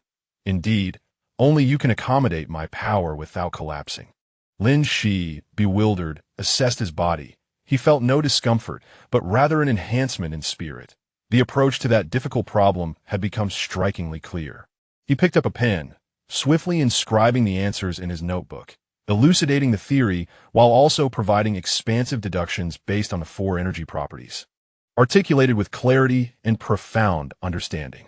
Upon completion, he exhaled deeply and, lifting his gaze, discovered four pairs of eyes still fixated upon him. Thank you? Lin Xi spoke uncertainly. It seems that misfortune has turned into fortune. Lin Yi, in a tone laced with irony, remarked. Being treated as a mere tool while inadvertently assisting the contractor feels quite peculiar, doesn't it? Ultimately, Lin Yi said nothing further, merely curling his tail gently around Lin Xi's wrist. Lu Guang cheered, "Master is the best," and took the opportunity to leap into Lin Xi's embrace. Fei Yin chuckled lightly. It seems we will need to change our approach to homework guidance in the future. Jin Huang scoffed softly, withdrew his gaze, and resumed studying his ancient draconic texts. though the corners of his mouth seemed to lift ever so slightly. Lin Xi observed the four of them returning to their respective activities, his heart silently weeping. It appears that for the next review session, I must find a time when they are all absent. This sort of tutoring is better left unattempted. Chapter 49. The dawn of hope. Lin Xi had thought that the unexpected harmonization of the spirit core from the previous night would simply pass. He had successfully resolved a challenging problem, feeling that his understanding of energy had deepened considerably, even experiencing a small sense of triumph from what seemed to be a fortuitous turn of events.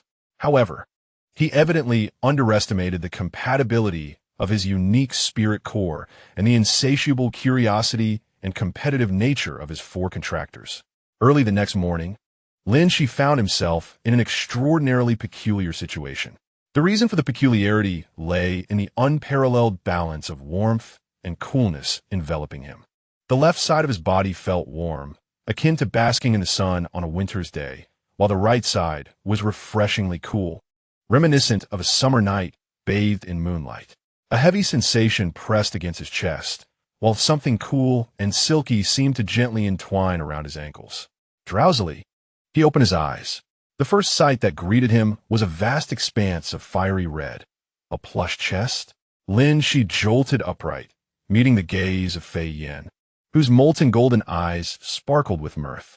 The fox had somehow burrowed into his bedclothes, reclining on his side, propped up by one hand while the other rested on his waist, emanating a steady warmth. "Good morning, little guardian." Fei Yan's voice was husky from sleep, the final note enticing. "Did you sleep well last night? I made sure to warm your bed for you." Lin Xi's scalp prickled with discomfort. He attempted to retreat, but collided with a solid, cool wall. Turning his head, he discovered that Lin Yi had also taken to the bed, lying on his side with his back facing Lin Xi, occupying a significant portion of the mattress. However, that silvery, fluffy tail was draped casually over Lin Xi's waist, the tip even brushing against his hand unconsciously. The source of the coolness was revealed. "Lin Yi, how did you?" Lin Xi's voice faltered, losing its usual tone. Lin Yi did not turn, merely twitching his ears, his voice stiff and unnatural. The resonance effect from energy harmonization aids in stabilizing your spirit core. What a flimsy excuse that was. What about this heaviness in my chest? Lin Xi glanced down and nearly fainted once more. Lu Guang had reverted to his small panther form, sprawled across Lin Xi's chest, his belly rising and falling with each breath, little paws twitching occasionally as if lost in delightful dreams.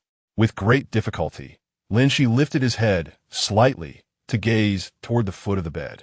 Jin Huang did not retire to bed, yet he remained seated upon that warm stone. His powerful dragon tail, cloaked in dark scales, had unknowingly coiled around his ankle. Lin Xi, what has he become? A human energy neutralizer and a multi-species pillow all in one. All of you, get away from me now. Lin Xi finally erupted, struggling with hands and feet. This movement instantly roused the others. Liu Guang mewed, flipping over onto the pillow, drowsily licking its paw. "Is it time for dinner, master?" Lin Yi's tail tightened momentarily, pulling Lin Xi back, who attempted to roll off the bed, his tone disapproving. "Don't move around." Fei Yan seized the opportunity to embrace him tighter, resting his chin atop Lin Xi's head. "Oh dear, little protector, don't be shy. We all mean well." Jin Huang's dragon tail tightened slightly as a warning, encircling Lin Xi's ankle, his golden vertical pupils glancing over with a silent command for silence.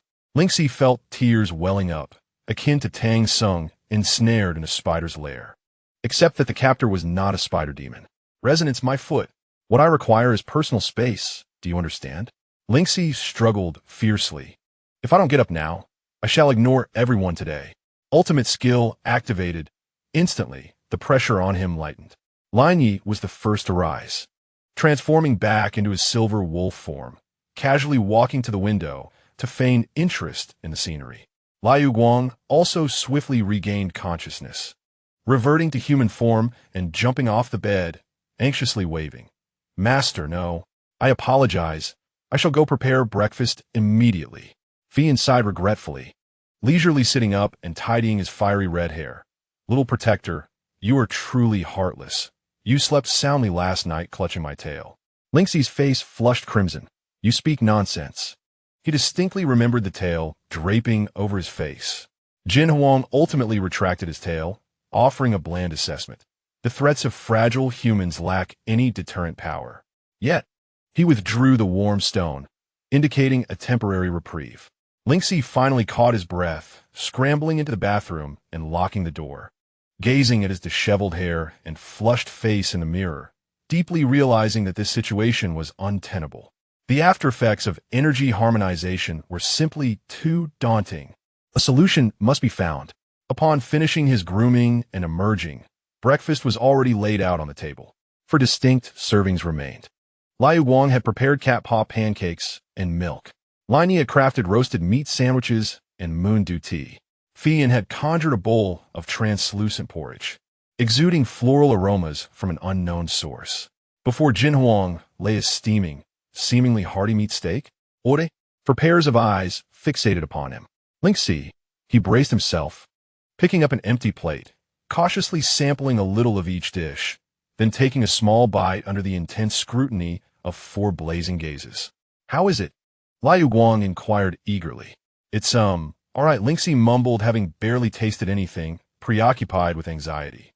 The energy replenishment was inefficient, Lin Yi commented regarding Lin Xi's consumption of Liu Guang's pancakes. There is a lack of Silver Moon clan blessings, indicating dissatisfaction with the quantity of moon-dew tea he had consumed. What blessings? Something feels amiss. Does the young master enjoy my floral porridge? I have infused it with a special touch of affection.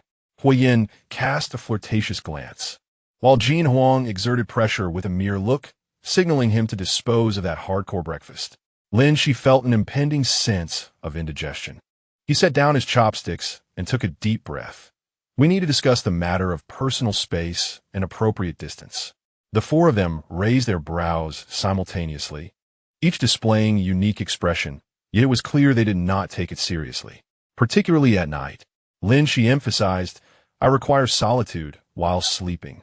However, the energy resonator Lin Yi attempted to rebut. Lin Xi interrupted him. I can no longer wake up to find myself divided between the 4 of you. Huiyin chuckled. The young master's phrasing is quite amusing. Divided? Isn't it about equitable sharing? Lin Xi nearly choked on his own saliva. Silence. In any case, starting tonight, whoever dares to invade my bed without permission shall be responsible for washing everyone's socks for a week. This threat seemed to carry some weight. Linya gudamajit ing di stein. Liu Guang pinched his nose. Huiyin made a face of disgust. Jin Huang merely snorted coldly. Preposterous. Yet at the very least, Lin Xi glimpsed a sliver of hope. However, he rejoiced too soon. Certain shapeshifters always find myriad ways to test the boundaries of rules, or even to tear them apart for amusement. Chapter 50. A moment of serenity during the day's classes. Lin Xi finally experienced a fleeting moment of tranquility. Only Lin Yi and Liu Guang followed him to the vicinity of the classroom under the guise of cousin and junior. Huiyin seemed disinterested in the academy's curriculum and had slipped away to an unknown location. Jin Huang was even less likely to appear in class, most probably found in the dormitory or atop some rooftop, continuing to play the contemplative dragon. However, during the break, as Lin Xi took out his water cup, he discovered that it contained not ordinary warm water, but a liquid exuding a soft lunar glow and a delicate fragrance, clearly the handiwork of Lin Yi. He reluctantly took a sip, feeling his spirit core indeed become a tad more comfortable. Just as he set down the cup, a delicately wrapped candy adorned with tiny paw prints was thrust into his hand. Liu Guang had somehow sneaked up beside him, blinking his large eyes. Master, a boost of energy. Lin Xi unwrapped the candy, discovering a sweet and tangy berry flavor that was quite refreshing. Then, he caught a faint, enticing floral scent. Glancing down, he noticed a small, ever-blooming pink flower, conjured from spiritual energy, nestled within the pages of his textbook. No doubt a prank, or rather a gesture of affection from Huiyin. Finally, he felt a weight in his pocket. Reaching in, he found a warm, smooth red stone, pulsating with pure fire energy. This was evidently a straightforward yet potent form of energy replenishment from some dragon overlord. Lin Xi surveyed the water cup, candy wrapper, little flower, and the stone in his pocket, his emotions swirling in complexity. These fellows truly infiltrate every aspect of his life. On the way back to the dormitory, Lin Xi deliberately walked slowly, contemplating strategies for the impending bed defense battle. As he approached the base of the dormitory, he suddenly heard a commotion accompanied by the gasps of female students. Looking up, he nearly went blind from the sight. Yin stood at the entrance of the dormitory, surrounded by a throng of excited girls. Today, he donned a flamboyant red velvet robe, holding an enigmatic rose seemingly plucked from nowhere, while cheerfully signing autographs for the girls. Nearby, atop the tallest ancient tree beside the dormitory, Jin Huang stood with his arms crossed, his golden hair shimmering in the setting sun, resembling a regal sovereign surveying his domain, or perhaps merely an amusing fool. His formidable presence and striking appearance captivated the gaze of numerous passers-by, eliciting surreptitious snapshots. Lin Yi and Lu Guang's expressions darkened, akin to the charred bottom of a pot. "What are you up to, you wretched fox?" Lu Guang was the first to rush over, attempting to extricate Fian from the throng of girls. "How scandalous!" Lin Yi joldly remarked, his gaze lethal enough to have executed Fian 100 times over. Fian nimbly evaded Lu Guang's grasp, instead wrapping an arm around Lu Guang's shoulders. Grinning at the girls, "Oh, this is my adorable junior, a bit shy." He then gestured towards Jin Huang in the tree. "And that one is our esteemed, horticultural consultant?" "Yes, responsible for pruning this ancient tree." The girls gasped in awe, their attention flitting between the dashing fox demon, the charming junior, the aloof cousin, and the enigmatic cool guy in the tree, their imaginations running wild. Lin Xi pressed a hand to his forehead, feeling as if he were on the verge of social demise. He hastily approached, seizing Fian's wrist and forcing a smile toward the girls. "I'm sorry. He didn't take his medication today. I'll just take him back." He then raised his voice to Jin Huang in the tree. "Consultant, the tree pruning is complete. You can come down now." Jin Huang huffed, seeming to find the performance beneath him, yet he nevertheless flickered into existence behind Lin Xi, startling the surrounding girls once again. Lin Xi, dragging Fian along, with Jin Huang trailing behind, and flanked by a fuming Lu Guang and a stern Lin Yi, struggled back to the dormitory under the weight of countless curious gazes.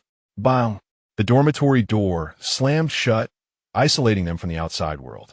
Leaning against the door, Lin Xi exhaled deeply, feeling utterly exhausted, as if love would elude him forever. Inside the dorm, the four instigators engaged in a new round of silent warfare. It appeared that tonight's battle for bed assignments was destined to be fierce. Upon returning, the atmosphere of conflict had not dissipated. Rather, it thickened. The focus was unmistakably clear: the ownership of Lin Xi's bed. "I propose," Lin Xi began, seeking to seize the initiative, "that for the sake of fairness, and for the quality of my sleep and mental health, we draw lots to decide, starting tonight." For pairs of eyes instantly fixated on him. "Draw lots?" Lu Guang tilted his head, her cat ears twitching, intrigued. "How do we do that?" "The one who draws the winning lot," Lin Xi, steeling himself under the increasingly perilous gazes, refined his wording, "will be granted the privilege of reading me a story before bed, or the priority to order breakfast tomorrow." He dared not utter the words to share a bed. Boring. Jin Huang was the first to scoff, his golden slit pupils conveying disdain for such trifles. "Reading stories? Little keeper, I can recite love poems to you in the most enchanting voice." Fian's attention always veered off course. After a moment of silence, Lin Yi surprisingly nodded. "However, we must ensure the drawing process is absolutely fair." He seemed more intrigued by the rules themselves. Lu Guang eagerly exclaimed, "I want to participate. Master, please tell us how to draw." Lin Xi felt a slight sense of relief upon noticing that at least 2.5, with Qi Yin counting as a half, had agreed. He procured several slips of paper, sketching a tiny star on one while leaving the others blank.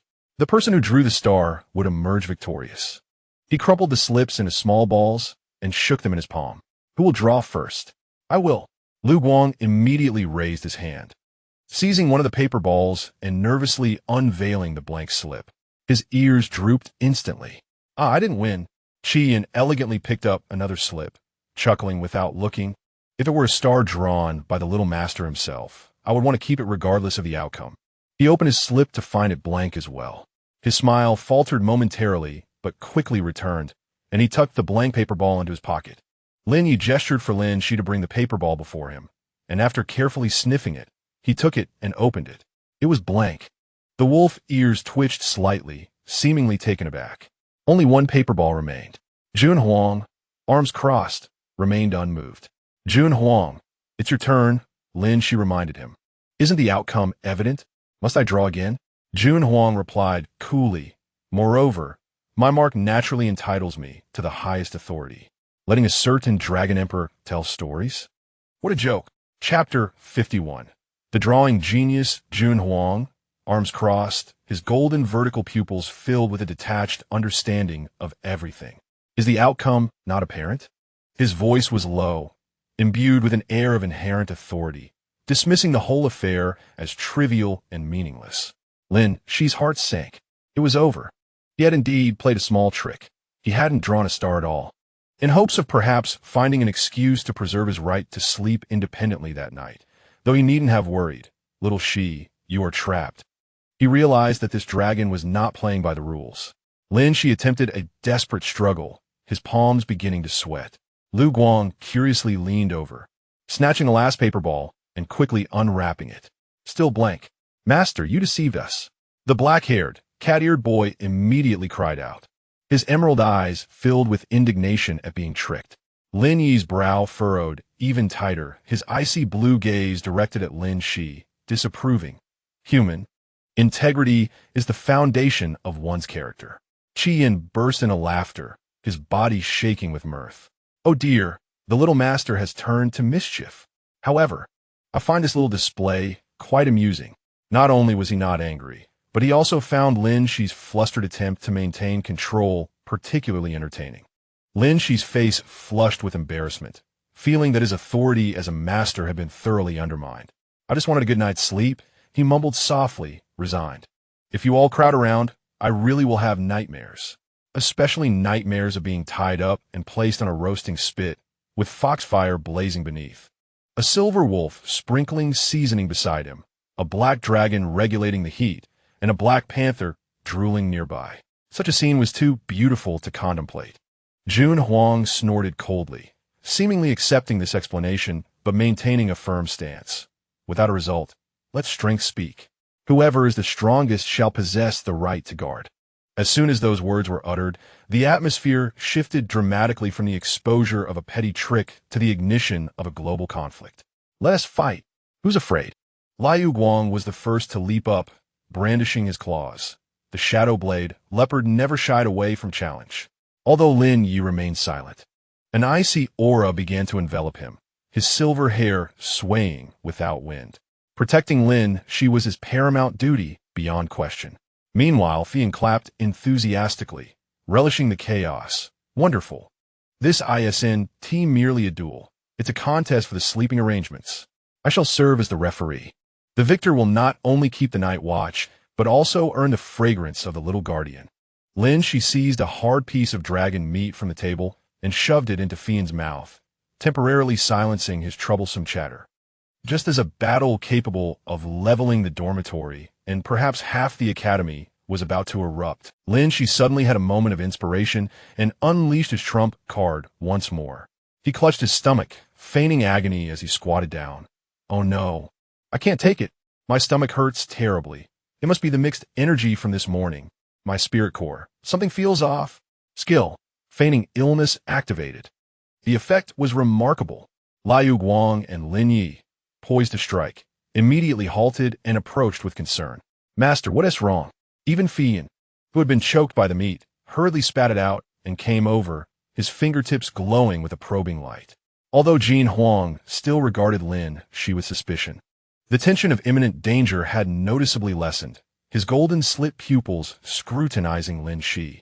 Lin Xi's performance was exaggerated. Beads of cold sweat, actually born from urgency, forming on his brow. I require absolute silence and solitude to recuperate.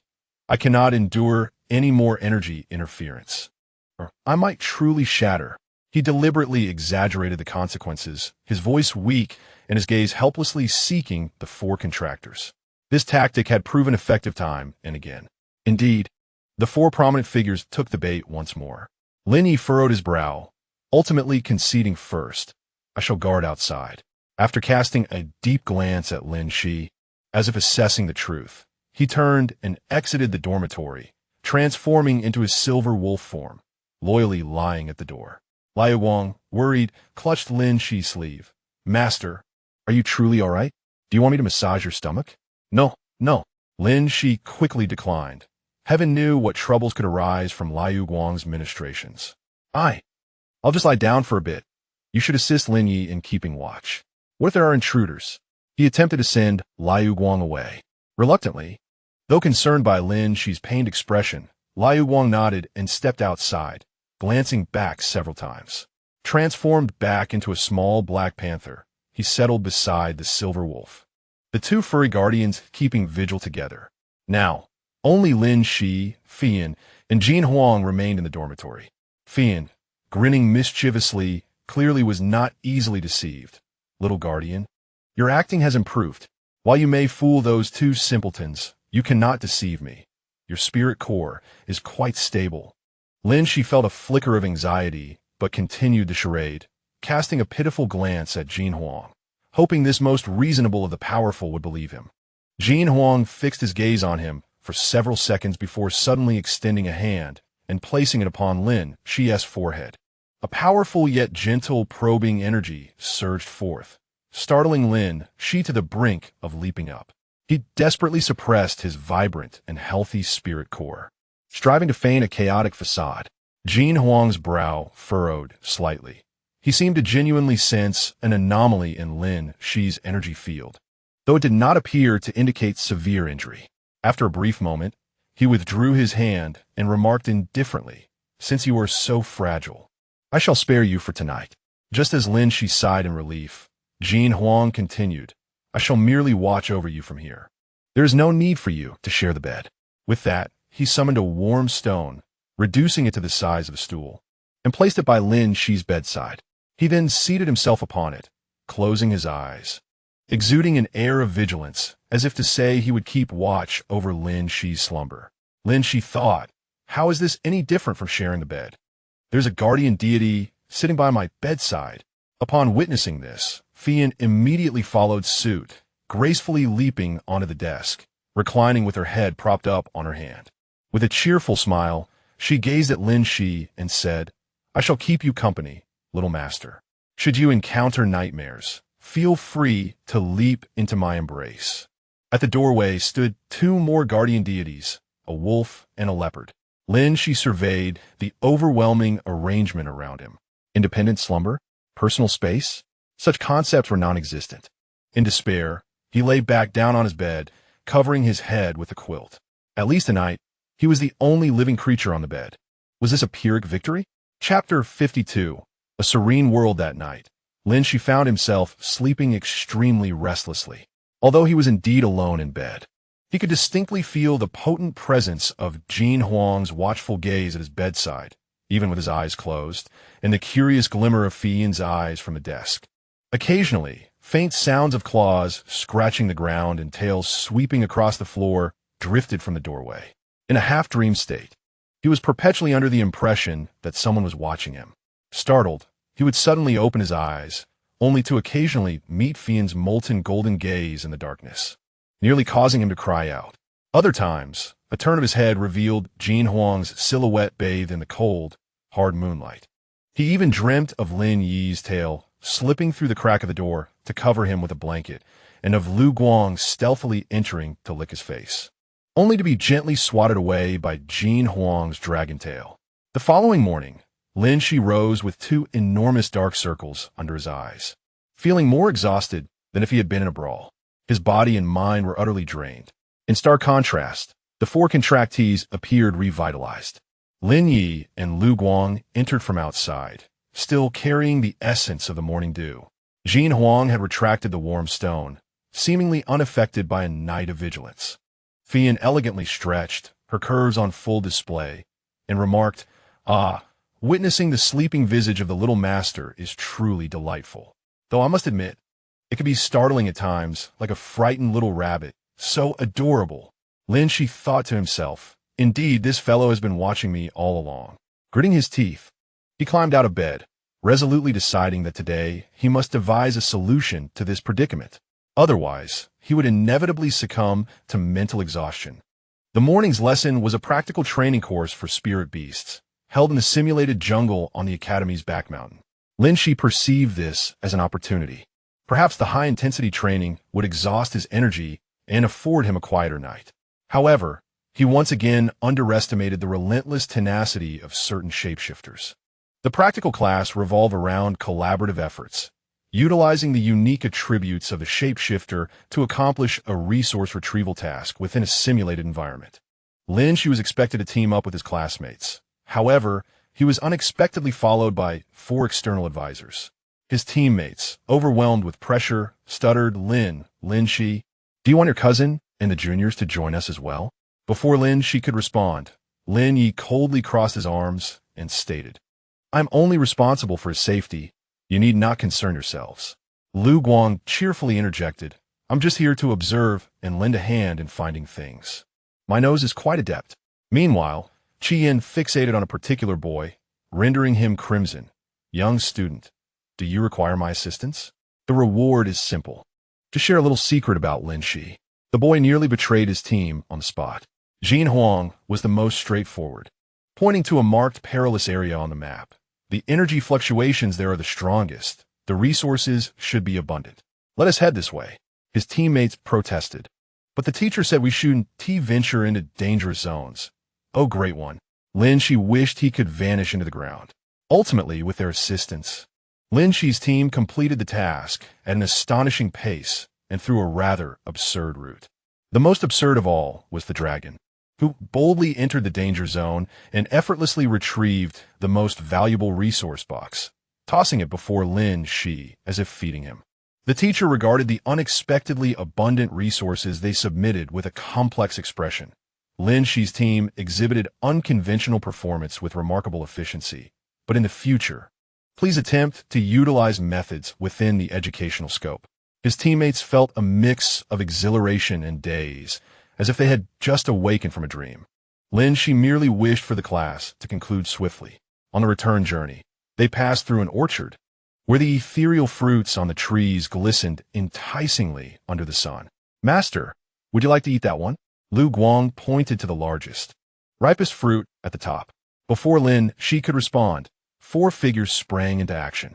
Lin Yi, with moonlight shimmering beneath his feet, soared into the air.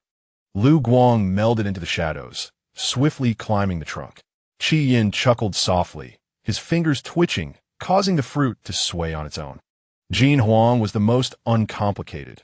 With a mere glance, an invisible force cradled the fruit, steadily guiding it towards Lin Xi. Then, with a resounding bang, 4 distinct forces simultaneously acted upon the poor fruit. The chill of moonlight, the tearing of shadows, the scorching heat of foxfire, and the domineering breath of the dragon. The fruit was instantaneously shredded, frozen, charred, and ultimately reduced to powder, cascading down upon Lin Xi like a dark ash. Lin Xi, now dusted in gray, gazed at the 4 culprits as they landed, exchanging glances of bewilderment. Foolish cat, your shadow energy is too rough. Silly wolf, your moonlight froze it. Why did you set on fire? Old dragon, you antiquated relic. Lin Xi silently wiped the ash from his face, his mind fixated on a singular thought.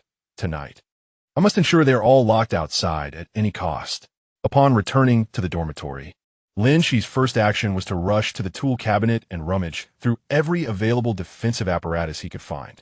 From the ordinary door block and bolt to the low-tier rune stickers provided earlier by Master Yunlin for practicing psychic sealing, and even a robust-looking U-lock.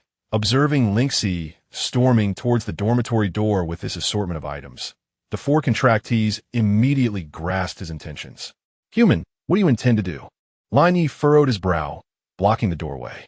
Please, master, without your presence, I shall suffer from insomnia. Liu Guang clung to Lin Xi's waist, feigning tears. How cruel of you, little master. To leave us outside to endure the elements? Fian clasped his hands to his heart, his expression sorrowful. Jin Huang remained silent, his golden slit pupils fixed intently on the U-lock in Lin Xi's grasp, as if to say, "Do you truly believe this trinket can bind me?" Lin Xi, resolute this time, pushed past Liu Wang, though he did not succeed. Disregarding Fian's theatrics and avoiding Jin Huang's gaze, he earnestly addressed Lin Yi. "I require rest, genuine rest. I have gone 2 consecutive days without proper sleep. If this continues, my core may remain intact, yet my life will surely falter. This is an order." He rarely displayed such authority, though his voice trembled slightly. Lin Yi, observing the dark circles under Lin Xi's eyes, paused in silence for a moment before slowly stepping back. "Only for tonight." "Lin Yi," Liu Guang exclaimed, shocked that the staunchest guardian had turned against them first. Lin Yi cast him a sidelong glance. His health takes precedence. Jin Huang huffed in acknowledgement. Fian sighed. "Very well, if the little master is so determined. I shall sing a lullaby for you from outside the door." "Unnecessary." Lin Xi promptly rejected the offer. For who could say if his lullaby would be some form of beguiling melody? Seizing the opportunity as their resolve wavered, Lin Xi hastily barricaded the door, securing the bolt and affixing the rune stickers haphazardly at the seams and lock. Though uncertain of their efficacy, finally, with a satisfying click, he locked the hefty U-lock around the doorknob. Having completed this task, he leaned back against the door, exhaling deeply. At last, was the world quiet? Little, she added, with a mane of inky, tousled hair that accentuated his pale complexion. His dark eyes, which should have been profound, sparkled with clarity, occasionally revealing a creature-like wariness or bewilderment, capturing hearts with a single glance. Chapter 53. The theatrical little cat. After a brief silence outside, a cacophony of suppressed rustling ensued. "Master, can you truly bear to let your adorable little kitty freeze and starve outside?" Liu Guang's voice rang out first, laced with a whimper, accompanied by the soft sound of claws scratching at the door. "Me.A, it's so cold." Lin Xi glanced up at the moonlight streaming through the window and the pleasant warmth of an early summer night, silently rolling his eyes. This theatrical leopard is still pretending to be a cat. ISNT. Humans cannot lock doors. Lin Yi's voice remained relatively calm. Yet Lin Xi could imagine his furrowed brow and the slight tremor of his wolf ears. "I must ensure safety within." The little Master Fian's voice pierced through. "The long night stretches on, and sleep eludes us. Why not share our life aspirations through the door? Or perhaps you could crack it open, and I might slip my tail in for you to stroke." Ensuring warmth and comfort, Lin Xi envisioned the image of a fiery, fluffy foxtail attempting to squeeze through the door crack, which sent a shiver down his spine. He promptly checked the runic stickers on the door seam to ensure they were adequately secure. Ironically, the one he worried most about, Jin Huang, remained silent. Yet, this silence was more unsettling, akin to the calm before storm. Lin Xi steeled his resolve and called out to those outside. "Return to rest. That is an order." The scratching and lamenting sounds ceased abruptly. However, the tranquility lasted less than 3 seconds before it was replaced by hushed, accusatory bickering. "Foolish cat. It's your scratching that frightened him. Clearly, your voice was too fierce. Stinky wolf. Oh dear, both of you calm down." It was clearly that imposing figure radiating low pressure.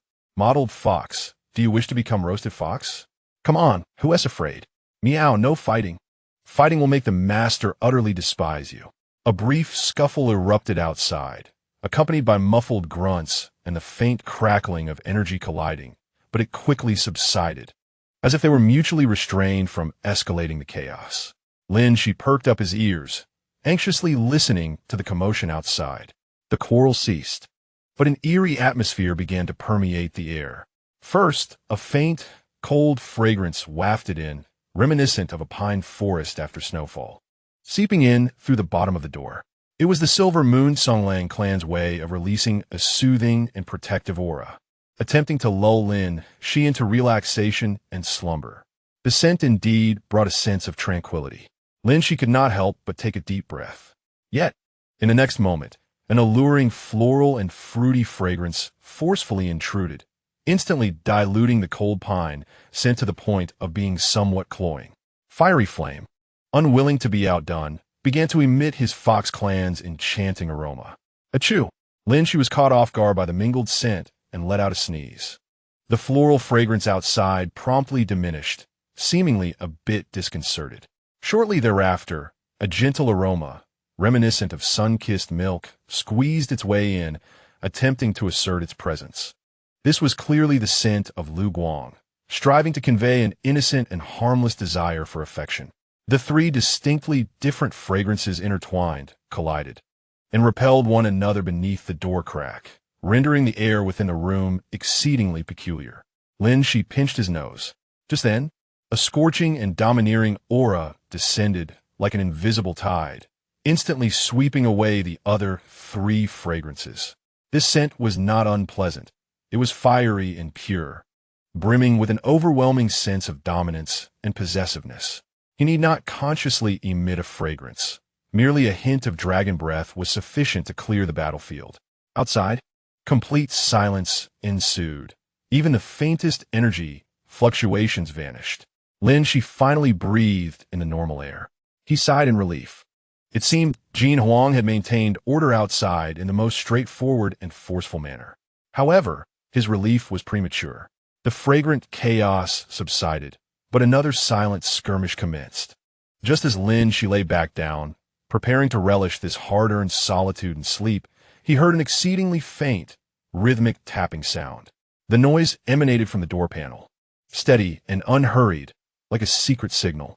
A gentle rhythm, signifying my vigilant presence, lightly taps upon the door. This steady cadence instills a sense of calm. However, before long, a sprightly and buoyant rhythm interjects, attempting to disrupt the monotonous beat. A creature, with its paw, strikes the ground, as if to proclaim, "I too am here, dear master." Subsequently, a languid yet teasing sound of claws gliding softly across the door reverberates, sending shivers through one's ears. Three distinct rhythms intertwine upon the door, each vying for attention yet restrained in volume, unwilling to disturb Lin Xi. Lin Xi covers his ears with a pillow. At last, all sounds abruptly cease. A deep, commanding vibration, almost imperceptible, resonates through the door as the colossal beast emits an impatient sound. Jin Huang once again asserts control over the situation. The world finally returns to true silence. Exhausted, Lin Xi lifts his head from the pillow, and after confirming that no further sounds emerge from outside, he allows himself to succumb to sleep's embrace. That night, his slumber is restless, filled with a cacophony of aromas and rhythms clashing, alongside a pair of enormous golden vertical pupils watching him from the darkness. Yet at least he is alone in bed. Is this not a victory? On the following morning, sunlight filters through the gaps in the curtains. Lin Xi, still in a daze, opens his eyes, his first instinct leading him to glance toward the door. The lock is intact, and the rune stickers remain affixed. He tiptoes to the door, cautiously pressing his ear against it to listen. Outside, there lies an eerie silence. Could it be that they have genuinely obeyed and departed? A flicker of guilt and immense surprise rises within him. After a moment's hesitation, he gently proceeds to unlock the U-shaped lock, remove the bolt, and finally shift the doorstop aside. Taking a deep breath, he slowly opens the door, only to freeze in place. On the floor, before him, lie four figures in perfect alignment. Lin Yi has reverted to his silver wolf form, elegantly positioned directly in front of the door. Upon hearing the door open, his icy blue eyes snap open, locking onto Lin Xi. Lu Guang has transformed back into a small black panther, curled up in a deep slumber, his tiny paws unconsciously clutching one of Lin Yi's front legs. Qi Yin has returned to his fiery red fox form, astonishingly using Lu Guang's lower back as a pillow, his fluffy tail draped over his face, stirring slightly at the sound. Meanwhile, Jin Huang, the formidable dragon, remains in human form, leaning against the wall by the door, exuding an air of dominance, arms crossed, head slightly bowed, as if in a feigned slumber. Yet, the moment Lin Xi opens the door, his golden vertical pupils snap wide open, precisely locking onto him. The four companions have huddled together at the entrance, or perhaps, in some peculiar manner, coexisted peacefully throughout the night. Upon seeing Lin Xi emerge, Lin Yi is the first to rise, gracefully shaking his silvery fur as if merely completing a routine morning nap. Good morning, he seems to convey. His movement rouses Lu Guang, who yawns and stretches, upon spotting Lin Xi, immediately chirps joyfully, nuzzling against his leg. Good morning, master. Did you sleep well last night? We were very well behaved, and didn't he make a sound? The vibrant flame returned to human form, lazily leaning against the door frame, stifling a yawn, her eyes sparkling. Ah, has our little charioteer finally decided to let us in? The floor here is rather hard. It leaves one aching all over. Only a tender embrace from our charioteer can rouse me. Jun Huang was the last to rise, looking down at Lin Xi with succinct disdain. The fragile demands of human slumber are utterly superfluous. Yet, his gaze unmistakably conveyed, "Are you satisfied now? May we enter?" Lin Xi, gazing at the four gatekeepers, felt a sudden constriction in his chest. Silently, he stepped back, yielding the threshold. The four gentlemen promptly filed in, as naturally as if returning to their own abode. Liu Guang rushed to the snack cabinet. Flame collapsed onto the sofa, declaring her hunger, while Lin Yi inspected the safety of the windows. Jun Huang strode directly towards Lin Xi's bed, seemingly intent on experiencing the comfort of the personal space Lin Xi had been so adamant about. Watching the dormitory spring back to life, Lin Xi covered his face in despair. His aspirations for solitary slumber had utterly, irrevocably failed. Chapter 54. The day of calamity after the harrowing victory of last night's battle for solitary sleep, Lin Xi, sporting dark circles under his eyes, came to a profound realization. The pursuit of absolute fairness and solitude, while cohabiting with these four non-human entities, was nothing short of a fanciful dream. He resolved to alter his strategy. Since refusal was futile, he would strive for a semblance of peace, hoping to avoid further incidents that nearly shattered the dormitory or left him in a state of nervous exhaustion. Thus, Lin Xi's objective for the day was to become an exemplary water-bearer. At breakfast, the first battle of water-bearing commenced. Faced with four distinctly styled meals, Lin Xi adopted the meticulous attitude he once employed in solving mathematical problems. He procured an empty plate and a kitchen scale, with Lin Yi regarding him quizzically. 3 pieces of dried fish for Liu Guang, 50 grams of grilled meat for Lin Yi, and as for Flame's floral porridge, well, that was impossible to weigh. Perhaps 2 spoonfuls would suffice. A tiny morsel of Jun Huang's dragon breath roast was sampled, just a small taste. He carefully selected a bit of each dish, and under the intense scrutiny of 4 eager gazes, chewed each bite the same number of times before presenting an equally measured smile. Delightful. Master, is my dried fish the tastiest? Liu Guang inquired eagerly. Lin Xi replied, they are all delicious, each with its own merits. What about the energy replenishment efficiency? Lin Yi pressed for practical results. Lin Xi answered, they are all quite effective. A lie, as he could feel the energy in his stomach clashing violently. Does our charioteer enjoy my porridge? It contains a special touch of affection. Flame winked. Lin Xi felt a shiver. Why, yes, I like it, as long as it's not an odd medicine. Jun Huang merely exerted pressure with his gaze, indicating that Lin Xi should tackle that piece of tough roast. Lin Xi forced a smile. It has quite the chewiness. The first round of water-bearing was barely passed, though his stomach had begun to protest. In the morning, Lin Xi needed to visit the library for research. The second battle of water-bearing loomed. Whom to bring?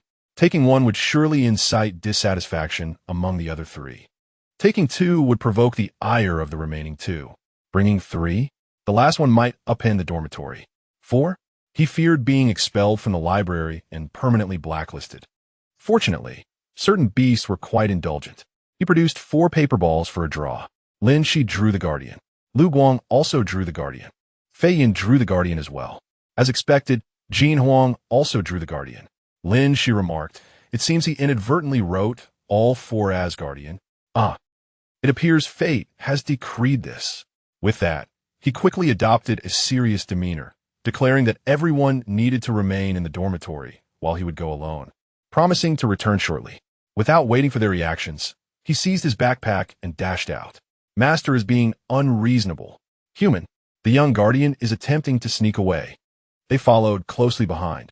The outcome was that as Lin Xi had just settled down with a book in the library, he glanced up to see, from the angle of the nearby bookshelf, Lin Yi pretending to read a volume titled Lunar Phases and Energy Tidal Theory. His ice blue eyes darting toward Lin Xi every 10 seconds.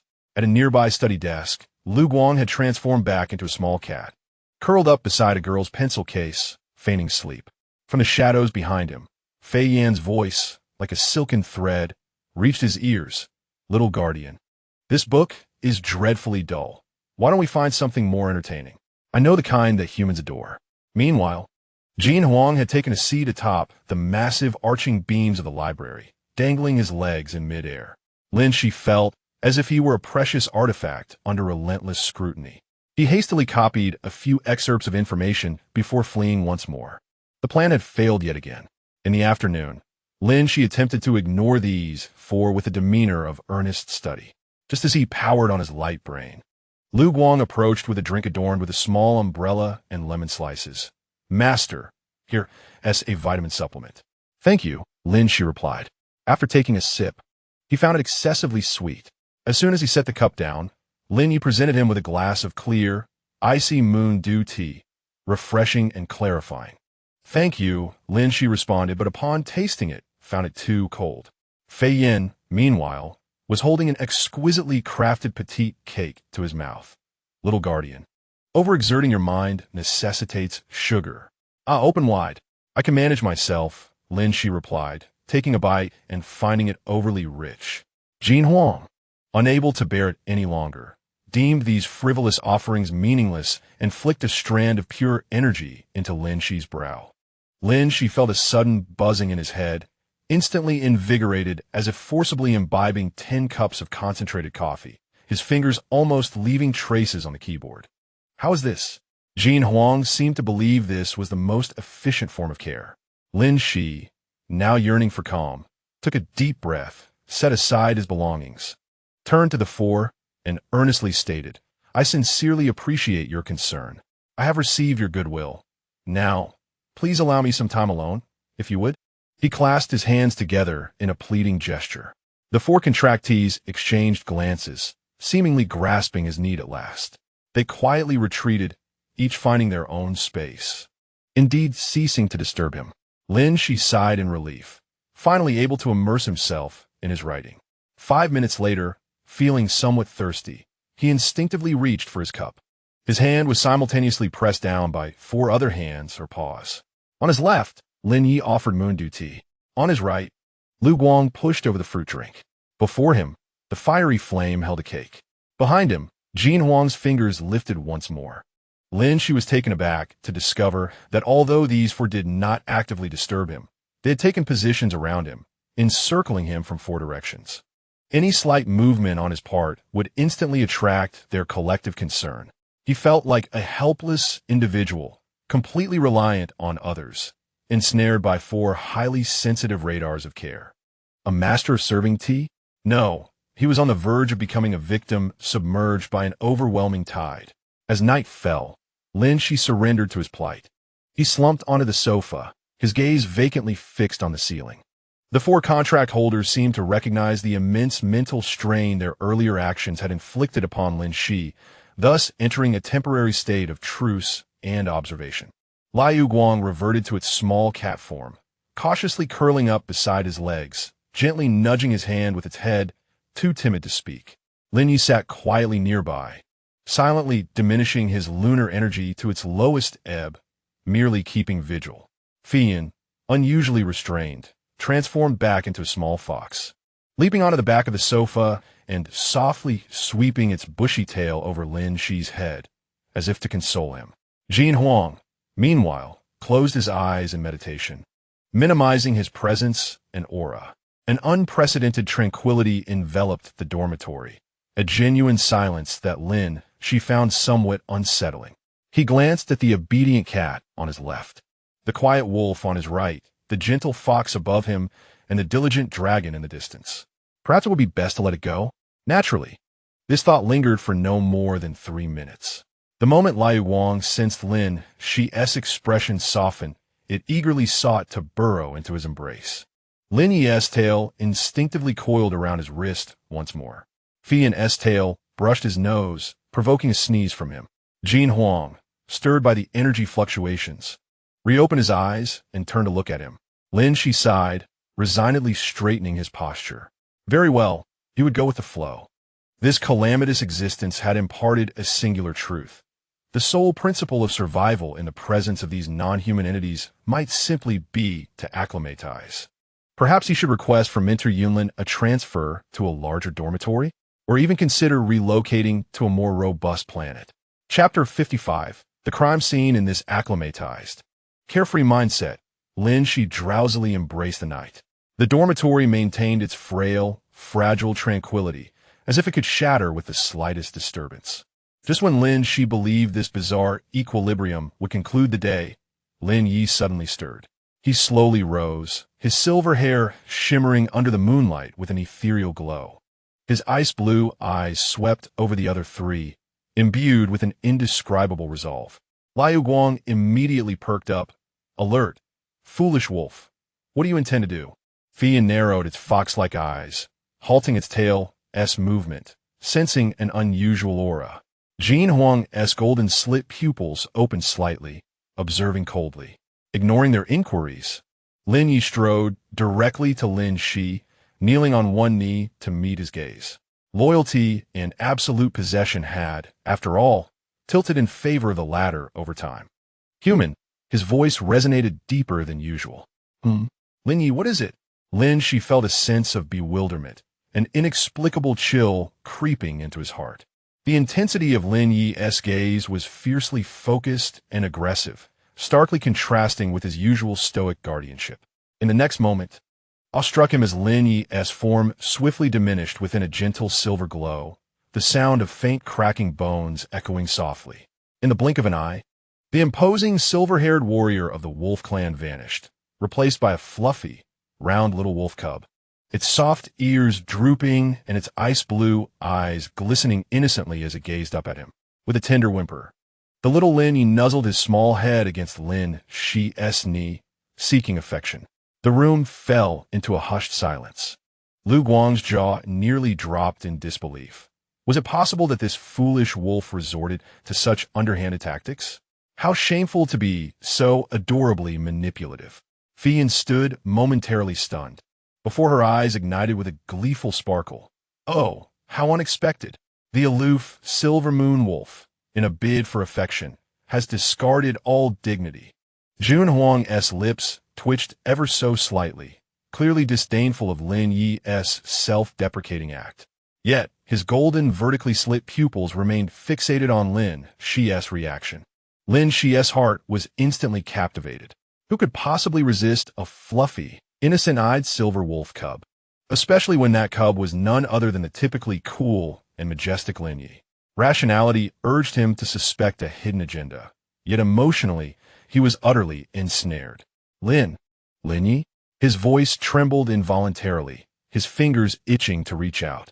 The little wolf cub emitted another soft whimper, extending its tiny pink tongue to lick Lin Xi's fingers.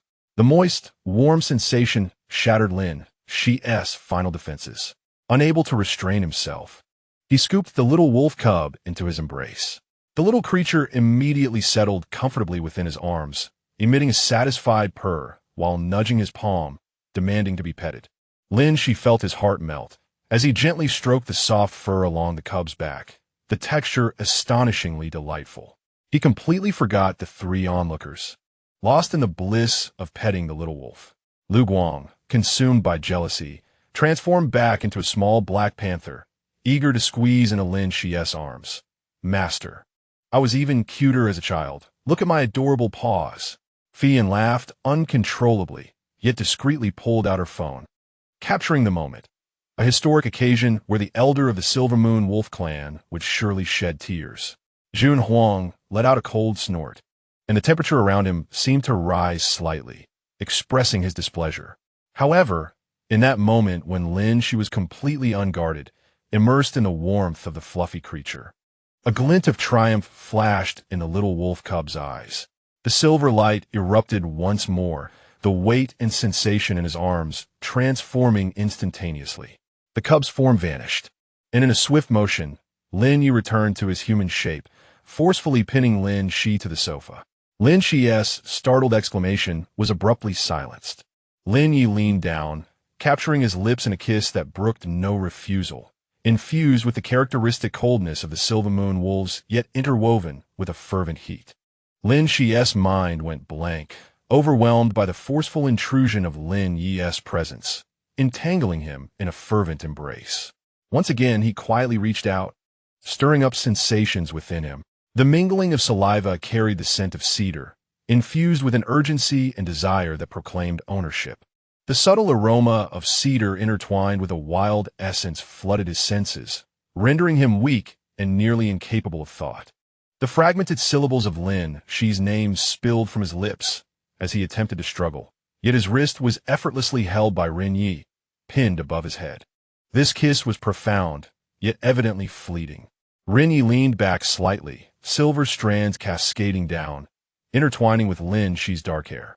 His breath came in rapid bursts, and within the depths of his ice-blue eyes, a tumultuous fire surged, fixating intently on Lin Xi's flushed visage. "Foolish wolf, you deceitful wretch, release my master." Lu Guang finally reacted, shrieking as he lunged to scratch Lin Yi. "Phone," Yin also put away her phone, her fingertips flickering with a faint flame. Hey. Forceful kissing is against the rules." Jun Huang had already risen, a terrifying pressure beginning to pervade the atmosphere. Yet Lin Yi paid them no heed. His gaze remained locked on Lin Xi, his voice low and hoarse. "Lin Xi, look at me." Instinctively, Lin Xi gazed into his vortex-like ice-blue eyes.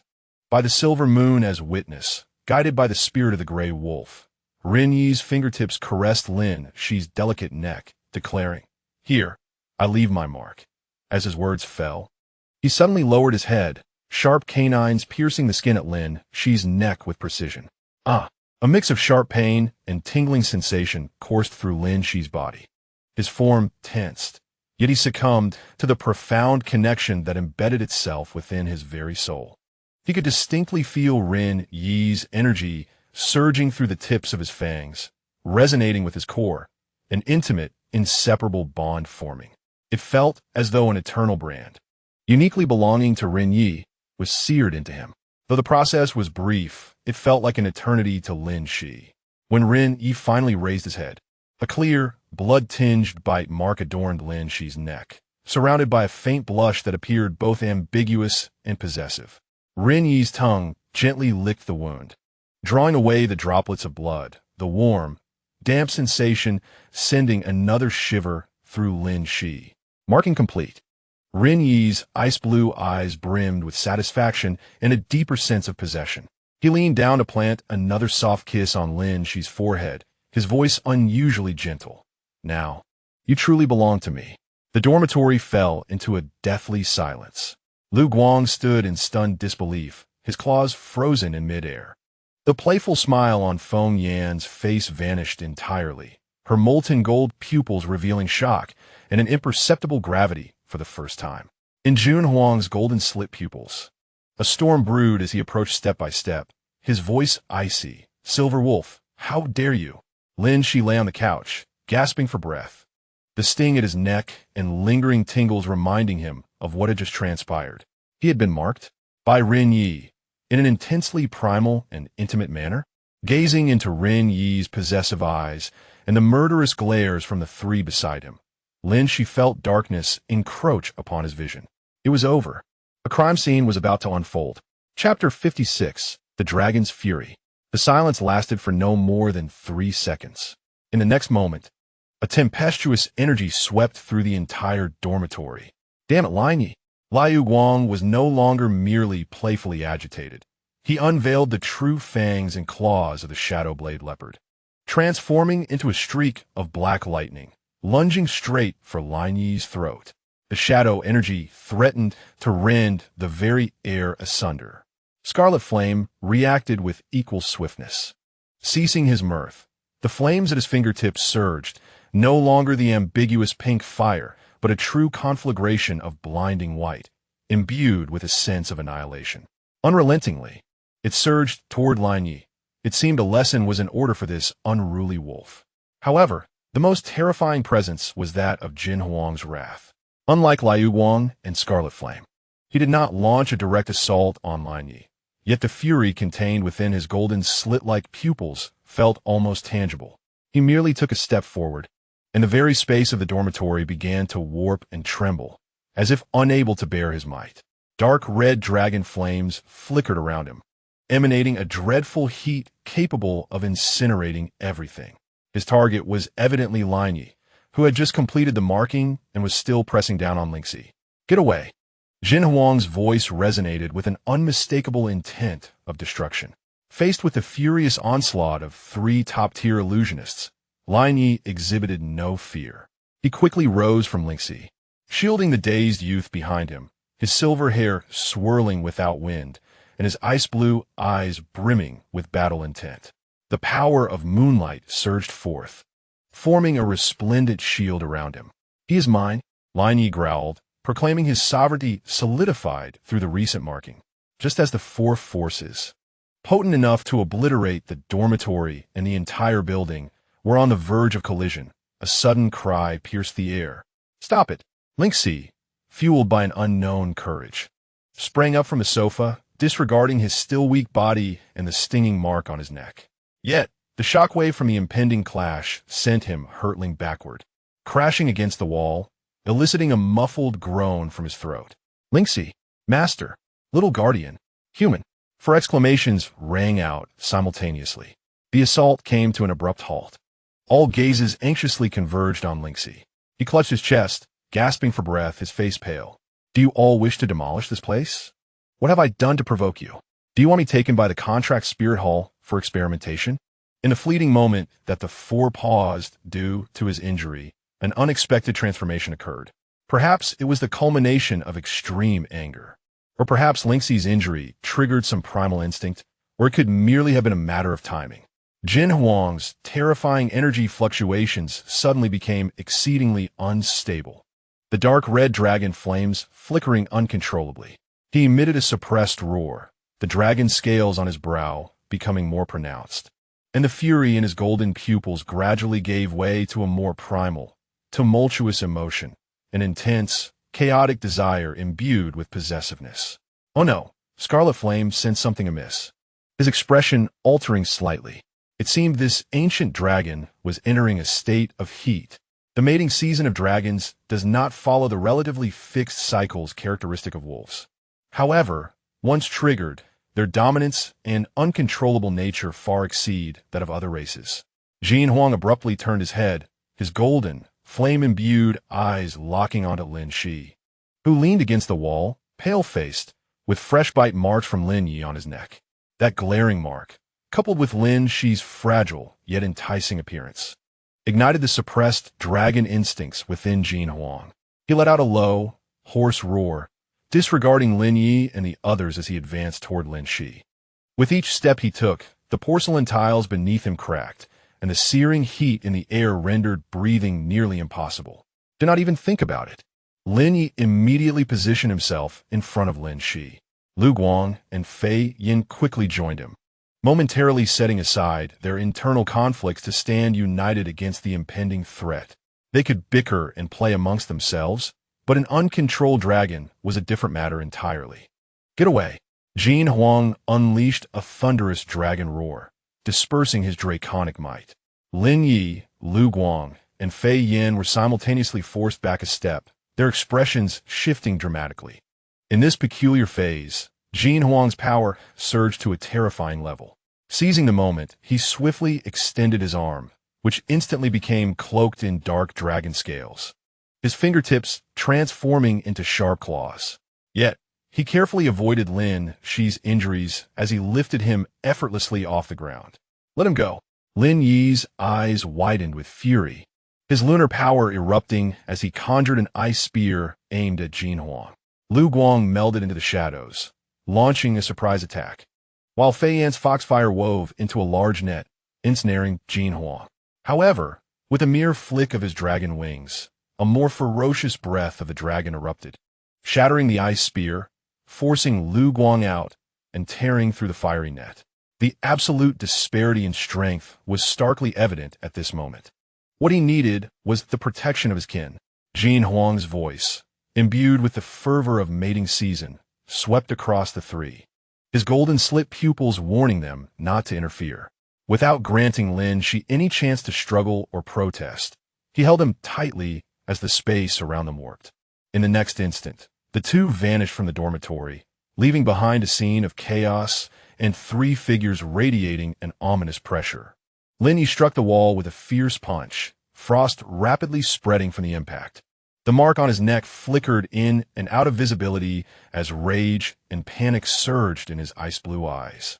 Lu Guang paced anxiously, filled with worry and anger. What should we do? Where would that old dragon take the master? Would he harm him? Fei Yin's expression darkened, his usual playful demeanor vanishing. Concern flickered in his molten gold eyes. This is serious. The territorial instincts of a dragon during mating season are disturbingly intense and overwhelmingly stubborn. Our little master is in trouble now. The three exchanged glances, temporarily setting aside their rivalries. Finding that dragon and retrieving Lin Xi had become their singular objective. Meanwhile, Lin Xi, forcefully taken away by Jin Huang through the manipulation of space, felt a dizzying sensation as the world spun around him. When he regained his senses, he found himself in an entirely unfamiliar location, a vast cavern that seemed to be naturally formed yet was not shrouded in darkness. The stone walls surrounding the chamber are embedded with various crystals, each radiating a gentle luminescence that illuminates the entire space. The air is warm and dry, suffused with a subtle scent that is not unpleasant. At the heart of the cavern lies a vast platform, composed of a warm jade or perhaps a heated mineral, resembling an enormous nest. Cradled within it, the being known as Jin Huang strides purposefully toward this nest. His golden vertical pupils shine brilliantly in the dim light, swirling with a fervent desire and an overwhelming need for possession that seems almost capable of consuming him. Jin Huang, where are you taking me? Put me down. Lin Xi struggles. The mark left by Lin Yu on his neck still throbs, faintly, a painful reminder of the recent encounter. And now he appears to have stumbled into an even more perilous situation. Jin Huang lowers his head, his searing breath brushing against Lin Xi's face. From this moment until my time concludes, you are forbidden to go anywhere. He gently places Lin Xi on the soft fur covering the platform, his towering form casting a shadow that envelopes Lin Xi completely. Jin Huang's expression seems to seek release from the pent-up tension of his daily existence. You, human, are meant to be mine. Only you can quell my burning desire. Lin Xi exclaims, help. Just escaped the wolf's den to find myself in the dragon's lair? Surely life cannot be this way with anyone. Even a day with an eggplant would be vastly different. He concedes, having never anticipated such absurdity. Contemplating whether he can even share this tomorrow, the situation has reached a critical juncture, and if he cannot overcome it, he might be left with no choice but to resort to omissions. Chapter 57. The terror of the dragon's nest. Lin Xi is gently placed upon a platform adorned with unknown soft furs. The warmth emanating from the jade beneath him soothes the pain inflicted by the earlier collision. Jin Huang's imposing figure looms over him, casting a shadow that nearly engulfs Lin Xi entirely. Those eyes, ablaze with golden flames, fixate on him, the swirling fervor and possessiveness threatening to melt him away. The air is thick with the unique, suffocating aura of the dragon's heated presence. Jin Huang, please calm yourself. Lin Xi scrambles backward, but soon his back meets the cool stone wall, leaving him with no further retreat. The bite mark left by Lin Yu still aches, a lingering reminder of the marking incident. Faced with the evidently more unstable Jin Huang, Lin Xi's internal alarms are ringing at their highest pitch. Calm. Jin Huang's voice is a low, gravelly murmur. My mark has long been placed. You have been tainted by the scent of other beasts. How can I remain calm? His claws retract as he reaches out his palm, covered with fine dark scales, delicately traces Lin Xi's neck, caressing the fresh bite mark. Lin Xi shudders, goosebumps rising on his skin. That was an accident with Lin Xi. He attempts to explain, only to find himself at a loss for words. How does one articulate that a silver wolf suddenly acted adorably, then forcibly kissed and marked him? It sounds even more ludicrous. No need for explanations. Jin Huang interrupts, his golden pupils narrowing slightly. It is sufficient to cover it. The dragon's mark is the ultimate destination. His words resonated with an undeniable dominance, and his other hand began to move, seemingly intent on removing the obstacles that hindered Lin Xi. Lin Xi's mind raced frantically, searching for an escape. Engaging in a physical confrontation was clearly futile, and reasoning with his opponent was out of the question. Feigning illness? The previous collision had indeed caused some pain, yet appeared ineffective against the aroused dragon. But then, Lin Xi sensed a shift in the atmosphere. The weight pressing down on him seemed to intensify, heralding a more menacing transformation. With terror, he opened his eyes and glanced downward, only to behold a sight that would forever imprint a profound psychological shadow regarding the physiology of dragons in his mind. Beneath Jin Huang's luxurious dark robe, a certain part of the fabric was grotesquely stretched, revealing a contour and size that was unmistakably plural, an astonishing structure. Lin Xi's mind buzzed, utterly short-circuit. His blood felt as though it had instantaneously congealed. His face turned as pale as death, lips trembling, unable to even scream. All he could do was fixate on that area with eyes brimming with sheer despair. 1, 2, he instinctively counted in his mind. Then, he was plunged into utter hopelessness. 2. Was this configuration even conceivable for a carbon-based life form? This was no longer a matter of sweetness. It was a rhythm that threatened to uproot him entirely, to reduce him to mere fragments. Was it truly the case that dragons were this outrageous? His biology teacher had never covered this. It was entirely beyond the syllabus. Dizziness began to cloud Lin Xi's vision, as if he could see the specters of black and white beckoning him. He even began to entertain irrational thoughts. Could he contact the spirit contract hall and confess, saying a dragon intended to murder a contractee, a reserve perhaps, pleading for a humane obliteration? Perhaps it was Lin Xi's overly candid and hopeless gaze, brimming with the essence of despair. Or perhaps it was the pitiable reaction of his suddenly rigid body, forgetting even to tremble. Or maybe it was the flicker of something akin to preservation that lingered in the depths of Jin Huang's instinct-driven brain. At the precipice of losing control, Jin Huang's movements abruptly halted. His golden slit pupils subtly shifted, focusing on Lin Xi's pallid face, marked by the signs of sacrificial valor. Those usually clear, occasionally bristling black eyes were now filled with physiological tears and pure terror, resembling a helpless cub unable to emit even a whimper. An utterly unfamiliar and peculiar emotion gently stirred the nerves of Jin Huang, scorched by instinctual flames.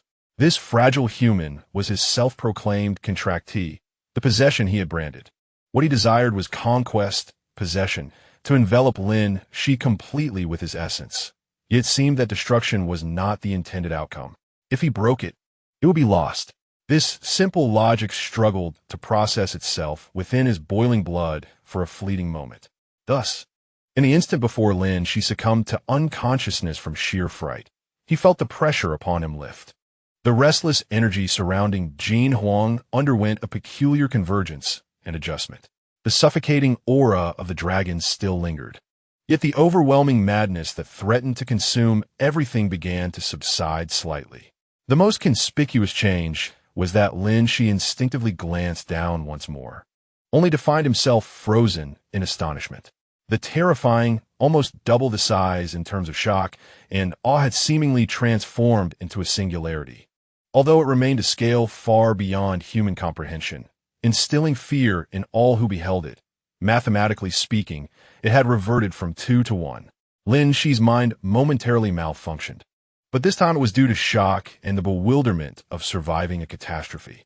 Absurd, utterly absurd. Could this creature truly change form at will? Was the dragon race fashioned from Play-Doh? What had become of its biological structure? This was neither scientific nor magical. Jin Huang remained blissfully unaware of the terror he had instigated, or perhaps he believed this alteration was more fitting. He lowered his head again, pressing his forehead against Lin Xi's, the searing heat causing Lin Xi to shudder.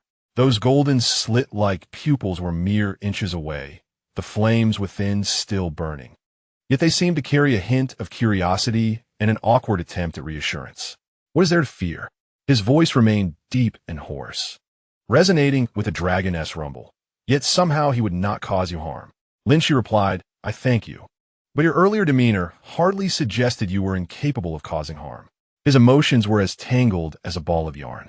On one hand, the lethal physical threat had momentarily diminished from catastrophic to a level where severe injury might still allow for survival, an undeniably fortuitous development. On the other hand, he was still ensnared in the lair of a dragon in heat, endowed with terrifying power and a bizarre thought process, with an uncertain future ahead. Moreover, who could guarantee that this dragon wouldn't revert back to a more formidable form at any moment? Lin Xi fell on the brink of a mental breakdown. Jun Huang appeared quite pleased that Lin Xi no longer regarded him with that martyr-like gaze, though it had now transformed into a bewildered expression of what manner of creature he truly was. He began to rub his cheek against the side of Lin Xi's face, his movements still somewhat clumsy. Yet paired with his daunting physique and the lingering sense of power, it only heightened Lin Xi's unease.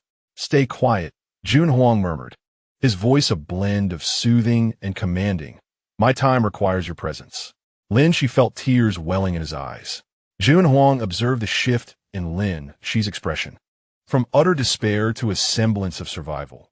Not really, even detecting a hint of strange gratitude, which seemed to satisfy him somewhat. He lowered his head again, their foreheads touching, their heated breaths mingling. It is now acceptable, he stated, his voice still raspy and filled with desire, yet tinged with a newfound restraint. Accept me. Lin Xi protested. Accept what? Not in the slightest. Yet at that moment, he dared not provoke the sensitive dragon further. His mind raced, desperately seeking a glimmer of hope. A direct confrontation would be futile, begging for mercy likely pointless. Perhaps cunning would be his only recourse? Or at least a delay. Wait just a moment. Lin Xi's voice trembled, his small hand pressed against Jun Huang's searing chest. Mr. Dragon, can we perhaps engage in a trivial conversation first? In the golden vertical pupils of Jun Huang, a flicker of confusion and impatience surfaced. Now, is the time for conversation? Indeed, Lin Xi nodded fervently, striving to appeal to the passion-driven dragon with words. You see, emotions require communication. They cannot be approached so crudely. Perhaps we could first cultivate an atmosphere. For instance, discussing life aspirations, zodiac signs, blood types, or even our preferred styles of nest decor. He began to ramble, fervently hoping that Lin Yi, Lu Guang, and Qi Yin would hasten to locate this cursed place and rescue him. Jun Huang, evidently uninterested in his nonsensical chatter, lowered his head, intent on resuming his previous task.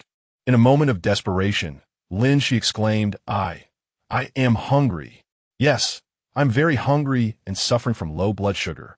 If I do not eat soon, I might faint, and that would be disastrous, wouldn't it? He blinked, his eyes glistening with tears, striving to project a feeble, pitiable, yet hopeful demeanor. Jun Huang's movements paused once more. He scrutinized Lin Xi for several seconds, seemingly assessing the authenticity of his claim. It was true that, during their mating season, dragons possessed an instinct to feed their partners as a demonstration of their nurturing capabilities. After a brief moment, he surprisingly rose slowly to his feet. Just as Lin Xi exhaled a sigh of relief, he observed Jun Huang approach a corner of the nest, where a pile of gleaming objects lay. After rummaging through the assortment, Jun Huang produced a dark, fleshy piece that resembled a substantial limb of some creature, still steaming and even bearing traces of blood. He presented the oversized meat to Lin Xi, his tone urging, Eat this so I may continue. Lin Xi gazed at the primal, rugged sustenance, his stomach churning. This is not particularly suitable for a human digestive system, he weakly protested. Could not be roasted, or perhaps made into a porridge. Jun Huang's brow knitted tighter, clearly finding this human exceedingly troublesome. Yet, upon witnessing Lin Xi's pallid visage and eager eyes, he ultimately opened his mouth in exasperation. A slender wisp of concentrated, intensely heated, dark golden dragon breath swept over the meat. Instantly, the exterior of the chunk turned charred black, though it was likely still raw within. Done. Jin Huang offered it again, this time with an air of insistence that left no room for refusal. Lin Xi stared at the charred yet tender, in a physical sense, dragon-breathed meat on the verge of tears. Would consuming this lead to food poisoning? However, under Jin Huang's watchful gaze, he had no choice but to brace himself and accept the hefty piece, symbolically nibbling on the scorched edge. An odd amalgamation of burnt and sanguine flavors permeated the air. Lin Xi grimaced, barely managing to suppress the urge to retch. How is it? Jin Huang seemed to anticipate his assessment. Lin Xi forced a smile that was more akin to a grimace. It possesses a unique flavor, albeit somewhat life-threatening. As he took small bites of the potentially heirloom-worthy meat, his mind raced, concocting the next excuse to prolong this encounter. A bath? This place hardly resembled a haven for hygiene. A headache? The previous bump had indeed been painful. Singing? Dancing? Perhaps performing a comedic skit? Just as he strained to think of a diversion, subtle movements emanated from the entrance of the nest. Chapter 0. The ups and downs, the faint sound from the entrance of the nest were akin to celestial music. Had reinforcements arrived? Yet, Jin Huang's reaction was swifter than his own. The golden vertical pupils suddenly shifted towards the entrance, where warmth and patience were instantly supplanted by fury and a violent disruption. He emitted a low, dangerous growl, seeking death. He did not even leave the platform of his lair. He merely turned his head sharply towards the entrance, opening his mouth to unleash a torrent of dark golden flames.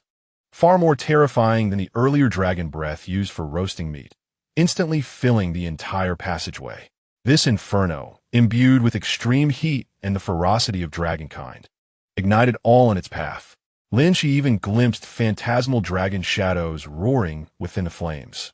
Astonished, Lin Xi instinctively clutched the half-eaten piece of grilled meat, feeling that it now appeared significantly safer. Would they truly be roasted alive by such formidable power? The flames continued to spew forth for a good 10 seconds before finally subsiding. The passage at the entrance glowed a deep crimson, the rocks having melted and then solidified.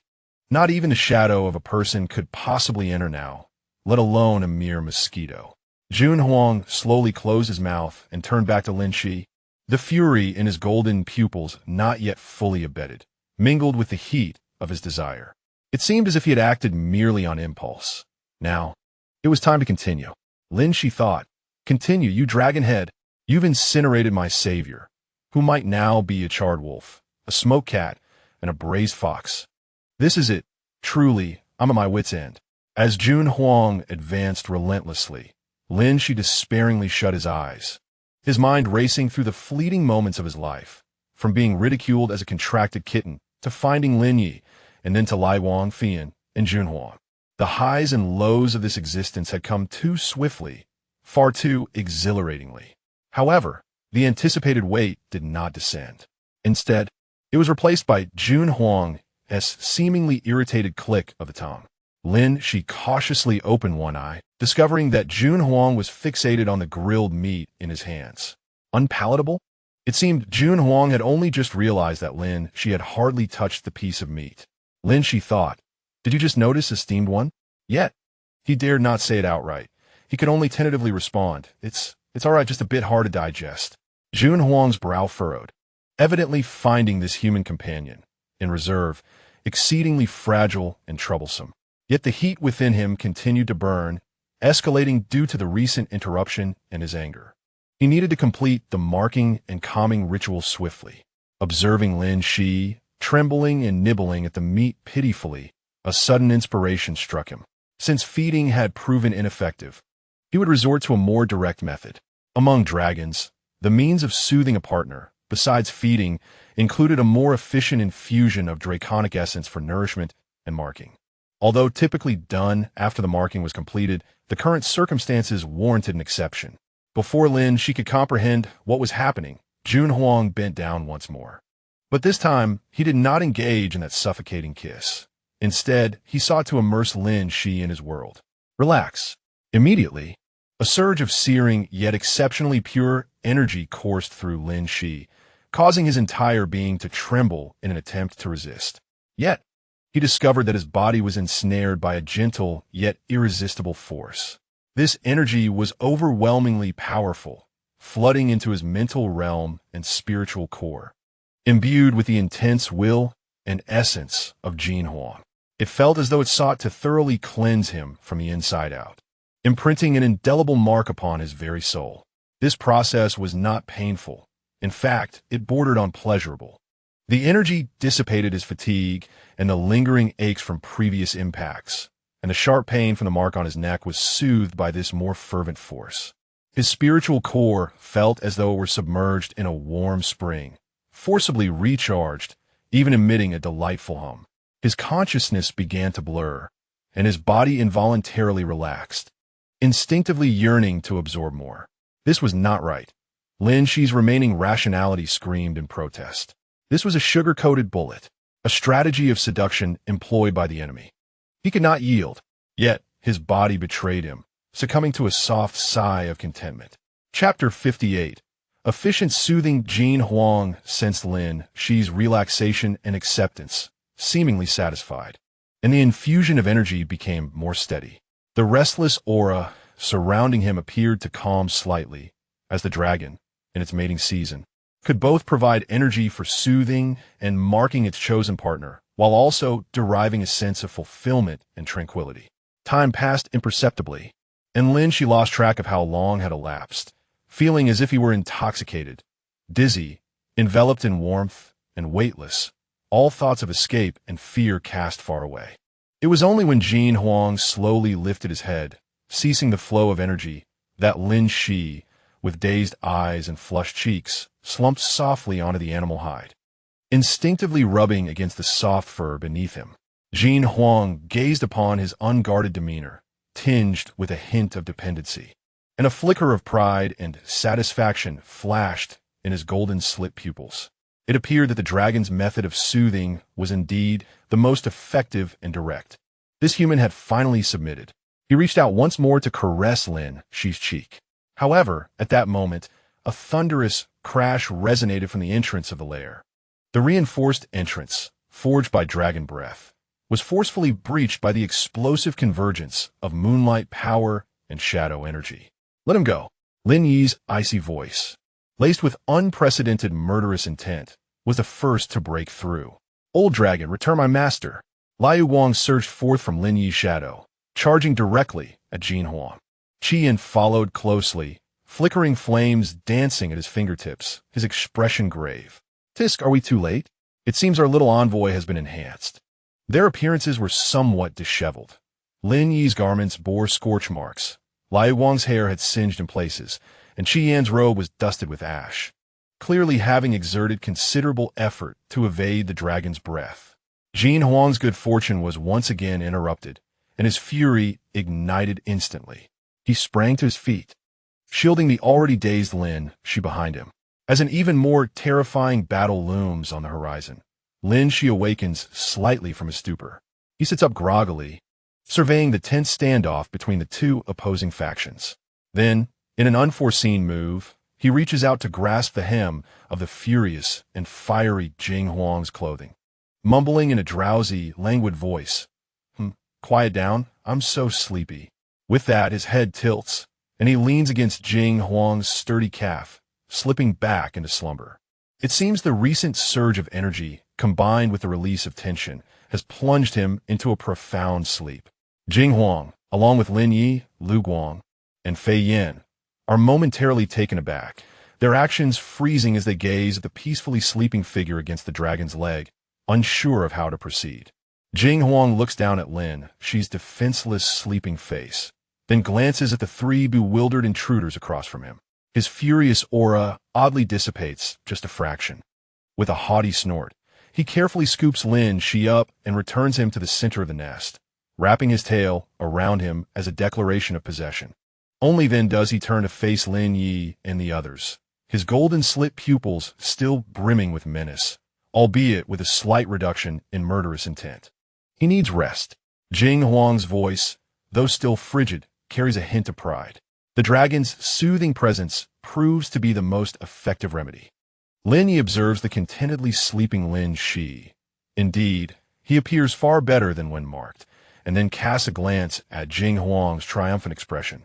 His ice-blue eyes reflect a tumult of emotions, his fists clenched tightly. Lu Guang, agitated, exclaims, "What happened to the master? Did you drug him?" Fei Yan, stroking his chin thoughtfully, muses, "Direct infusion of the dragon's primal energy? Could this be an unconventional form of overcompensation? Thus, a looming battle is temporarily quelled.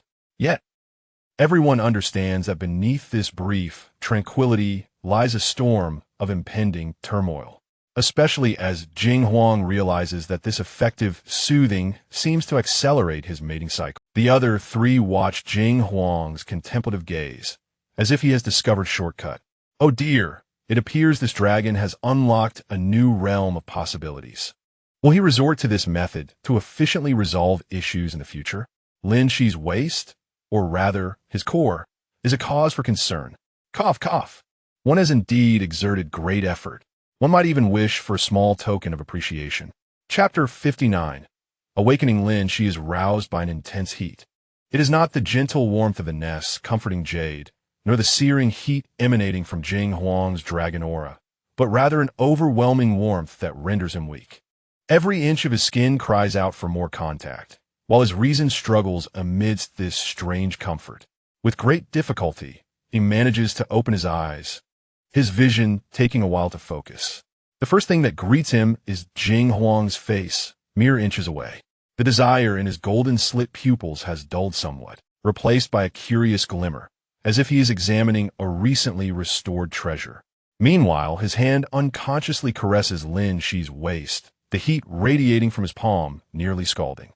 What left Lin Xi feeling particularly unnerved was the fact that Lin Yi, Lu Guang, and Fei Yan had not departed. The silver wolf leaned against the rocky edge of the lair, his icy blue eyes fixated on the point where he and Jin Huang were in contact.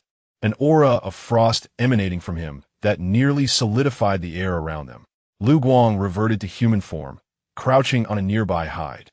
Her emerald feline eyes filled with a sense of grievance, her fingers unconsciously fidgeting with the pelt.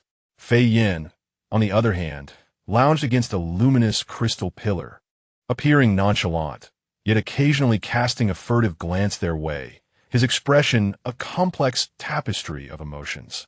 This bizarre assembly of guardians instantly obliterated the remnants of Lin Xi's drowsiness, and the vague recollections from the previous night surged back like a tidal wave. The disorientation of being forcibly taken, the terror within the dragon's lair, the despairing double surprise. The searing heat of energy being forcibly infused by Jin Huang, and the shocking realization that he had fallen asleep against Jin Huang's leg. Awake? Jin Huang's voice was deep, laced with curiosity. How do you feel? The primal energy of the dragon lineage is far more effective than those soothing methods, isn't it? As he spoke, he attempted to reach out and touch Lin Xi's cheek, seemingly believing that this efficient form of comfort could be repeated. Don't touch me. Lin Xi abruptly turned away, his voice hoarse from slumber, yet tinged with an unprecedented fear. This outburst left everyone present momentarily stunned. In the past, Lin Xi, no matter how desperate or broken, had never addressed them with such a tone laced with cold resistance. He had always habitually compromised, retreated, and at most hidden away in silent suffering. Yet now he sat upon the soft hide, his back straightened, and the once clear depths of his dark eyes were now filled with bloodshot veins, a mixture of rage, exhaustion, and profound helplessness. A certain string in his mind had finally frayed after these tumultuous days. Lin Xi? Lin Yi furrowed his brow and instinctively stepped forward, only to be halted by Lin Xi's icy glare. Don't come any closer. Lin Xi's gaze swept over the four individuals present, from Jin Huang's astonishment to Lin Yi's concern, to Lu Guang's panic, and finally to Fei Yan's shock. His eyes lingered on the side of his neck, where the bite mark left by Lin Yi was still faintly visible, and beneath the skin, a lingering warmth from Jin Huang's energy infusion remained. The sense of two distinct shapeshifters intertwined within him. I am your contractee, not your puppet. Lin Xi's voice though low, stirred a tempest of emotions. Master, why would you say that? Lu Guang's eyes reddened with urgency as she stood, eager to explain. We only wish to protect you. Protect me? Lin Xi scoffed bitterly, raising a hand to caress the side of his neck. As his fingertips brushed against the bite mark, he pressed down forcefully, the pain eliciting a sharp intake of breath. Yet it sharpened his muddled thoughts. Forcing me here, marking me against my will, and using what you call energy to control my body, is that your notion of protection? His gaze shifted to Jin Huang, his voice trembling with barely contained emotion. You claim this is a form of dragon lineage comfort? Yet I feel as if I've been force-fed a potent aphrodisiac. Did you ever consider whether I desired this? In an unusual display, Jin Huang refrained from rebuttal. He indeed did not inquire, for within the realm of the dragon kin, it is an unassailable truth that a chosen partner ought to accept the gifts bestowed upon them. And you, Lin Yi? Lin Xi cast a glance at the silver wolf. Her voice softened, yet still tinged with disappointment. I had thought you were the one who understood boundaries best. Yet here you are, seizing the moment to kiss me forcefully, to mark me. Did you even seek my consent? In an instant, Lin Yi's ears drooped, his ice-blue eyes filled with remorse, his mouth opening as if to speak, but ultimately falling silent, his fists clenched. He could not deny that the impulse of that moment was undeniably intertwined with the panic of potentially losing Lin Xi and an overwhelming sense of possessiveness. Fiery flame, you always watch with a smile as I'm caught in their tumult, occasionally fanning the flames further. Lin Xi's gaze shifted to the fox. You claim it is merely amusing, but have you considered that I find not a trace of amusement in it? I am consumed with worry each day, anxious that your well-meaning intentions might drive me to madness. The smile on Fiery Flame's face vanished completely, and he extinguished his foxfire, suddenly adopting a rare seriousness. Little guardian, Lin Xi then turned her attention to Lu Guang. And what about you? But Lu Guang, pray tell me, why is it that not a single illusion weaver dares to forge a pact with me? Why is it always you? Why transform into a moonlight cat? Merely for the sake of adorableness? Attracting you is not my fault. Lin Xi's voice surged, the pent-up grievances and indignation finally erupting. The shards of the key of all spirits reside within me. I can simultaneously forge pacts with all of you, yet none of this was my choosing. But why must you all treat me as though I am a mere plaything? Why am I perpetually the one to navigate these petty jealousies? As she spoke, tears could no longer be contained, falling onto the beast hide before her. Without you, I might still be in my dormitory, sharing snacks with my little kitten, gazing at the stars. Even if mocked as a failure, at least I would have found solace. Lin, she choked on her words, her voice heavy with fatigue. Not everyone desires to stand out. I simply wish for a normal life. Why can none of you comprehend this? To whom do I owe the burden of enduring such trials?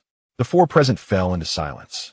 They were accustomed to Lin Xi's forbearance, to his compromises, even to their own ways of protecting him, yet they had never truly considered his perspective. Lu Guang's eyes glistened with unshed tears, longing to embrace Lin Xi. But fearing the touch might provoke his ire, he remained rooted in place, anxiously tapping his foot. Master, it is not like this. I merely care for you too much. Caring for me entails respecting me, rather than imposing your desires upon me. Lin Xi wiped away his tears, taking a deep breath. He raised his hand, energy coalescing at his fingertips. This marked the first time he actively summoned the unique power of the key of all spirits within him, not to mediate their conflicts or to confront anyone, but to sever the bonds of those marks that did not belong to him. Lin Xi, what are you doing? Lin Yi's expression shifted dramatically. He could distinctly sense the direction of the energy within Lin Xi, severing marks. Lin Xi's tone was unusually calm, a tranquility that sent a shiver down the spine. From this day forth, we shall temporarily dissolve our contract link until you learn to respect me. I desire no further connection on a soul level with any of you. As his words fell, the energy at his fingertips abruptly pierced the bite mark on Lin Xi's neck. Lin Xi let out a muffled groan, a searing pain tearing through his soul as the mark of their bond was forcibly severed, a torment far greater than when the contract was first established. No, Lin Yi dashed forward frantically to stop Lin Xi, only to be halted by Jun Huang's firm grip. Have you lost your mind? Forcibly tearing away the mark will injure his soul core. Can he withstand it? Are you willing to watch him die? Lin Yi shouted in fury. Jun Huang's expression was equally grim, yet he resolutely restrained Lin Yi, stating, "This is his decision. To intervene now would only deepen his hatred towards us." Lin Yi froze, watching Lin Xi tremble in pain, yet stubbornly grit his teeth, unwilling to relent. For the first time, his ice-blue eyes brimmed with helplessness. He had never anticipated that his mark would cause Lin Xi such agony. He had promised to protect him. What was he doing? Meanwhile, Lu Guang had already dissolved into tears. Too fearful to approach, merely an onlooker as Lin Xi's energy gradually consumed the bite mark.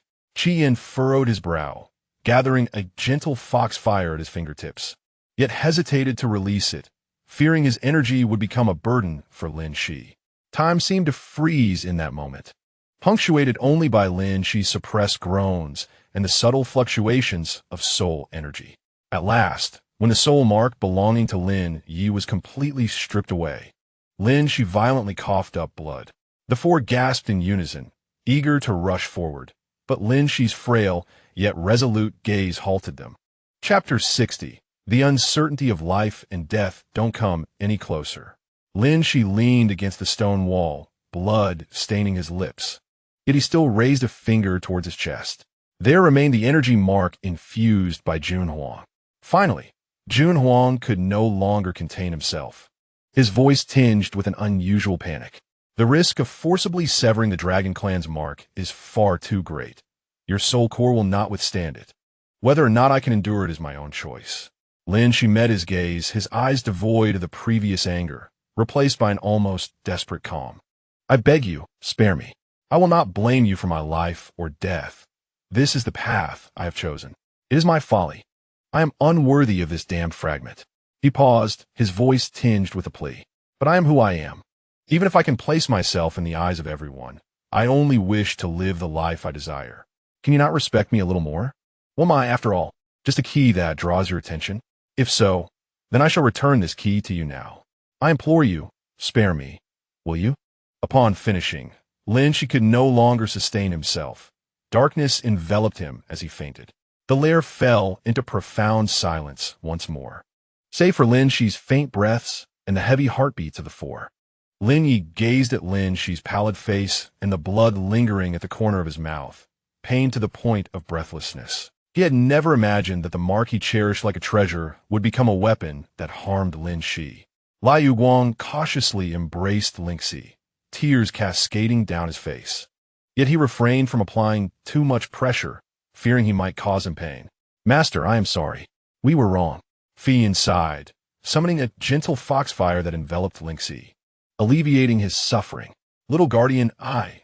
Jun Huang stood rooted, observing Lin Xi's unconscious state, his golden vertical pupils filled with confusion for the first time. He had always believed that providing Lin Xi with the finest and safeguarding him in the manner of the Dragon Clan was the essence of kindness.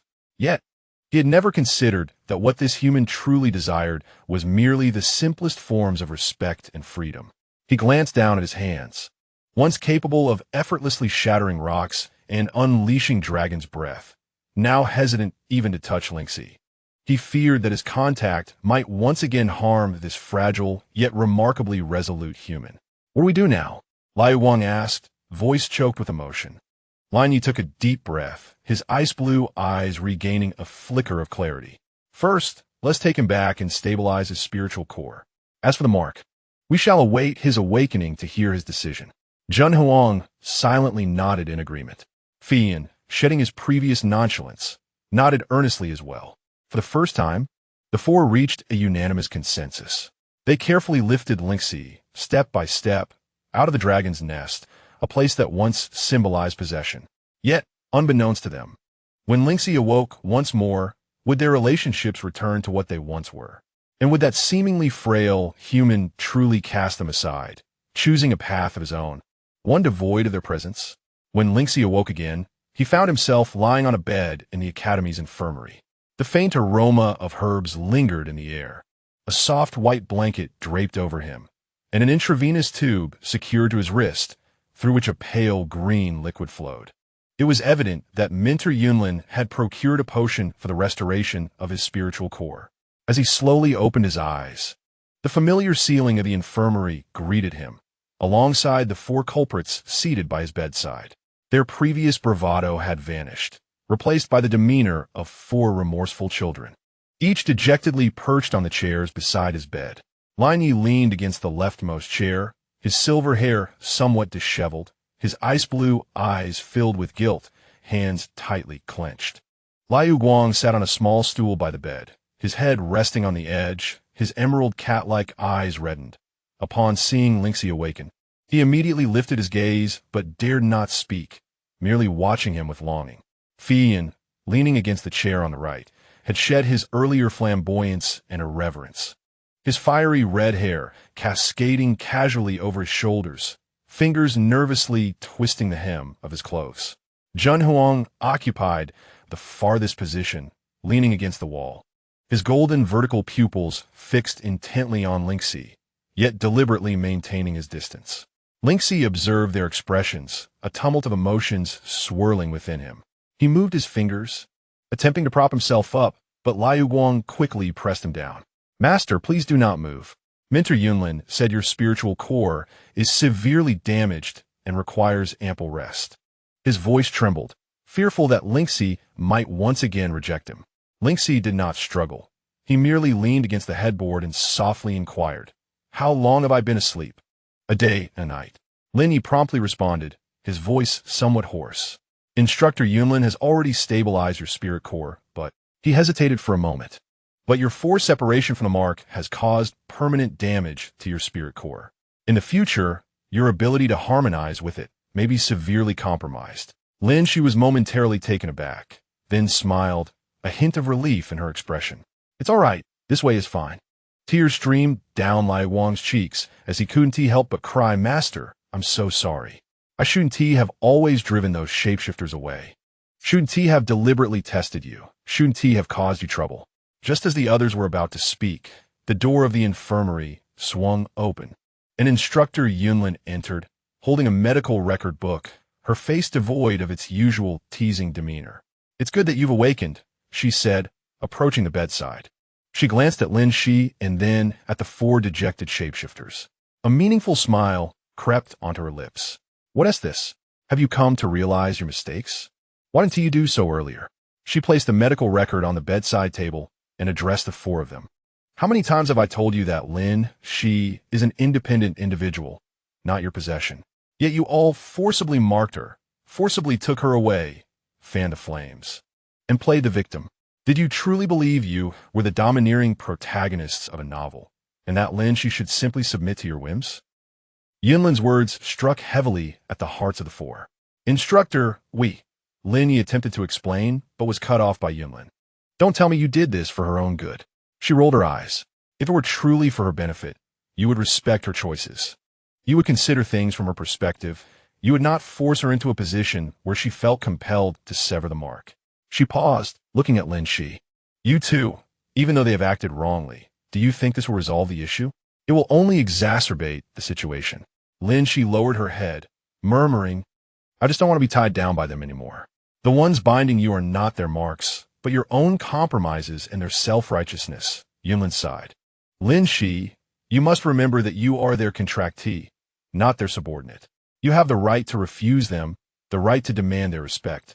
And you should not resort to self-harm as a means to escape your problems." She turned her gaze to the four, rolling her eyes dramatically. "As for you four, figure it out yourselves. I truly have no solutions left for the mess you created." Chapter 61 returns. Instructor Yunlin's words resonated like a heavy hammer, striking each heart in the room. The infirmary fell into a profound silence, broken only by Lin Xi's faint, labored breaths and the occasional chirping of birds outside the window. Leaning against the head of the bed, Lin Xi's gaze drifted to the four top shapeshifters, who now appeared despondent and devoid of their former aura. After the anger and grievance, a deep fatigue and clarity settled in. He took a deep breath, feeling a lingering dull pain in his spirit core. a remnant of the forced separation from the mark and the overwhelming surge of energy. Instructor Yunlin was right. Self-harm was the most foolish approach. Yet, sometimes when one is driven to the brink, the most immediate form of protest that comes to mind seems to be inflicting pain upon oneself to elicit the concern and care of those who truly matter. Now, he had exchanged their guilt and silence. It was time. Instructor Yunlin was correct. Lin Xi's voice was soft, yet imbued with an undeniable conviction. We all need a moment of calm to reflect. For pairs of eyes instantly honed in on him, laced with tension and unease. He turned first to Lin Yi, his tone serene. Lin Yi, you have been away from your clan for quite some time, have you not? The Silver Moon Wolf clan surely requires your presence. You should return and check on them. Lin Yi's wolf ears perked up suddenly, a flicker of panic crossing his ice-blue eyes. I'm not here to negotiate. Lin Xi interrupted him, his voice firm despite its frailty. This is what I wish for you to do. Return to your kin, attend to your responsibilities. The issues between us cannot be resolved simply by your presence here. Lin Yi gazed at Lin Xi's pale, yet resolute face, all words caught in his throat. He bore the weight of his clan's obligations, having been away for far too long. No matter how he tried, he could not refute Lin Xi's words. Finally, he bowed his head, his silver hair cascading down as he spoke in a hoarse voice. Very well, I shall return. But you must promise me that you will take care of yourself. If anything arises, summon me with the crescent pendant. Lin Xi responded with a gentle acknowledgement. He then turned his attention to the teary-eyed Lu Guang. Lu Guang, master. Lu Guang immediately grasped his hand, tears brimming in his eyes. I don't want to leave. I want to stay and take care of you. I can transform back into a small cat, tiny enough to not take up space, and I eat little. I can also help you chase away those annoying illusionists. Lin Xi sighed, withdrawing his hand to gently pat Lu Guang's head, a gesture that rendered the little black panther momentarily frozen, its feline eyes filled with hope. Lu Guang, you too have your own past, do you not? You cannot perpetually hide here, pretending to be just a harmless kitten. Return and resolve your own matters. Once you have alleviated your burdens and are no longer in this predicament, we shall discuss other matters. Lu Guang's expression shifted dramatically, a glimmer of conflict flickering in his emerald feline eyes. He was indeed evading reality. Lin Xi's unique spiritual core and the lively atmosphere he created provided him the best refuge. Yet, a safe haven cannot last forever, and debts must eventually be repaid. He lowered his head, his fingers absently fidgeting with the bedspread, his voice muffled. I understand, master. I will return and settle my troubles, and then I will come back to find you. You must not forsake me then. He lifted his head, a hint of obsessive determination glinting in his eyes, uncertain if it was aimed at the troubles ahead or Lin Xi's potential rejection. Lin Xi remained silent, merely patting his head gently once more. He then turned to Fian and Jin Huang. These two formidable figures. One appeared amiable, yet was notoriously difficult to deal with, while the other remained expressionless, exuding an overwhelming possessiveness and a complete disregard for reason. Mr. Fian, Lin Xi carefully chose his words. You possess great abilities. I presume you have your own affairs to attend to, or places you wish to visit. The academy dormitories are rather cramped and may not accommodate your esteemed presence. The smile on Fian's face waned slightly, his molten gold pupils narrowing. Are you attempting to send me away, little guardian? How disheartening. I was just beginning to find you quite intriguing. He leaned in closer and lowered his voice. Are you quite certain that you do not require someone like me, who understands the nuances of passion and ambience, to remain and assist in uplifting your spirits? Surely, it would be preferable to the company of ice wolves, foolish cats, and antiquated dragons? Lin Xi's lips quivered slightly. Thank you, but no. What I most desire at this moment is tranquility, and I fear that the atmosphere you leave behind may very well lead to my being taken away by the Spirit Contract Hall under charges of indecency. Crimson Flame found himself at a loss for words. Seizing the opportunity, Lin Xi pressed on, therefore, for the sake of my mental and physical well-being, as well as the safety of the Academy's public assets, might I suggest that you make yourself comfortable elsewhere? He endeavored to ensure his tone was both polite and resolute. Crimson Flame scrutinized him for several seconds before suddenly laughing, this time with an added layer of meaning. Very well, since the young envoy has spoken, it would be quite unbecoming of me to linger. Rising gracefully, he adjusted his robe. I shall seek some amusement and perhaps gather tidbits of information regarding the key of all spirits or the cleansing sect, considered a gesture of apology. Lin Xi was momentarily taken aback, not expecting this response, and could only nod. Thank you? Don't mention it. Crimson Flame winked, his form gradually fading. Only a faint, elusive fragrance of flowers and fruits lingered, accompanied by a drifting remark. If you miss me, simply call upon the foxfire feather I left behind. I'm always at your service. Lin Xi retorted. Who would summon you? In the end, only Jin Huang remained. He was the most challenging to handle, a dragon lord.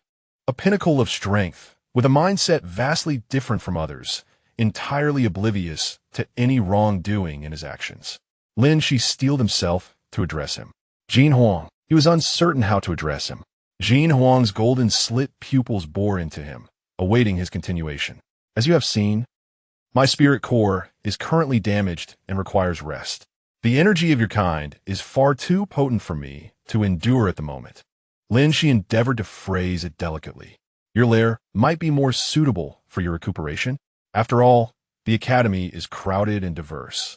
Should you inadvertently enter your mating season, it could incite considerable chaos. He carefully sidestepped the term mating season, fearing it might provoke the dragon further. Jin Huang remained silent, a formidable pressure enveloping the infirmary, rendering the air heavy. Just as Lin Xi feared he would refuse, perhaps even forcibly take him away again. Jin Huang finally spoke. Your spirit core is indeed fragile. Thank you. I appreciate the concern. The mark of the dragon will be reapplied once you have grown stronger. Jin Huang's tone was akin to a statement of fact. In the meantime, I shall remain nearby. Should you require me, simply call my true name. Without granting Lin Xi a chance to decline, he transformed into a dark golden streak of light, piercing through the infirmary wall and vanishing. Indeed, he passed straight through. Lin Xi stared at the wall where the exit had left no trace, utterly astonished. Nearby? What kind of nearby? The back mountains of the academy? Or beyond the atmosphere? Calling upon his true name? And still engaging in such theatrics? What sort of return is this? This is clearly a transition from close guardianship to distant surveillance. Nonetheless, at least the being, dragon, has taken his leave. In the infirmary, he found himself alone at last. Save for the ever-watchful Mentor Yunlin. With a raised brow, Yunlin remarked, You handled that quite well, though the last one was essentially a cash-on-delivery situation, temporarily stored away. Lin Xi wearily slumped back on the bed, feeling more exhausted from dealing with those four than he would have from a brawl. Mentor, please spare me the mockery. Very well, get some proper rest, Yunlin said, patting his shoulder. It is indeed beneficial for you to have time and space to reflect, and to allow your spirit core to recuperate. As for the future, she smiled gently. Things will unfold as they should. After all, your journey is destined to be anything but tranquil. With that, Mentor Yunlin departed, leaving the infirmary enveloped in profound silence. Lin Xi gazed out at the sunlight streaming through the window, listening to the faint sound of a class bell ringing in the distance, feeling an overwhelming sense of unreality. Had those four raucous, envious individuals who had nearly turned his life upside down truly departed? If only temporarily, the world around him felt suddenly quiet, almost lonely. No, it was tranquility, a hard-won, precious serenity. He pulled the covers over his head, determined to indulge in 3 days and nights of uninterrupted slumber, making up for all the rest he had missed. Chapter 62. The Empty Nest Youth. After observing the condition of his spirit core for an entire day in the infirmary, Lin Xi was granted permission to return to his dormitory for recuperation. As he walked back, he felt for the first time that the academy's paths were remarkably spacious. The air refreshingly crisp, and even the raucous calls of the energy parakeets by the roadside seemed particularly melodious. Without the silver wolf dispersing cold air to clear the way for passers-by, the lively black panther attracting attention with its antics, the flirtatious fox causing a stir, nor the dragon descending from the sky with an aura of panic, everything felt refreshingly ordinary and delightful. He could even stroll leisurely to the convenience store to buy the most mundane strawberry-flavored lollipop, free from the pressure of choosing between catnip, moonlight condensation, foxfire caramel, or dragon breath magma flavors. Savoring the lollipop, Lin Xi pushed open the door to his dormitory. Inside, it was eerily quiet, perhaps overly clean and tidy. The floor and windows sparkled without a speck of dust, and items were arranged with meticulous order. This was clearly the handiwork of Lin Yi before his departure. That wolf had an almost obsessive affinity for cleanliness. The various cat toys and snack bags belonging to Liu Guang had vanished. The fashion magazines and suspicious perfume bottles haphazardly left by Haiyan were nowhere to be found. The large heating stone that had occupied so much space was finally gone. The air was no longer a dizzying melange of cedar, milk, flowers, fruits, and dragon breath. It was merely a faint, sun-kissed scent. Lin Xi flopped onto the sofa, sighing contentedly. Ah, tranquility. He relished this absolute peace for a full 3 minutes before his stomach grumbled. It was mealtime. In the past, he would have been surrounded by 4 lovingly prepared meals, each unique in style, while enduring the scrutiny of 4 eager gazes as he attempted to taste them all. Now, however, Lin Xi resigned himself and stood up, making his way to the kitchen. On the refrigerator door, there is a note penned in Lin Yi's handwriting. The food is in the 3rd compartment of the refrigerator, packaged by date. Just heat it up. Do not consume it raw or cold. Lin Yi. Upon opening the refrigerator, Lin Xi indeed finds a series of transparent containers, each filled with carefully prepared nutritious meals, complete with labels indicating the dates and heating times.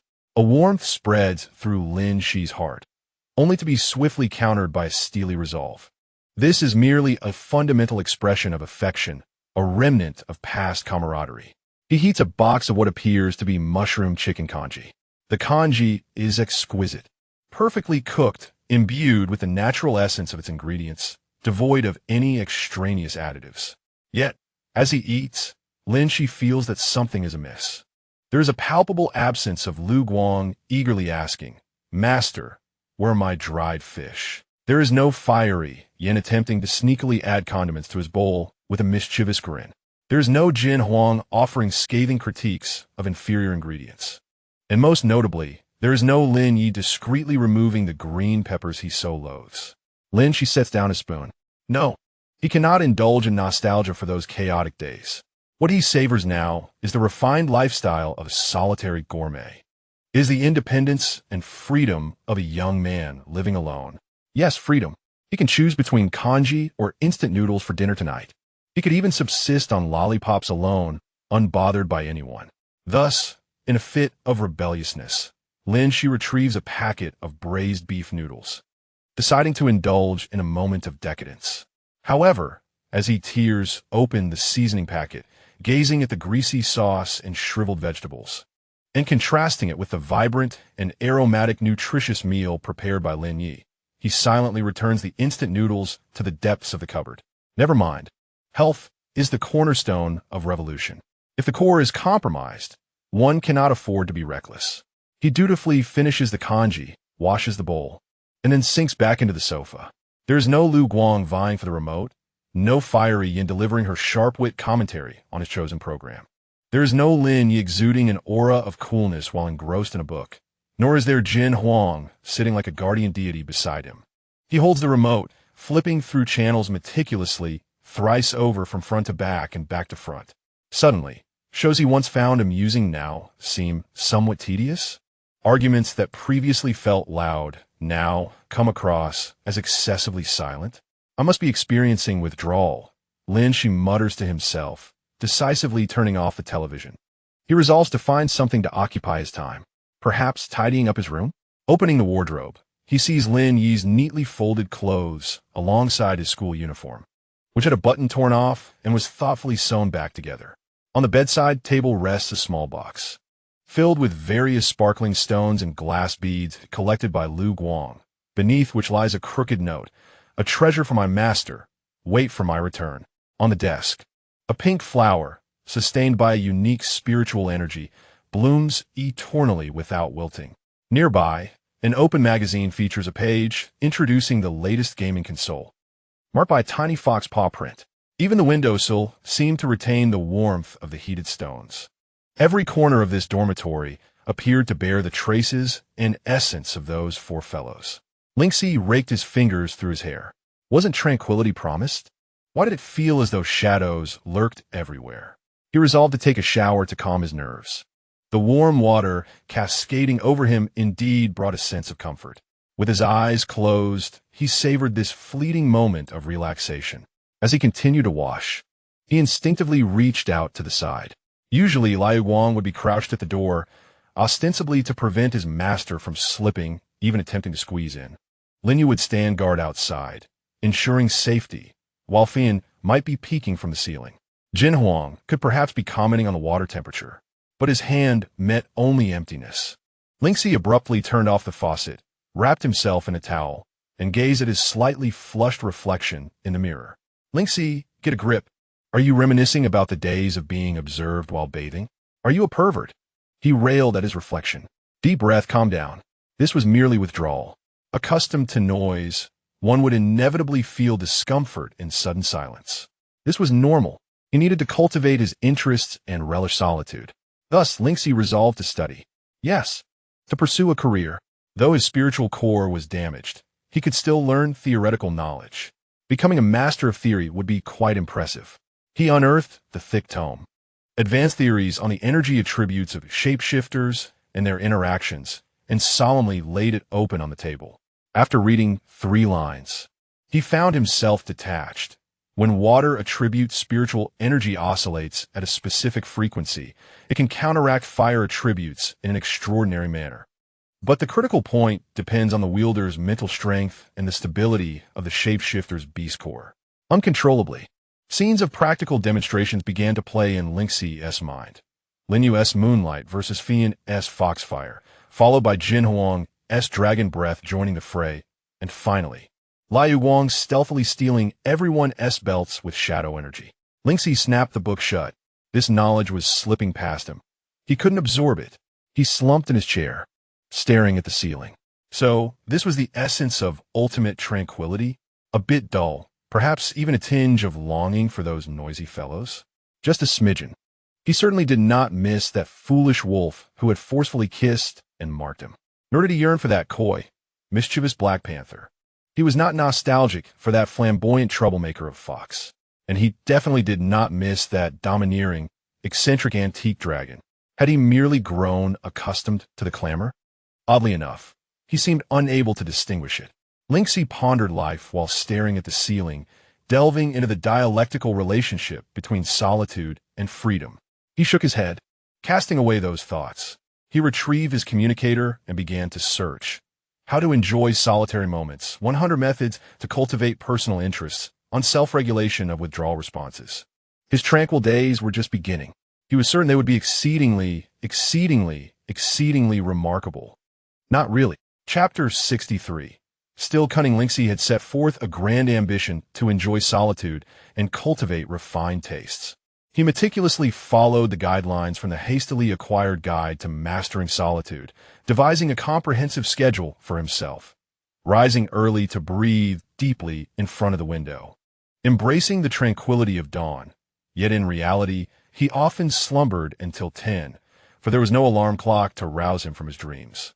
He opened Advanced Spiritual Energy Theory, starting once again from the same line for the 5th time, his mind looping through 100 perils of Dragon Breath Barbecue. He endeavored to cultivate personal hobbies. He attempted the recommended meditative flower arrangement, but ended up shearing the small, ethereal bloom that the fiery flame had left behind. He tried his hand at ink painting, producing a series of crooked paw prints and wolf heads. He turned on his favorite cartoon channel, watching silly little animals chase their tails, and surprisingly found himself laughing, only to feel a pang of madness afterward. Enjoying 2 hours on the excessively spacious and quiet bed, he felt a persistent emptiness in his chest. With dark circles under his eyes, Lin Xi confronted his reflection in the mirror, declaring, "The guide is a deceit. Solitude is inhumane." He resolved to implement Plan B, employing technology to simulate companionship. He rummaged through his backpack to find the immersive audiovisual entertainment system that Lu Guang had stealthily tucked away for him, purportedly the latest model. It was a sleek VR headset accompanied by several small sensors. The instruction manual bore Lu Guang's flamboyant handwriting. Play when master is bored, super realistic. Your cutest kitty. With a mixture of skepticism and hope, Lin Xi donned the headset and affixed the sensors. Darkness enveloped him momentarily before a high-tech interface illuminated his vision. Welcome to the Phantom Companionship System. Please select a mode.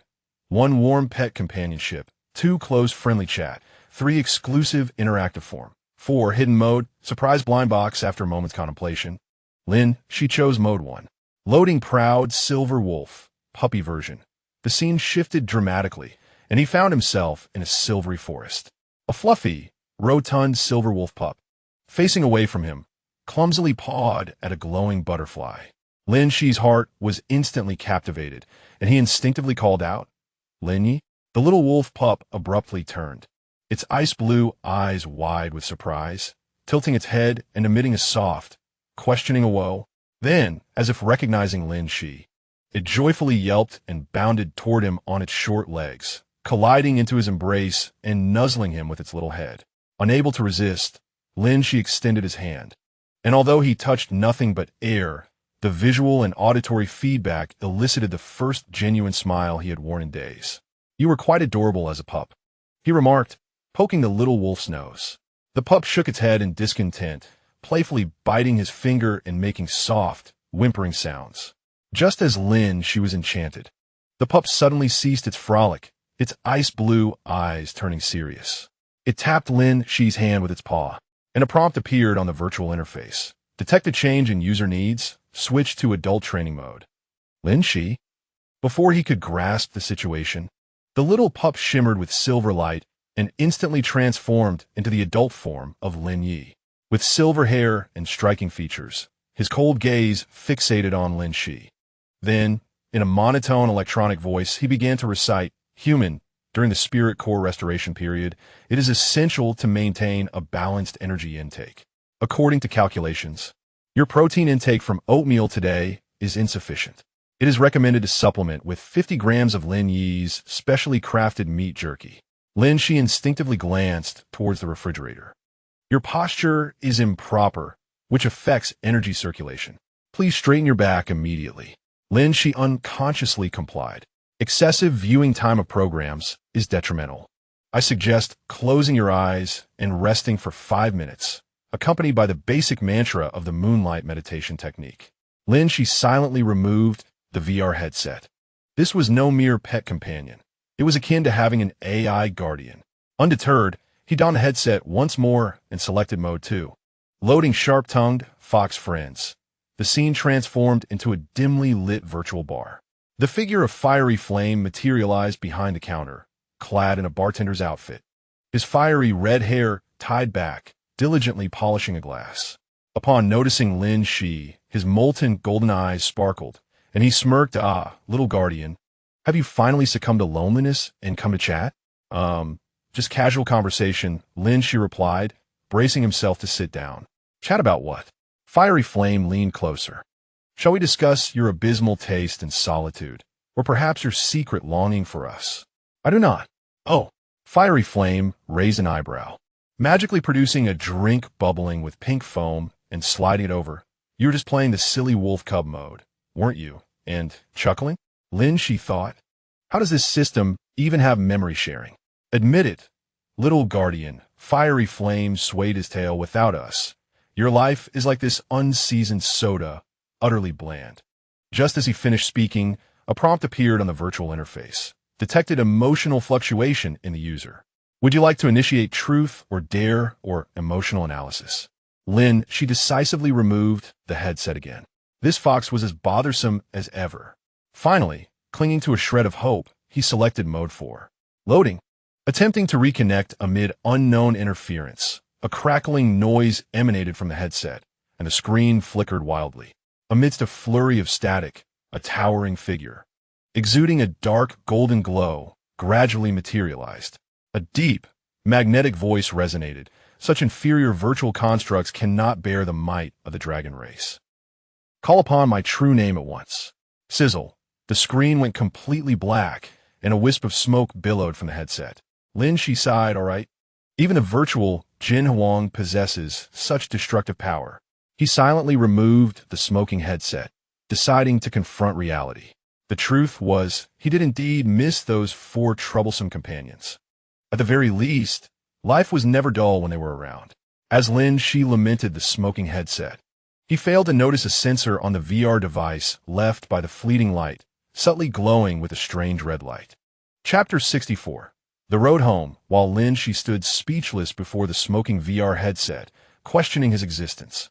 Deep within a vast base hidden among the cracks of multiple spaces, the hovering light screen refreshes at an astonishing speed within a room cluttered with various cat toys and gaming discs. A black-haired youth, clad in a loose sweatshirt adorned with a gigantic cartoon cat head, suddenly sneezes, causing the game controller to slip from his grasp. Who dares to insult me? Liu Wang rubs his nose, his emerald feline eyes scanning the surroundings with caution. The only sounds are the faint hum of the equipment and the shimmering remnants of the boss he just defeated flickering across the screen. Surely, it must be that Master is missing me. He promptly concludes, his tail joyfully perking up, only to droop down once more. Perhaps he is still angry with me? Or is it because the VR headset I left behind malfunctioned due to its poor quality? Before him, a hovering light screen displays the live surveillance footage of Lin Xi's dormitory.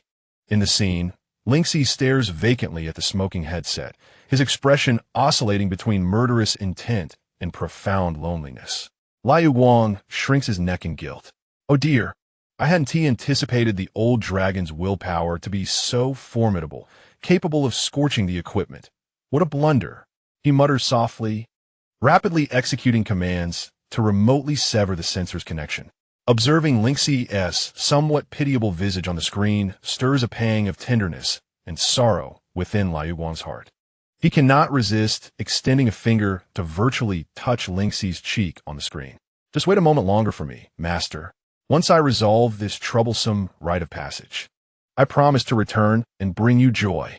He speaks lightly, yet a shadow of gravity and longing flickers in his gaze. This return is far more complex than the trivial matters he had conveyed to Lin Xi. Flashback. The scene reverts to a time before the contract. Liu Wang finds himself in a grand hall that starkly contrasts his current surroundings. His father, the chieftain of the Shadow Blade Leopard clan and the leader of the organization, gazes grimly at the disheveled altar before him. The heart of shadows has failed to resonate with the light of silence left by Lord Sacred Wing. We have thoroughly angered that being. The chieftain's voice trembles subtly. Below in the hall, numerous elite members of the Shadow Blade Leopard clan prostrate themselves, not daring to breathe. Only Liu Wang, still adorned in the elaborate attire of the young master, possesses a glimmer of defiance and excitement in his verdant eyes. What is there to fear? The young master nonchalantly flicks his tail. The residual power of Sacred Wing cannot confine us for long. Besides, we merely seek to borrow a fragment of the light-dark fusion secret. We do not wish to overthrow him. Silence, you insolent wretch. The chieftain roars in fury. If not for your attempt to placate the statue left by Sacred Wing with runes, how would we have provoked the backlash of a light of silence? Now the spatial coordinates of the entire organization are exposed, and we may face his retribution at any moment. Liu Wang pouts and mutters under his breath. Who knew that statue was so sensitive? I merely brushed against it. The chieftain nearly suffered a heart attack from rage. Just then, from the unstable spatial rift at the center of the hall, a suffocatingly powerful will suddenly emerged, cold, sacred, yet imbued with boundless madness. The young Shadowblade Leopard has an unquenchable penchant for frolicking in the shadows, engaging in playful antics. The ethereal voice of the Holy Wing resonates through the vastness of time and space, and even a mere projection of thought sends shivers down the spines of all Shadowblade Leopards. Soon after, a complex rune, interwoven with sacred light and shadow, bursts forth from a rift, enveloping the trouble-making flowing light. The clan leader gasps in alarm, yet is powerless to intervene. Flowing light feels an irresistible force tearing at his very being. Good luck. Perhaps you may find that 1 in a million, the Holy Wing chuckles softly. Flowing light. Isn't this considered your hiring of me? Trapped within the torrent of the contract, flowing light can only await the summoning of the contract's spirit master. Only through a contract can he escape this place. Moreover, the competition within the torrent is terrifyingly fierce. Numerous powerful, charming, and rare juvenile soul light eggs vie for the attention of a worthy employer. Then one fateful day, an exceptionally unique fluctuation of a spirit core penetrates the barriers of the contract torrent, gently sweeping through. The structure of that spirit core is intriguingly complex, akin to an intricate key that encompasses all things. This is it. Flowing light decides in an instant. However, he is not the only one fixated on this precious gem. Within the contract torrent, several other formidable soul light eggs begin to converge on the summoning array, compelling Lin Xi to expend a considerable amount of spiritual energy. Step aside. That little cookie is mine. Flowing light erupts, his temper flaring. Though gravely injured, his combat skills and mastery of shadows remain intact. Thus, in the unseen dimension of contracts, a shameless charade of bumping and clearing unfolds. A seemingly robust storm eagle juvenile light egg, just about to approach the summoning array, is tripped by a strange shadow and rolls away in embarrassment. A charming illusionary butterfly juvenile, attempting to win with a lure, is unexpectedly struck by a shadow that appears from nowhere, sending it sprawling into a corner. Meanwhile, a small earth dragon juvenile, trying to intimidate competitors with its dragon might, is utterly cowed into a ball by a pure aura of dominance. Flowing light deftly eliminates all rivals while swiftly adjusting his strategy. Get away, get away. Anyone who dares to snatch from me shall face my wrath. The other shape-shifting juveniles, bewildered, mutter to one another, this beast is rather fierce. Let us concede. He disguises himself as the weakest, most innocuous, and least competitive form of a seemingly frail moonlight cat juvenile. Under this guise, he approaches Lin Xi. 3 times he draws near, with a simple plan in mind. 1. Secure a temporary meal ticket. 2. Conduct close-range research on the mysteries of the fragments of the key of all spirits, perhaps discovering a means to swiftly regain his powers or even retaliate. 3.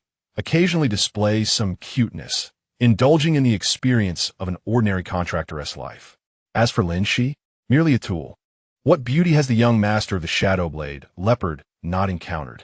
How could he possibly develop genuine feelings for a human who blushes at the slightest provocation and is inept in battle? Suddenly, flowing light jolts awake from his reverie, shaking his head to temporarily suppress those face-slapping memories.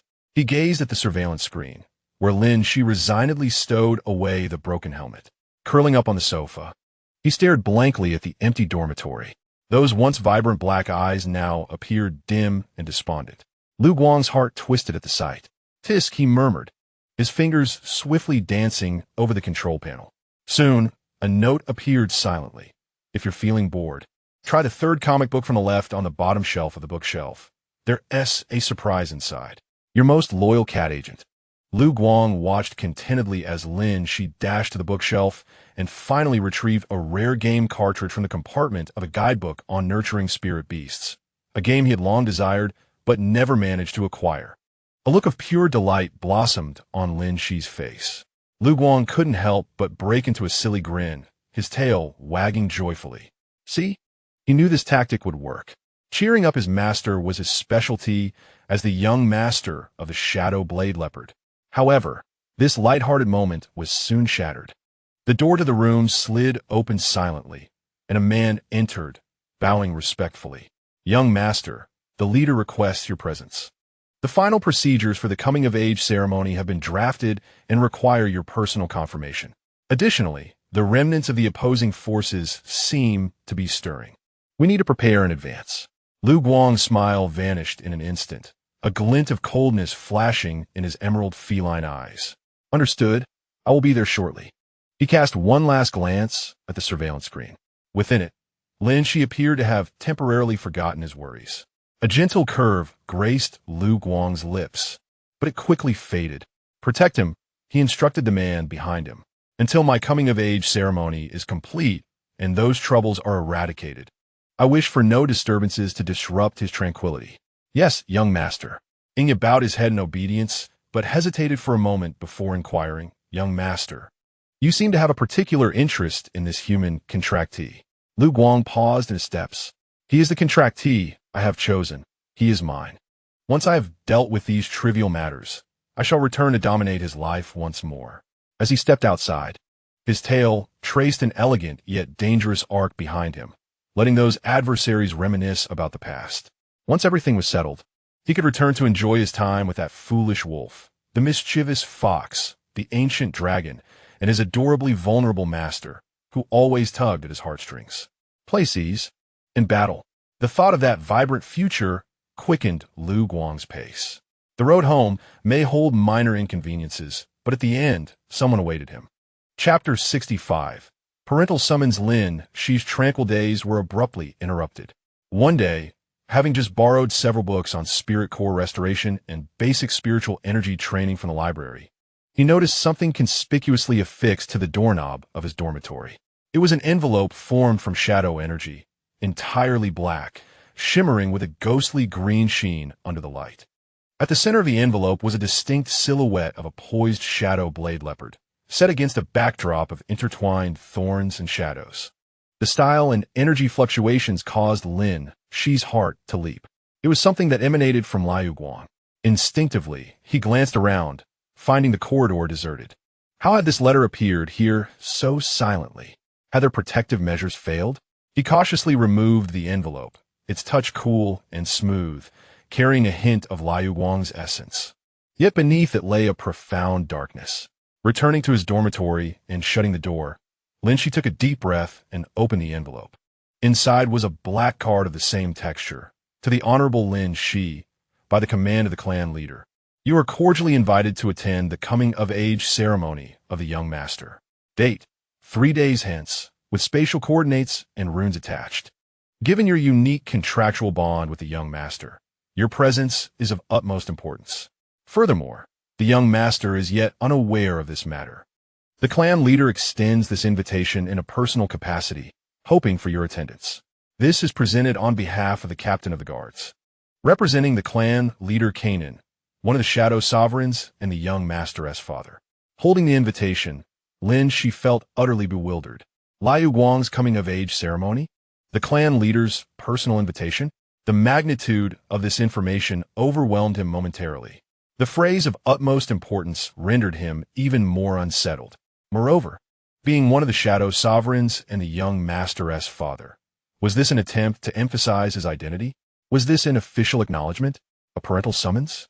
And did the captain of the guards not even warn a name? Was Liu Guang returning to prepare for his coming-of-age ceremony? Was he safe? Would there be danger? Countless questions flooded Lin Xi's mind. He paced restlessly in his dormitory. To go or not to go? If he attended, a mere human with a damaged spiritual core, what business did he have at the lair of a formidable shapeshifter for a coming-of-age ceremony? It sounded akin to a little lamb wandering into a den of wolves. No, a den of leopards, specifically the elder leopard of the clan. And if the 3 of them found out, Lin Yu would certainly wear a stern expression, declaring it too dangerous to attend. Fian would wag his tail, exclaiming, "Oh, how exciting meeting the parents. Take me along." And Jun Huang would likely insist that the Dragon Clan must accompany him to assert their status. Just imagining that scenario made Lin Xi's head spin. Yet, if he chose not to go, would his absence at such a significant event negatively impact Liu Guang, given his role as the young master's contract partner? The clan leader, who extended the invitation, seemed not one to be easily dismissed. Moreover, as Lin Xi clutched the invitation, an indescribable feeling stirred within him. He found himself missing that lively black cat, who was always playful, affectionate, yet surprisingly reliable in critical moments. He wished to know how Liu Guang was faring, whether the ceremony would proceed smoothly, and if he had encountered any trouble. The frustration. Lin Xi raked his hands through his hair, collapsing onto the sofa. What had happened to his promised peaceful days? Why did trouble always come knocking? He attempted to analyze the situation calmly. Pros. He might be able to assist Liu Guang, satisfy his curiosity, and witness the grandeur of the shapeshifter clan. Cons. Personal safety was uncertain. He could be embroiled in unforeseen complications. His spiritual core was in poor condition. And the other three would undoubtedly explode if they found out. Analysis reveals that the disadvantages outweigh the benefits. It is evidently unwise and absolutely inadvisable to proceed. Yet, Lin Xi's gaze lingered on the ornate invitation. Would Lu Guang, upon discovering that he had been secretly summoned by his father and had chosen not to attend, feel a sense of shame or disappointment? Although he often feigned indifference, perhaps he truly cared beneath that facade.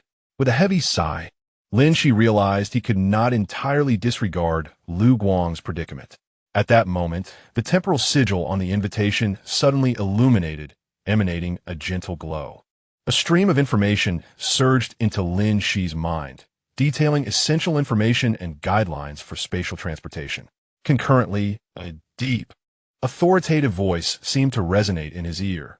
Lord Lin Xi, the spatial passage will open at the designated time and remain accessible for 10 breaths. Whether you choose to come or not is entirely your decision. As the voice faded, the sigil dimmed.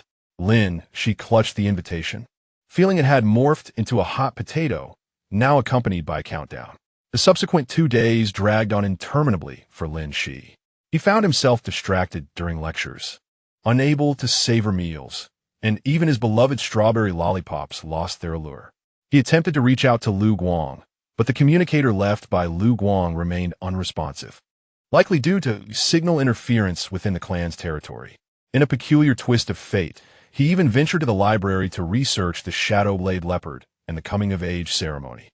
However, the scant information he unearthed only hinted that the Shadowblade leopards were an exceedingly secretive and exclusive race, with the coming-of-age ceremony involving shadow inheritance, knowledge of which was scarce among outsiders.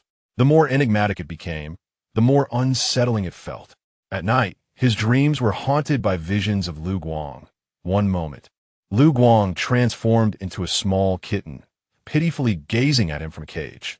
The next, he donned an exquisite gown, playfully making faces amidst a gathering of stern Shadowblade leopards.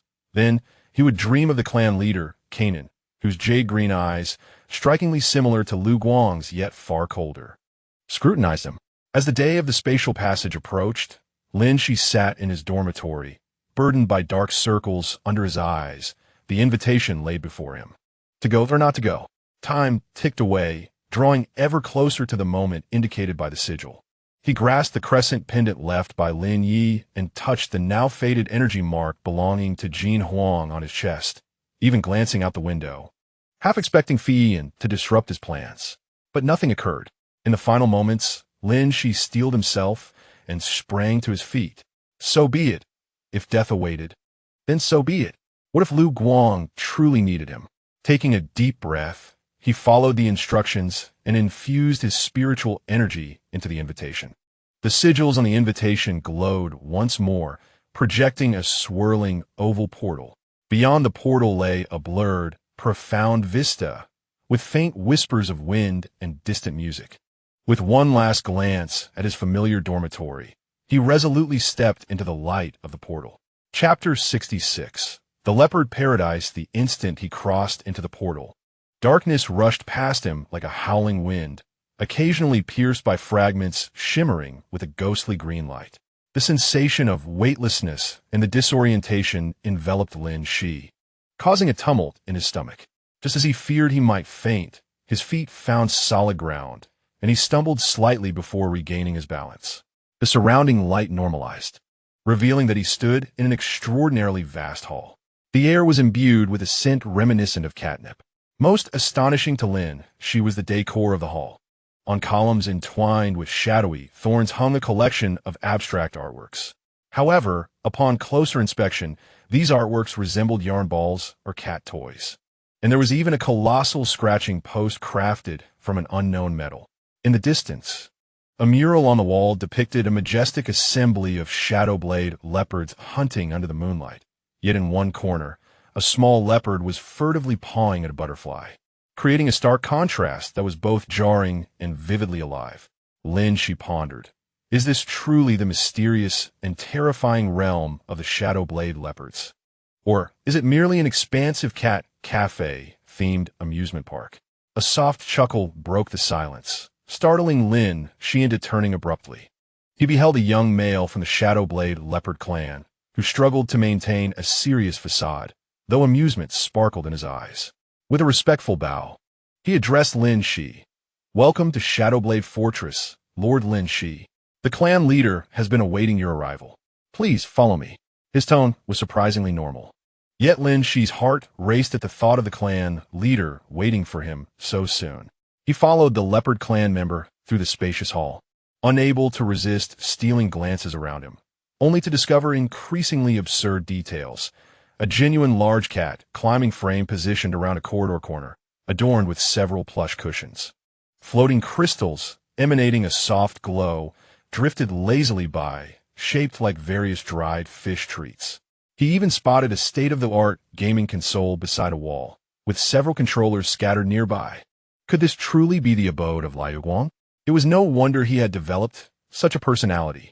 The attendant led him through several corridors until they arrived at a grand door intricately carved with a large leopard's head. "The clan leader awaits within, my lord," the attendant said, pushing the door open respectfully before stepping aside. Lin Xi took a deep breath and stepped inside.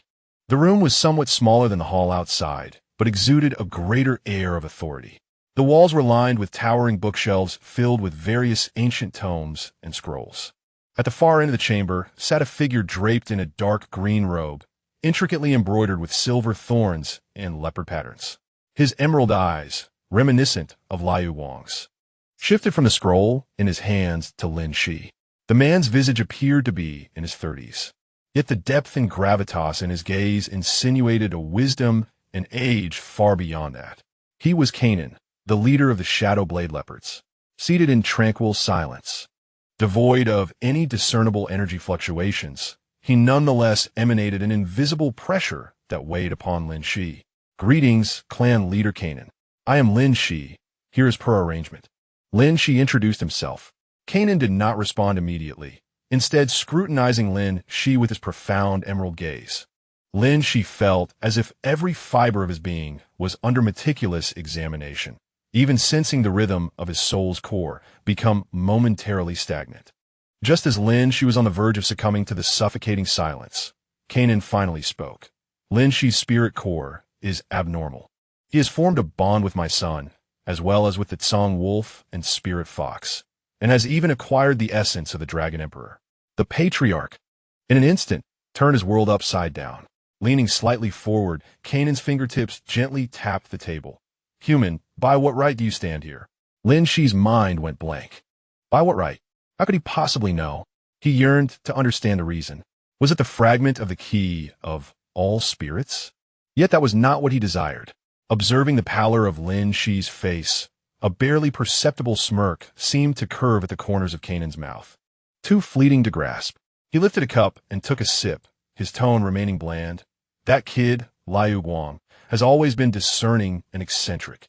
The fact that he chose you and has lingered by your side for so long indicates he genuinely cares." Lin Xi interjected. "So, you're aware of all this? Then why question me about my right? The coming-of-age ceremony is of great significance to our clan, pertaining to the inheritance of the power of the Shadow's origin. It must not be compromised." Kanan set down the cup, his gaze sharpening once more. Though Liu Guang can be reckless, his talent is exceptional. He is the most likely candidate to fully inherit the legacy. He implied, any person or matter that might distract him or affect his state of mind must be addressed with utmost care. The phrase "addressed with utmost care" sounded rather ominous. Was this to mean he would be confined or have his memories erased? Or perhaps something even more direct? Just as Lin Xi's thoughts spiraled, the door to the study was abruptly flung open. "Father, have you done something behind my back?" Liu Guang's frantic voice echoed through the room. He was clad in an exquisitely ornate shadow ceremonial robe, adorned with dark crystals and silver embroidery, which hindered his movement. He had evidently rushed in, his hair somewhat disheveled, a few strands sticking to his forehead, and his emerald feline eyes ablaze with fury. His gaze collided with Lin Xi, who stood frozen in place. Liu Guang was momentarily stunned. His anger morphed into astonishment, then into incredulous joy, only to be swiftly overshadowed by worry and urgency. Master Lin Xi? What brings you here? He nearly blurted out master, but managed to restrain himself. Instinctively, he reached out to check if Lin Xi was unharmed, but his hand froze midway. He whipped around, glaring at Kanan like an agitated kitten. What have you done to him, father? Kanan observed his son, now devoid of his usual composure, and an almost imperceptible glint of amusement flickered in his eyes, though his expression remained neutral. What could I have done? Merely invited your friend to witness the occasion. What? Are you not welcoming? Liu Guang was momentarily taken aback. Of course, he wished to see Lin Xi, but not under such circumstances. On the eve of the coming-of-age ceremony, feeling so unsettled was unseemly. Kanan's tone grew solemn. Return and prepare. But there are no buts, Kanan interrupted, casting a glance at Lin Xi. Since he is here, we shall ensure the safety of our guests during the ceremony. He emphasized the phrase, during the ceremony. Liu Guang bit his lip, glancing at Lin Xi and then at his enigmatic father, before reluctantly stamping his foot in frustration. He swiftly handed Lin Xi a cool object, signaling him to keep it safe with a meaningful look. Then, he bowed to Jialan, saying, Father, I shall take him to the guest room to rest. Without waiting for a response, he pulled the still-dazed Lin Xi out of the study at a brisk pace. Once the door closed, Liu Guang exhaled a long breath, then immediately began to scrutinize Lin Xi anxiously. Master, are you all right? Did he intimidate you? Did he exert pressure on you? Seeing Liu Guang's worried demeanor, Lin Xi finally felt reassured. He shook his head. I'm fine. He waved the invitation in his hand. I knew it. Liu Guang was exasperated enough to want to scratch the wall. It was certainly that blabbermouth Yinja's fault. When I return, I'll make sure he misses out on his dried fish for the entire year. He hurriedly led Lin Xi through the castle's intricate corridors, speaking in a low, rapid tone. Master, you shouldn't have come. The coming-of-age ceremony is troublesome and tedious. Filled with many old-fashioned folks you should not be entangled with. But your father said it was crucial, Lin Xi murmured. Crucial, my foot. Liu Guang suppressed a curse. It's important for the clan, but you needn't concern yourself with such matters. Lin Xi observed Liu Guang, who, despite his splendid attire, could not conceal his worry and agitation. He couldn't help but ask Liu Guang, are you all right? Is there any danger in the coming-of-age ceremony? Liu Guang halted, his emerald eyes turning to Lin Xi, the worry gradually replaced by a complex emotion. Suddenly, he smiled, reverting to his usual mischievous demeanor. Danger? Of course there is. But for your adorable and formidable cat, it's nothing to fret about. He leaned in closer, lowering his voice. It's just that the process is a bit dull. And I have to wear this heavy outfit. It's fortunate that you're here. You can cheer me on to keep me awake. Though he spoke lightly, Lin Xi could sense the tension in him. The object still clutched in Lin Xi's palm was a black amulet shaped like a leopard's claw, imbued with Liu Guang's shadow energy. This was Liu Guang's way of protecting him. Lin Xi's heart suddenly felt at ease. Now that he was here, he could at least witness Liu Guang complete his coming-of-age ceremony. As for that inscrutable clan leader, Lin Xi glanced back towards the study, feeling that his father did not seem as terrifying and hostile as he portrayed. The earlier intimidating questions felt less like threats and more like tests and observations, perhaps even laced with a deeply concealed sense of amusement, akin to a large cat toying with a small plaything. A shiver ran down Lin Xi's spine as he cast aside this unsettling thought. It must be a mere illusion. He could only hope for Liu Guang's ceremony to proceed smoothly and swiftly retrieve his troublesome cat afterward. As for how to explain his secretive excursion to the leopard's den to the other three upon returning, that was another matter entirely. Chapter 67. The selfishness of cats. Liu Guang pulled Lin Xi along, almost breaking into a run as they navigated the corridor of Yingren Castle, adorned with various feline-themed elements. Liu Guang. Lin Xi felt as if he were a tiny mouse being carried by a cat, yanked along by Liu Guang. Without a backward glance, Liu Guang's jade-green cat ears stood alert. There was no time to dawdle. Who could predict whether my peculiar father might suddenly change his mind and summon you back for a thorough interrogation? He twisted and turned, finally halting before a relatively unadorned door. Swiftly, he opened it, shoved Lin Xi inside, then darted in himself, slamming the door shut with a resounding thud. Once this was accomplished, he leaned against the door, exhaling deeply as if he had just escaped a perilous den of dragons and tigers. Lin, she surveyed the surroundings. This guest room was far less whimsical than the outside world, adorned only with a few cat-shaped cushions on the bed and curtains that resembled the whiskers of a cat toy. Ah, the innate talents of the leopard clan were omnipresent. Now, can you enlighten me? Lin, she crossed his arms, scrutinizing the still flustered Lu Guang. Just how dangerous is this situation? Lu Guang's gaze wandered. Clutching a black cat cushion and resting his chin upon it, his voice muffled. It's not as exaggerated as it sounds. Father merely enjoys scaring people. Hurry up.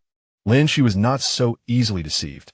Lu Guang fidgeted with the cushion, muttering something about shadow inheritance, suggesting there might indeed be some minor trials involved, such as being drawn into a mental illusion to confront one's inner fears. Merely trivial matters, he claimed. Lin, she approached him with a sigh, reaching out to tousle his seemingly soft black hair. So, your father summoned me here because he fears that I might let you down at a crucial moment? Absolutely not. Lu Guang jumped as though his tail had been stepped on, dropping the cushion. I'm perfectly stable, you know. He faltered, his ears drooping as he quietly mumbled. Perhaps he just wants to see what kind of human you are, one capable of captivating me, or rather, of forming a contract with me. Lin, she raised an eyebrow. As I suspected, it seems the patriarch is rather curious about the type of contractee his wayward son has chosen. This family meeting is quite intense. So, I am merely your human charm? Lin, she teased. Close enough. Lu Guang stole a glance at Lin, she's expression, and hurriedly added, but master, you are absolutely the most formidable and indispensable charm. What would I do without you? He began to adeptly feign innocence, attempting to win Lin Xi over. Observing his antics, Lin, she felt a mix of exasperation and amusement. The tranquility of solitude over the past few days and the tension from earlier in the study transformed into a sense of resignation regarding this troublesome feline. He raised a finger and tapped Lu Guang lightly on the forehead. If you dare to keep such matters from me again, causing me anxiety, what will you do? Lu Guang covered his forehead, his eyes sparkling with anticipation. I will summon Lin Yi, Fei Yin, and Jin Huang, and have them hold meetings at your family estate every day. Lin, she declared with finality. Lu Guang's expression instantly fell, envisioning the silver wolf's stern gaze, the fox's flirtations, and the dragon's attempts to claim the largest, most dazzling gem, sending shivers down his spine. Master, I was wrong. Please spare me. The clan elders would have heart attacks. Good to know you understand. Lin, she watched with satisfaction as he faced his predicament. Now tell me, what is the specific procedure for the coming-of-age ceremony? Is there anything else I need to do? As the conversation turned serious, Lu Guang adopted a more earnest demeanor. Tomorrow at midnight, at the shadow altar, you will primarily be receiving the infusion of the ancestral shadow source power. You need only observe from the viewing area. He paused, his gaze flickering with hesitation before he continued. If I seem to struggle with controlling the energy, or if my expressions appear too pained, could you possibly? What is it? Lin Xi pressed. Lu Guang took a deep breath, his emerald eyes fixed intently on Lin Xi. Could you, like before with Lin Yi, spare a bit of your spiritual core's energy for me? Just a little. I want to feel your presence. He quickly added, his tone imbued with an unprecedented seriousness and a hint of bashfulness. I know my request may be excessive, especially since your spiritual core is still recovering. And this might be a form of temporary marking, but I truly... His voice dwindled, his ears turning a deep shade of red, almost fading to a whisper. I just want to belong to you completely, and I wish you would care for me a little more. Lin, she was taken aback. He gazed at Lu Guang, who rarely showed such vulnerability and pleading. The cat-like eyes, usually sparkling with mischief and vitality, were now filled with tension and anticipation. Another marking? Lin Yi was assertive. Jin Huang was aggressive, and now Lu Guang was being soft? Do these shapeshifters have an obsession with marking? Lin Xi's mouth twitched as a wave of inexplicable frustration mixed with amusement surged within him. He raised a hand and playfully rapped Lu Guang on the head. You too? I just want to belong to you completely? Where did you learn such lines? From those ridiculous romance films? Lu Guang, let out a soft yelp, covering his head, his eyes brimming with tears as he looked at Lin Xi with a pitiful gaze. I didn't learn this. It comes from the heart. Master, I can be obedient too. I'll let you pet my tail and scratch my ears. I'll use shadow energy to protect you. I just want. As he continued, his words became increasingly absurd, nearly clinging to Lin Xi as he rubbed his head against Lin Xi's shoulder, feigning a sob. I just want to belong to you completely. Otherwise, I won't have the motivation for my coming-of-age ceremony. What if I get consumed by the shadows? Would you really want to see your adorable little cat turn into a mindless shadow monster? Lin Xi found himself swaying as Lu Guang leaned into him. Listening to this mix of nonsense and heartfelt confessions, feeling both exasperated and softened, he struggled to detach this large feline from his person. Get up and speak properly. What do you mean I can too? Do you think this is a video game? And will you agree? Lu Guang refused to budge, tilting his face upward, his eyes blinking innocently. Seeing Lu Guang's expression, Lin Xi sighed. He looked sincerely into Lu Guang's eyes. Lu Guang, I will be watching you from the viewing area, and I will cheer for you. If you need my assistance, I will do my utmost within my capabilities. Lu Guang's eyes lit up instantly. However, Lin Xi's expression shifted to seriousness. But we are partners, not in a relationship of possession. Do you understand? The radiance in Liu Guang's eyes dimmed slightly. His lips pursed in a semblance of defiance. Lin Xi gently prodded his forehead. You must have faith in yourself. Your innate talent is exceptional. You can harness your power to fulfill the legacy. Stop resorting to such peculiar methods. After a brief pause, he softened his tone. Once you successfully complete your coming-of-age ceremony and return safely, I shall prepare a cake made of dried fish for you, and there will be plenty. Lin Xi felt he had mastered the art of incentivizing, and indeed, upon hearing of the ample fish cake, Liu Guang's spirits lifted considerably, despite a tinge of disappointment over the rejection of his mark. Really? Made by you, master? He inquired with hopeful anticipation. Yes, made by my own hands, Lin Xi assured him. Then I want the biggest piece. Liu Guang pressed further. Very well, the largest piece, Lin Xi replied with a resigned smile. Eventually, Liu Guang descended from Lin Xi's side, his tail swaying joyfully as he resumed his vibrant demeanor. It's settled. Master, just wait and see. Tomorrow, I will be the most dazzling presence at the shadow altar, dazzling the eyes of those stuffy elders. Observing Liu Guang's renewed vigor, Lin Xi felt a sense of relief. Comforting a melancholic cat was far less exhausting than contending with a formidable patriarch. However, Lin Xi's respite was premature. That night, as he prepared to rest, the door creaked open a fraction. A fuzzy black head peeked in, emerald eyes glimmering in the darkness. Master, are you asleep? Liu Guang whispered. About to sleep. What is it? Lin Xi felt an ominous premonition.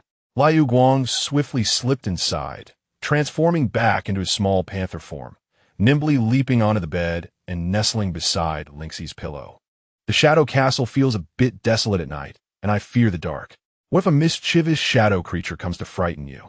I must guard you, Lin Xi retorted. I trust you not at all. This castle is teeming with shadow blade panthers. Which creature would dare to scare anyone? You simply wish to hog the bed. Return to your own room. He attempted to shove him off. The little panther immediately clung to Lin Xi's arm with all four paws, burying his head in the crook of Lin Xi's neck and emitting a pitiful whimper. No, tomorrow is my coming-of-age ceremony. I need the comfort of your presence to ensure I behave, not kicking the covers or stealing the pillow. What covers would a panther kick? Lin Xi reasoned with him. Liu Guang, you are the heir. You must rest well for the important ceremony tomorrow.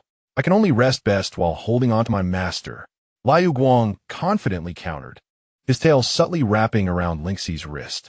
Fine, I'm tired. Let be, Lin Xi resigned himself.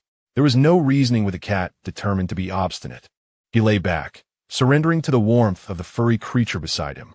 Just for tonight, he thought, and tomorrow he would perform splendidly. MHM, Liu Guang purred contentedly against him. In the darkness, Lin Xi gazed at the ceiling, contemplating tomorrow's performance of this little feline. Chapter 68.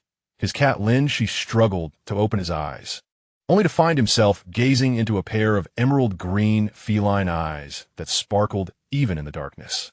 The The little black panther, having transformed back from its previous form, had somehow made its way from the pillow to rest on Lin Xi's chest, its paws firmly pressed against him. Upon noticing Lin Xi's awakening, the panther lowered its head and affectionately licked his chin with its barbed tongue. With a start, Lin Xi was fully alert. "Lu Guang, get down, meow."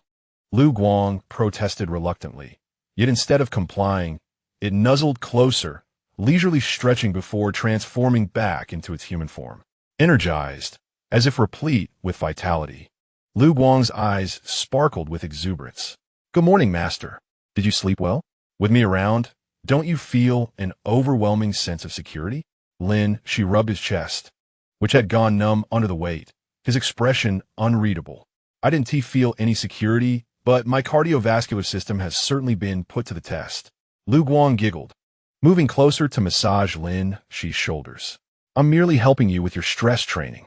What if you are ever pressed by a big wolf or an old dragon? One must be prepared."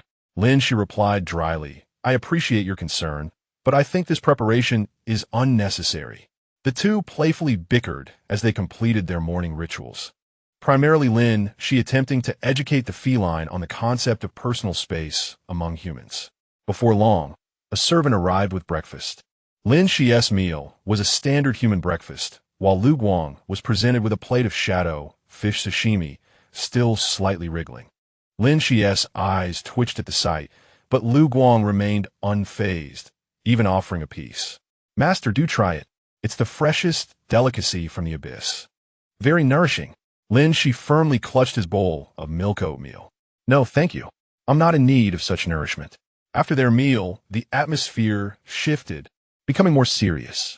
Lu Guang's playful demeanor faded, replaced by a hint of solemnity and anticipation. A servant brought forth a more formal attire, adorned with dark crystals that seemed to absorb light, rendering the wearer as though they could seamlessly blend into the shadows. "Master, once I change into this outfit, we shall proceed to the altar," Lu Guang said, taking a deep breath as he stepped into the inner chamber. Lin Xi sat outside, waiting, hearing the faint rustle of fabric and Lu Guang's occasional impatient mutterings. "Why are these buttons so difficult to fasten? Where's the tail hole?"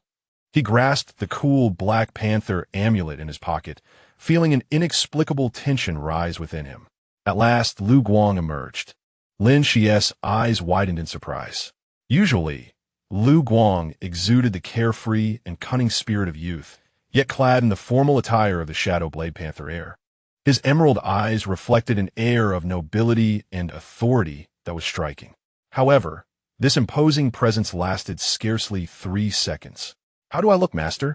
Am I handsome? Are you enchanted?" Lu Guang twirled, attempting to showcase the full splendor of the garment, but almost stumbled over the excessively long hem, flailing to regain his balance. "The outfit is simply too heavy. It hampers my movement," he mumbled, tugging at the crystal-embellished collar. Lin Xi could not help but chuckle, the tension from earlier having dissipated considerably. "Quite handsome, indeed fitting. Today, you're the protagonist. Maintain your composure." "Got it," Lu Guang replied with a slight pout. Yet he made an effort to straighten his posture. Guided by the attendants, the two traversed a corridor that was even more profound and silent than the previous day, delving deeper into the castle. As they progressed, the light grew ever dimmer. Eventually, they arrived before a door that seemed to be formed purely from shadow. Awaiting them at the entrance were several elder Shadowblade leopards, their age evident. Upon seeing Lu Guang, they nodded slightly, their gazes sweeping over Lin Xi with a mixture of scrutiny and curiosity. Taking a deep breath, Lu Guang glanced at Lin Xi, silently mouthing, "Wait for me," before stepping into the shadowy door alongside the elders. Lin Xi, meanwhile, was led by an attendant to a side observation platform, elevated above. It offered a view of the entire altar.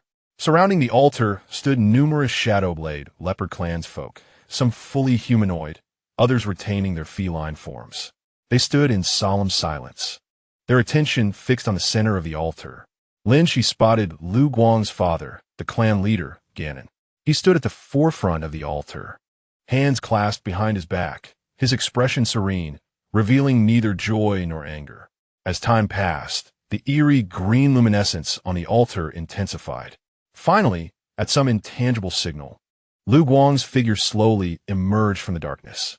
He stood at the altar's center, his resplendent ceremonial robe billowing slightly in an unseen energy breeze, his black hair flowing. His eyes were closed, his expression one of unprecedented calm, perhaps even sanctity. The elders began to chant ancient and obscure incantations, channeling the glow of the runes toward Lu Guang. His body trembled slightly, seemingly overwhelmed by a tremendous surge of energy. Beads of sweat formed at his temples. His jaw clenched tightly. Lin Xi's heart raced, her hands instinctively gripping the railing. Is this the inheritance of the shadow as essence? It appeared indeed excruciating.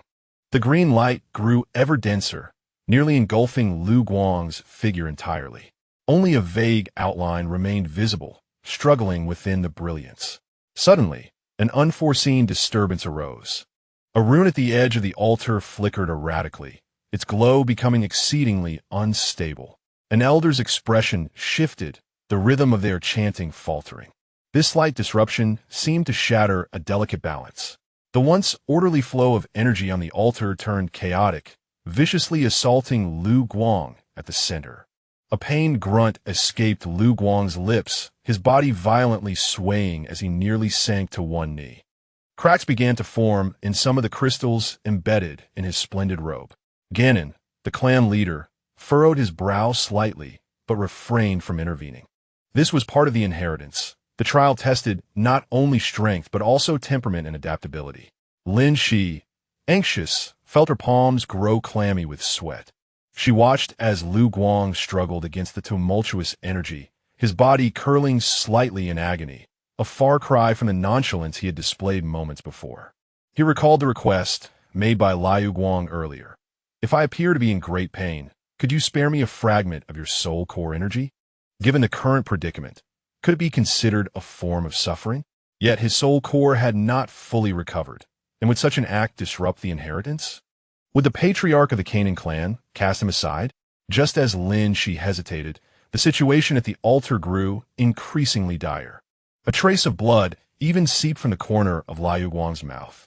He abruptly raised his head and gazed in Lin Xi's direction. In those emerald eyes, there is no longer the usual cunning or vivacity, but rather an expression filled with anguish, struggle, and a profound yearning. It was as if he were silently pleading, "Master, help me." In that moment, Lin Xi's hesitation shattered completely. To hell with the rules. To hell with the risks. His beloved feline could no longer endure. Chapter 69, me.A. With a determined bite of his lip, Lin Xi focused his spirit to guide the still recovering soul core within his chest. A thread of exceptionally pure and serene energy flowed like a gentle stream through the bond forged between him and Liu Guang, quietly transmitting across the distance. He dared not offer more, fearing adverse consequences. The instant that thread of energy made contact with Liu Guang, the latter's body jolted violently at the altar. A flicker of astonishment crossed his eyes, which swiftly transformed into overwhelming joy and indescribable exhilaration. What followed left all the Shadow Blade leopards dumbfounded. Liu Guang, who had been suffering immensely and on the verge of collapse from the energy surge, suddenly sprang upright as if he had ingested a tenfold dose of catnip, letting out a howl toward the heavens. Though it was a roar in his leopard form, the shadow energy that had previously been chaotic and disordered now crystallized into a solid and organized force, even beginning to devour the rampant energy surrounding him. Not only did he stabilize himself, but he also took the initiative, steering the torrent of energy.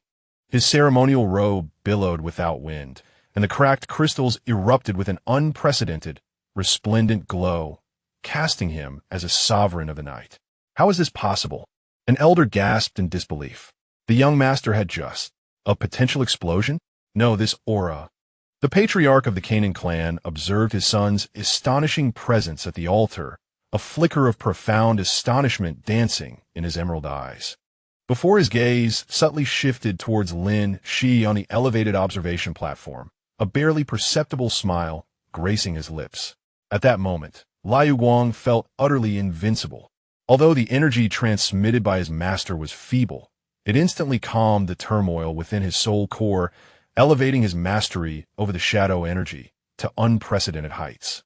So this is what it feels like to be marked by my master, as he believed. It was exhilarating. With his confidence soaring, Liu Guang even began to improvise. No longer content merely to passively receive the inheritance, he took charge, manipulating the shadow energy to conjure various dazzling forms in the air. One moment, he created a massive phantom paw to disperse the chaotic energy. The next, he elegantly swept a shadowy tail to purify the scarlet energy. Ultimately, he even manifested a lifelike, shadowy black panther poised to pounce upon a butterfly. The spectators among the leopards were left utterly bewildered. Is this an acceptance of inheritance or a performance of shadow artistry? Lin Xi stood on the observation platform, utterly astonished, his mind echoing with the thought. Is this even possible? The energy he had just bestowed was not a stimulant, was it? Amidst a dazzling display of skill, all the energy was smoothly absorbed and integrated. The brilliance on the altar gradually subsided, and the runes dimmed. Standing at the center of the altar, Liu Guang breathed slightly, emanating a powerful and stable wave of shadow energy, exuding an extraordinary presence. The inheritance was successful. Moreover, the results were astonishingly impressive. The elders exchanged glances and eventually bowed deeply, congratulating the young master on completing the shadow inheritance. The surrounding clansmen also lowered their heads in respect. Liu Guang reveled in the attention, lifting his chin with pride, immediately directing his gaze towards Lin Xi on the observation platform, conveying with his eyes the message. Am I not remarkable? Praise me. Chief Jianan slowly approached, gazing at his son and nodding. Well done. Though the process was somewhat unexpected, the outcome is impeccable. Liu Guang chuckled, ready to speak, but Jianan's gaze drifted past him, once again directed towards Lin Xi, casually adding, it seems your reassuring pendant has exceeded expectations. Liu Guang. Father, you knew. Wait, what does that mean? Did you anticipate that the master would assist me from the beginning? Lin Xi nearly stumbled off the platform in shock. Hold on. Chief, you are quite candid. As the ceremony concluded, the clansmen began to exit in an orderly fashion. Liu Guang eagerly leaped off the altar, embracing Lin Xi and spinning around with excitement. Master, did you see? I succeeded. Am I not incredible? His previous demeanor of a shadow king vanished, transforming back into a clingy big cat. Yes, I saw. Please put me down. Lin Xi, dizzy from the spinning, pleaded. Liu Guang set Lin Xi down, his eyes sparkling. It's all thanks to you, master. The energy you provided me was perfectly timed. I feel invigorated. The elders and clansmen who had yet to fully depart watched in a mix of emotions as their young master displayed such enthusiasm toward the human. Chief Jianan had approached unnoticed, clearing his throat. Liu Guang immediately toned down his exuberance, but remained closely beside Lin Xi. Jianan regarded Lin Xi with a neutral tone. Lord Lin Xi, thank you for your assistance. It seems Liu Guang indeed possesses a discerning eye. Lin Xi, feeling awkward, shuffled his toes. Chief, you flatter me. I merely lent a modest hand. Was it merely supplying a bit of energy? Indeed, Jianan nodded, seemingly unwilling to delve deeper.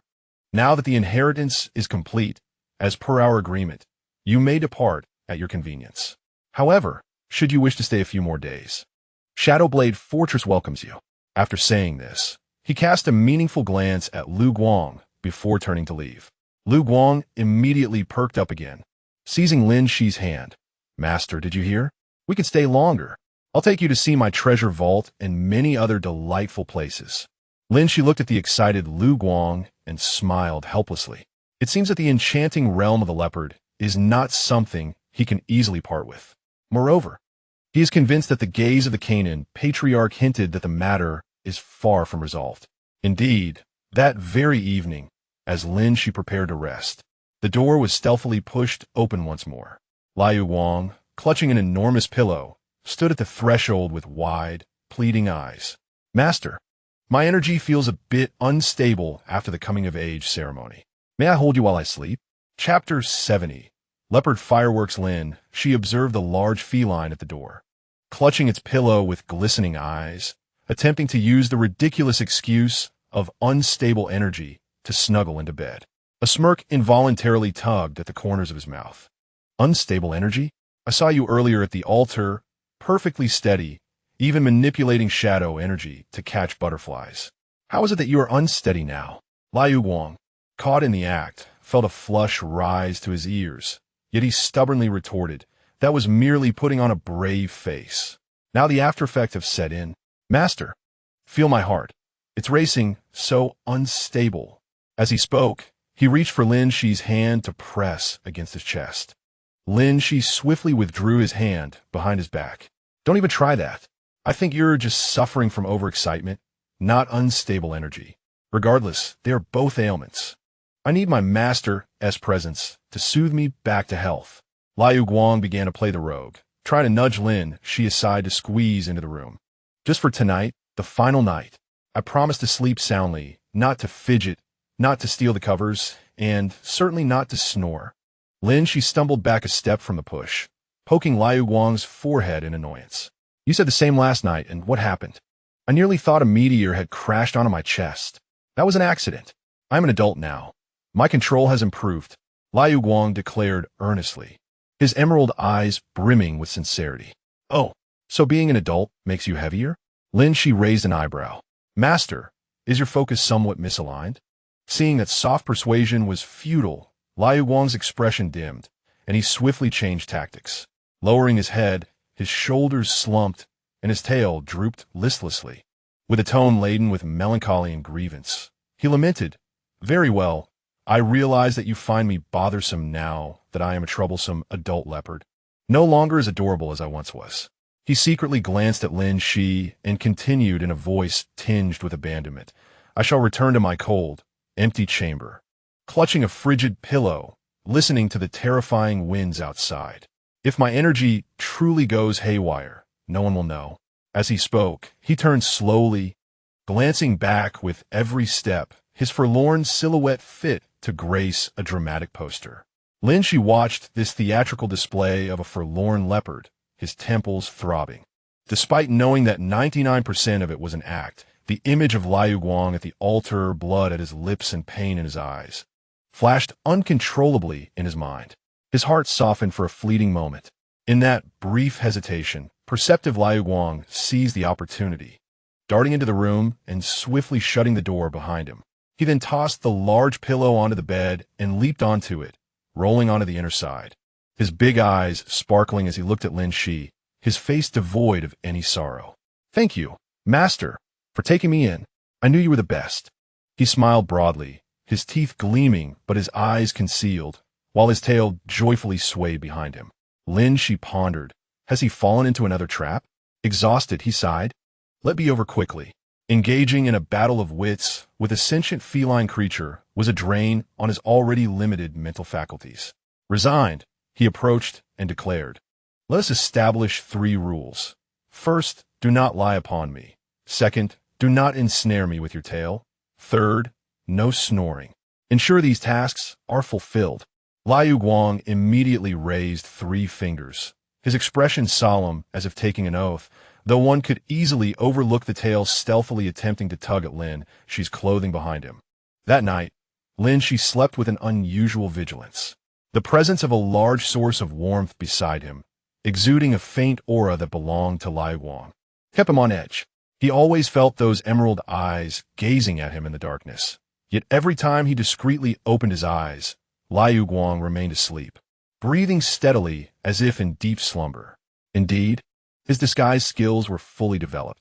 It was not until the latter half of the night that Lin Xi could no longer resist the pull of sleep and drifted off, only to find himself in a dream.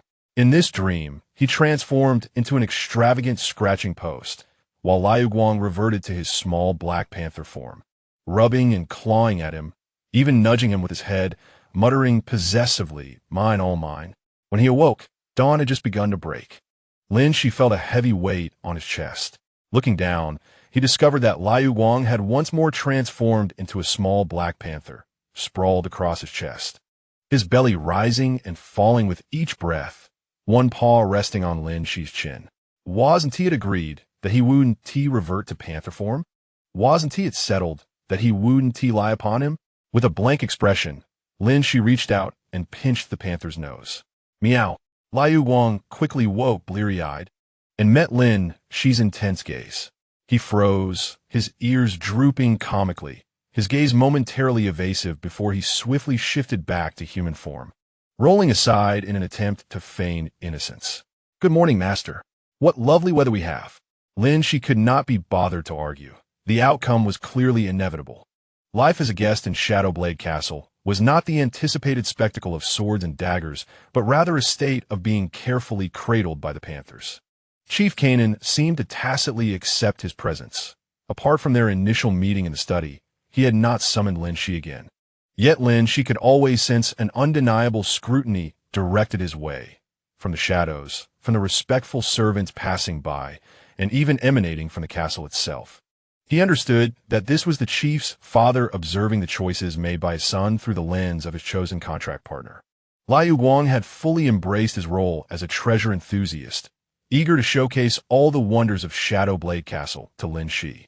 Master, the blanket woven from shadow velvet keeps you warm in winter and cool in summer, and it has a calming effect. You must try this. The juice made from night berries. You simply cannot find it elsewhere. Shall I take you to the library? There are many rare tomes on ancient contracts, though most are written in panther language. I could translate for you. He resembled a cat that had discovered its beloved treasure, excitedly leading Lin Xi through the castle, sharing the place where he had grown up. Lin Xi was granted a glimpse into a facet of this ancient race that diverged from the external rumors. They were not solely shrouded in concealment and predation, but possessed their own rich culture, artistry, and even a sense of humor. Over the course of several days, Lin Xi became accustomed to the presence of a furry head brushing against him as he walked, to the sight of a certain energetically unstable creature appearing at his door each night, clutching a pillow and bouncing between being kicked off the bed and clinging to his arm. He grew familiar with the breakfast offerings, which looked somewhat unsettling, yet were surprisingly palatable, a specialty from the Shadow Realm. Within the unique, tranquil shadow energy environment of Shadowblade Fortress, his core seemed to receive a modicum of nourishment, recovering at a pace swifter than anticipated. This instilled within him a deep gratitude towards Chief Kanan and this land. The day of departure would inevitably arrive. As dusk fell and stars adorned the sky above Shadowblade Fortress, Liu Guang guided Lin Xi to the pinnacle of the castle's highest spire. The view was magnificent, allowing them to gaze down upon the territory enveloped in serene moonlight and shadows. Master, tomorrow you shall depart, Liu Guang remarked, his voice unusually devoid of its customary exuberance, tinged with a subtle melancholy. Indeed, it is time to return after having disturbed you for several days. I am truly grateful for your hospitality, Lin Xi replied earnestly, gazing at the castle below, its scattered lights exuding an air of mysterious beauty. Not at all a disturbance, Liu Guang promptly retorted, taking a deep breath as if steeling himself for something significant. Master, before you leave, I prepared a gift for you. Without waiting for Lin Xi's response, he raised his hand to unleash a surge of ethereal green shadow energy, shooting it into the night sky. The energy erupted overhead, transforming not into ordinary fireworks, but into the magnificent visage of a colossal shadow blade leopard, regal yet comically endearing. Its eyes sparkled like emeralds, alive with an aura that seemed to survey the world below. Following this, a second and third surge of energy ascended. The night sky became a canvas as shadow energy sketched a series of animated scenes. A small black leopard clumsily pouncing at shadowy butterflies. A youthful Liu Guang standing with hands on hips, laughing triumphantly, and even a moment depicting Lin Xi seated at his desk, with a small black leopard stealthily pawing at his pen. At last, all the light and shadow converged and transformed into a shimmering, flamboyant inscription, "To the best master." The fireworks were silent, yet their impact resonated more profoundly than any sound. This was Liu Guang's unique, serene yet grand farewell. Lin Xi gazed upwards, awestruck, his heart enveloped by an indescribable emotion. Liu Guang lowered his hand, breathing slightly heavier, The meticulous control of such shadow energy evidently took its toll.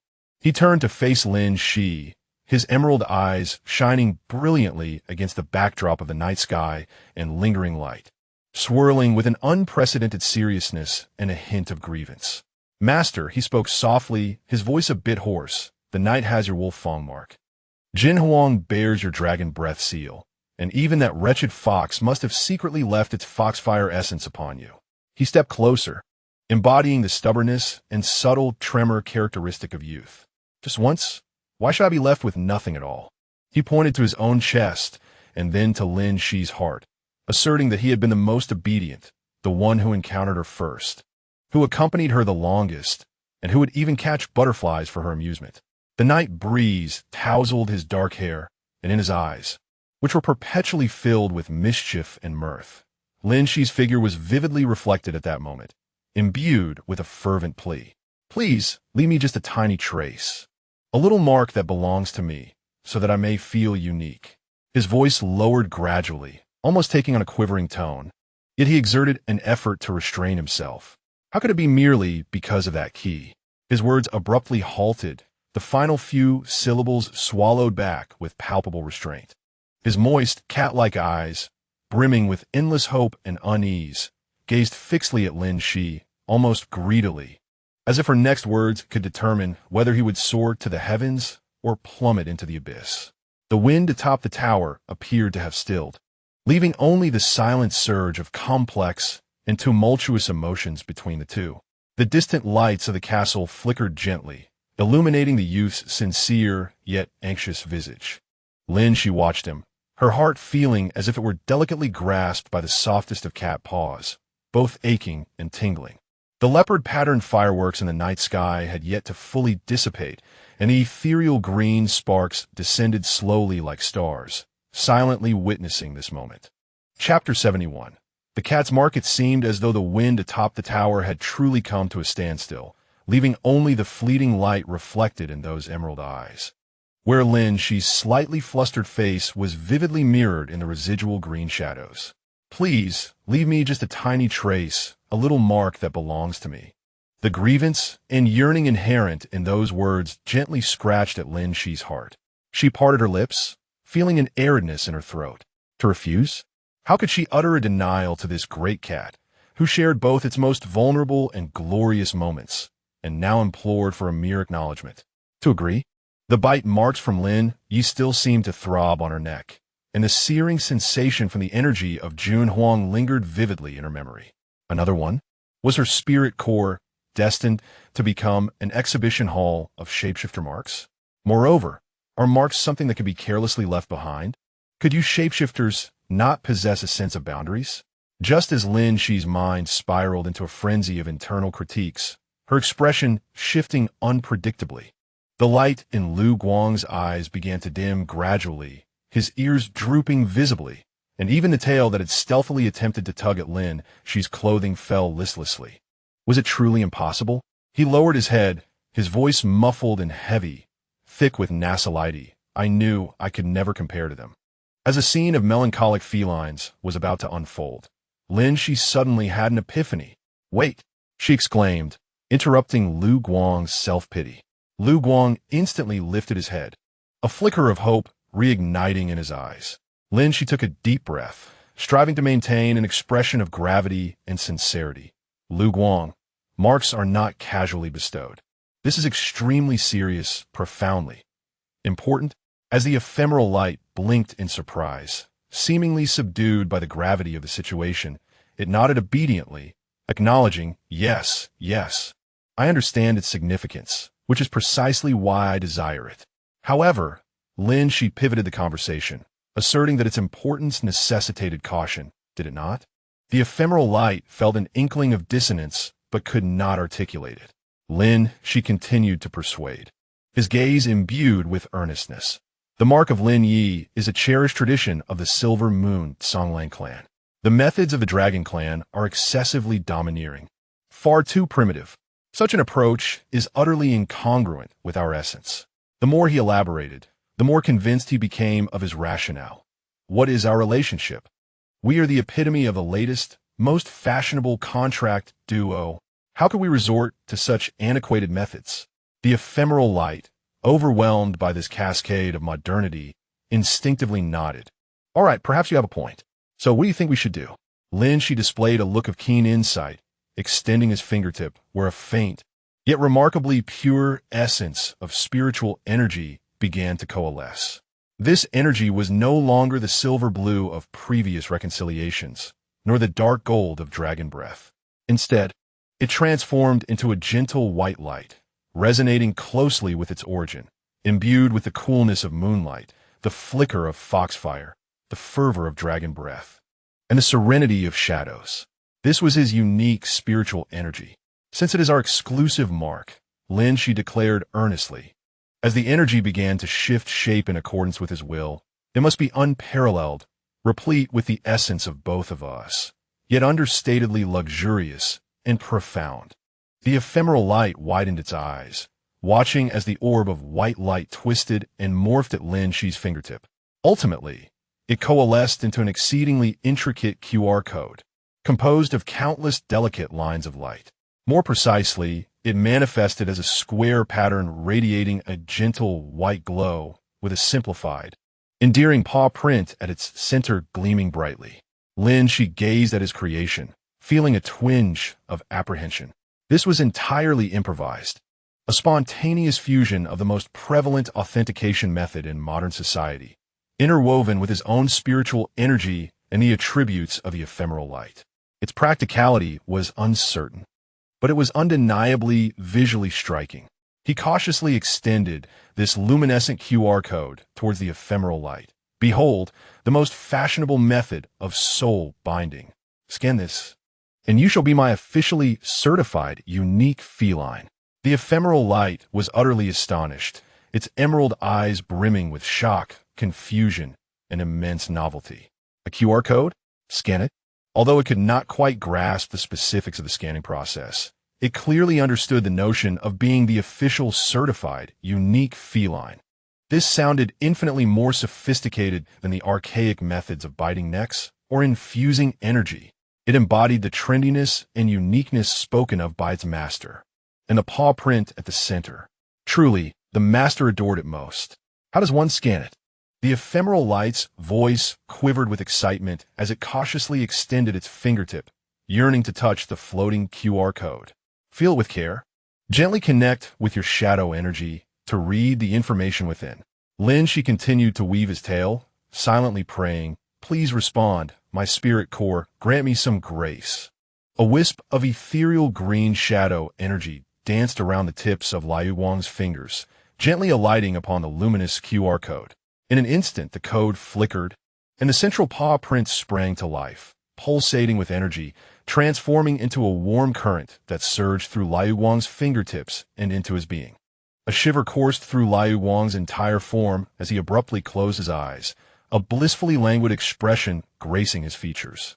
The warm current spiraled within him, ultimately leaving a faint, softly glowing paw print nestled beside his spirit core, deep within his soul. Simultaneously, Lin Xi felt a gentle thrum from his own spirit core, as if it had been brushed by something soft, establishing an almost imperceptible connection. Had it truly succeeded? Astonishment washed over Lin Xi. His spirit core possessed such a hidden capability? Could the fragments of the key of all spirits truly mimic even a QR code? At that moment, Liu Guang slowly opened his eyes, sensing the warm and unique imprint deep within his soul. Although he did not fully comprehend the mechanics of scanning, he could feel it distinctly. This was a gift from his master, a personal validation. He was no longer just an unremarkable cat. "Master," Liu Guang exclaimed, excitement propelling him to embrace Lin Xi tightly, rubbing his head fervently against Lin Xi's neck. How wonderful it was to be officially recognized, to possess an exclusive mark, complete with a paw print QR code. It was far superior to anything else. Lin Xi, slightly toppled by the overzealous affection, breathed a sigh of relief. It was a successful reassurance after all. He patted Liu Guang's back, saying, all right, are you satisfied now? May I return to my slumber? We have a journey ahead tomorrow." Yes. Liu Guang nodded vigorously, his eyes sparkling like two emeralds, radiating an air of triumph as he reveled in his newfound status. He trotted eagerly alongside Lin Xi down the tower, grinning foolishly all the while, occasionally checking the little paw print within his sole, his tail held high. Yet, both Lin Xi and Liu Guang underestimated the remarkable power of the trendy QR code imprint. Chapter 72. It's a cat. At nearly the same moment, far away in the Silver Moon howling wolf tribe, the icy blue eyes of Lin Yi, who had been training beneath a frozen waterfall, abruptly snapped open. A flicker of sharpness and confusion flashed across his gaze as he pressed a hand to his chest, where a bond belonging to Lin Xi and a crescent pendant resided. At that moment, a faint yet exceptionally clear wave surged through him. It felt as though something soft had lightly scratched him, carrying an inexplicable air of pride. Lin Yi furrowed his brow. Lin Xi? In an opulent banquet hall of the Fox tribe, where the languid Feng Yin was bored to the brink of slumber while fending off admirers, he suddenly straightened up. His molten gold eyes narrowed slightly as a flicker of foxfire leapt uncontrollably from his fingertips. He distinctly sensed that beside the subtle, concealed foxfire imprint he had left on Lin Xi for sensing emotions and location, an ethereal square shape radiating soft white light had suddenly appeared. The square twinkled playfully, adorned with an adorably silly paw print at its center. The languid smile on Fi Yin's face transformed into a playful expression. Oh, what new tricks has the little master devised this time? And has that foolish cat beaten him to it? This pattern is rather intriguing. Meanwhile, perched upon the clouds, Jin Huang, with his eyes closed as he absorbed the celestial energies, suddenly felt a disruption in the dragon's breath surrounding him. His golden slit-like pupils opened, revealing a flicker of displeasure. The Dragon Clan's imprint he had left deep within Lin Xi's spiritual core, intended for stabilization and tracking, had just been brushed against by an external, diminutive, yet remarkably resilient entity. It felt akin to a clueless cat, leaving a tiny, white paw print smeared with cream beside his solemn imprint, though unable to disturb his mark in the slightest. The act itself was rife with both provocation and childishness. With a cold snort, frost formed in the clouds around him. Ignorance abounds.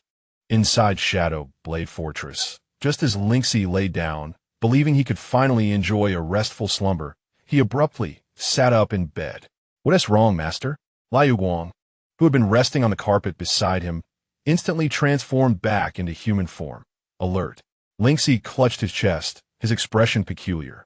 Just moments ago, he had felt 4 distinctly different waves of energy, each erupting within his spiritual core through various connections almost simultaneously. One was the chilling essence of moonlight, Linya, alert JPG. Another was the lively flicker of foxfire, Fian, playful JPG. The third was the searing breath of a dragon, Jin Huang, displeased JPG. And the last was the shadow's enigmatic and proud aura, Liu Guang. It's me. It's me. It's the cat. JPG. The 4 energies seemed to engage in a silent, chaotic, and exceedingly brief convergence within his spiritual core, before retreating, leaving Lin Xi bewildered, staring vacantly into the air. What just happened? Was there a signal interference? Or was his faulty QR code functioning as an all-frequency broadcasting antenna? Slowly, he turned his head to look at Liu Guang, who still bore a face of concern, wondering if there was an assassin nearby. "Did you feel any peculiar feedback from your mark just now?" Lin Xi inquired cautiously. Liu Guang blinked in confusion, carefully sensing the paw print deep within his soul, then shook his head affirmatively. "No, it felt warm and stable, just like when you hold me." "Very reassuring," he added proudly. "It's definitely because my mark is the most unique and advanced. Their outdated methods can't sense it." Lin Xi thought otherwise. In fact, it was precisely because it was too advanced, the signal too strong, and the format too new, that the receivers of those 3 antiquated entities had all passively received an upgrade notification. "You are now following a new contractor. Liu Guang, officially certified cat paw QR code exclusive mark. For details, please click here." This was no exclusive mark. It was clearly a public announcement of a global broadcast. Lin Xi, in despair, lay back down, pulling the blanket over his head. He could already envision the tumultuous storm he would face upon his return. The coldness of Lanya, the teasing of Fian, and the fiery breath of Jin Huang. It seemed his carefully maintained image had vanished like smoke. Was it too late to apply for permanent residency in Shadowblade Fortress? Clearly, it was far too late. As dawn broke the following day, Lin Xi had just bid farewell to Lu Guang and the chieftain of the Canaan tribe, traversing the spatial passage back to the academy dormitory. Before he could regain his footing, his communicator vibrated furiously. The first message was from Lin Yi, succinct yet commanding. Imprint. Explain. Accompanied by a photo of a crescent moon pendant faintly aglow. The second came from Fei Yen, laced with mockery. The new logo for the little guardian is quite distinctive. When will you design a unique one for me? Attached was a winking fox emoticon. The third message bore no words. Instead, it was a sudden apparition on the communicator screen, a phantom of a burning dark golden dragon claw, which lingered for 3 seconds before shattering the device's virtual projection capabilities. Lin Xi observed Lu Guang, blissfully unaware, scampering about the dormitory, exclaiming, "We're home. Where's my little fish treat? What about the cake?" Lin Xi gazed at the exuberant feline, then at the incapacitated communicator, managing a smile that spoke of existential despair. The cake was indeed present, but prior to that, it seemed an online press conference was in order to clarify how a certain cat's QR code had broadcasted across the cosmos. Lin Xi's forebodings soon morphed into reality, arriving with a swiftness that surpassed his expectations. Just as he fumbled to repair the communicator, now spewing garbled messages due to the Dragon Claw's interference, Lu Guang continued to excitedly rummage for his fish treat and cake.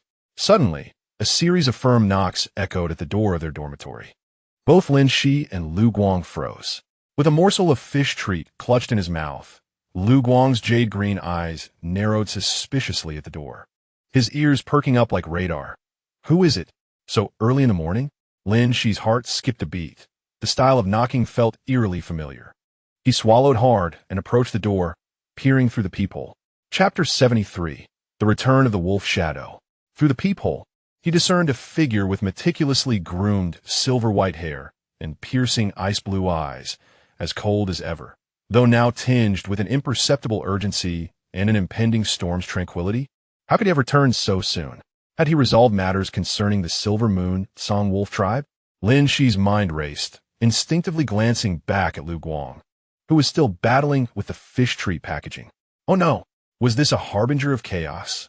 And a prelude to a one-on-one showdown? Who is it, master? Lu Guang mumbled, finally tearing open the packaging, his eyes squinting in bliss. It's Lin Yi, Lin Xi murmured, lowering his voice, feeling a chill creep up his spine. Oh, foolish wolf, wait who? Lu Guang suddenly realized, his cat ears standing erect, sensing an impending threat. What's he back for? Is the Silver Moon Song Wolf tribe bankrupt? Why is he so idle? The knocking resumed outside, more resolute than before, yet imbued with an unmistakable insistence. Lin Xi opened the door. Came Lin Yi's voice through the door, devoid of emotion. Lin Xi took a deep breath, steeling himself as he reluctantly opened the door. Lin Yi's towering figure nearly eclipsed the corridor's light, his gaze immediately fixing on Lin Xi, swiftly scanning him to confirm his well-being. Then, his gaze shifted into the room, locking onto Lai Wang, who was munching on a small fish treat, displaying an expression of displeasure as if disturbed during a meal. The atmosphere became instantly palpable. The eyes of the two formidable illusionists met in the air, as if invisible sparks had ignited between them. Ah, is this not the lost big wolf dog? Have you finally found your way home? Lai Guang initiated the taunt, his tail flicking provocatively. Lin Yi, however, disregarded his jibe, as if he were invisible, redirecting his attention to Lin Xi with a grave tone. Come back to the clan with me. Huh? Lin Xi was taken aback. Back to the Silver Moon Songlang tribe? Now, why? Lai Guang's taunting expression froze, his ears perked up in curiosity. Lin Yi maintained his composure, his voice steady and compelling. There are unusual fluctuations in the moon's fragments. The Grand Elder suspects it may relate to your universal key, particularly the recent frequent energy interactions that could have unforeseen consequences. He deliberately paused. casting a meaningful glance in Liu Guang's direction before continuing. Your presence is essential to stabilize the fragments.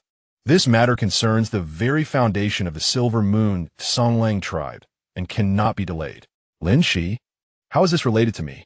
Frequent energy interactions? Are you referring to the QR code incident? Is the Silver Moon Songlang tribe so astutely sensitive? He felt deceived, yet Lin Yi's demeanor was too earnest and serious, his tone imbued with an undeniable authority that seemed far from false. Furthermore, with the weighty implications concerning the tribe's foundation, Lin Xi found himself at a loss for how to refuse. But I just returned. Lin Xi attempted to resist. The fluctuations of the fragments are severe. Every moment's delay increases the risk. Lin Yi's brow furrowed slightly, portraying just the right amount of concern. I have informed Mentor Yunlin, and she has granted leave. Mentor Yunlin? When did I grant that? Liu Guang could no longer contain himself and sprang up. Hey, what do you mean, stupid wolf? The master just returned from my home, and you say you can take him away, just like that? How do we know you're not making this up? At last, Lin Yi bestowed upon Liu Guang a glance, his eyes cool and indifferent. The inheritance has just concluded, and the shadow power is still unstable. What you ought to do now is return to the clan and consolidate your strength, rather than making a ruckus here. His words bore a righteous conviction, even hinting a concern for Liu Guang's well-being. Liu Guang was momentarily silenced. Indeed, his strength required consolidation, which was a fact. Yet, he couldn't shake the feeling that Lin Yi harbored ulterior motives. I can consolidate my strength anywhere. I don't need to return to Darkblade Fortress. I want to stay with the master. Liu Guang clung to Lin Xi's arm, eyeing Lin Yi warily. Lin Yi scoffed. Do as you wish. If your power spirals out of control and endangers Lin Xi, you shall bear the consequences. He turned to Lin Xi again, extending his hand, his tone softening yet imbued with greater persuasion. This is of utmost importance. I do not jest. Trust me. Lin Xi gazed into Lin Yi's earnest eyes, contemplating the potential troubles pertaining to the tribe's foundation, and then glanced at Liu Guang, whose energy fluctuations were indeed somewhat erratic. Logically, he felt he ought not to accompany Lin Yi. Emotionally, he sensed he might be stepping into a trap. Master, do not believe him. Liu Guang urged anxiously. He must be envious of my exclusive mark and intends to deceive you. The big wolf dog is the craftiest. The tips of Lin Yi's ears twitched imperceptibly, yet his face remained unperturbed. In response to Liu Guang's words, he revealed a faint expression, almost tinged with resignation, naivete. The Silver Moon Song Wolf clan never trifles with such trivial matters. His demeanor, one of sober clarity amidst a sea of intoxication, lent him an air of credibility. Lin Xi's scales began to tip gradually. He sighed and ruffled Liu Guang's hair. Liu Guang, having just received your inheritance, you truly need to return and solidify your skills. That environment is undoubtedly the most conducive. Master, Liu Guang exclaimed incredulously, his eyes widening, his tail bristling. You actually trust him over me? It is not that I distrust you, Lin Xi endeavored to explain, but was interrupted by Lin Yi, whose tone was resolute. Little cat, if you genuinely wish him well, you should not obstruct him at this moment. He stepped forward, an invisible pressure enveloping the space, emanating a powerful aura that signified the finality of his words. Liu Guang seethed with frustration, but having just completed his coming-of-age ceremony, he recognized that his strength paled in comparison to the more stable Lin Yi, who seemed to have swayed Lin Xi as well. His emerald eyes darted as a sudden plan formed in his mind. Very well, I shall go consolidate my power. Liu Guang released Lin Xi, crossed his arms, and raised his chin defiantly. But I have a condition. Master, you must use your communicator to keep me updated at all times. At least 3 times a day, or I will come charging over. Lin Yi's brow furrowed slightly, as if finding the request bothersome, yet he ultimately nodded in acquiescence. Agreed. Lin Xi, relieved by Liu Guang's concession, felt a pang of guilt and quickly assured him, all right, I will send you messages daily to report my safety. Thus, under Liu Guang's watchful gaze, Lin Yi efficiently began inscribing a small teleportation array in the living room of the dormitory. Silver moonlight energy flowed, outlining intricate and elegant runes. Lu Guang, arms crossed, scrutinized from the side, attempting to detect any signs of deceit. However, Lin Yi's craftsmanship was flawless. Master, remember to message me thrice daily, morning, noon, and night. And be sure to include selfies. Lu Guang admonished with concern. I know, Lin Xi replied, nodding repeatedly. As the teleportation array illuminated, Lin Yi grasped Lin Xi's wrist. We're leaving. He tossed Lu Guang a couple of parting words before stepping into the radiance with Lin Xi. Lu Guang watched as the two figures vanished, the light of the teleportation array gradually fading. Enraged, he kicked a nearby chair. Ow! He hopped on one foot, baring his teeth. That wretched wolf must be up to no good. Just wait until I solidify my power. I'll turn your wolf den upside down. Fuming, he transformed back into a small black panther and leapt onto Lin Xi's bed, frantically expressing his frustration on the pillow that still carried Lin Xi's scent. Oof. Hoarding the master? Dream on. I will return. Chapter 74. Yet again, as the radiance of the teleportation faded, a cool and rich moonlit energy enveloped him, starkly contrasting the tranquility of Shadow Blade Fortress. Lin Xi surveyed his surroundings and discovered himself in a vast hall seemingly constructed from ice and moonstone. The lofty ceiling was adorned with crystals that emitted a gentle silver light. The walls were embellished with grand murals depicting mighty wolves leaping towards the moon, howling in resonance, exuding an overwhelming majesty. The hall was excessively vast, devoid of anything but a few towering pillars and the central teleportation array, which appeared recently used, its radiance gradually dimming. Where were the promised fragments of the moon? Where were the eagerly awaited elders? Lin Xi turned his head in confusion, only to meet the piercing gaze of Lin Yi, whose profound eyes were mere inches away.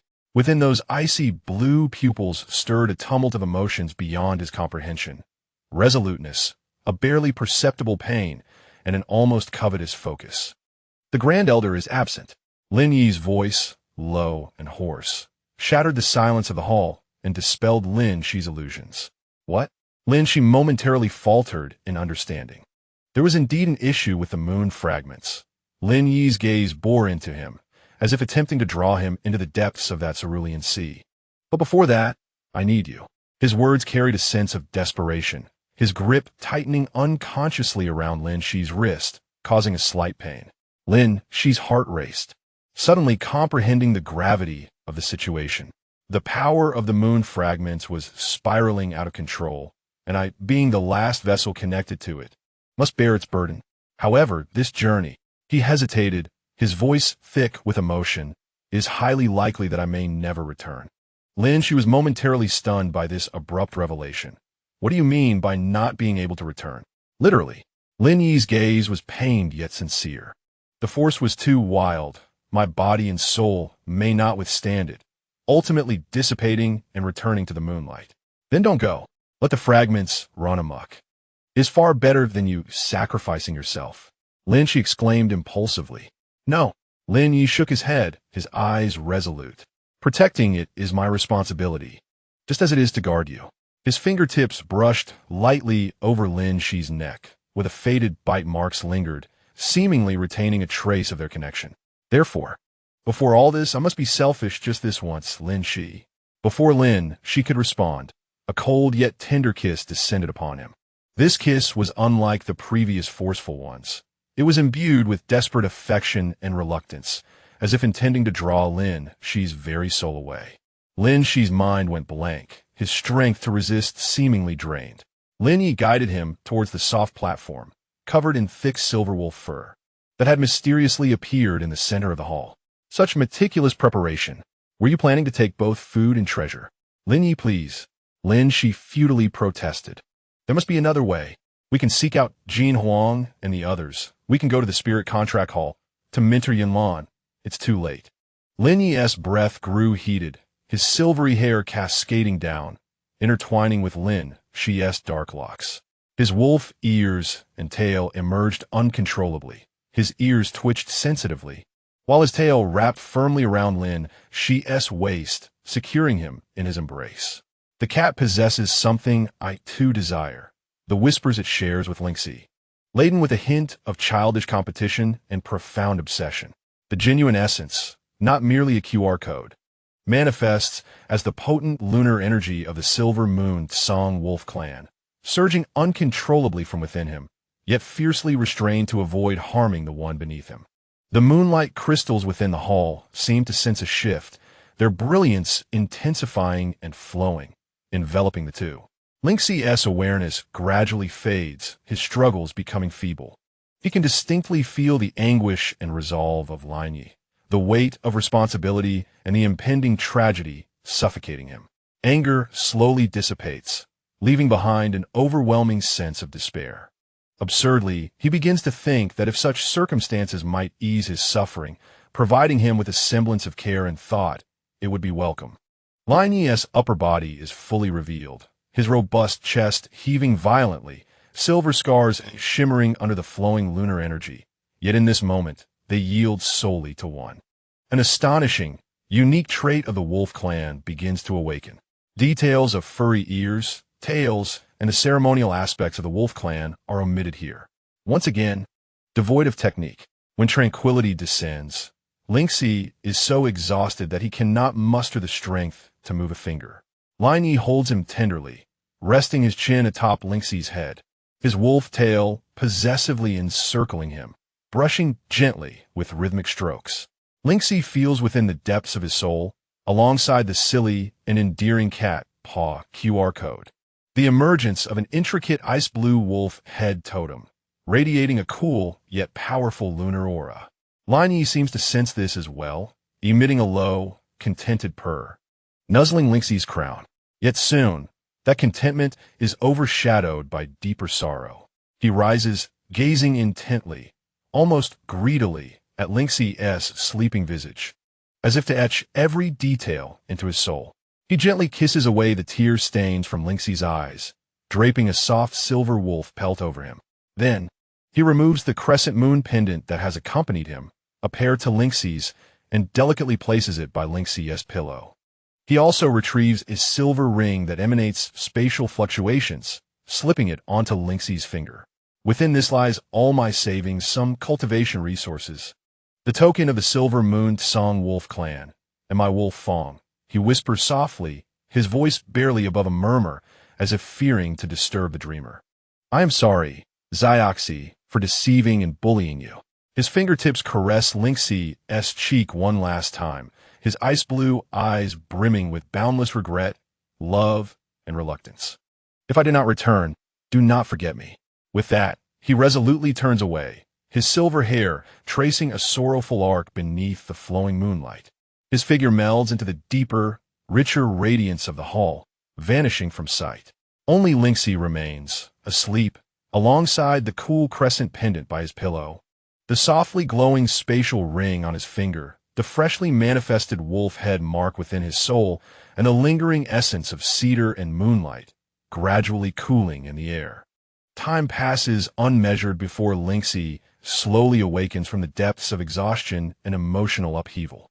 His entire being felt as though it had been disassembled and reassembled, a peculiar sensation lingering in a place too difficult to articulate. Beside him lay an emptiness, save for the cold crescent pendant belonging to Lin Yi and the unfamiliar spatial ring resting between his fingers, silently affirming that what had transpired moments ago was not a mere dream. Lin Yi had departed, venturing to seize the fragment of the moon that might lead to his dissolution. Lin Xi abruptly sat up, disregarding the aches in his body, and frantically glanced around. The vast moon temple echoed only with the chill of moonlight and the silence of the murals that adorned its walls. He recalled Lin Yi's desperate apology, the reckless determination in his gaze. That deceitful rascal, that wretched wolf. Why must he bear this burden alone?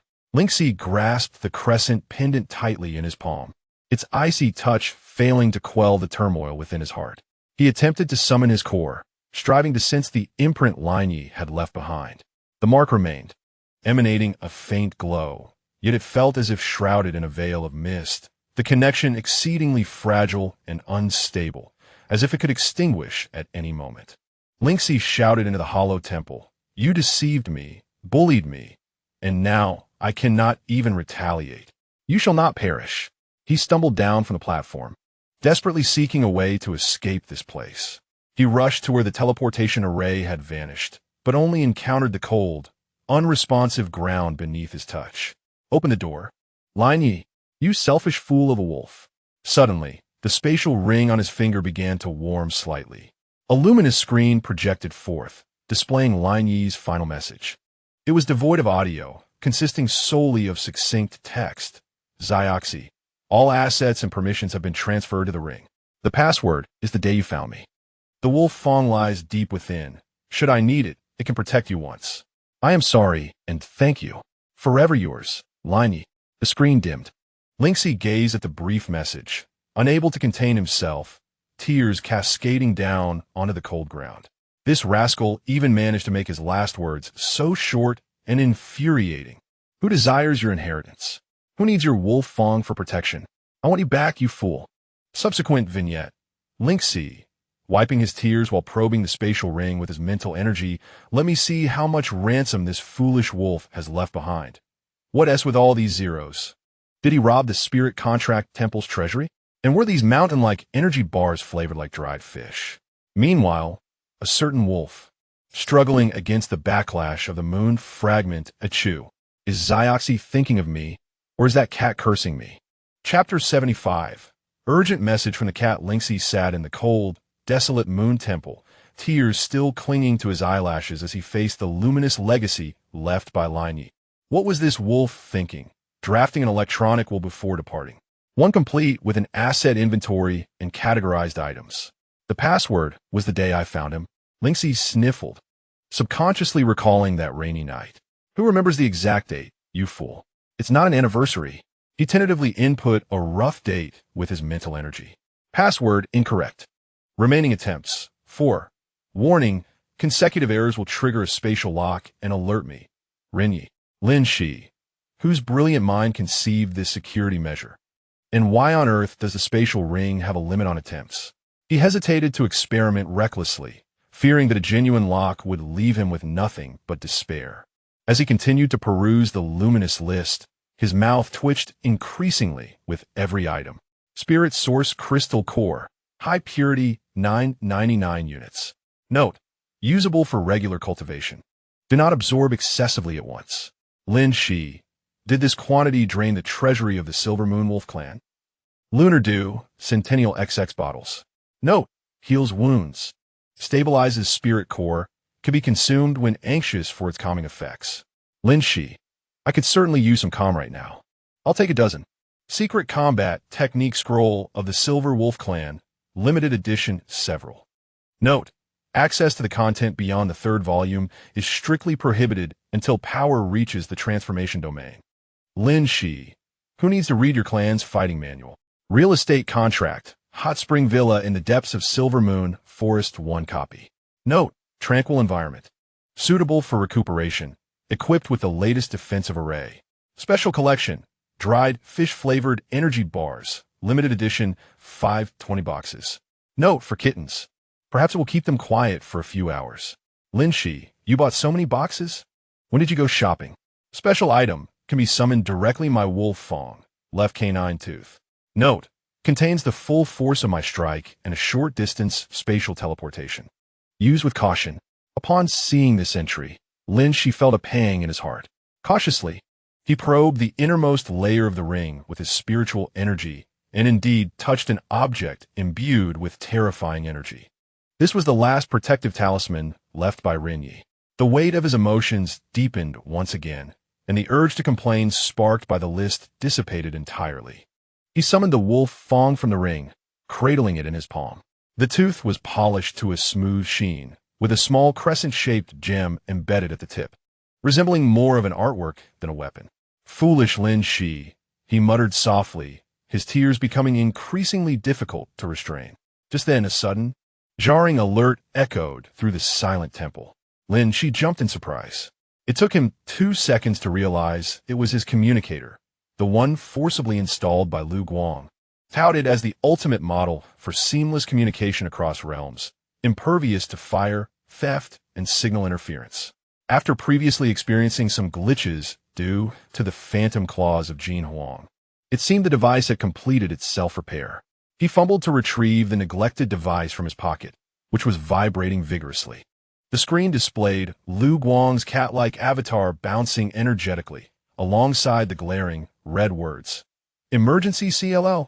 As Lin Xi instinctively reached to answer, his movements abruptly halted. Answer? How does one respond? What would he say? Hi, Lu Guang. I just got tricked by Lin Xi into the wolf den, and now he's on the brink of death, leaving behind a significant inheritance, which includes a pile of dried fish energy bars for you. The wealth of information is sufficient for that cat to perform a shadowy nuclear explosion on the Silver Moon Temple, is it not? However, according to Liu Guang's temperament, he would undoubtedly think an accident had occurred and would rush over without regard for anything else. Upon discovering him in Lin Yi's lair, adorned with fresh wolf clan remnants, the scene would be too beautiful for Lin Xi to contemplate. Furthermore, should he disturb Lin Yi while he is receiving the fragments of the moon, the communicator would persistently ring, threatening to continue incessantly until the end of time if ignored. With a resolute bite of her lip, Lin Xi pressed the answer button, swiftly adjusting her expression in an effort to make her voice sound somewhat normal. Hello, Liu Guang? Master. The voice on the other end erupted with an earth-shattering, tearful urgency. Why did you take so long to answer? Are you all right? Has that bastard, the foolish wolf, harmed you in any way? Where are you? Is he bullying you again? I'll come right over and claw him to death. A barrage of questions ensued, accompanied by sounds of claws scraping against walls and items shattering. Lin Xi hurriedly held the communicator further away. I'm fine. Please don't be agitated. Lin Yi, he didn't do anything serious. Just a bit of XX, and he even gave me all his possessions and a tooth. This was a thought Lin Xi dared only to harbor in her mind. Nothing serious? Liu Guang's voice suddenly rose, laced with disbelief. Then why is the mark of that foolish wolf within your soul link fluctuating so intensely? Did he force himself on you? Did he compel you into some unequal contract? A chill ran through Lin Xi's heart. She had completely forgotten about the soul link. Lin Yi's earlier actions must have caused the mark to fluctuate abnormally, and now that he was attempting to receive the fragments, the mark had weakened. This change could not escape the notice of another contract holder like Liu Guang. Please, let me explain. Lin Xi's scalp tingled as her mind raced to concoct an excuse.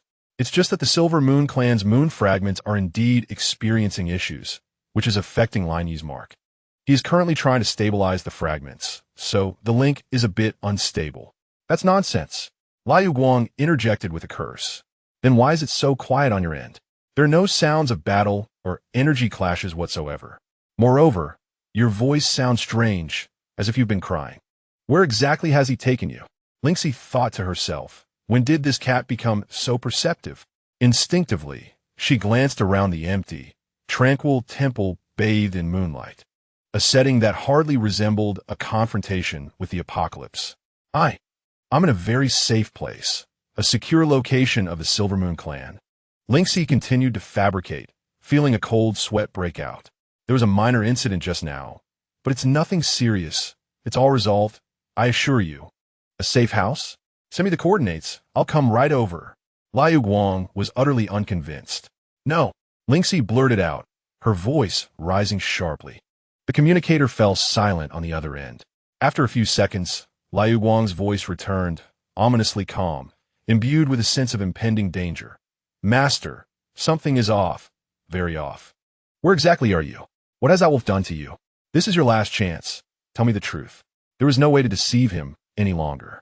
As he racked his brains, contemplating how to articulate his thoughts more elegantly, his peripheral vision caught sight of the mountain of fish-flavored energy bars within the spatial ring. Inspiration struck. It was Lin Yi. Lin Xi attempted to shift the focus.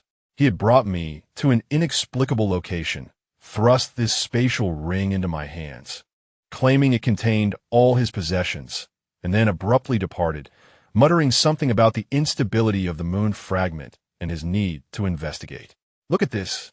He inexplicably purchased so many, as if anyone would send such things before leaving. On the other end of the communicator, Lu Guang paused momentarily. For me? Fish-flavored energy bars? Indeed, an entire box. No, several hundred boxes. Seizing the opportunity, Lin Xi amplified his pitch, emphasizing that these were limited edition deep-sea caviar flavor. Had he lost his mind due to the lunar radiance? What on earth was he thinking, buying so many of these? Lu Guang fell silent. Lin Xi could easily imagine the vivid array of expressions crossing his face, from fury to confusion, perhaps even a hint of curiosity. Was it truly deep-sea caviar flavor? Lu Guang's voice wavered slightly, uncertain, given that such a rare flavor was difficult to procure. How could he have managed to acquire so many boxes? Why would I deceive you? Lin Xi thought, secretly relieved. He had wagered correctly. This feline-esque obsession with fish snacks was beyond imagination. Do you want some? If so, I could arrange to send a portion your way. He hurriedly pressed on, hoping to placate the feline's anger and suspicion with the promise of fish snacks. Oomph. Lu Guang scoffed, his tone still firm, but noticeably less menacing. That foolish wolf may have some conscience, but master, do not change the subject. What does this have to do with the fluctuations of his imprint and your tears? Lin Xi. How does this leopard even remember that? Just as he was about to run out of excuses, another voice suddenly emerged from the communicator, seemingly that of Lu Guang's chief guard. Inya. Young master, there is a disturbance in the shadow pool's energy. Your immediate presence is required to stabilize it, or the newly completed inheritance may be flawed. Lu Guang's voice conveyed impatience. Wait, I have something more pressing to attend to. Youth, this matter pertains to the essence of shadows and cannot be delayed. Inya's voice was stern and unwavering. Lu Guang let out an exasperated click of his tongue, then spoke rapidly to Lin Xi. Master, wait here. I must handle this troublesome pool. Do not wander off or sever the communication. I will interrogate you upon my return. And save me some of that caviar flavor. Without waiting for Lin Xi's response, the communication shifted to a waiting state, clearly indicating that Lu Guang had merely paused the call, not ended it. Lin Xi exhaled deeply, collapsing onto the ground, feeling as if he had just fought a grueling battle, his back drenched in cold sweat. That was a close call, but he knew it was merely a temporary reprieve. Once Lu Guang returned from his task, he would undoubtedly continue to interrogate him. Moreover, regarding Lin, she cast a glance deep into the temple, where the moonlight remained thick, yet he sensed no trace of Lin Yi's presence. His heart sank once more. What on earth had happened to that scoundrel wolf? He clenched the wolf-tooth pendant and communicator in his hand. Caught between the uncertain fate of Lin Yi and the imminent explosion of Lu Guang. Help! Chapter 76. The temple encounter Lin, she found herself in a state of restless anxiety within the expansive moon god temple. Her mind was clouded with worry for Lin Yi's safety, causing her heart to race. Simultaneously, she remained vigilant, constantly monitoring the communicator for any signs of movement from the radiant light, uncertain of when that leopard would return to continue his interrogation. Couldn't he have set a simpler password? Perhaps something like 1, 2, 3, 4, 5, 6, or our birthdays. Lin, she gritted her teeth at the ring. Meanwhile, far away, Lin Yi was battling against the backlash of fragments in an unknown space when he suddenly sneezed, surely because she was thinking of him. As Lin, she fumed impotently at the ring. She suddenly sensed two extraordinarily familiar, yet entirely unwelcome auras penetrating the external barrier of the Silver Moon Temple at an astonishing speed, heading directly toward the main hall where she was situated. One presence radiated a scorching dominance, its dragon might causing her core to tremble even from a distance. The other exuded a lazy charm, laced with a teasing sense of discovery. Lin Xi's hair stood on end. Jin Huang, Qian, why they come? And together, no less. Was the barrier of the Silver Moon Wolf clan merely a facade? How could they both stroll in as if it were a leisurely garden visit? Panic surged within her. If they were to see her in this state, alone in Lin Yi's lair, clutching his wolf fawn, this scene was too beautiful to behold. Lin, she could already foresee the impending chaos, as the temple roof might be blown away by dragon breath or ignited by foxfire. In a flurry, she attempted to rise from the ground, but it was already too late. The enormous door of the temple, adorned with carvings of lunar cycles and wolf silhouettes, did not swing open or crash in. Instead, a small section near the doorframe quietly transformed into a deep crimson, softening and dripping to form a hole the size of a dog door, its edges still exuding heat and unstable sparks. Moments later, a dazzling head emerged from the aperture, its expression impassive. Jin Huang's golden vertical pupils swiftly locked onto the frozen Lin Xi and the wolf Fong she had yet to conceal. The Dragon Lord's brow furrowed imperceptibly, seemingly displeased with the need to squeeze through a hole, yet he adeptly maneuvered himself inside. He brushed off non-existent dust from his robe, surveyed the moonlit, energy-filled surroundings that instinctively made him uneasy, and finally fixed his gaze back on Lin Xi. "Explain," he demanded, succinct and imbued with an overwhelming pressure. Lin Xi stammered. Just as she uttered a single word, another fiery head poked through the hole created by Jin Huang. Qian's elongated fox eyes darted around, first landing on Jin Huang, raising an eyebrow as if to say, "Well, old dragon, you're quite swift." His gaze then shifted to Lin Xi, instantly breaking into a delightfully infuriating smile that screamed, "I knew it. Oh dear, you're quite nimble as well," he chimed, effortlessly slipping through. He brushed off non-existent ash and waved a flame fan he had inexplicably procured, grinning at Lin Xi. "Sneaking into the wolf's den for a secret rendezvous, are we? And with a token of affection, no less? This is rather unkind." His gaze flitted between Lin Xi's neck and the wolf Fong in her hand. Lin Xi's face instantly flushed crimson as she instinctively concealed the wolf Fong behind her. "No, it's not what you think. It was Lin Yi who." He forcefully marked you again, then found an excuse to flee. He might be on the brink of death, leaving behind a legacy and a tooth as a keepsake for you. Fian spoke rapidly, her molten golden eyes shimmering with an all-seeing light. That's likely the script, isn't it? Lin Xi, is this fox capable of mind-reading? How could she guess so accurately?" Upon hearing the phrase forcefully marked, Jun Huang felt a sudden rise in temperature, his golden slit pupils narrowing dangerously as he cast a scrutinizing and displeased glance at Lin Xi. She felt a tingling unease under the gaze of these two formidable figures.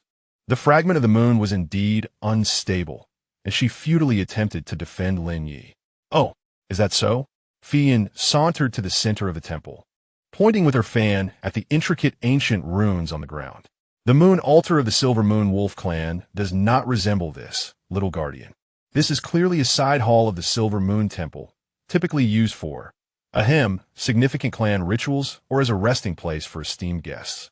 She winked at Lin Xi, for instance, a partner recognized by the young master. Lin Xi felt an urge to find a crack in the ground to hide in. That deceiver Lin Yi, even when concocting lies, couldn't find a more reliable location.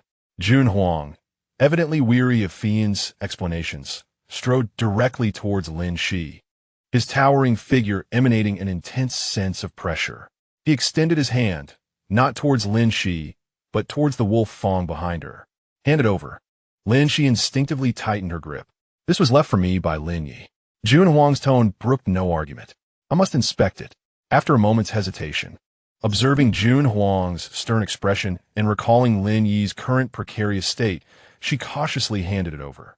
Receiving the wolf Fong, Jun Huang summoned a wispy thread of dark golden dragon breath from his fingertips, meticulously sensing its essence. After a brief pause, his brow furrowed deeper. The energy structure is stable, but there lies a faintly veiled spatial coordinate mark at its core, which does not point to the ceiling side of the fragment. Fian leaned closer, curiously prodding the wolf Fong with her fan, only to be rebuffed by Jun Huang's dismissive movement. "Oh, has it been encrypted spatially? This foolish wolf seems rather astute. Wait, why does this encryption technique seem familiar?" Fian stroked her chin, deep in thought. Is it not reminiscent of a long-lost method for elopement-specific bidirectional teleportation positioning encryption from thousands of years ago? Lin Xi? Elopement-specific? What on earth has Lin Yi done to his tooth? Jun Huang clearly recognized this ancient encryption method as well, his expression darkening like a soot-covered pot. He clenched the wolf Fong tightly, his dragon breath uncontrollably leaking out, distorting the surrounding cold moonlight. Jun Huang concluded that the fragment's instability might indeed be genuine, and leaving this item behind was likely intended as a means to return to her, should he find a way to stabilize the fragment using this coordinate. Lin Xi's mind went blank once more. So, Lin Yi was not heading toward certain death? At least he had some measure of confidence. Then who was he performing that tragic farewell act for? A master of theatrics, perhaps? As Lin, she was left bewildered by the unexpected turn of events. A voice suddenly erupted from the communicator in his hand, belonging to Lu Guang, who had just returned. Master, I'm back. That wretched pool has been dealt with. Now, confess honestly, why do I sense the presence of others nearby? It seems there are two. Who's beside you? Lu Guang's tone shifted from confusion to vigilance, and then to an irate explosion. Is that foolish wolf back? Who else could it be? Master, speak up. Lin Xi. Oh no, I forgot the communicator was still on. Both Jun Huang and Fei Yin instantly directed their gazes towards the communicator in Lin Xi's hand. A mischievous glint flickered in Fei Yan's eyes as she leaned closer to the device, adopting an overly sweet tone. Oh, it's the little Black Panther. Guess who I am? If you guess right, there's no prize. By the way, the little Yu Zhe is currently with us in the Silver Moon Temple. On the other end of the communicator, Lu Guang fell silent for a full 3 seconds. Then, a deafening roar erupted, tinged with extreme shock and fury. Stinky Fox? And that old dragon? Why are you all here? Silver Moon Temple. Are you three throwing a party without me? Master. Following that, a cacophony of violent energy fluctuations, the sound of space tearing, and the frantic pleas of Inya for calm filled the air. Clearly, the irate cat was completely losing control, determined to tear through space recklessly to arrive. Lin Xi felt darkness cloud his vision, nearly fainting. The ultimate chaos was about to unfold in the Silver Moon Temple, the ancestral home of Lin Yi. He could only hope that the wolf Fang left behind by Lin Yi truly possessed the mighty power as described in the instructions, for he might soon find himself in dire need of it. Jun Huang let out a cold snort, seemingly impatient with the impending turmoil, yet stepped forward slightly, subtly shielding Lin Xi. Fei Yin, however, was reveling in the chaos, fanning herself and sparkling with anticipation. Wow, Three's company, no, it's a gathering. This is going to be lively. Little Yu Zhe, your skills in balancing the situation are about to face the ultimate test. Lin Xi, he just wished he could bash his head against a nearby moonlight stone pillar. Life was becoming increasingly chaotic. Chapter 77. The panther goes berserk. The perpetually frigid atmosphere of the Silver Moon Temple could not compete with the chilling dread that surged within Lin Xi. The communicator transmitted Lu Guang's hair-raising energy, rending sounds, and Ingya's desperate pleas for calm. As if at any moment the enraged Black Panther would leap from the void and offer his face a complimentary spa treatment with his claws. Before him, Jun Huang grasped the troublesome wolf Fang, the surrounding air slightly warping due to the dragon's breath, a wave of heat washing over him. Fei Yin, ever the instigator, fanned herself with glee, adding fuel to the fire. Oh dear, the little Black Panther is on his way. Such a deep bond between master and servant. Eager to join us. ISNT, Lin Xi, join what? Does this mean we're forming a team to demolish the Silver Moon Temple? I believe we could discuss this calmly. Lin Xi attempted one last desperate argument. Discuss? Jun Huang scoffed, his golden vertical pupils sweeping over Lin Xi. Let's talk when that noisy cat arrives. No sooner had he spoken than a thunderous crack echoed from the center of the temple space. A distorted, unstable miniature black hole suddenly materialized, flickering with tumultuous shadow energy. Almost instantaneously, a dark figure surged forth, accompanied by a roar. Lin Yi, foul fox, old dragon. Release my master. However, Liu Guang evidently miscalculated his landing, crashing face first onto the cold, hard floor of the temple, sliding a short distance thereafter. Lin Xi could hardly bear to witness the spectacle and covered her eyes. Liu Guang shook his disoriented head, abruptly lifting it to lock onto Lin Xi with his emerald feline gaze. Upon noticing Lin Xi's slightly disheveled attire, the amused expression on Fian's face, the wolf Fang clutched by Jun Huang, and the charged atmosphere imbued with Lin Yi's presence, Liu Guang's composure shattered completely. What have you done to my master? He exclaimed, fur bristling, instantly entering a combative stance, ready to pounce. Liu Guang, calm down. Lin, she urged hastily. It's Lin Yi. That scoundrel Lin Yi, I am well aware. Liu Guang interjected, claws raking fiercely at the ground, leaving deep gouges. What are these two doing here? Why are they with you? Do they take advantage of an opportunity? Are they conspiring to bully you? His imagination spiraled wildly, conjuring a dramatic scene where the ferocious wolves had just departed, leaving poor Lin Xi to the merciless taunts of the fox and dragon. Fian stifled a laugh, covering her mouth with a fan. Little Black Panther, your imagination is quite vivid. We merely arrived first and discovered a certain abandoned little wretch. Abandoned? Little wretch? Lin Xi's lips twitched. The fox's choice of words was astutely aimed at igniting Liu Guang's fury. Sure enough, Liu Guang became even more incensed. You are the one who is abandoned. My master has me. Get away from him. With a powerful thrust of his hind legs, enveloped in shadow energy, he transformed into a streak of black lightning, charging directly at Fian. Such a tempestuous little kitten, Fian remarked nonchalantly, effortlessly evading Liu Guang's lunge with a graceful turn. Her fingertips igniting a flicker of pink foxfire that singed a few of Liu Guang's upright hairs. Sensing the acrid scent of his singed fur, Liu Guang's anger surged anew as he pivoted to launch himself at Zhen Huang. Old dragon, return my master's belongings. Zhen Huang, seemingly indifferent, merely cast a languid glance at him.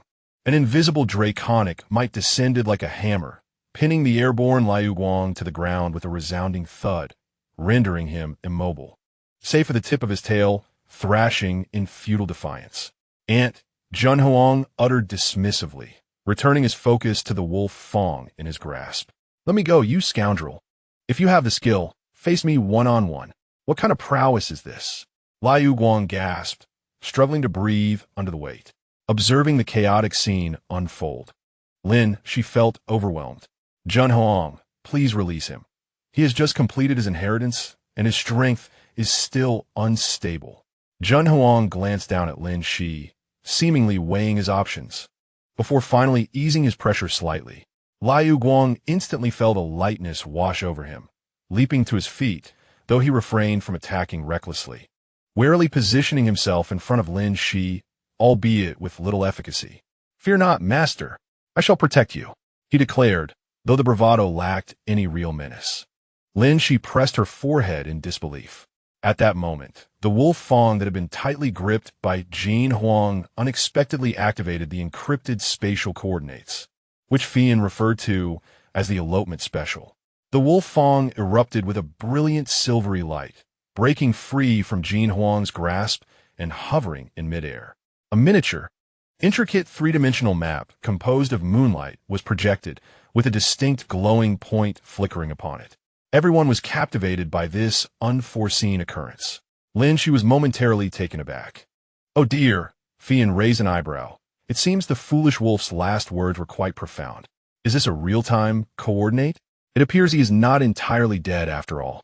The flickering light on the map, albeit faint, consistently represented the location of a living entity. Liu Guang's eyes widened in astonishment, momentarily forgetting her anger. That rascal wolf is alive? Where could he be? Jin Huang focused intently on the coordinate, his golden vertical pupils narrowing slightly. He is not at the fragment ceiling site. This coordinate points to the life spring deep within the Silver Moon Forest. The life spring? I believe there is a hot spring villa listed among Lin Yi's inheritance.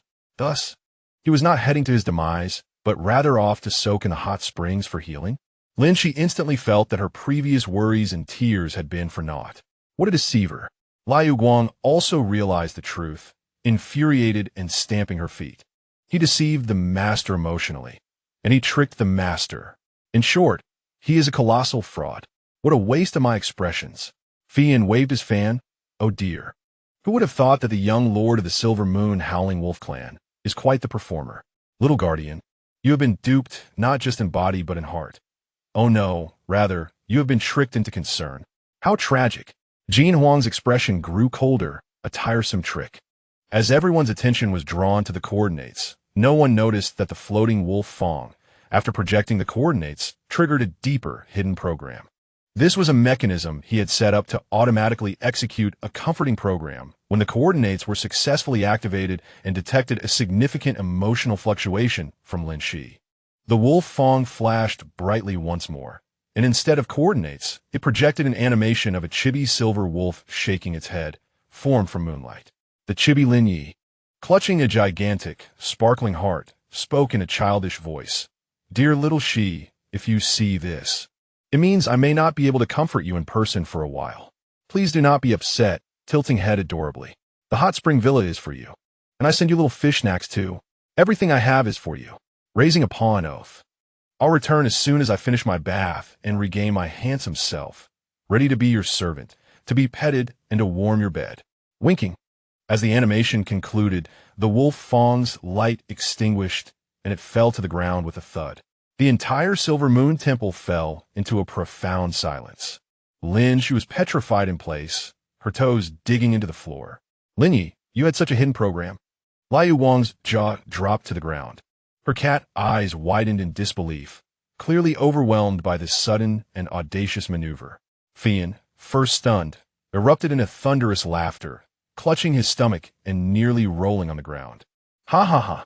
To be petted and to warm the bed. Ha ha ha! How many surprises does the foolish wolf still conceal from me?" Even the perpetually stoic Jin Huang, with his ice-cold demeanor, visibly twitched at the corners of his mouth, casting a disdainful gaze upon the wolf Fong that lay on the ground, as if to question whether such a trinket could genuinely embody a full-force strike. After a brief silence, a furious roar erupted from Lu Guang. "Lin Yi, you shall perish. Just wait until I find you. I will replace all the water in your hot spring with moonlight grass essence." Lin Xi, in utter despair, covered his face. "Heaven help me. When will this farce come to an end?" Yet, calamities seldom come alone. Perhaps it was Lu Guang's violent rending of space, or the energy fluctuations from the wolf Fong, or the sheer chaos of overwhelming power that triggered it. The ancient and sensitive automatic defense system of the Silver Moon Temple was finally activated.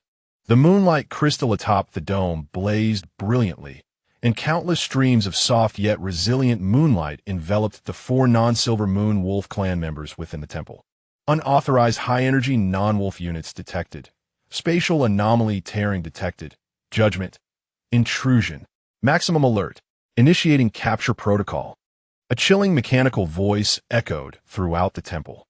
In an instant, moonlight chains ensnared the wrists and ankles of the 4 individuals. "What in the world?" Lu Guang attempted to tear the chains apart with shadows, but found his energy firmly restrained. Mere trifles." Jin Huang's dragon breath surged, scorching the moonlight chains. They hissed under the heat, but remained exceptionally resilient, resisting his efforts to break free. Fiery Huayan also endeavored to melt the chains, but with little success. "Oh dear! The ancient defense system of the Silver Moon Wolf clan is remarkably robust." Lin Xi, though not directly attacked by the chains, stood frozen. Witnessing the temporary confinement of his 3 companions and the resounding intrusion alert, he was utterly dumbfounded. "It's over. We're going to be apprehended by the temple guards." Initiating purification protocol. The mechanical voice reverberated once more. Immediately, the wolf-shaped reliefs on the temple walls seemed to come to life, coalescing silver-white orbs of light in their mouths, which they then unleashed upon the imprisoned trio in a deluge. These were not lethal energy projectiles, but rather, upon impact, the orbs erupted, filling the entire temple with an overwhelmingly potent aroma of super-concentrated catnip that was almost suffocating. Achoo! Achoo! Achoo! Lu Guang was the first to be engulfed, sneezing uncontrollably, his emerald eyes brimming with tears, his legs growing weak as he nearly reverted to his leopard form. "Damn it!" Hua Yin was also choked by the scent, coughing and laughing to the point of tears. "Haha, Silver Moon Wolf Clan, is your defense system a joke?" Even Jin Huang, confronted with this bizarre chemical and physical assault, furrowed his brow, holding his breath in evident discomfort, his dragon breath momentarily disrupted. Lin Xi stood there, inhaling the pervasive scent of catnip. Observing his 3 elite shapeshifters caught off guard and in disarray, one sneezing and teary-eyed, another laughing until coughing, and the last maintaining a forced calm despite a pale visage. He felt utterly exhausted, yet could not suppress a hint of amusement. The scene is utterly absurd. Lin Xi, your hometown is truly something else. Chapter 78. Escape from the wolf's den. Liu Guang was in a state of utter disarray, tears and snot streaming down his face. His entire being languidly suspended by a chain of moonlight, his tail drooping helplessly. Alas, what top-tier creature could withstand such a mesmerizing gaze? He futilely attempted to paw at the ethereal scent lingering in the air, completely devoid of combat effectiveness. Fian fared slightly better, although not by much. He stifled the urge to sneeze while laughing so hard that he struggled to breathe, tears streaming from the corners of his eyes. "Ha! Are you all secretly hoarding this to deal with our arch-nemesis, the Shadowblade Leopard? Genius, truly a genius." The foxfire in his hand flickered erratically due to his uncontrollable laughter, preventing him from concentrating on severing the chains. Zhen Huang appeared the most composed among them, yet his tightly pressed lips and the slight twitch at the corner of his eye betrayed his discomfort. The pride of the dragon race forbade him from losing composure like that foolish cat, yet the pervasive, irritating scent was undeniably testing his limits of endurance. The dragon breath surrounding him surged violently, causing the moonlight chains to sizzle as they burned, yet he found it difficult to fully break free. "Breathe and gather your energy," Zhen Huang growled, attempting to rouse his unreliable companions. "Stop, it's too fragrant." Liu Guang has completely succumbed, even beginning to rub his face against the chains, Fian exclaimed. "Gather energy? All I want to do is dance." As tears of laughter streamed down his face, he twisted slightly, nearly entangling himself further in the chains. Lin Xi stood in the safe zone, utterly dumbfounded. "Ancestors of the Silver Moon Wolf clan, what on earth were you thinking when you designed this defense system?" At that moment, the cold mechanical voice resonated once more. "Purification Program Phase 1 complete. Target unit. Shadow Blade Leopard's resistance capability reduced to the minimum. Target unit. Nine-tailed Spirit Fox's mental state abnormal. Target unit. Dragon Race resistance strong. Initiating Phase 2. Energy suppression and spatial isolation." The ground beneath the three of them illuminated with intricate teleportation runes, evidently intending to confine them to separate isolation chambers. "This is bad," Lin Xi exclaimed. "If we get separated, who knows what will happen?" And in Liu Guang's current state, he has no power to resist. However, a gentle light barrier blocked him, as the defense system recognized him as a wolf clan companion, preventing any attack but also restricting his movements. "Zhen Huang, Fian, think of something," Lin Xi urged anxiously. Zhen Huang's eyes gleamed with golden light, clearly enraged. To be disturbed by catnip was one thing, but to be treated as an intruder and imprisoned? The dignity of a dragon race was not to be insulted. He let out a low, resonant dragon's roar, and the terrifying dragon breath erupted forth. The moonlight chains that bound him finally succumbed, fracturing inch by inch. Almost simultaneously, Fian's expression sharpened, his laughter abruptly ceasing. Playing around was one thing, but making a joke out of confinement was entirely another. Did they truly think him a sickly cat? He flicked his fingertips, summoning an exceptionally refined, almost white core of foxfire, which precisely incinerated the nodes of the chains. Where the foxfire passed, the chains shattered in response. Zhen Huang swiftly scooped up Liu Guang, who had turned into a puddle of cat dough and was still foolishly grinning, disdainfully tucking him under his arm. Flames swiftly darted to Lin Xi's side, grasping his arm firmly. "Little guardian, this place is not safe for prolonged stay. The winds are fierce." "Planning to escape?" The cold, mechanical voice seemed to have been provoked. "Highest level interception. Initiate." More chains of moonlight shot forth from all directions, and the wolf head relief on the wall began to coalesce into a luminous orb, its energy pulsating with evident aggression. "Trouble." Zhen Huang frowned, seemingly unwilling to linger. With his free hand, he unleashed a scorching breath of dragon fire toward the temple's grand entrance. The door, intricately carved with the silhouette of a moonlit wolf, was instantly melted through, creating a gaping hole through which the cold moonlight and frigid air poured in. "Go!" Jin Huang was the first to dash outside. Flame tugged Lin Xi along in hot pursuit. "Hey, old dragon, at least leave us a way out." Lin Xi pulled along, cast a glance back at the chaos. The air thick with the scent of catnip, and the temple still buzzing with alarms, his emotions in turmoil. Would Lin Yi regret deceiving me upon witnessing our family's ruin?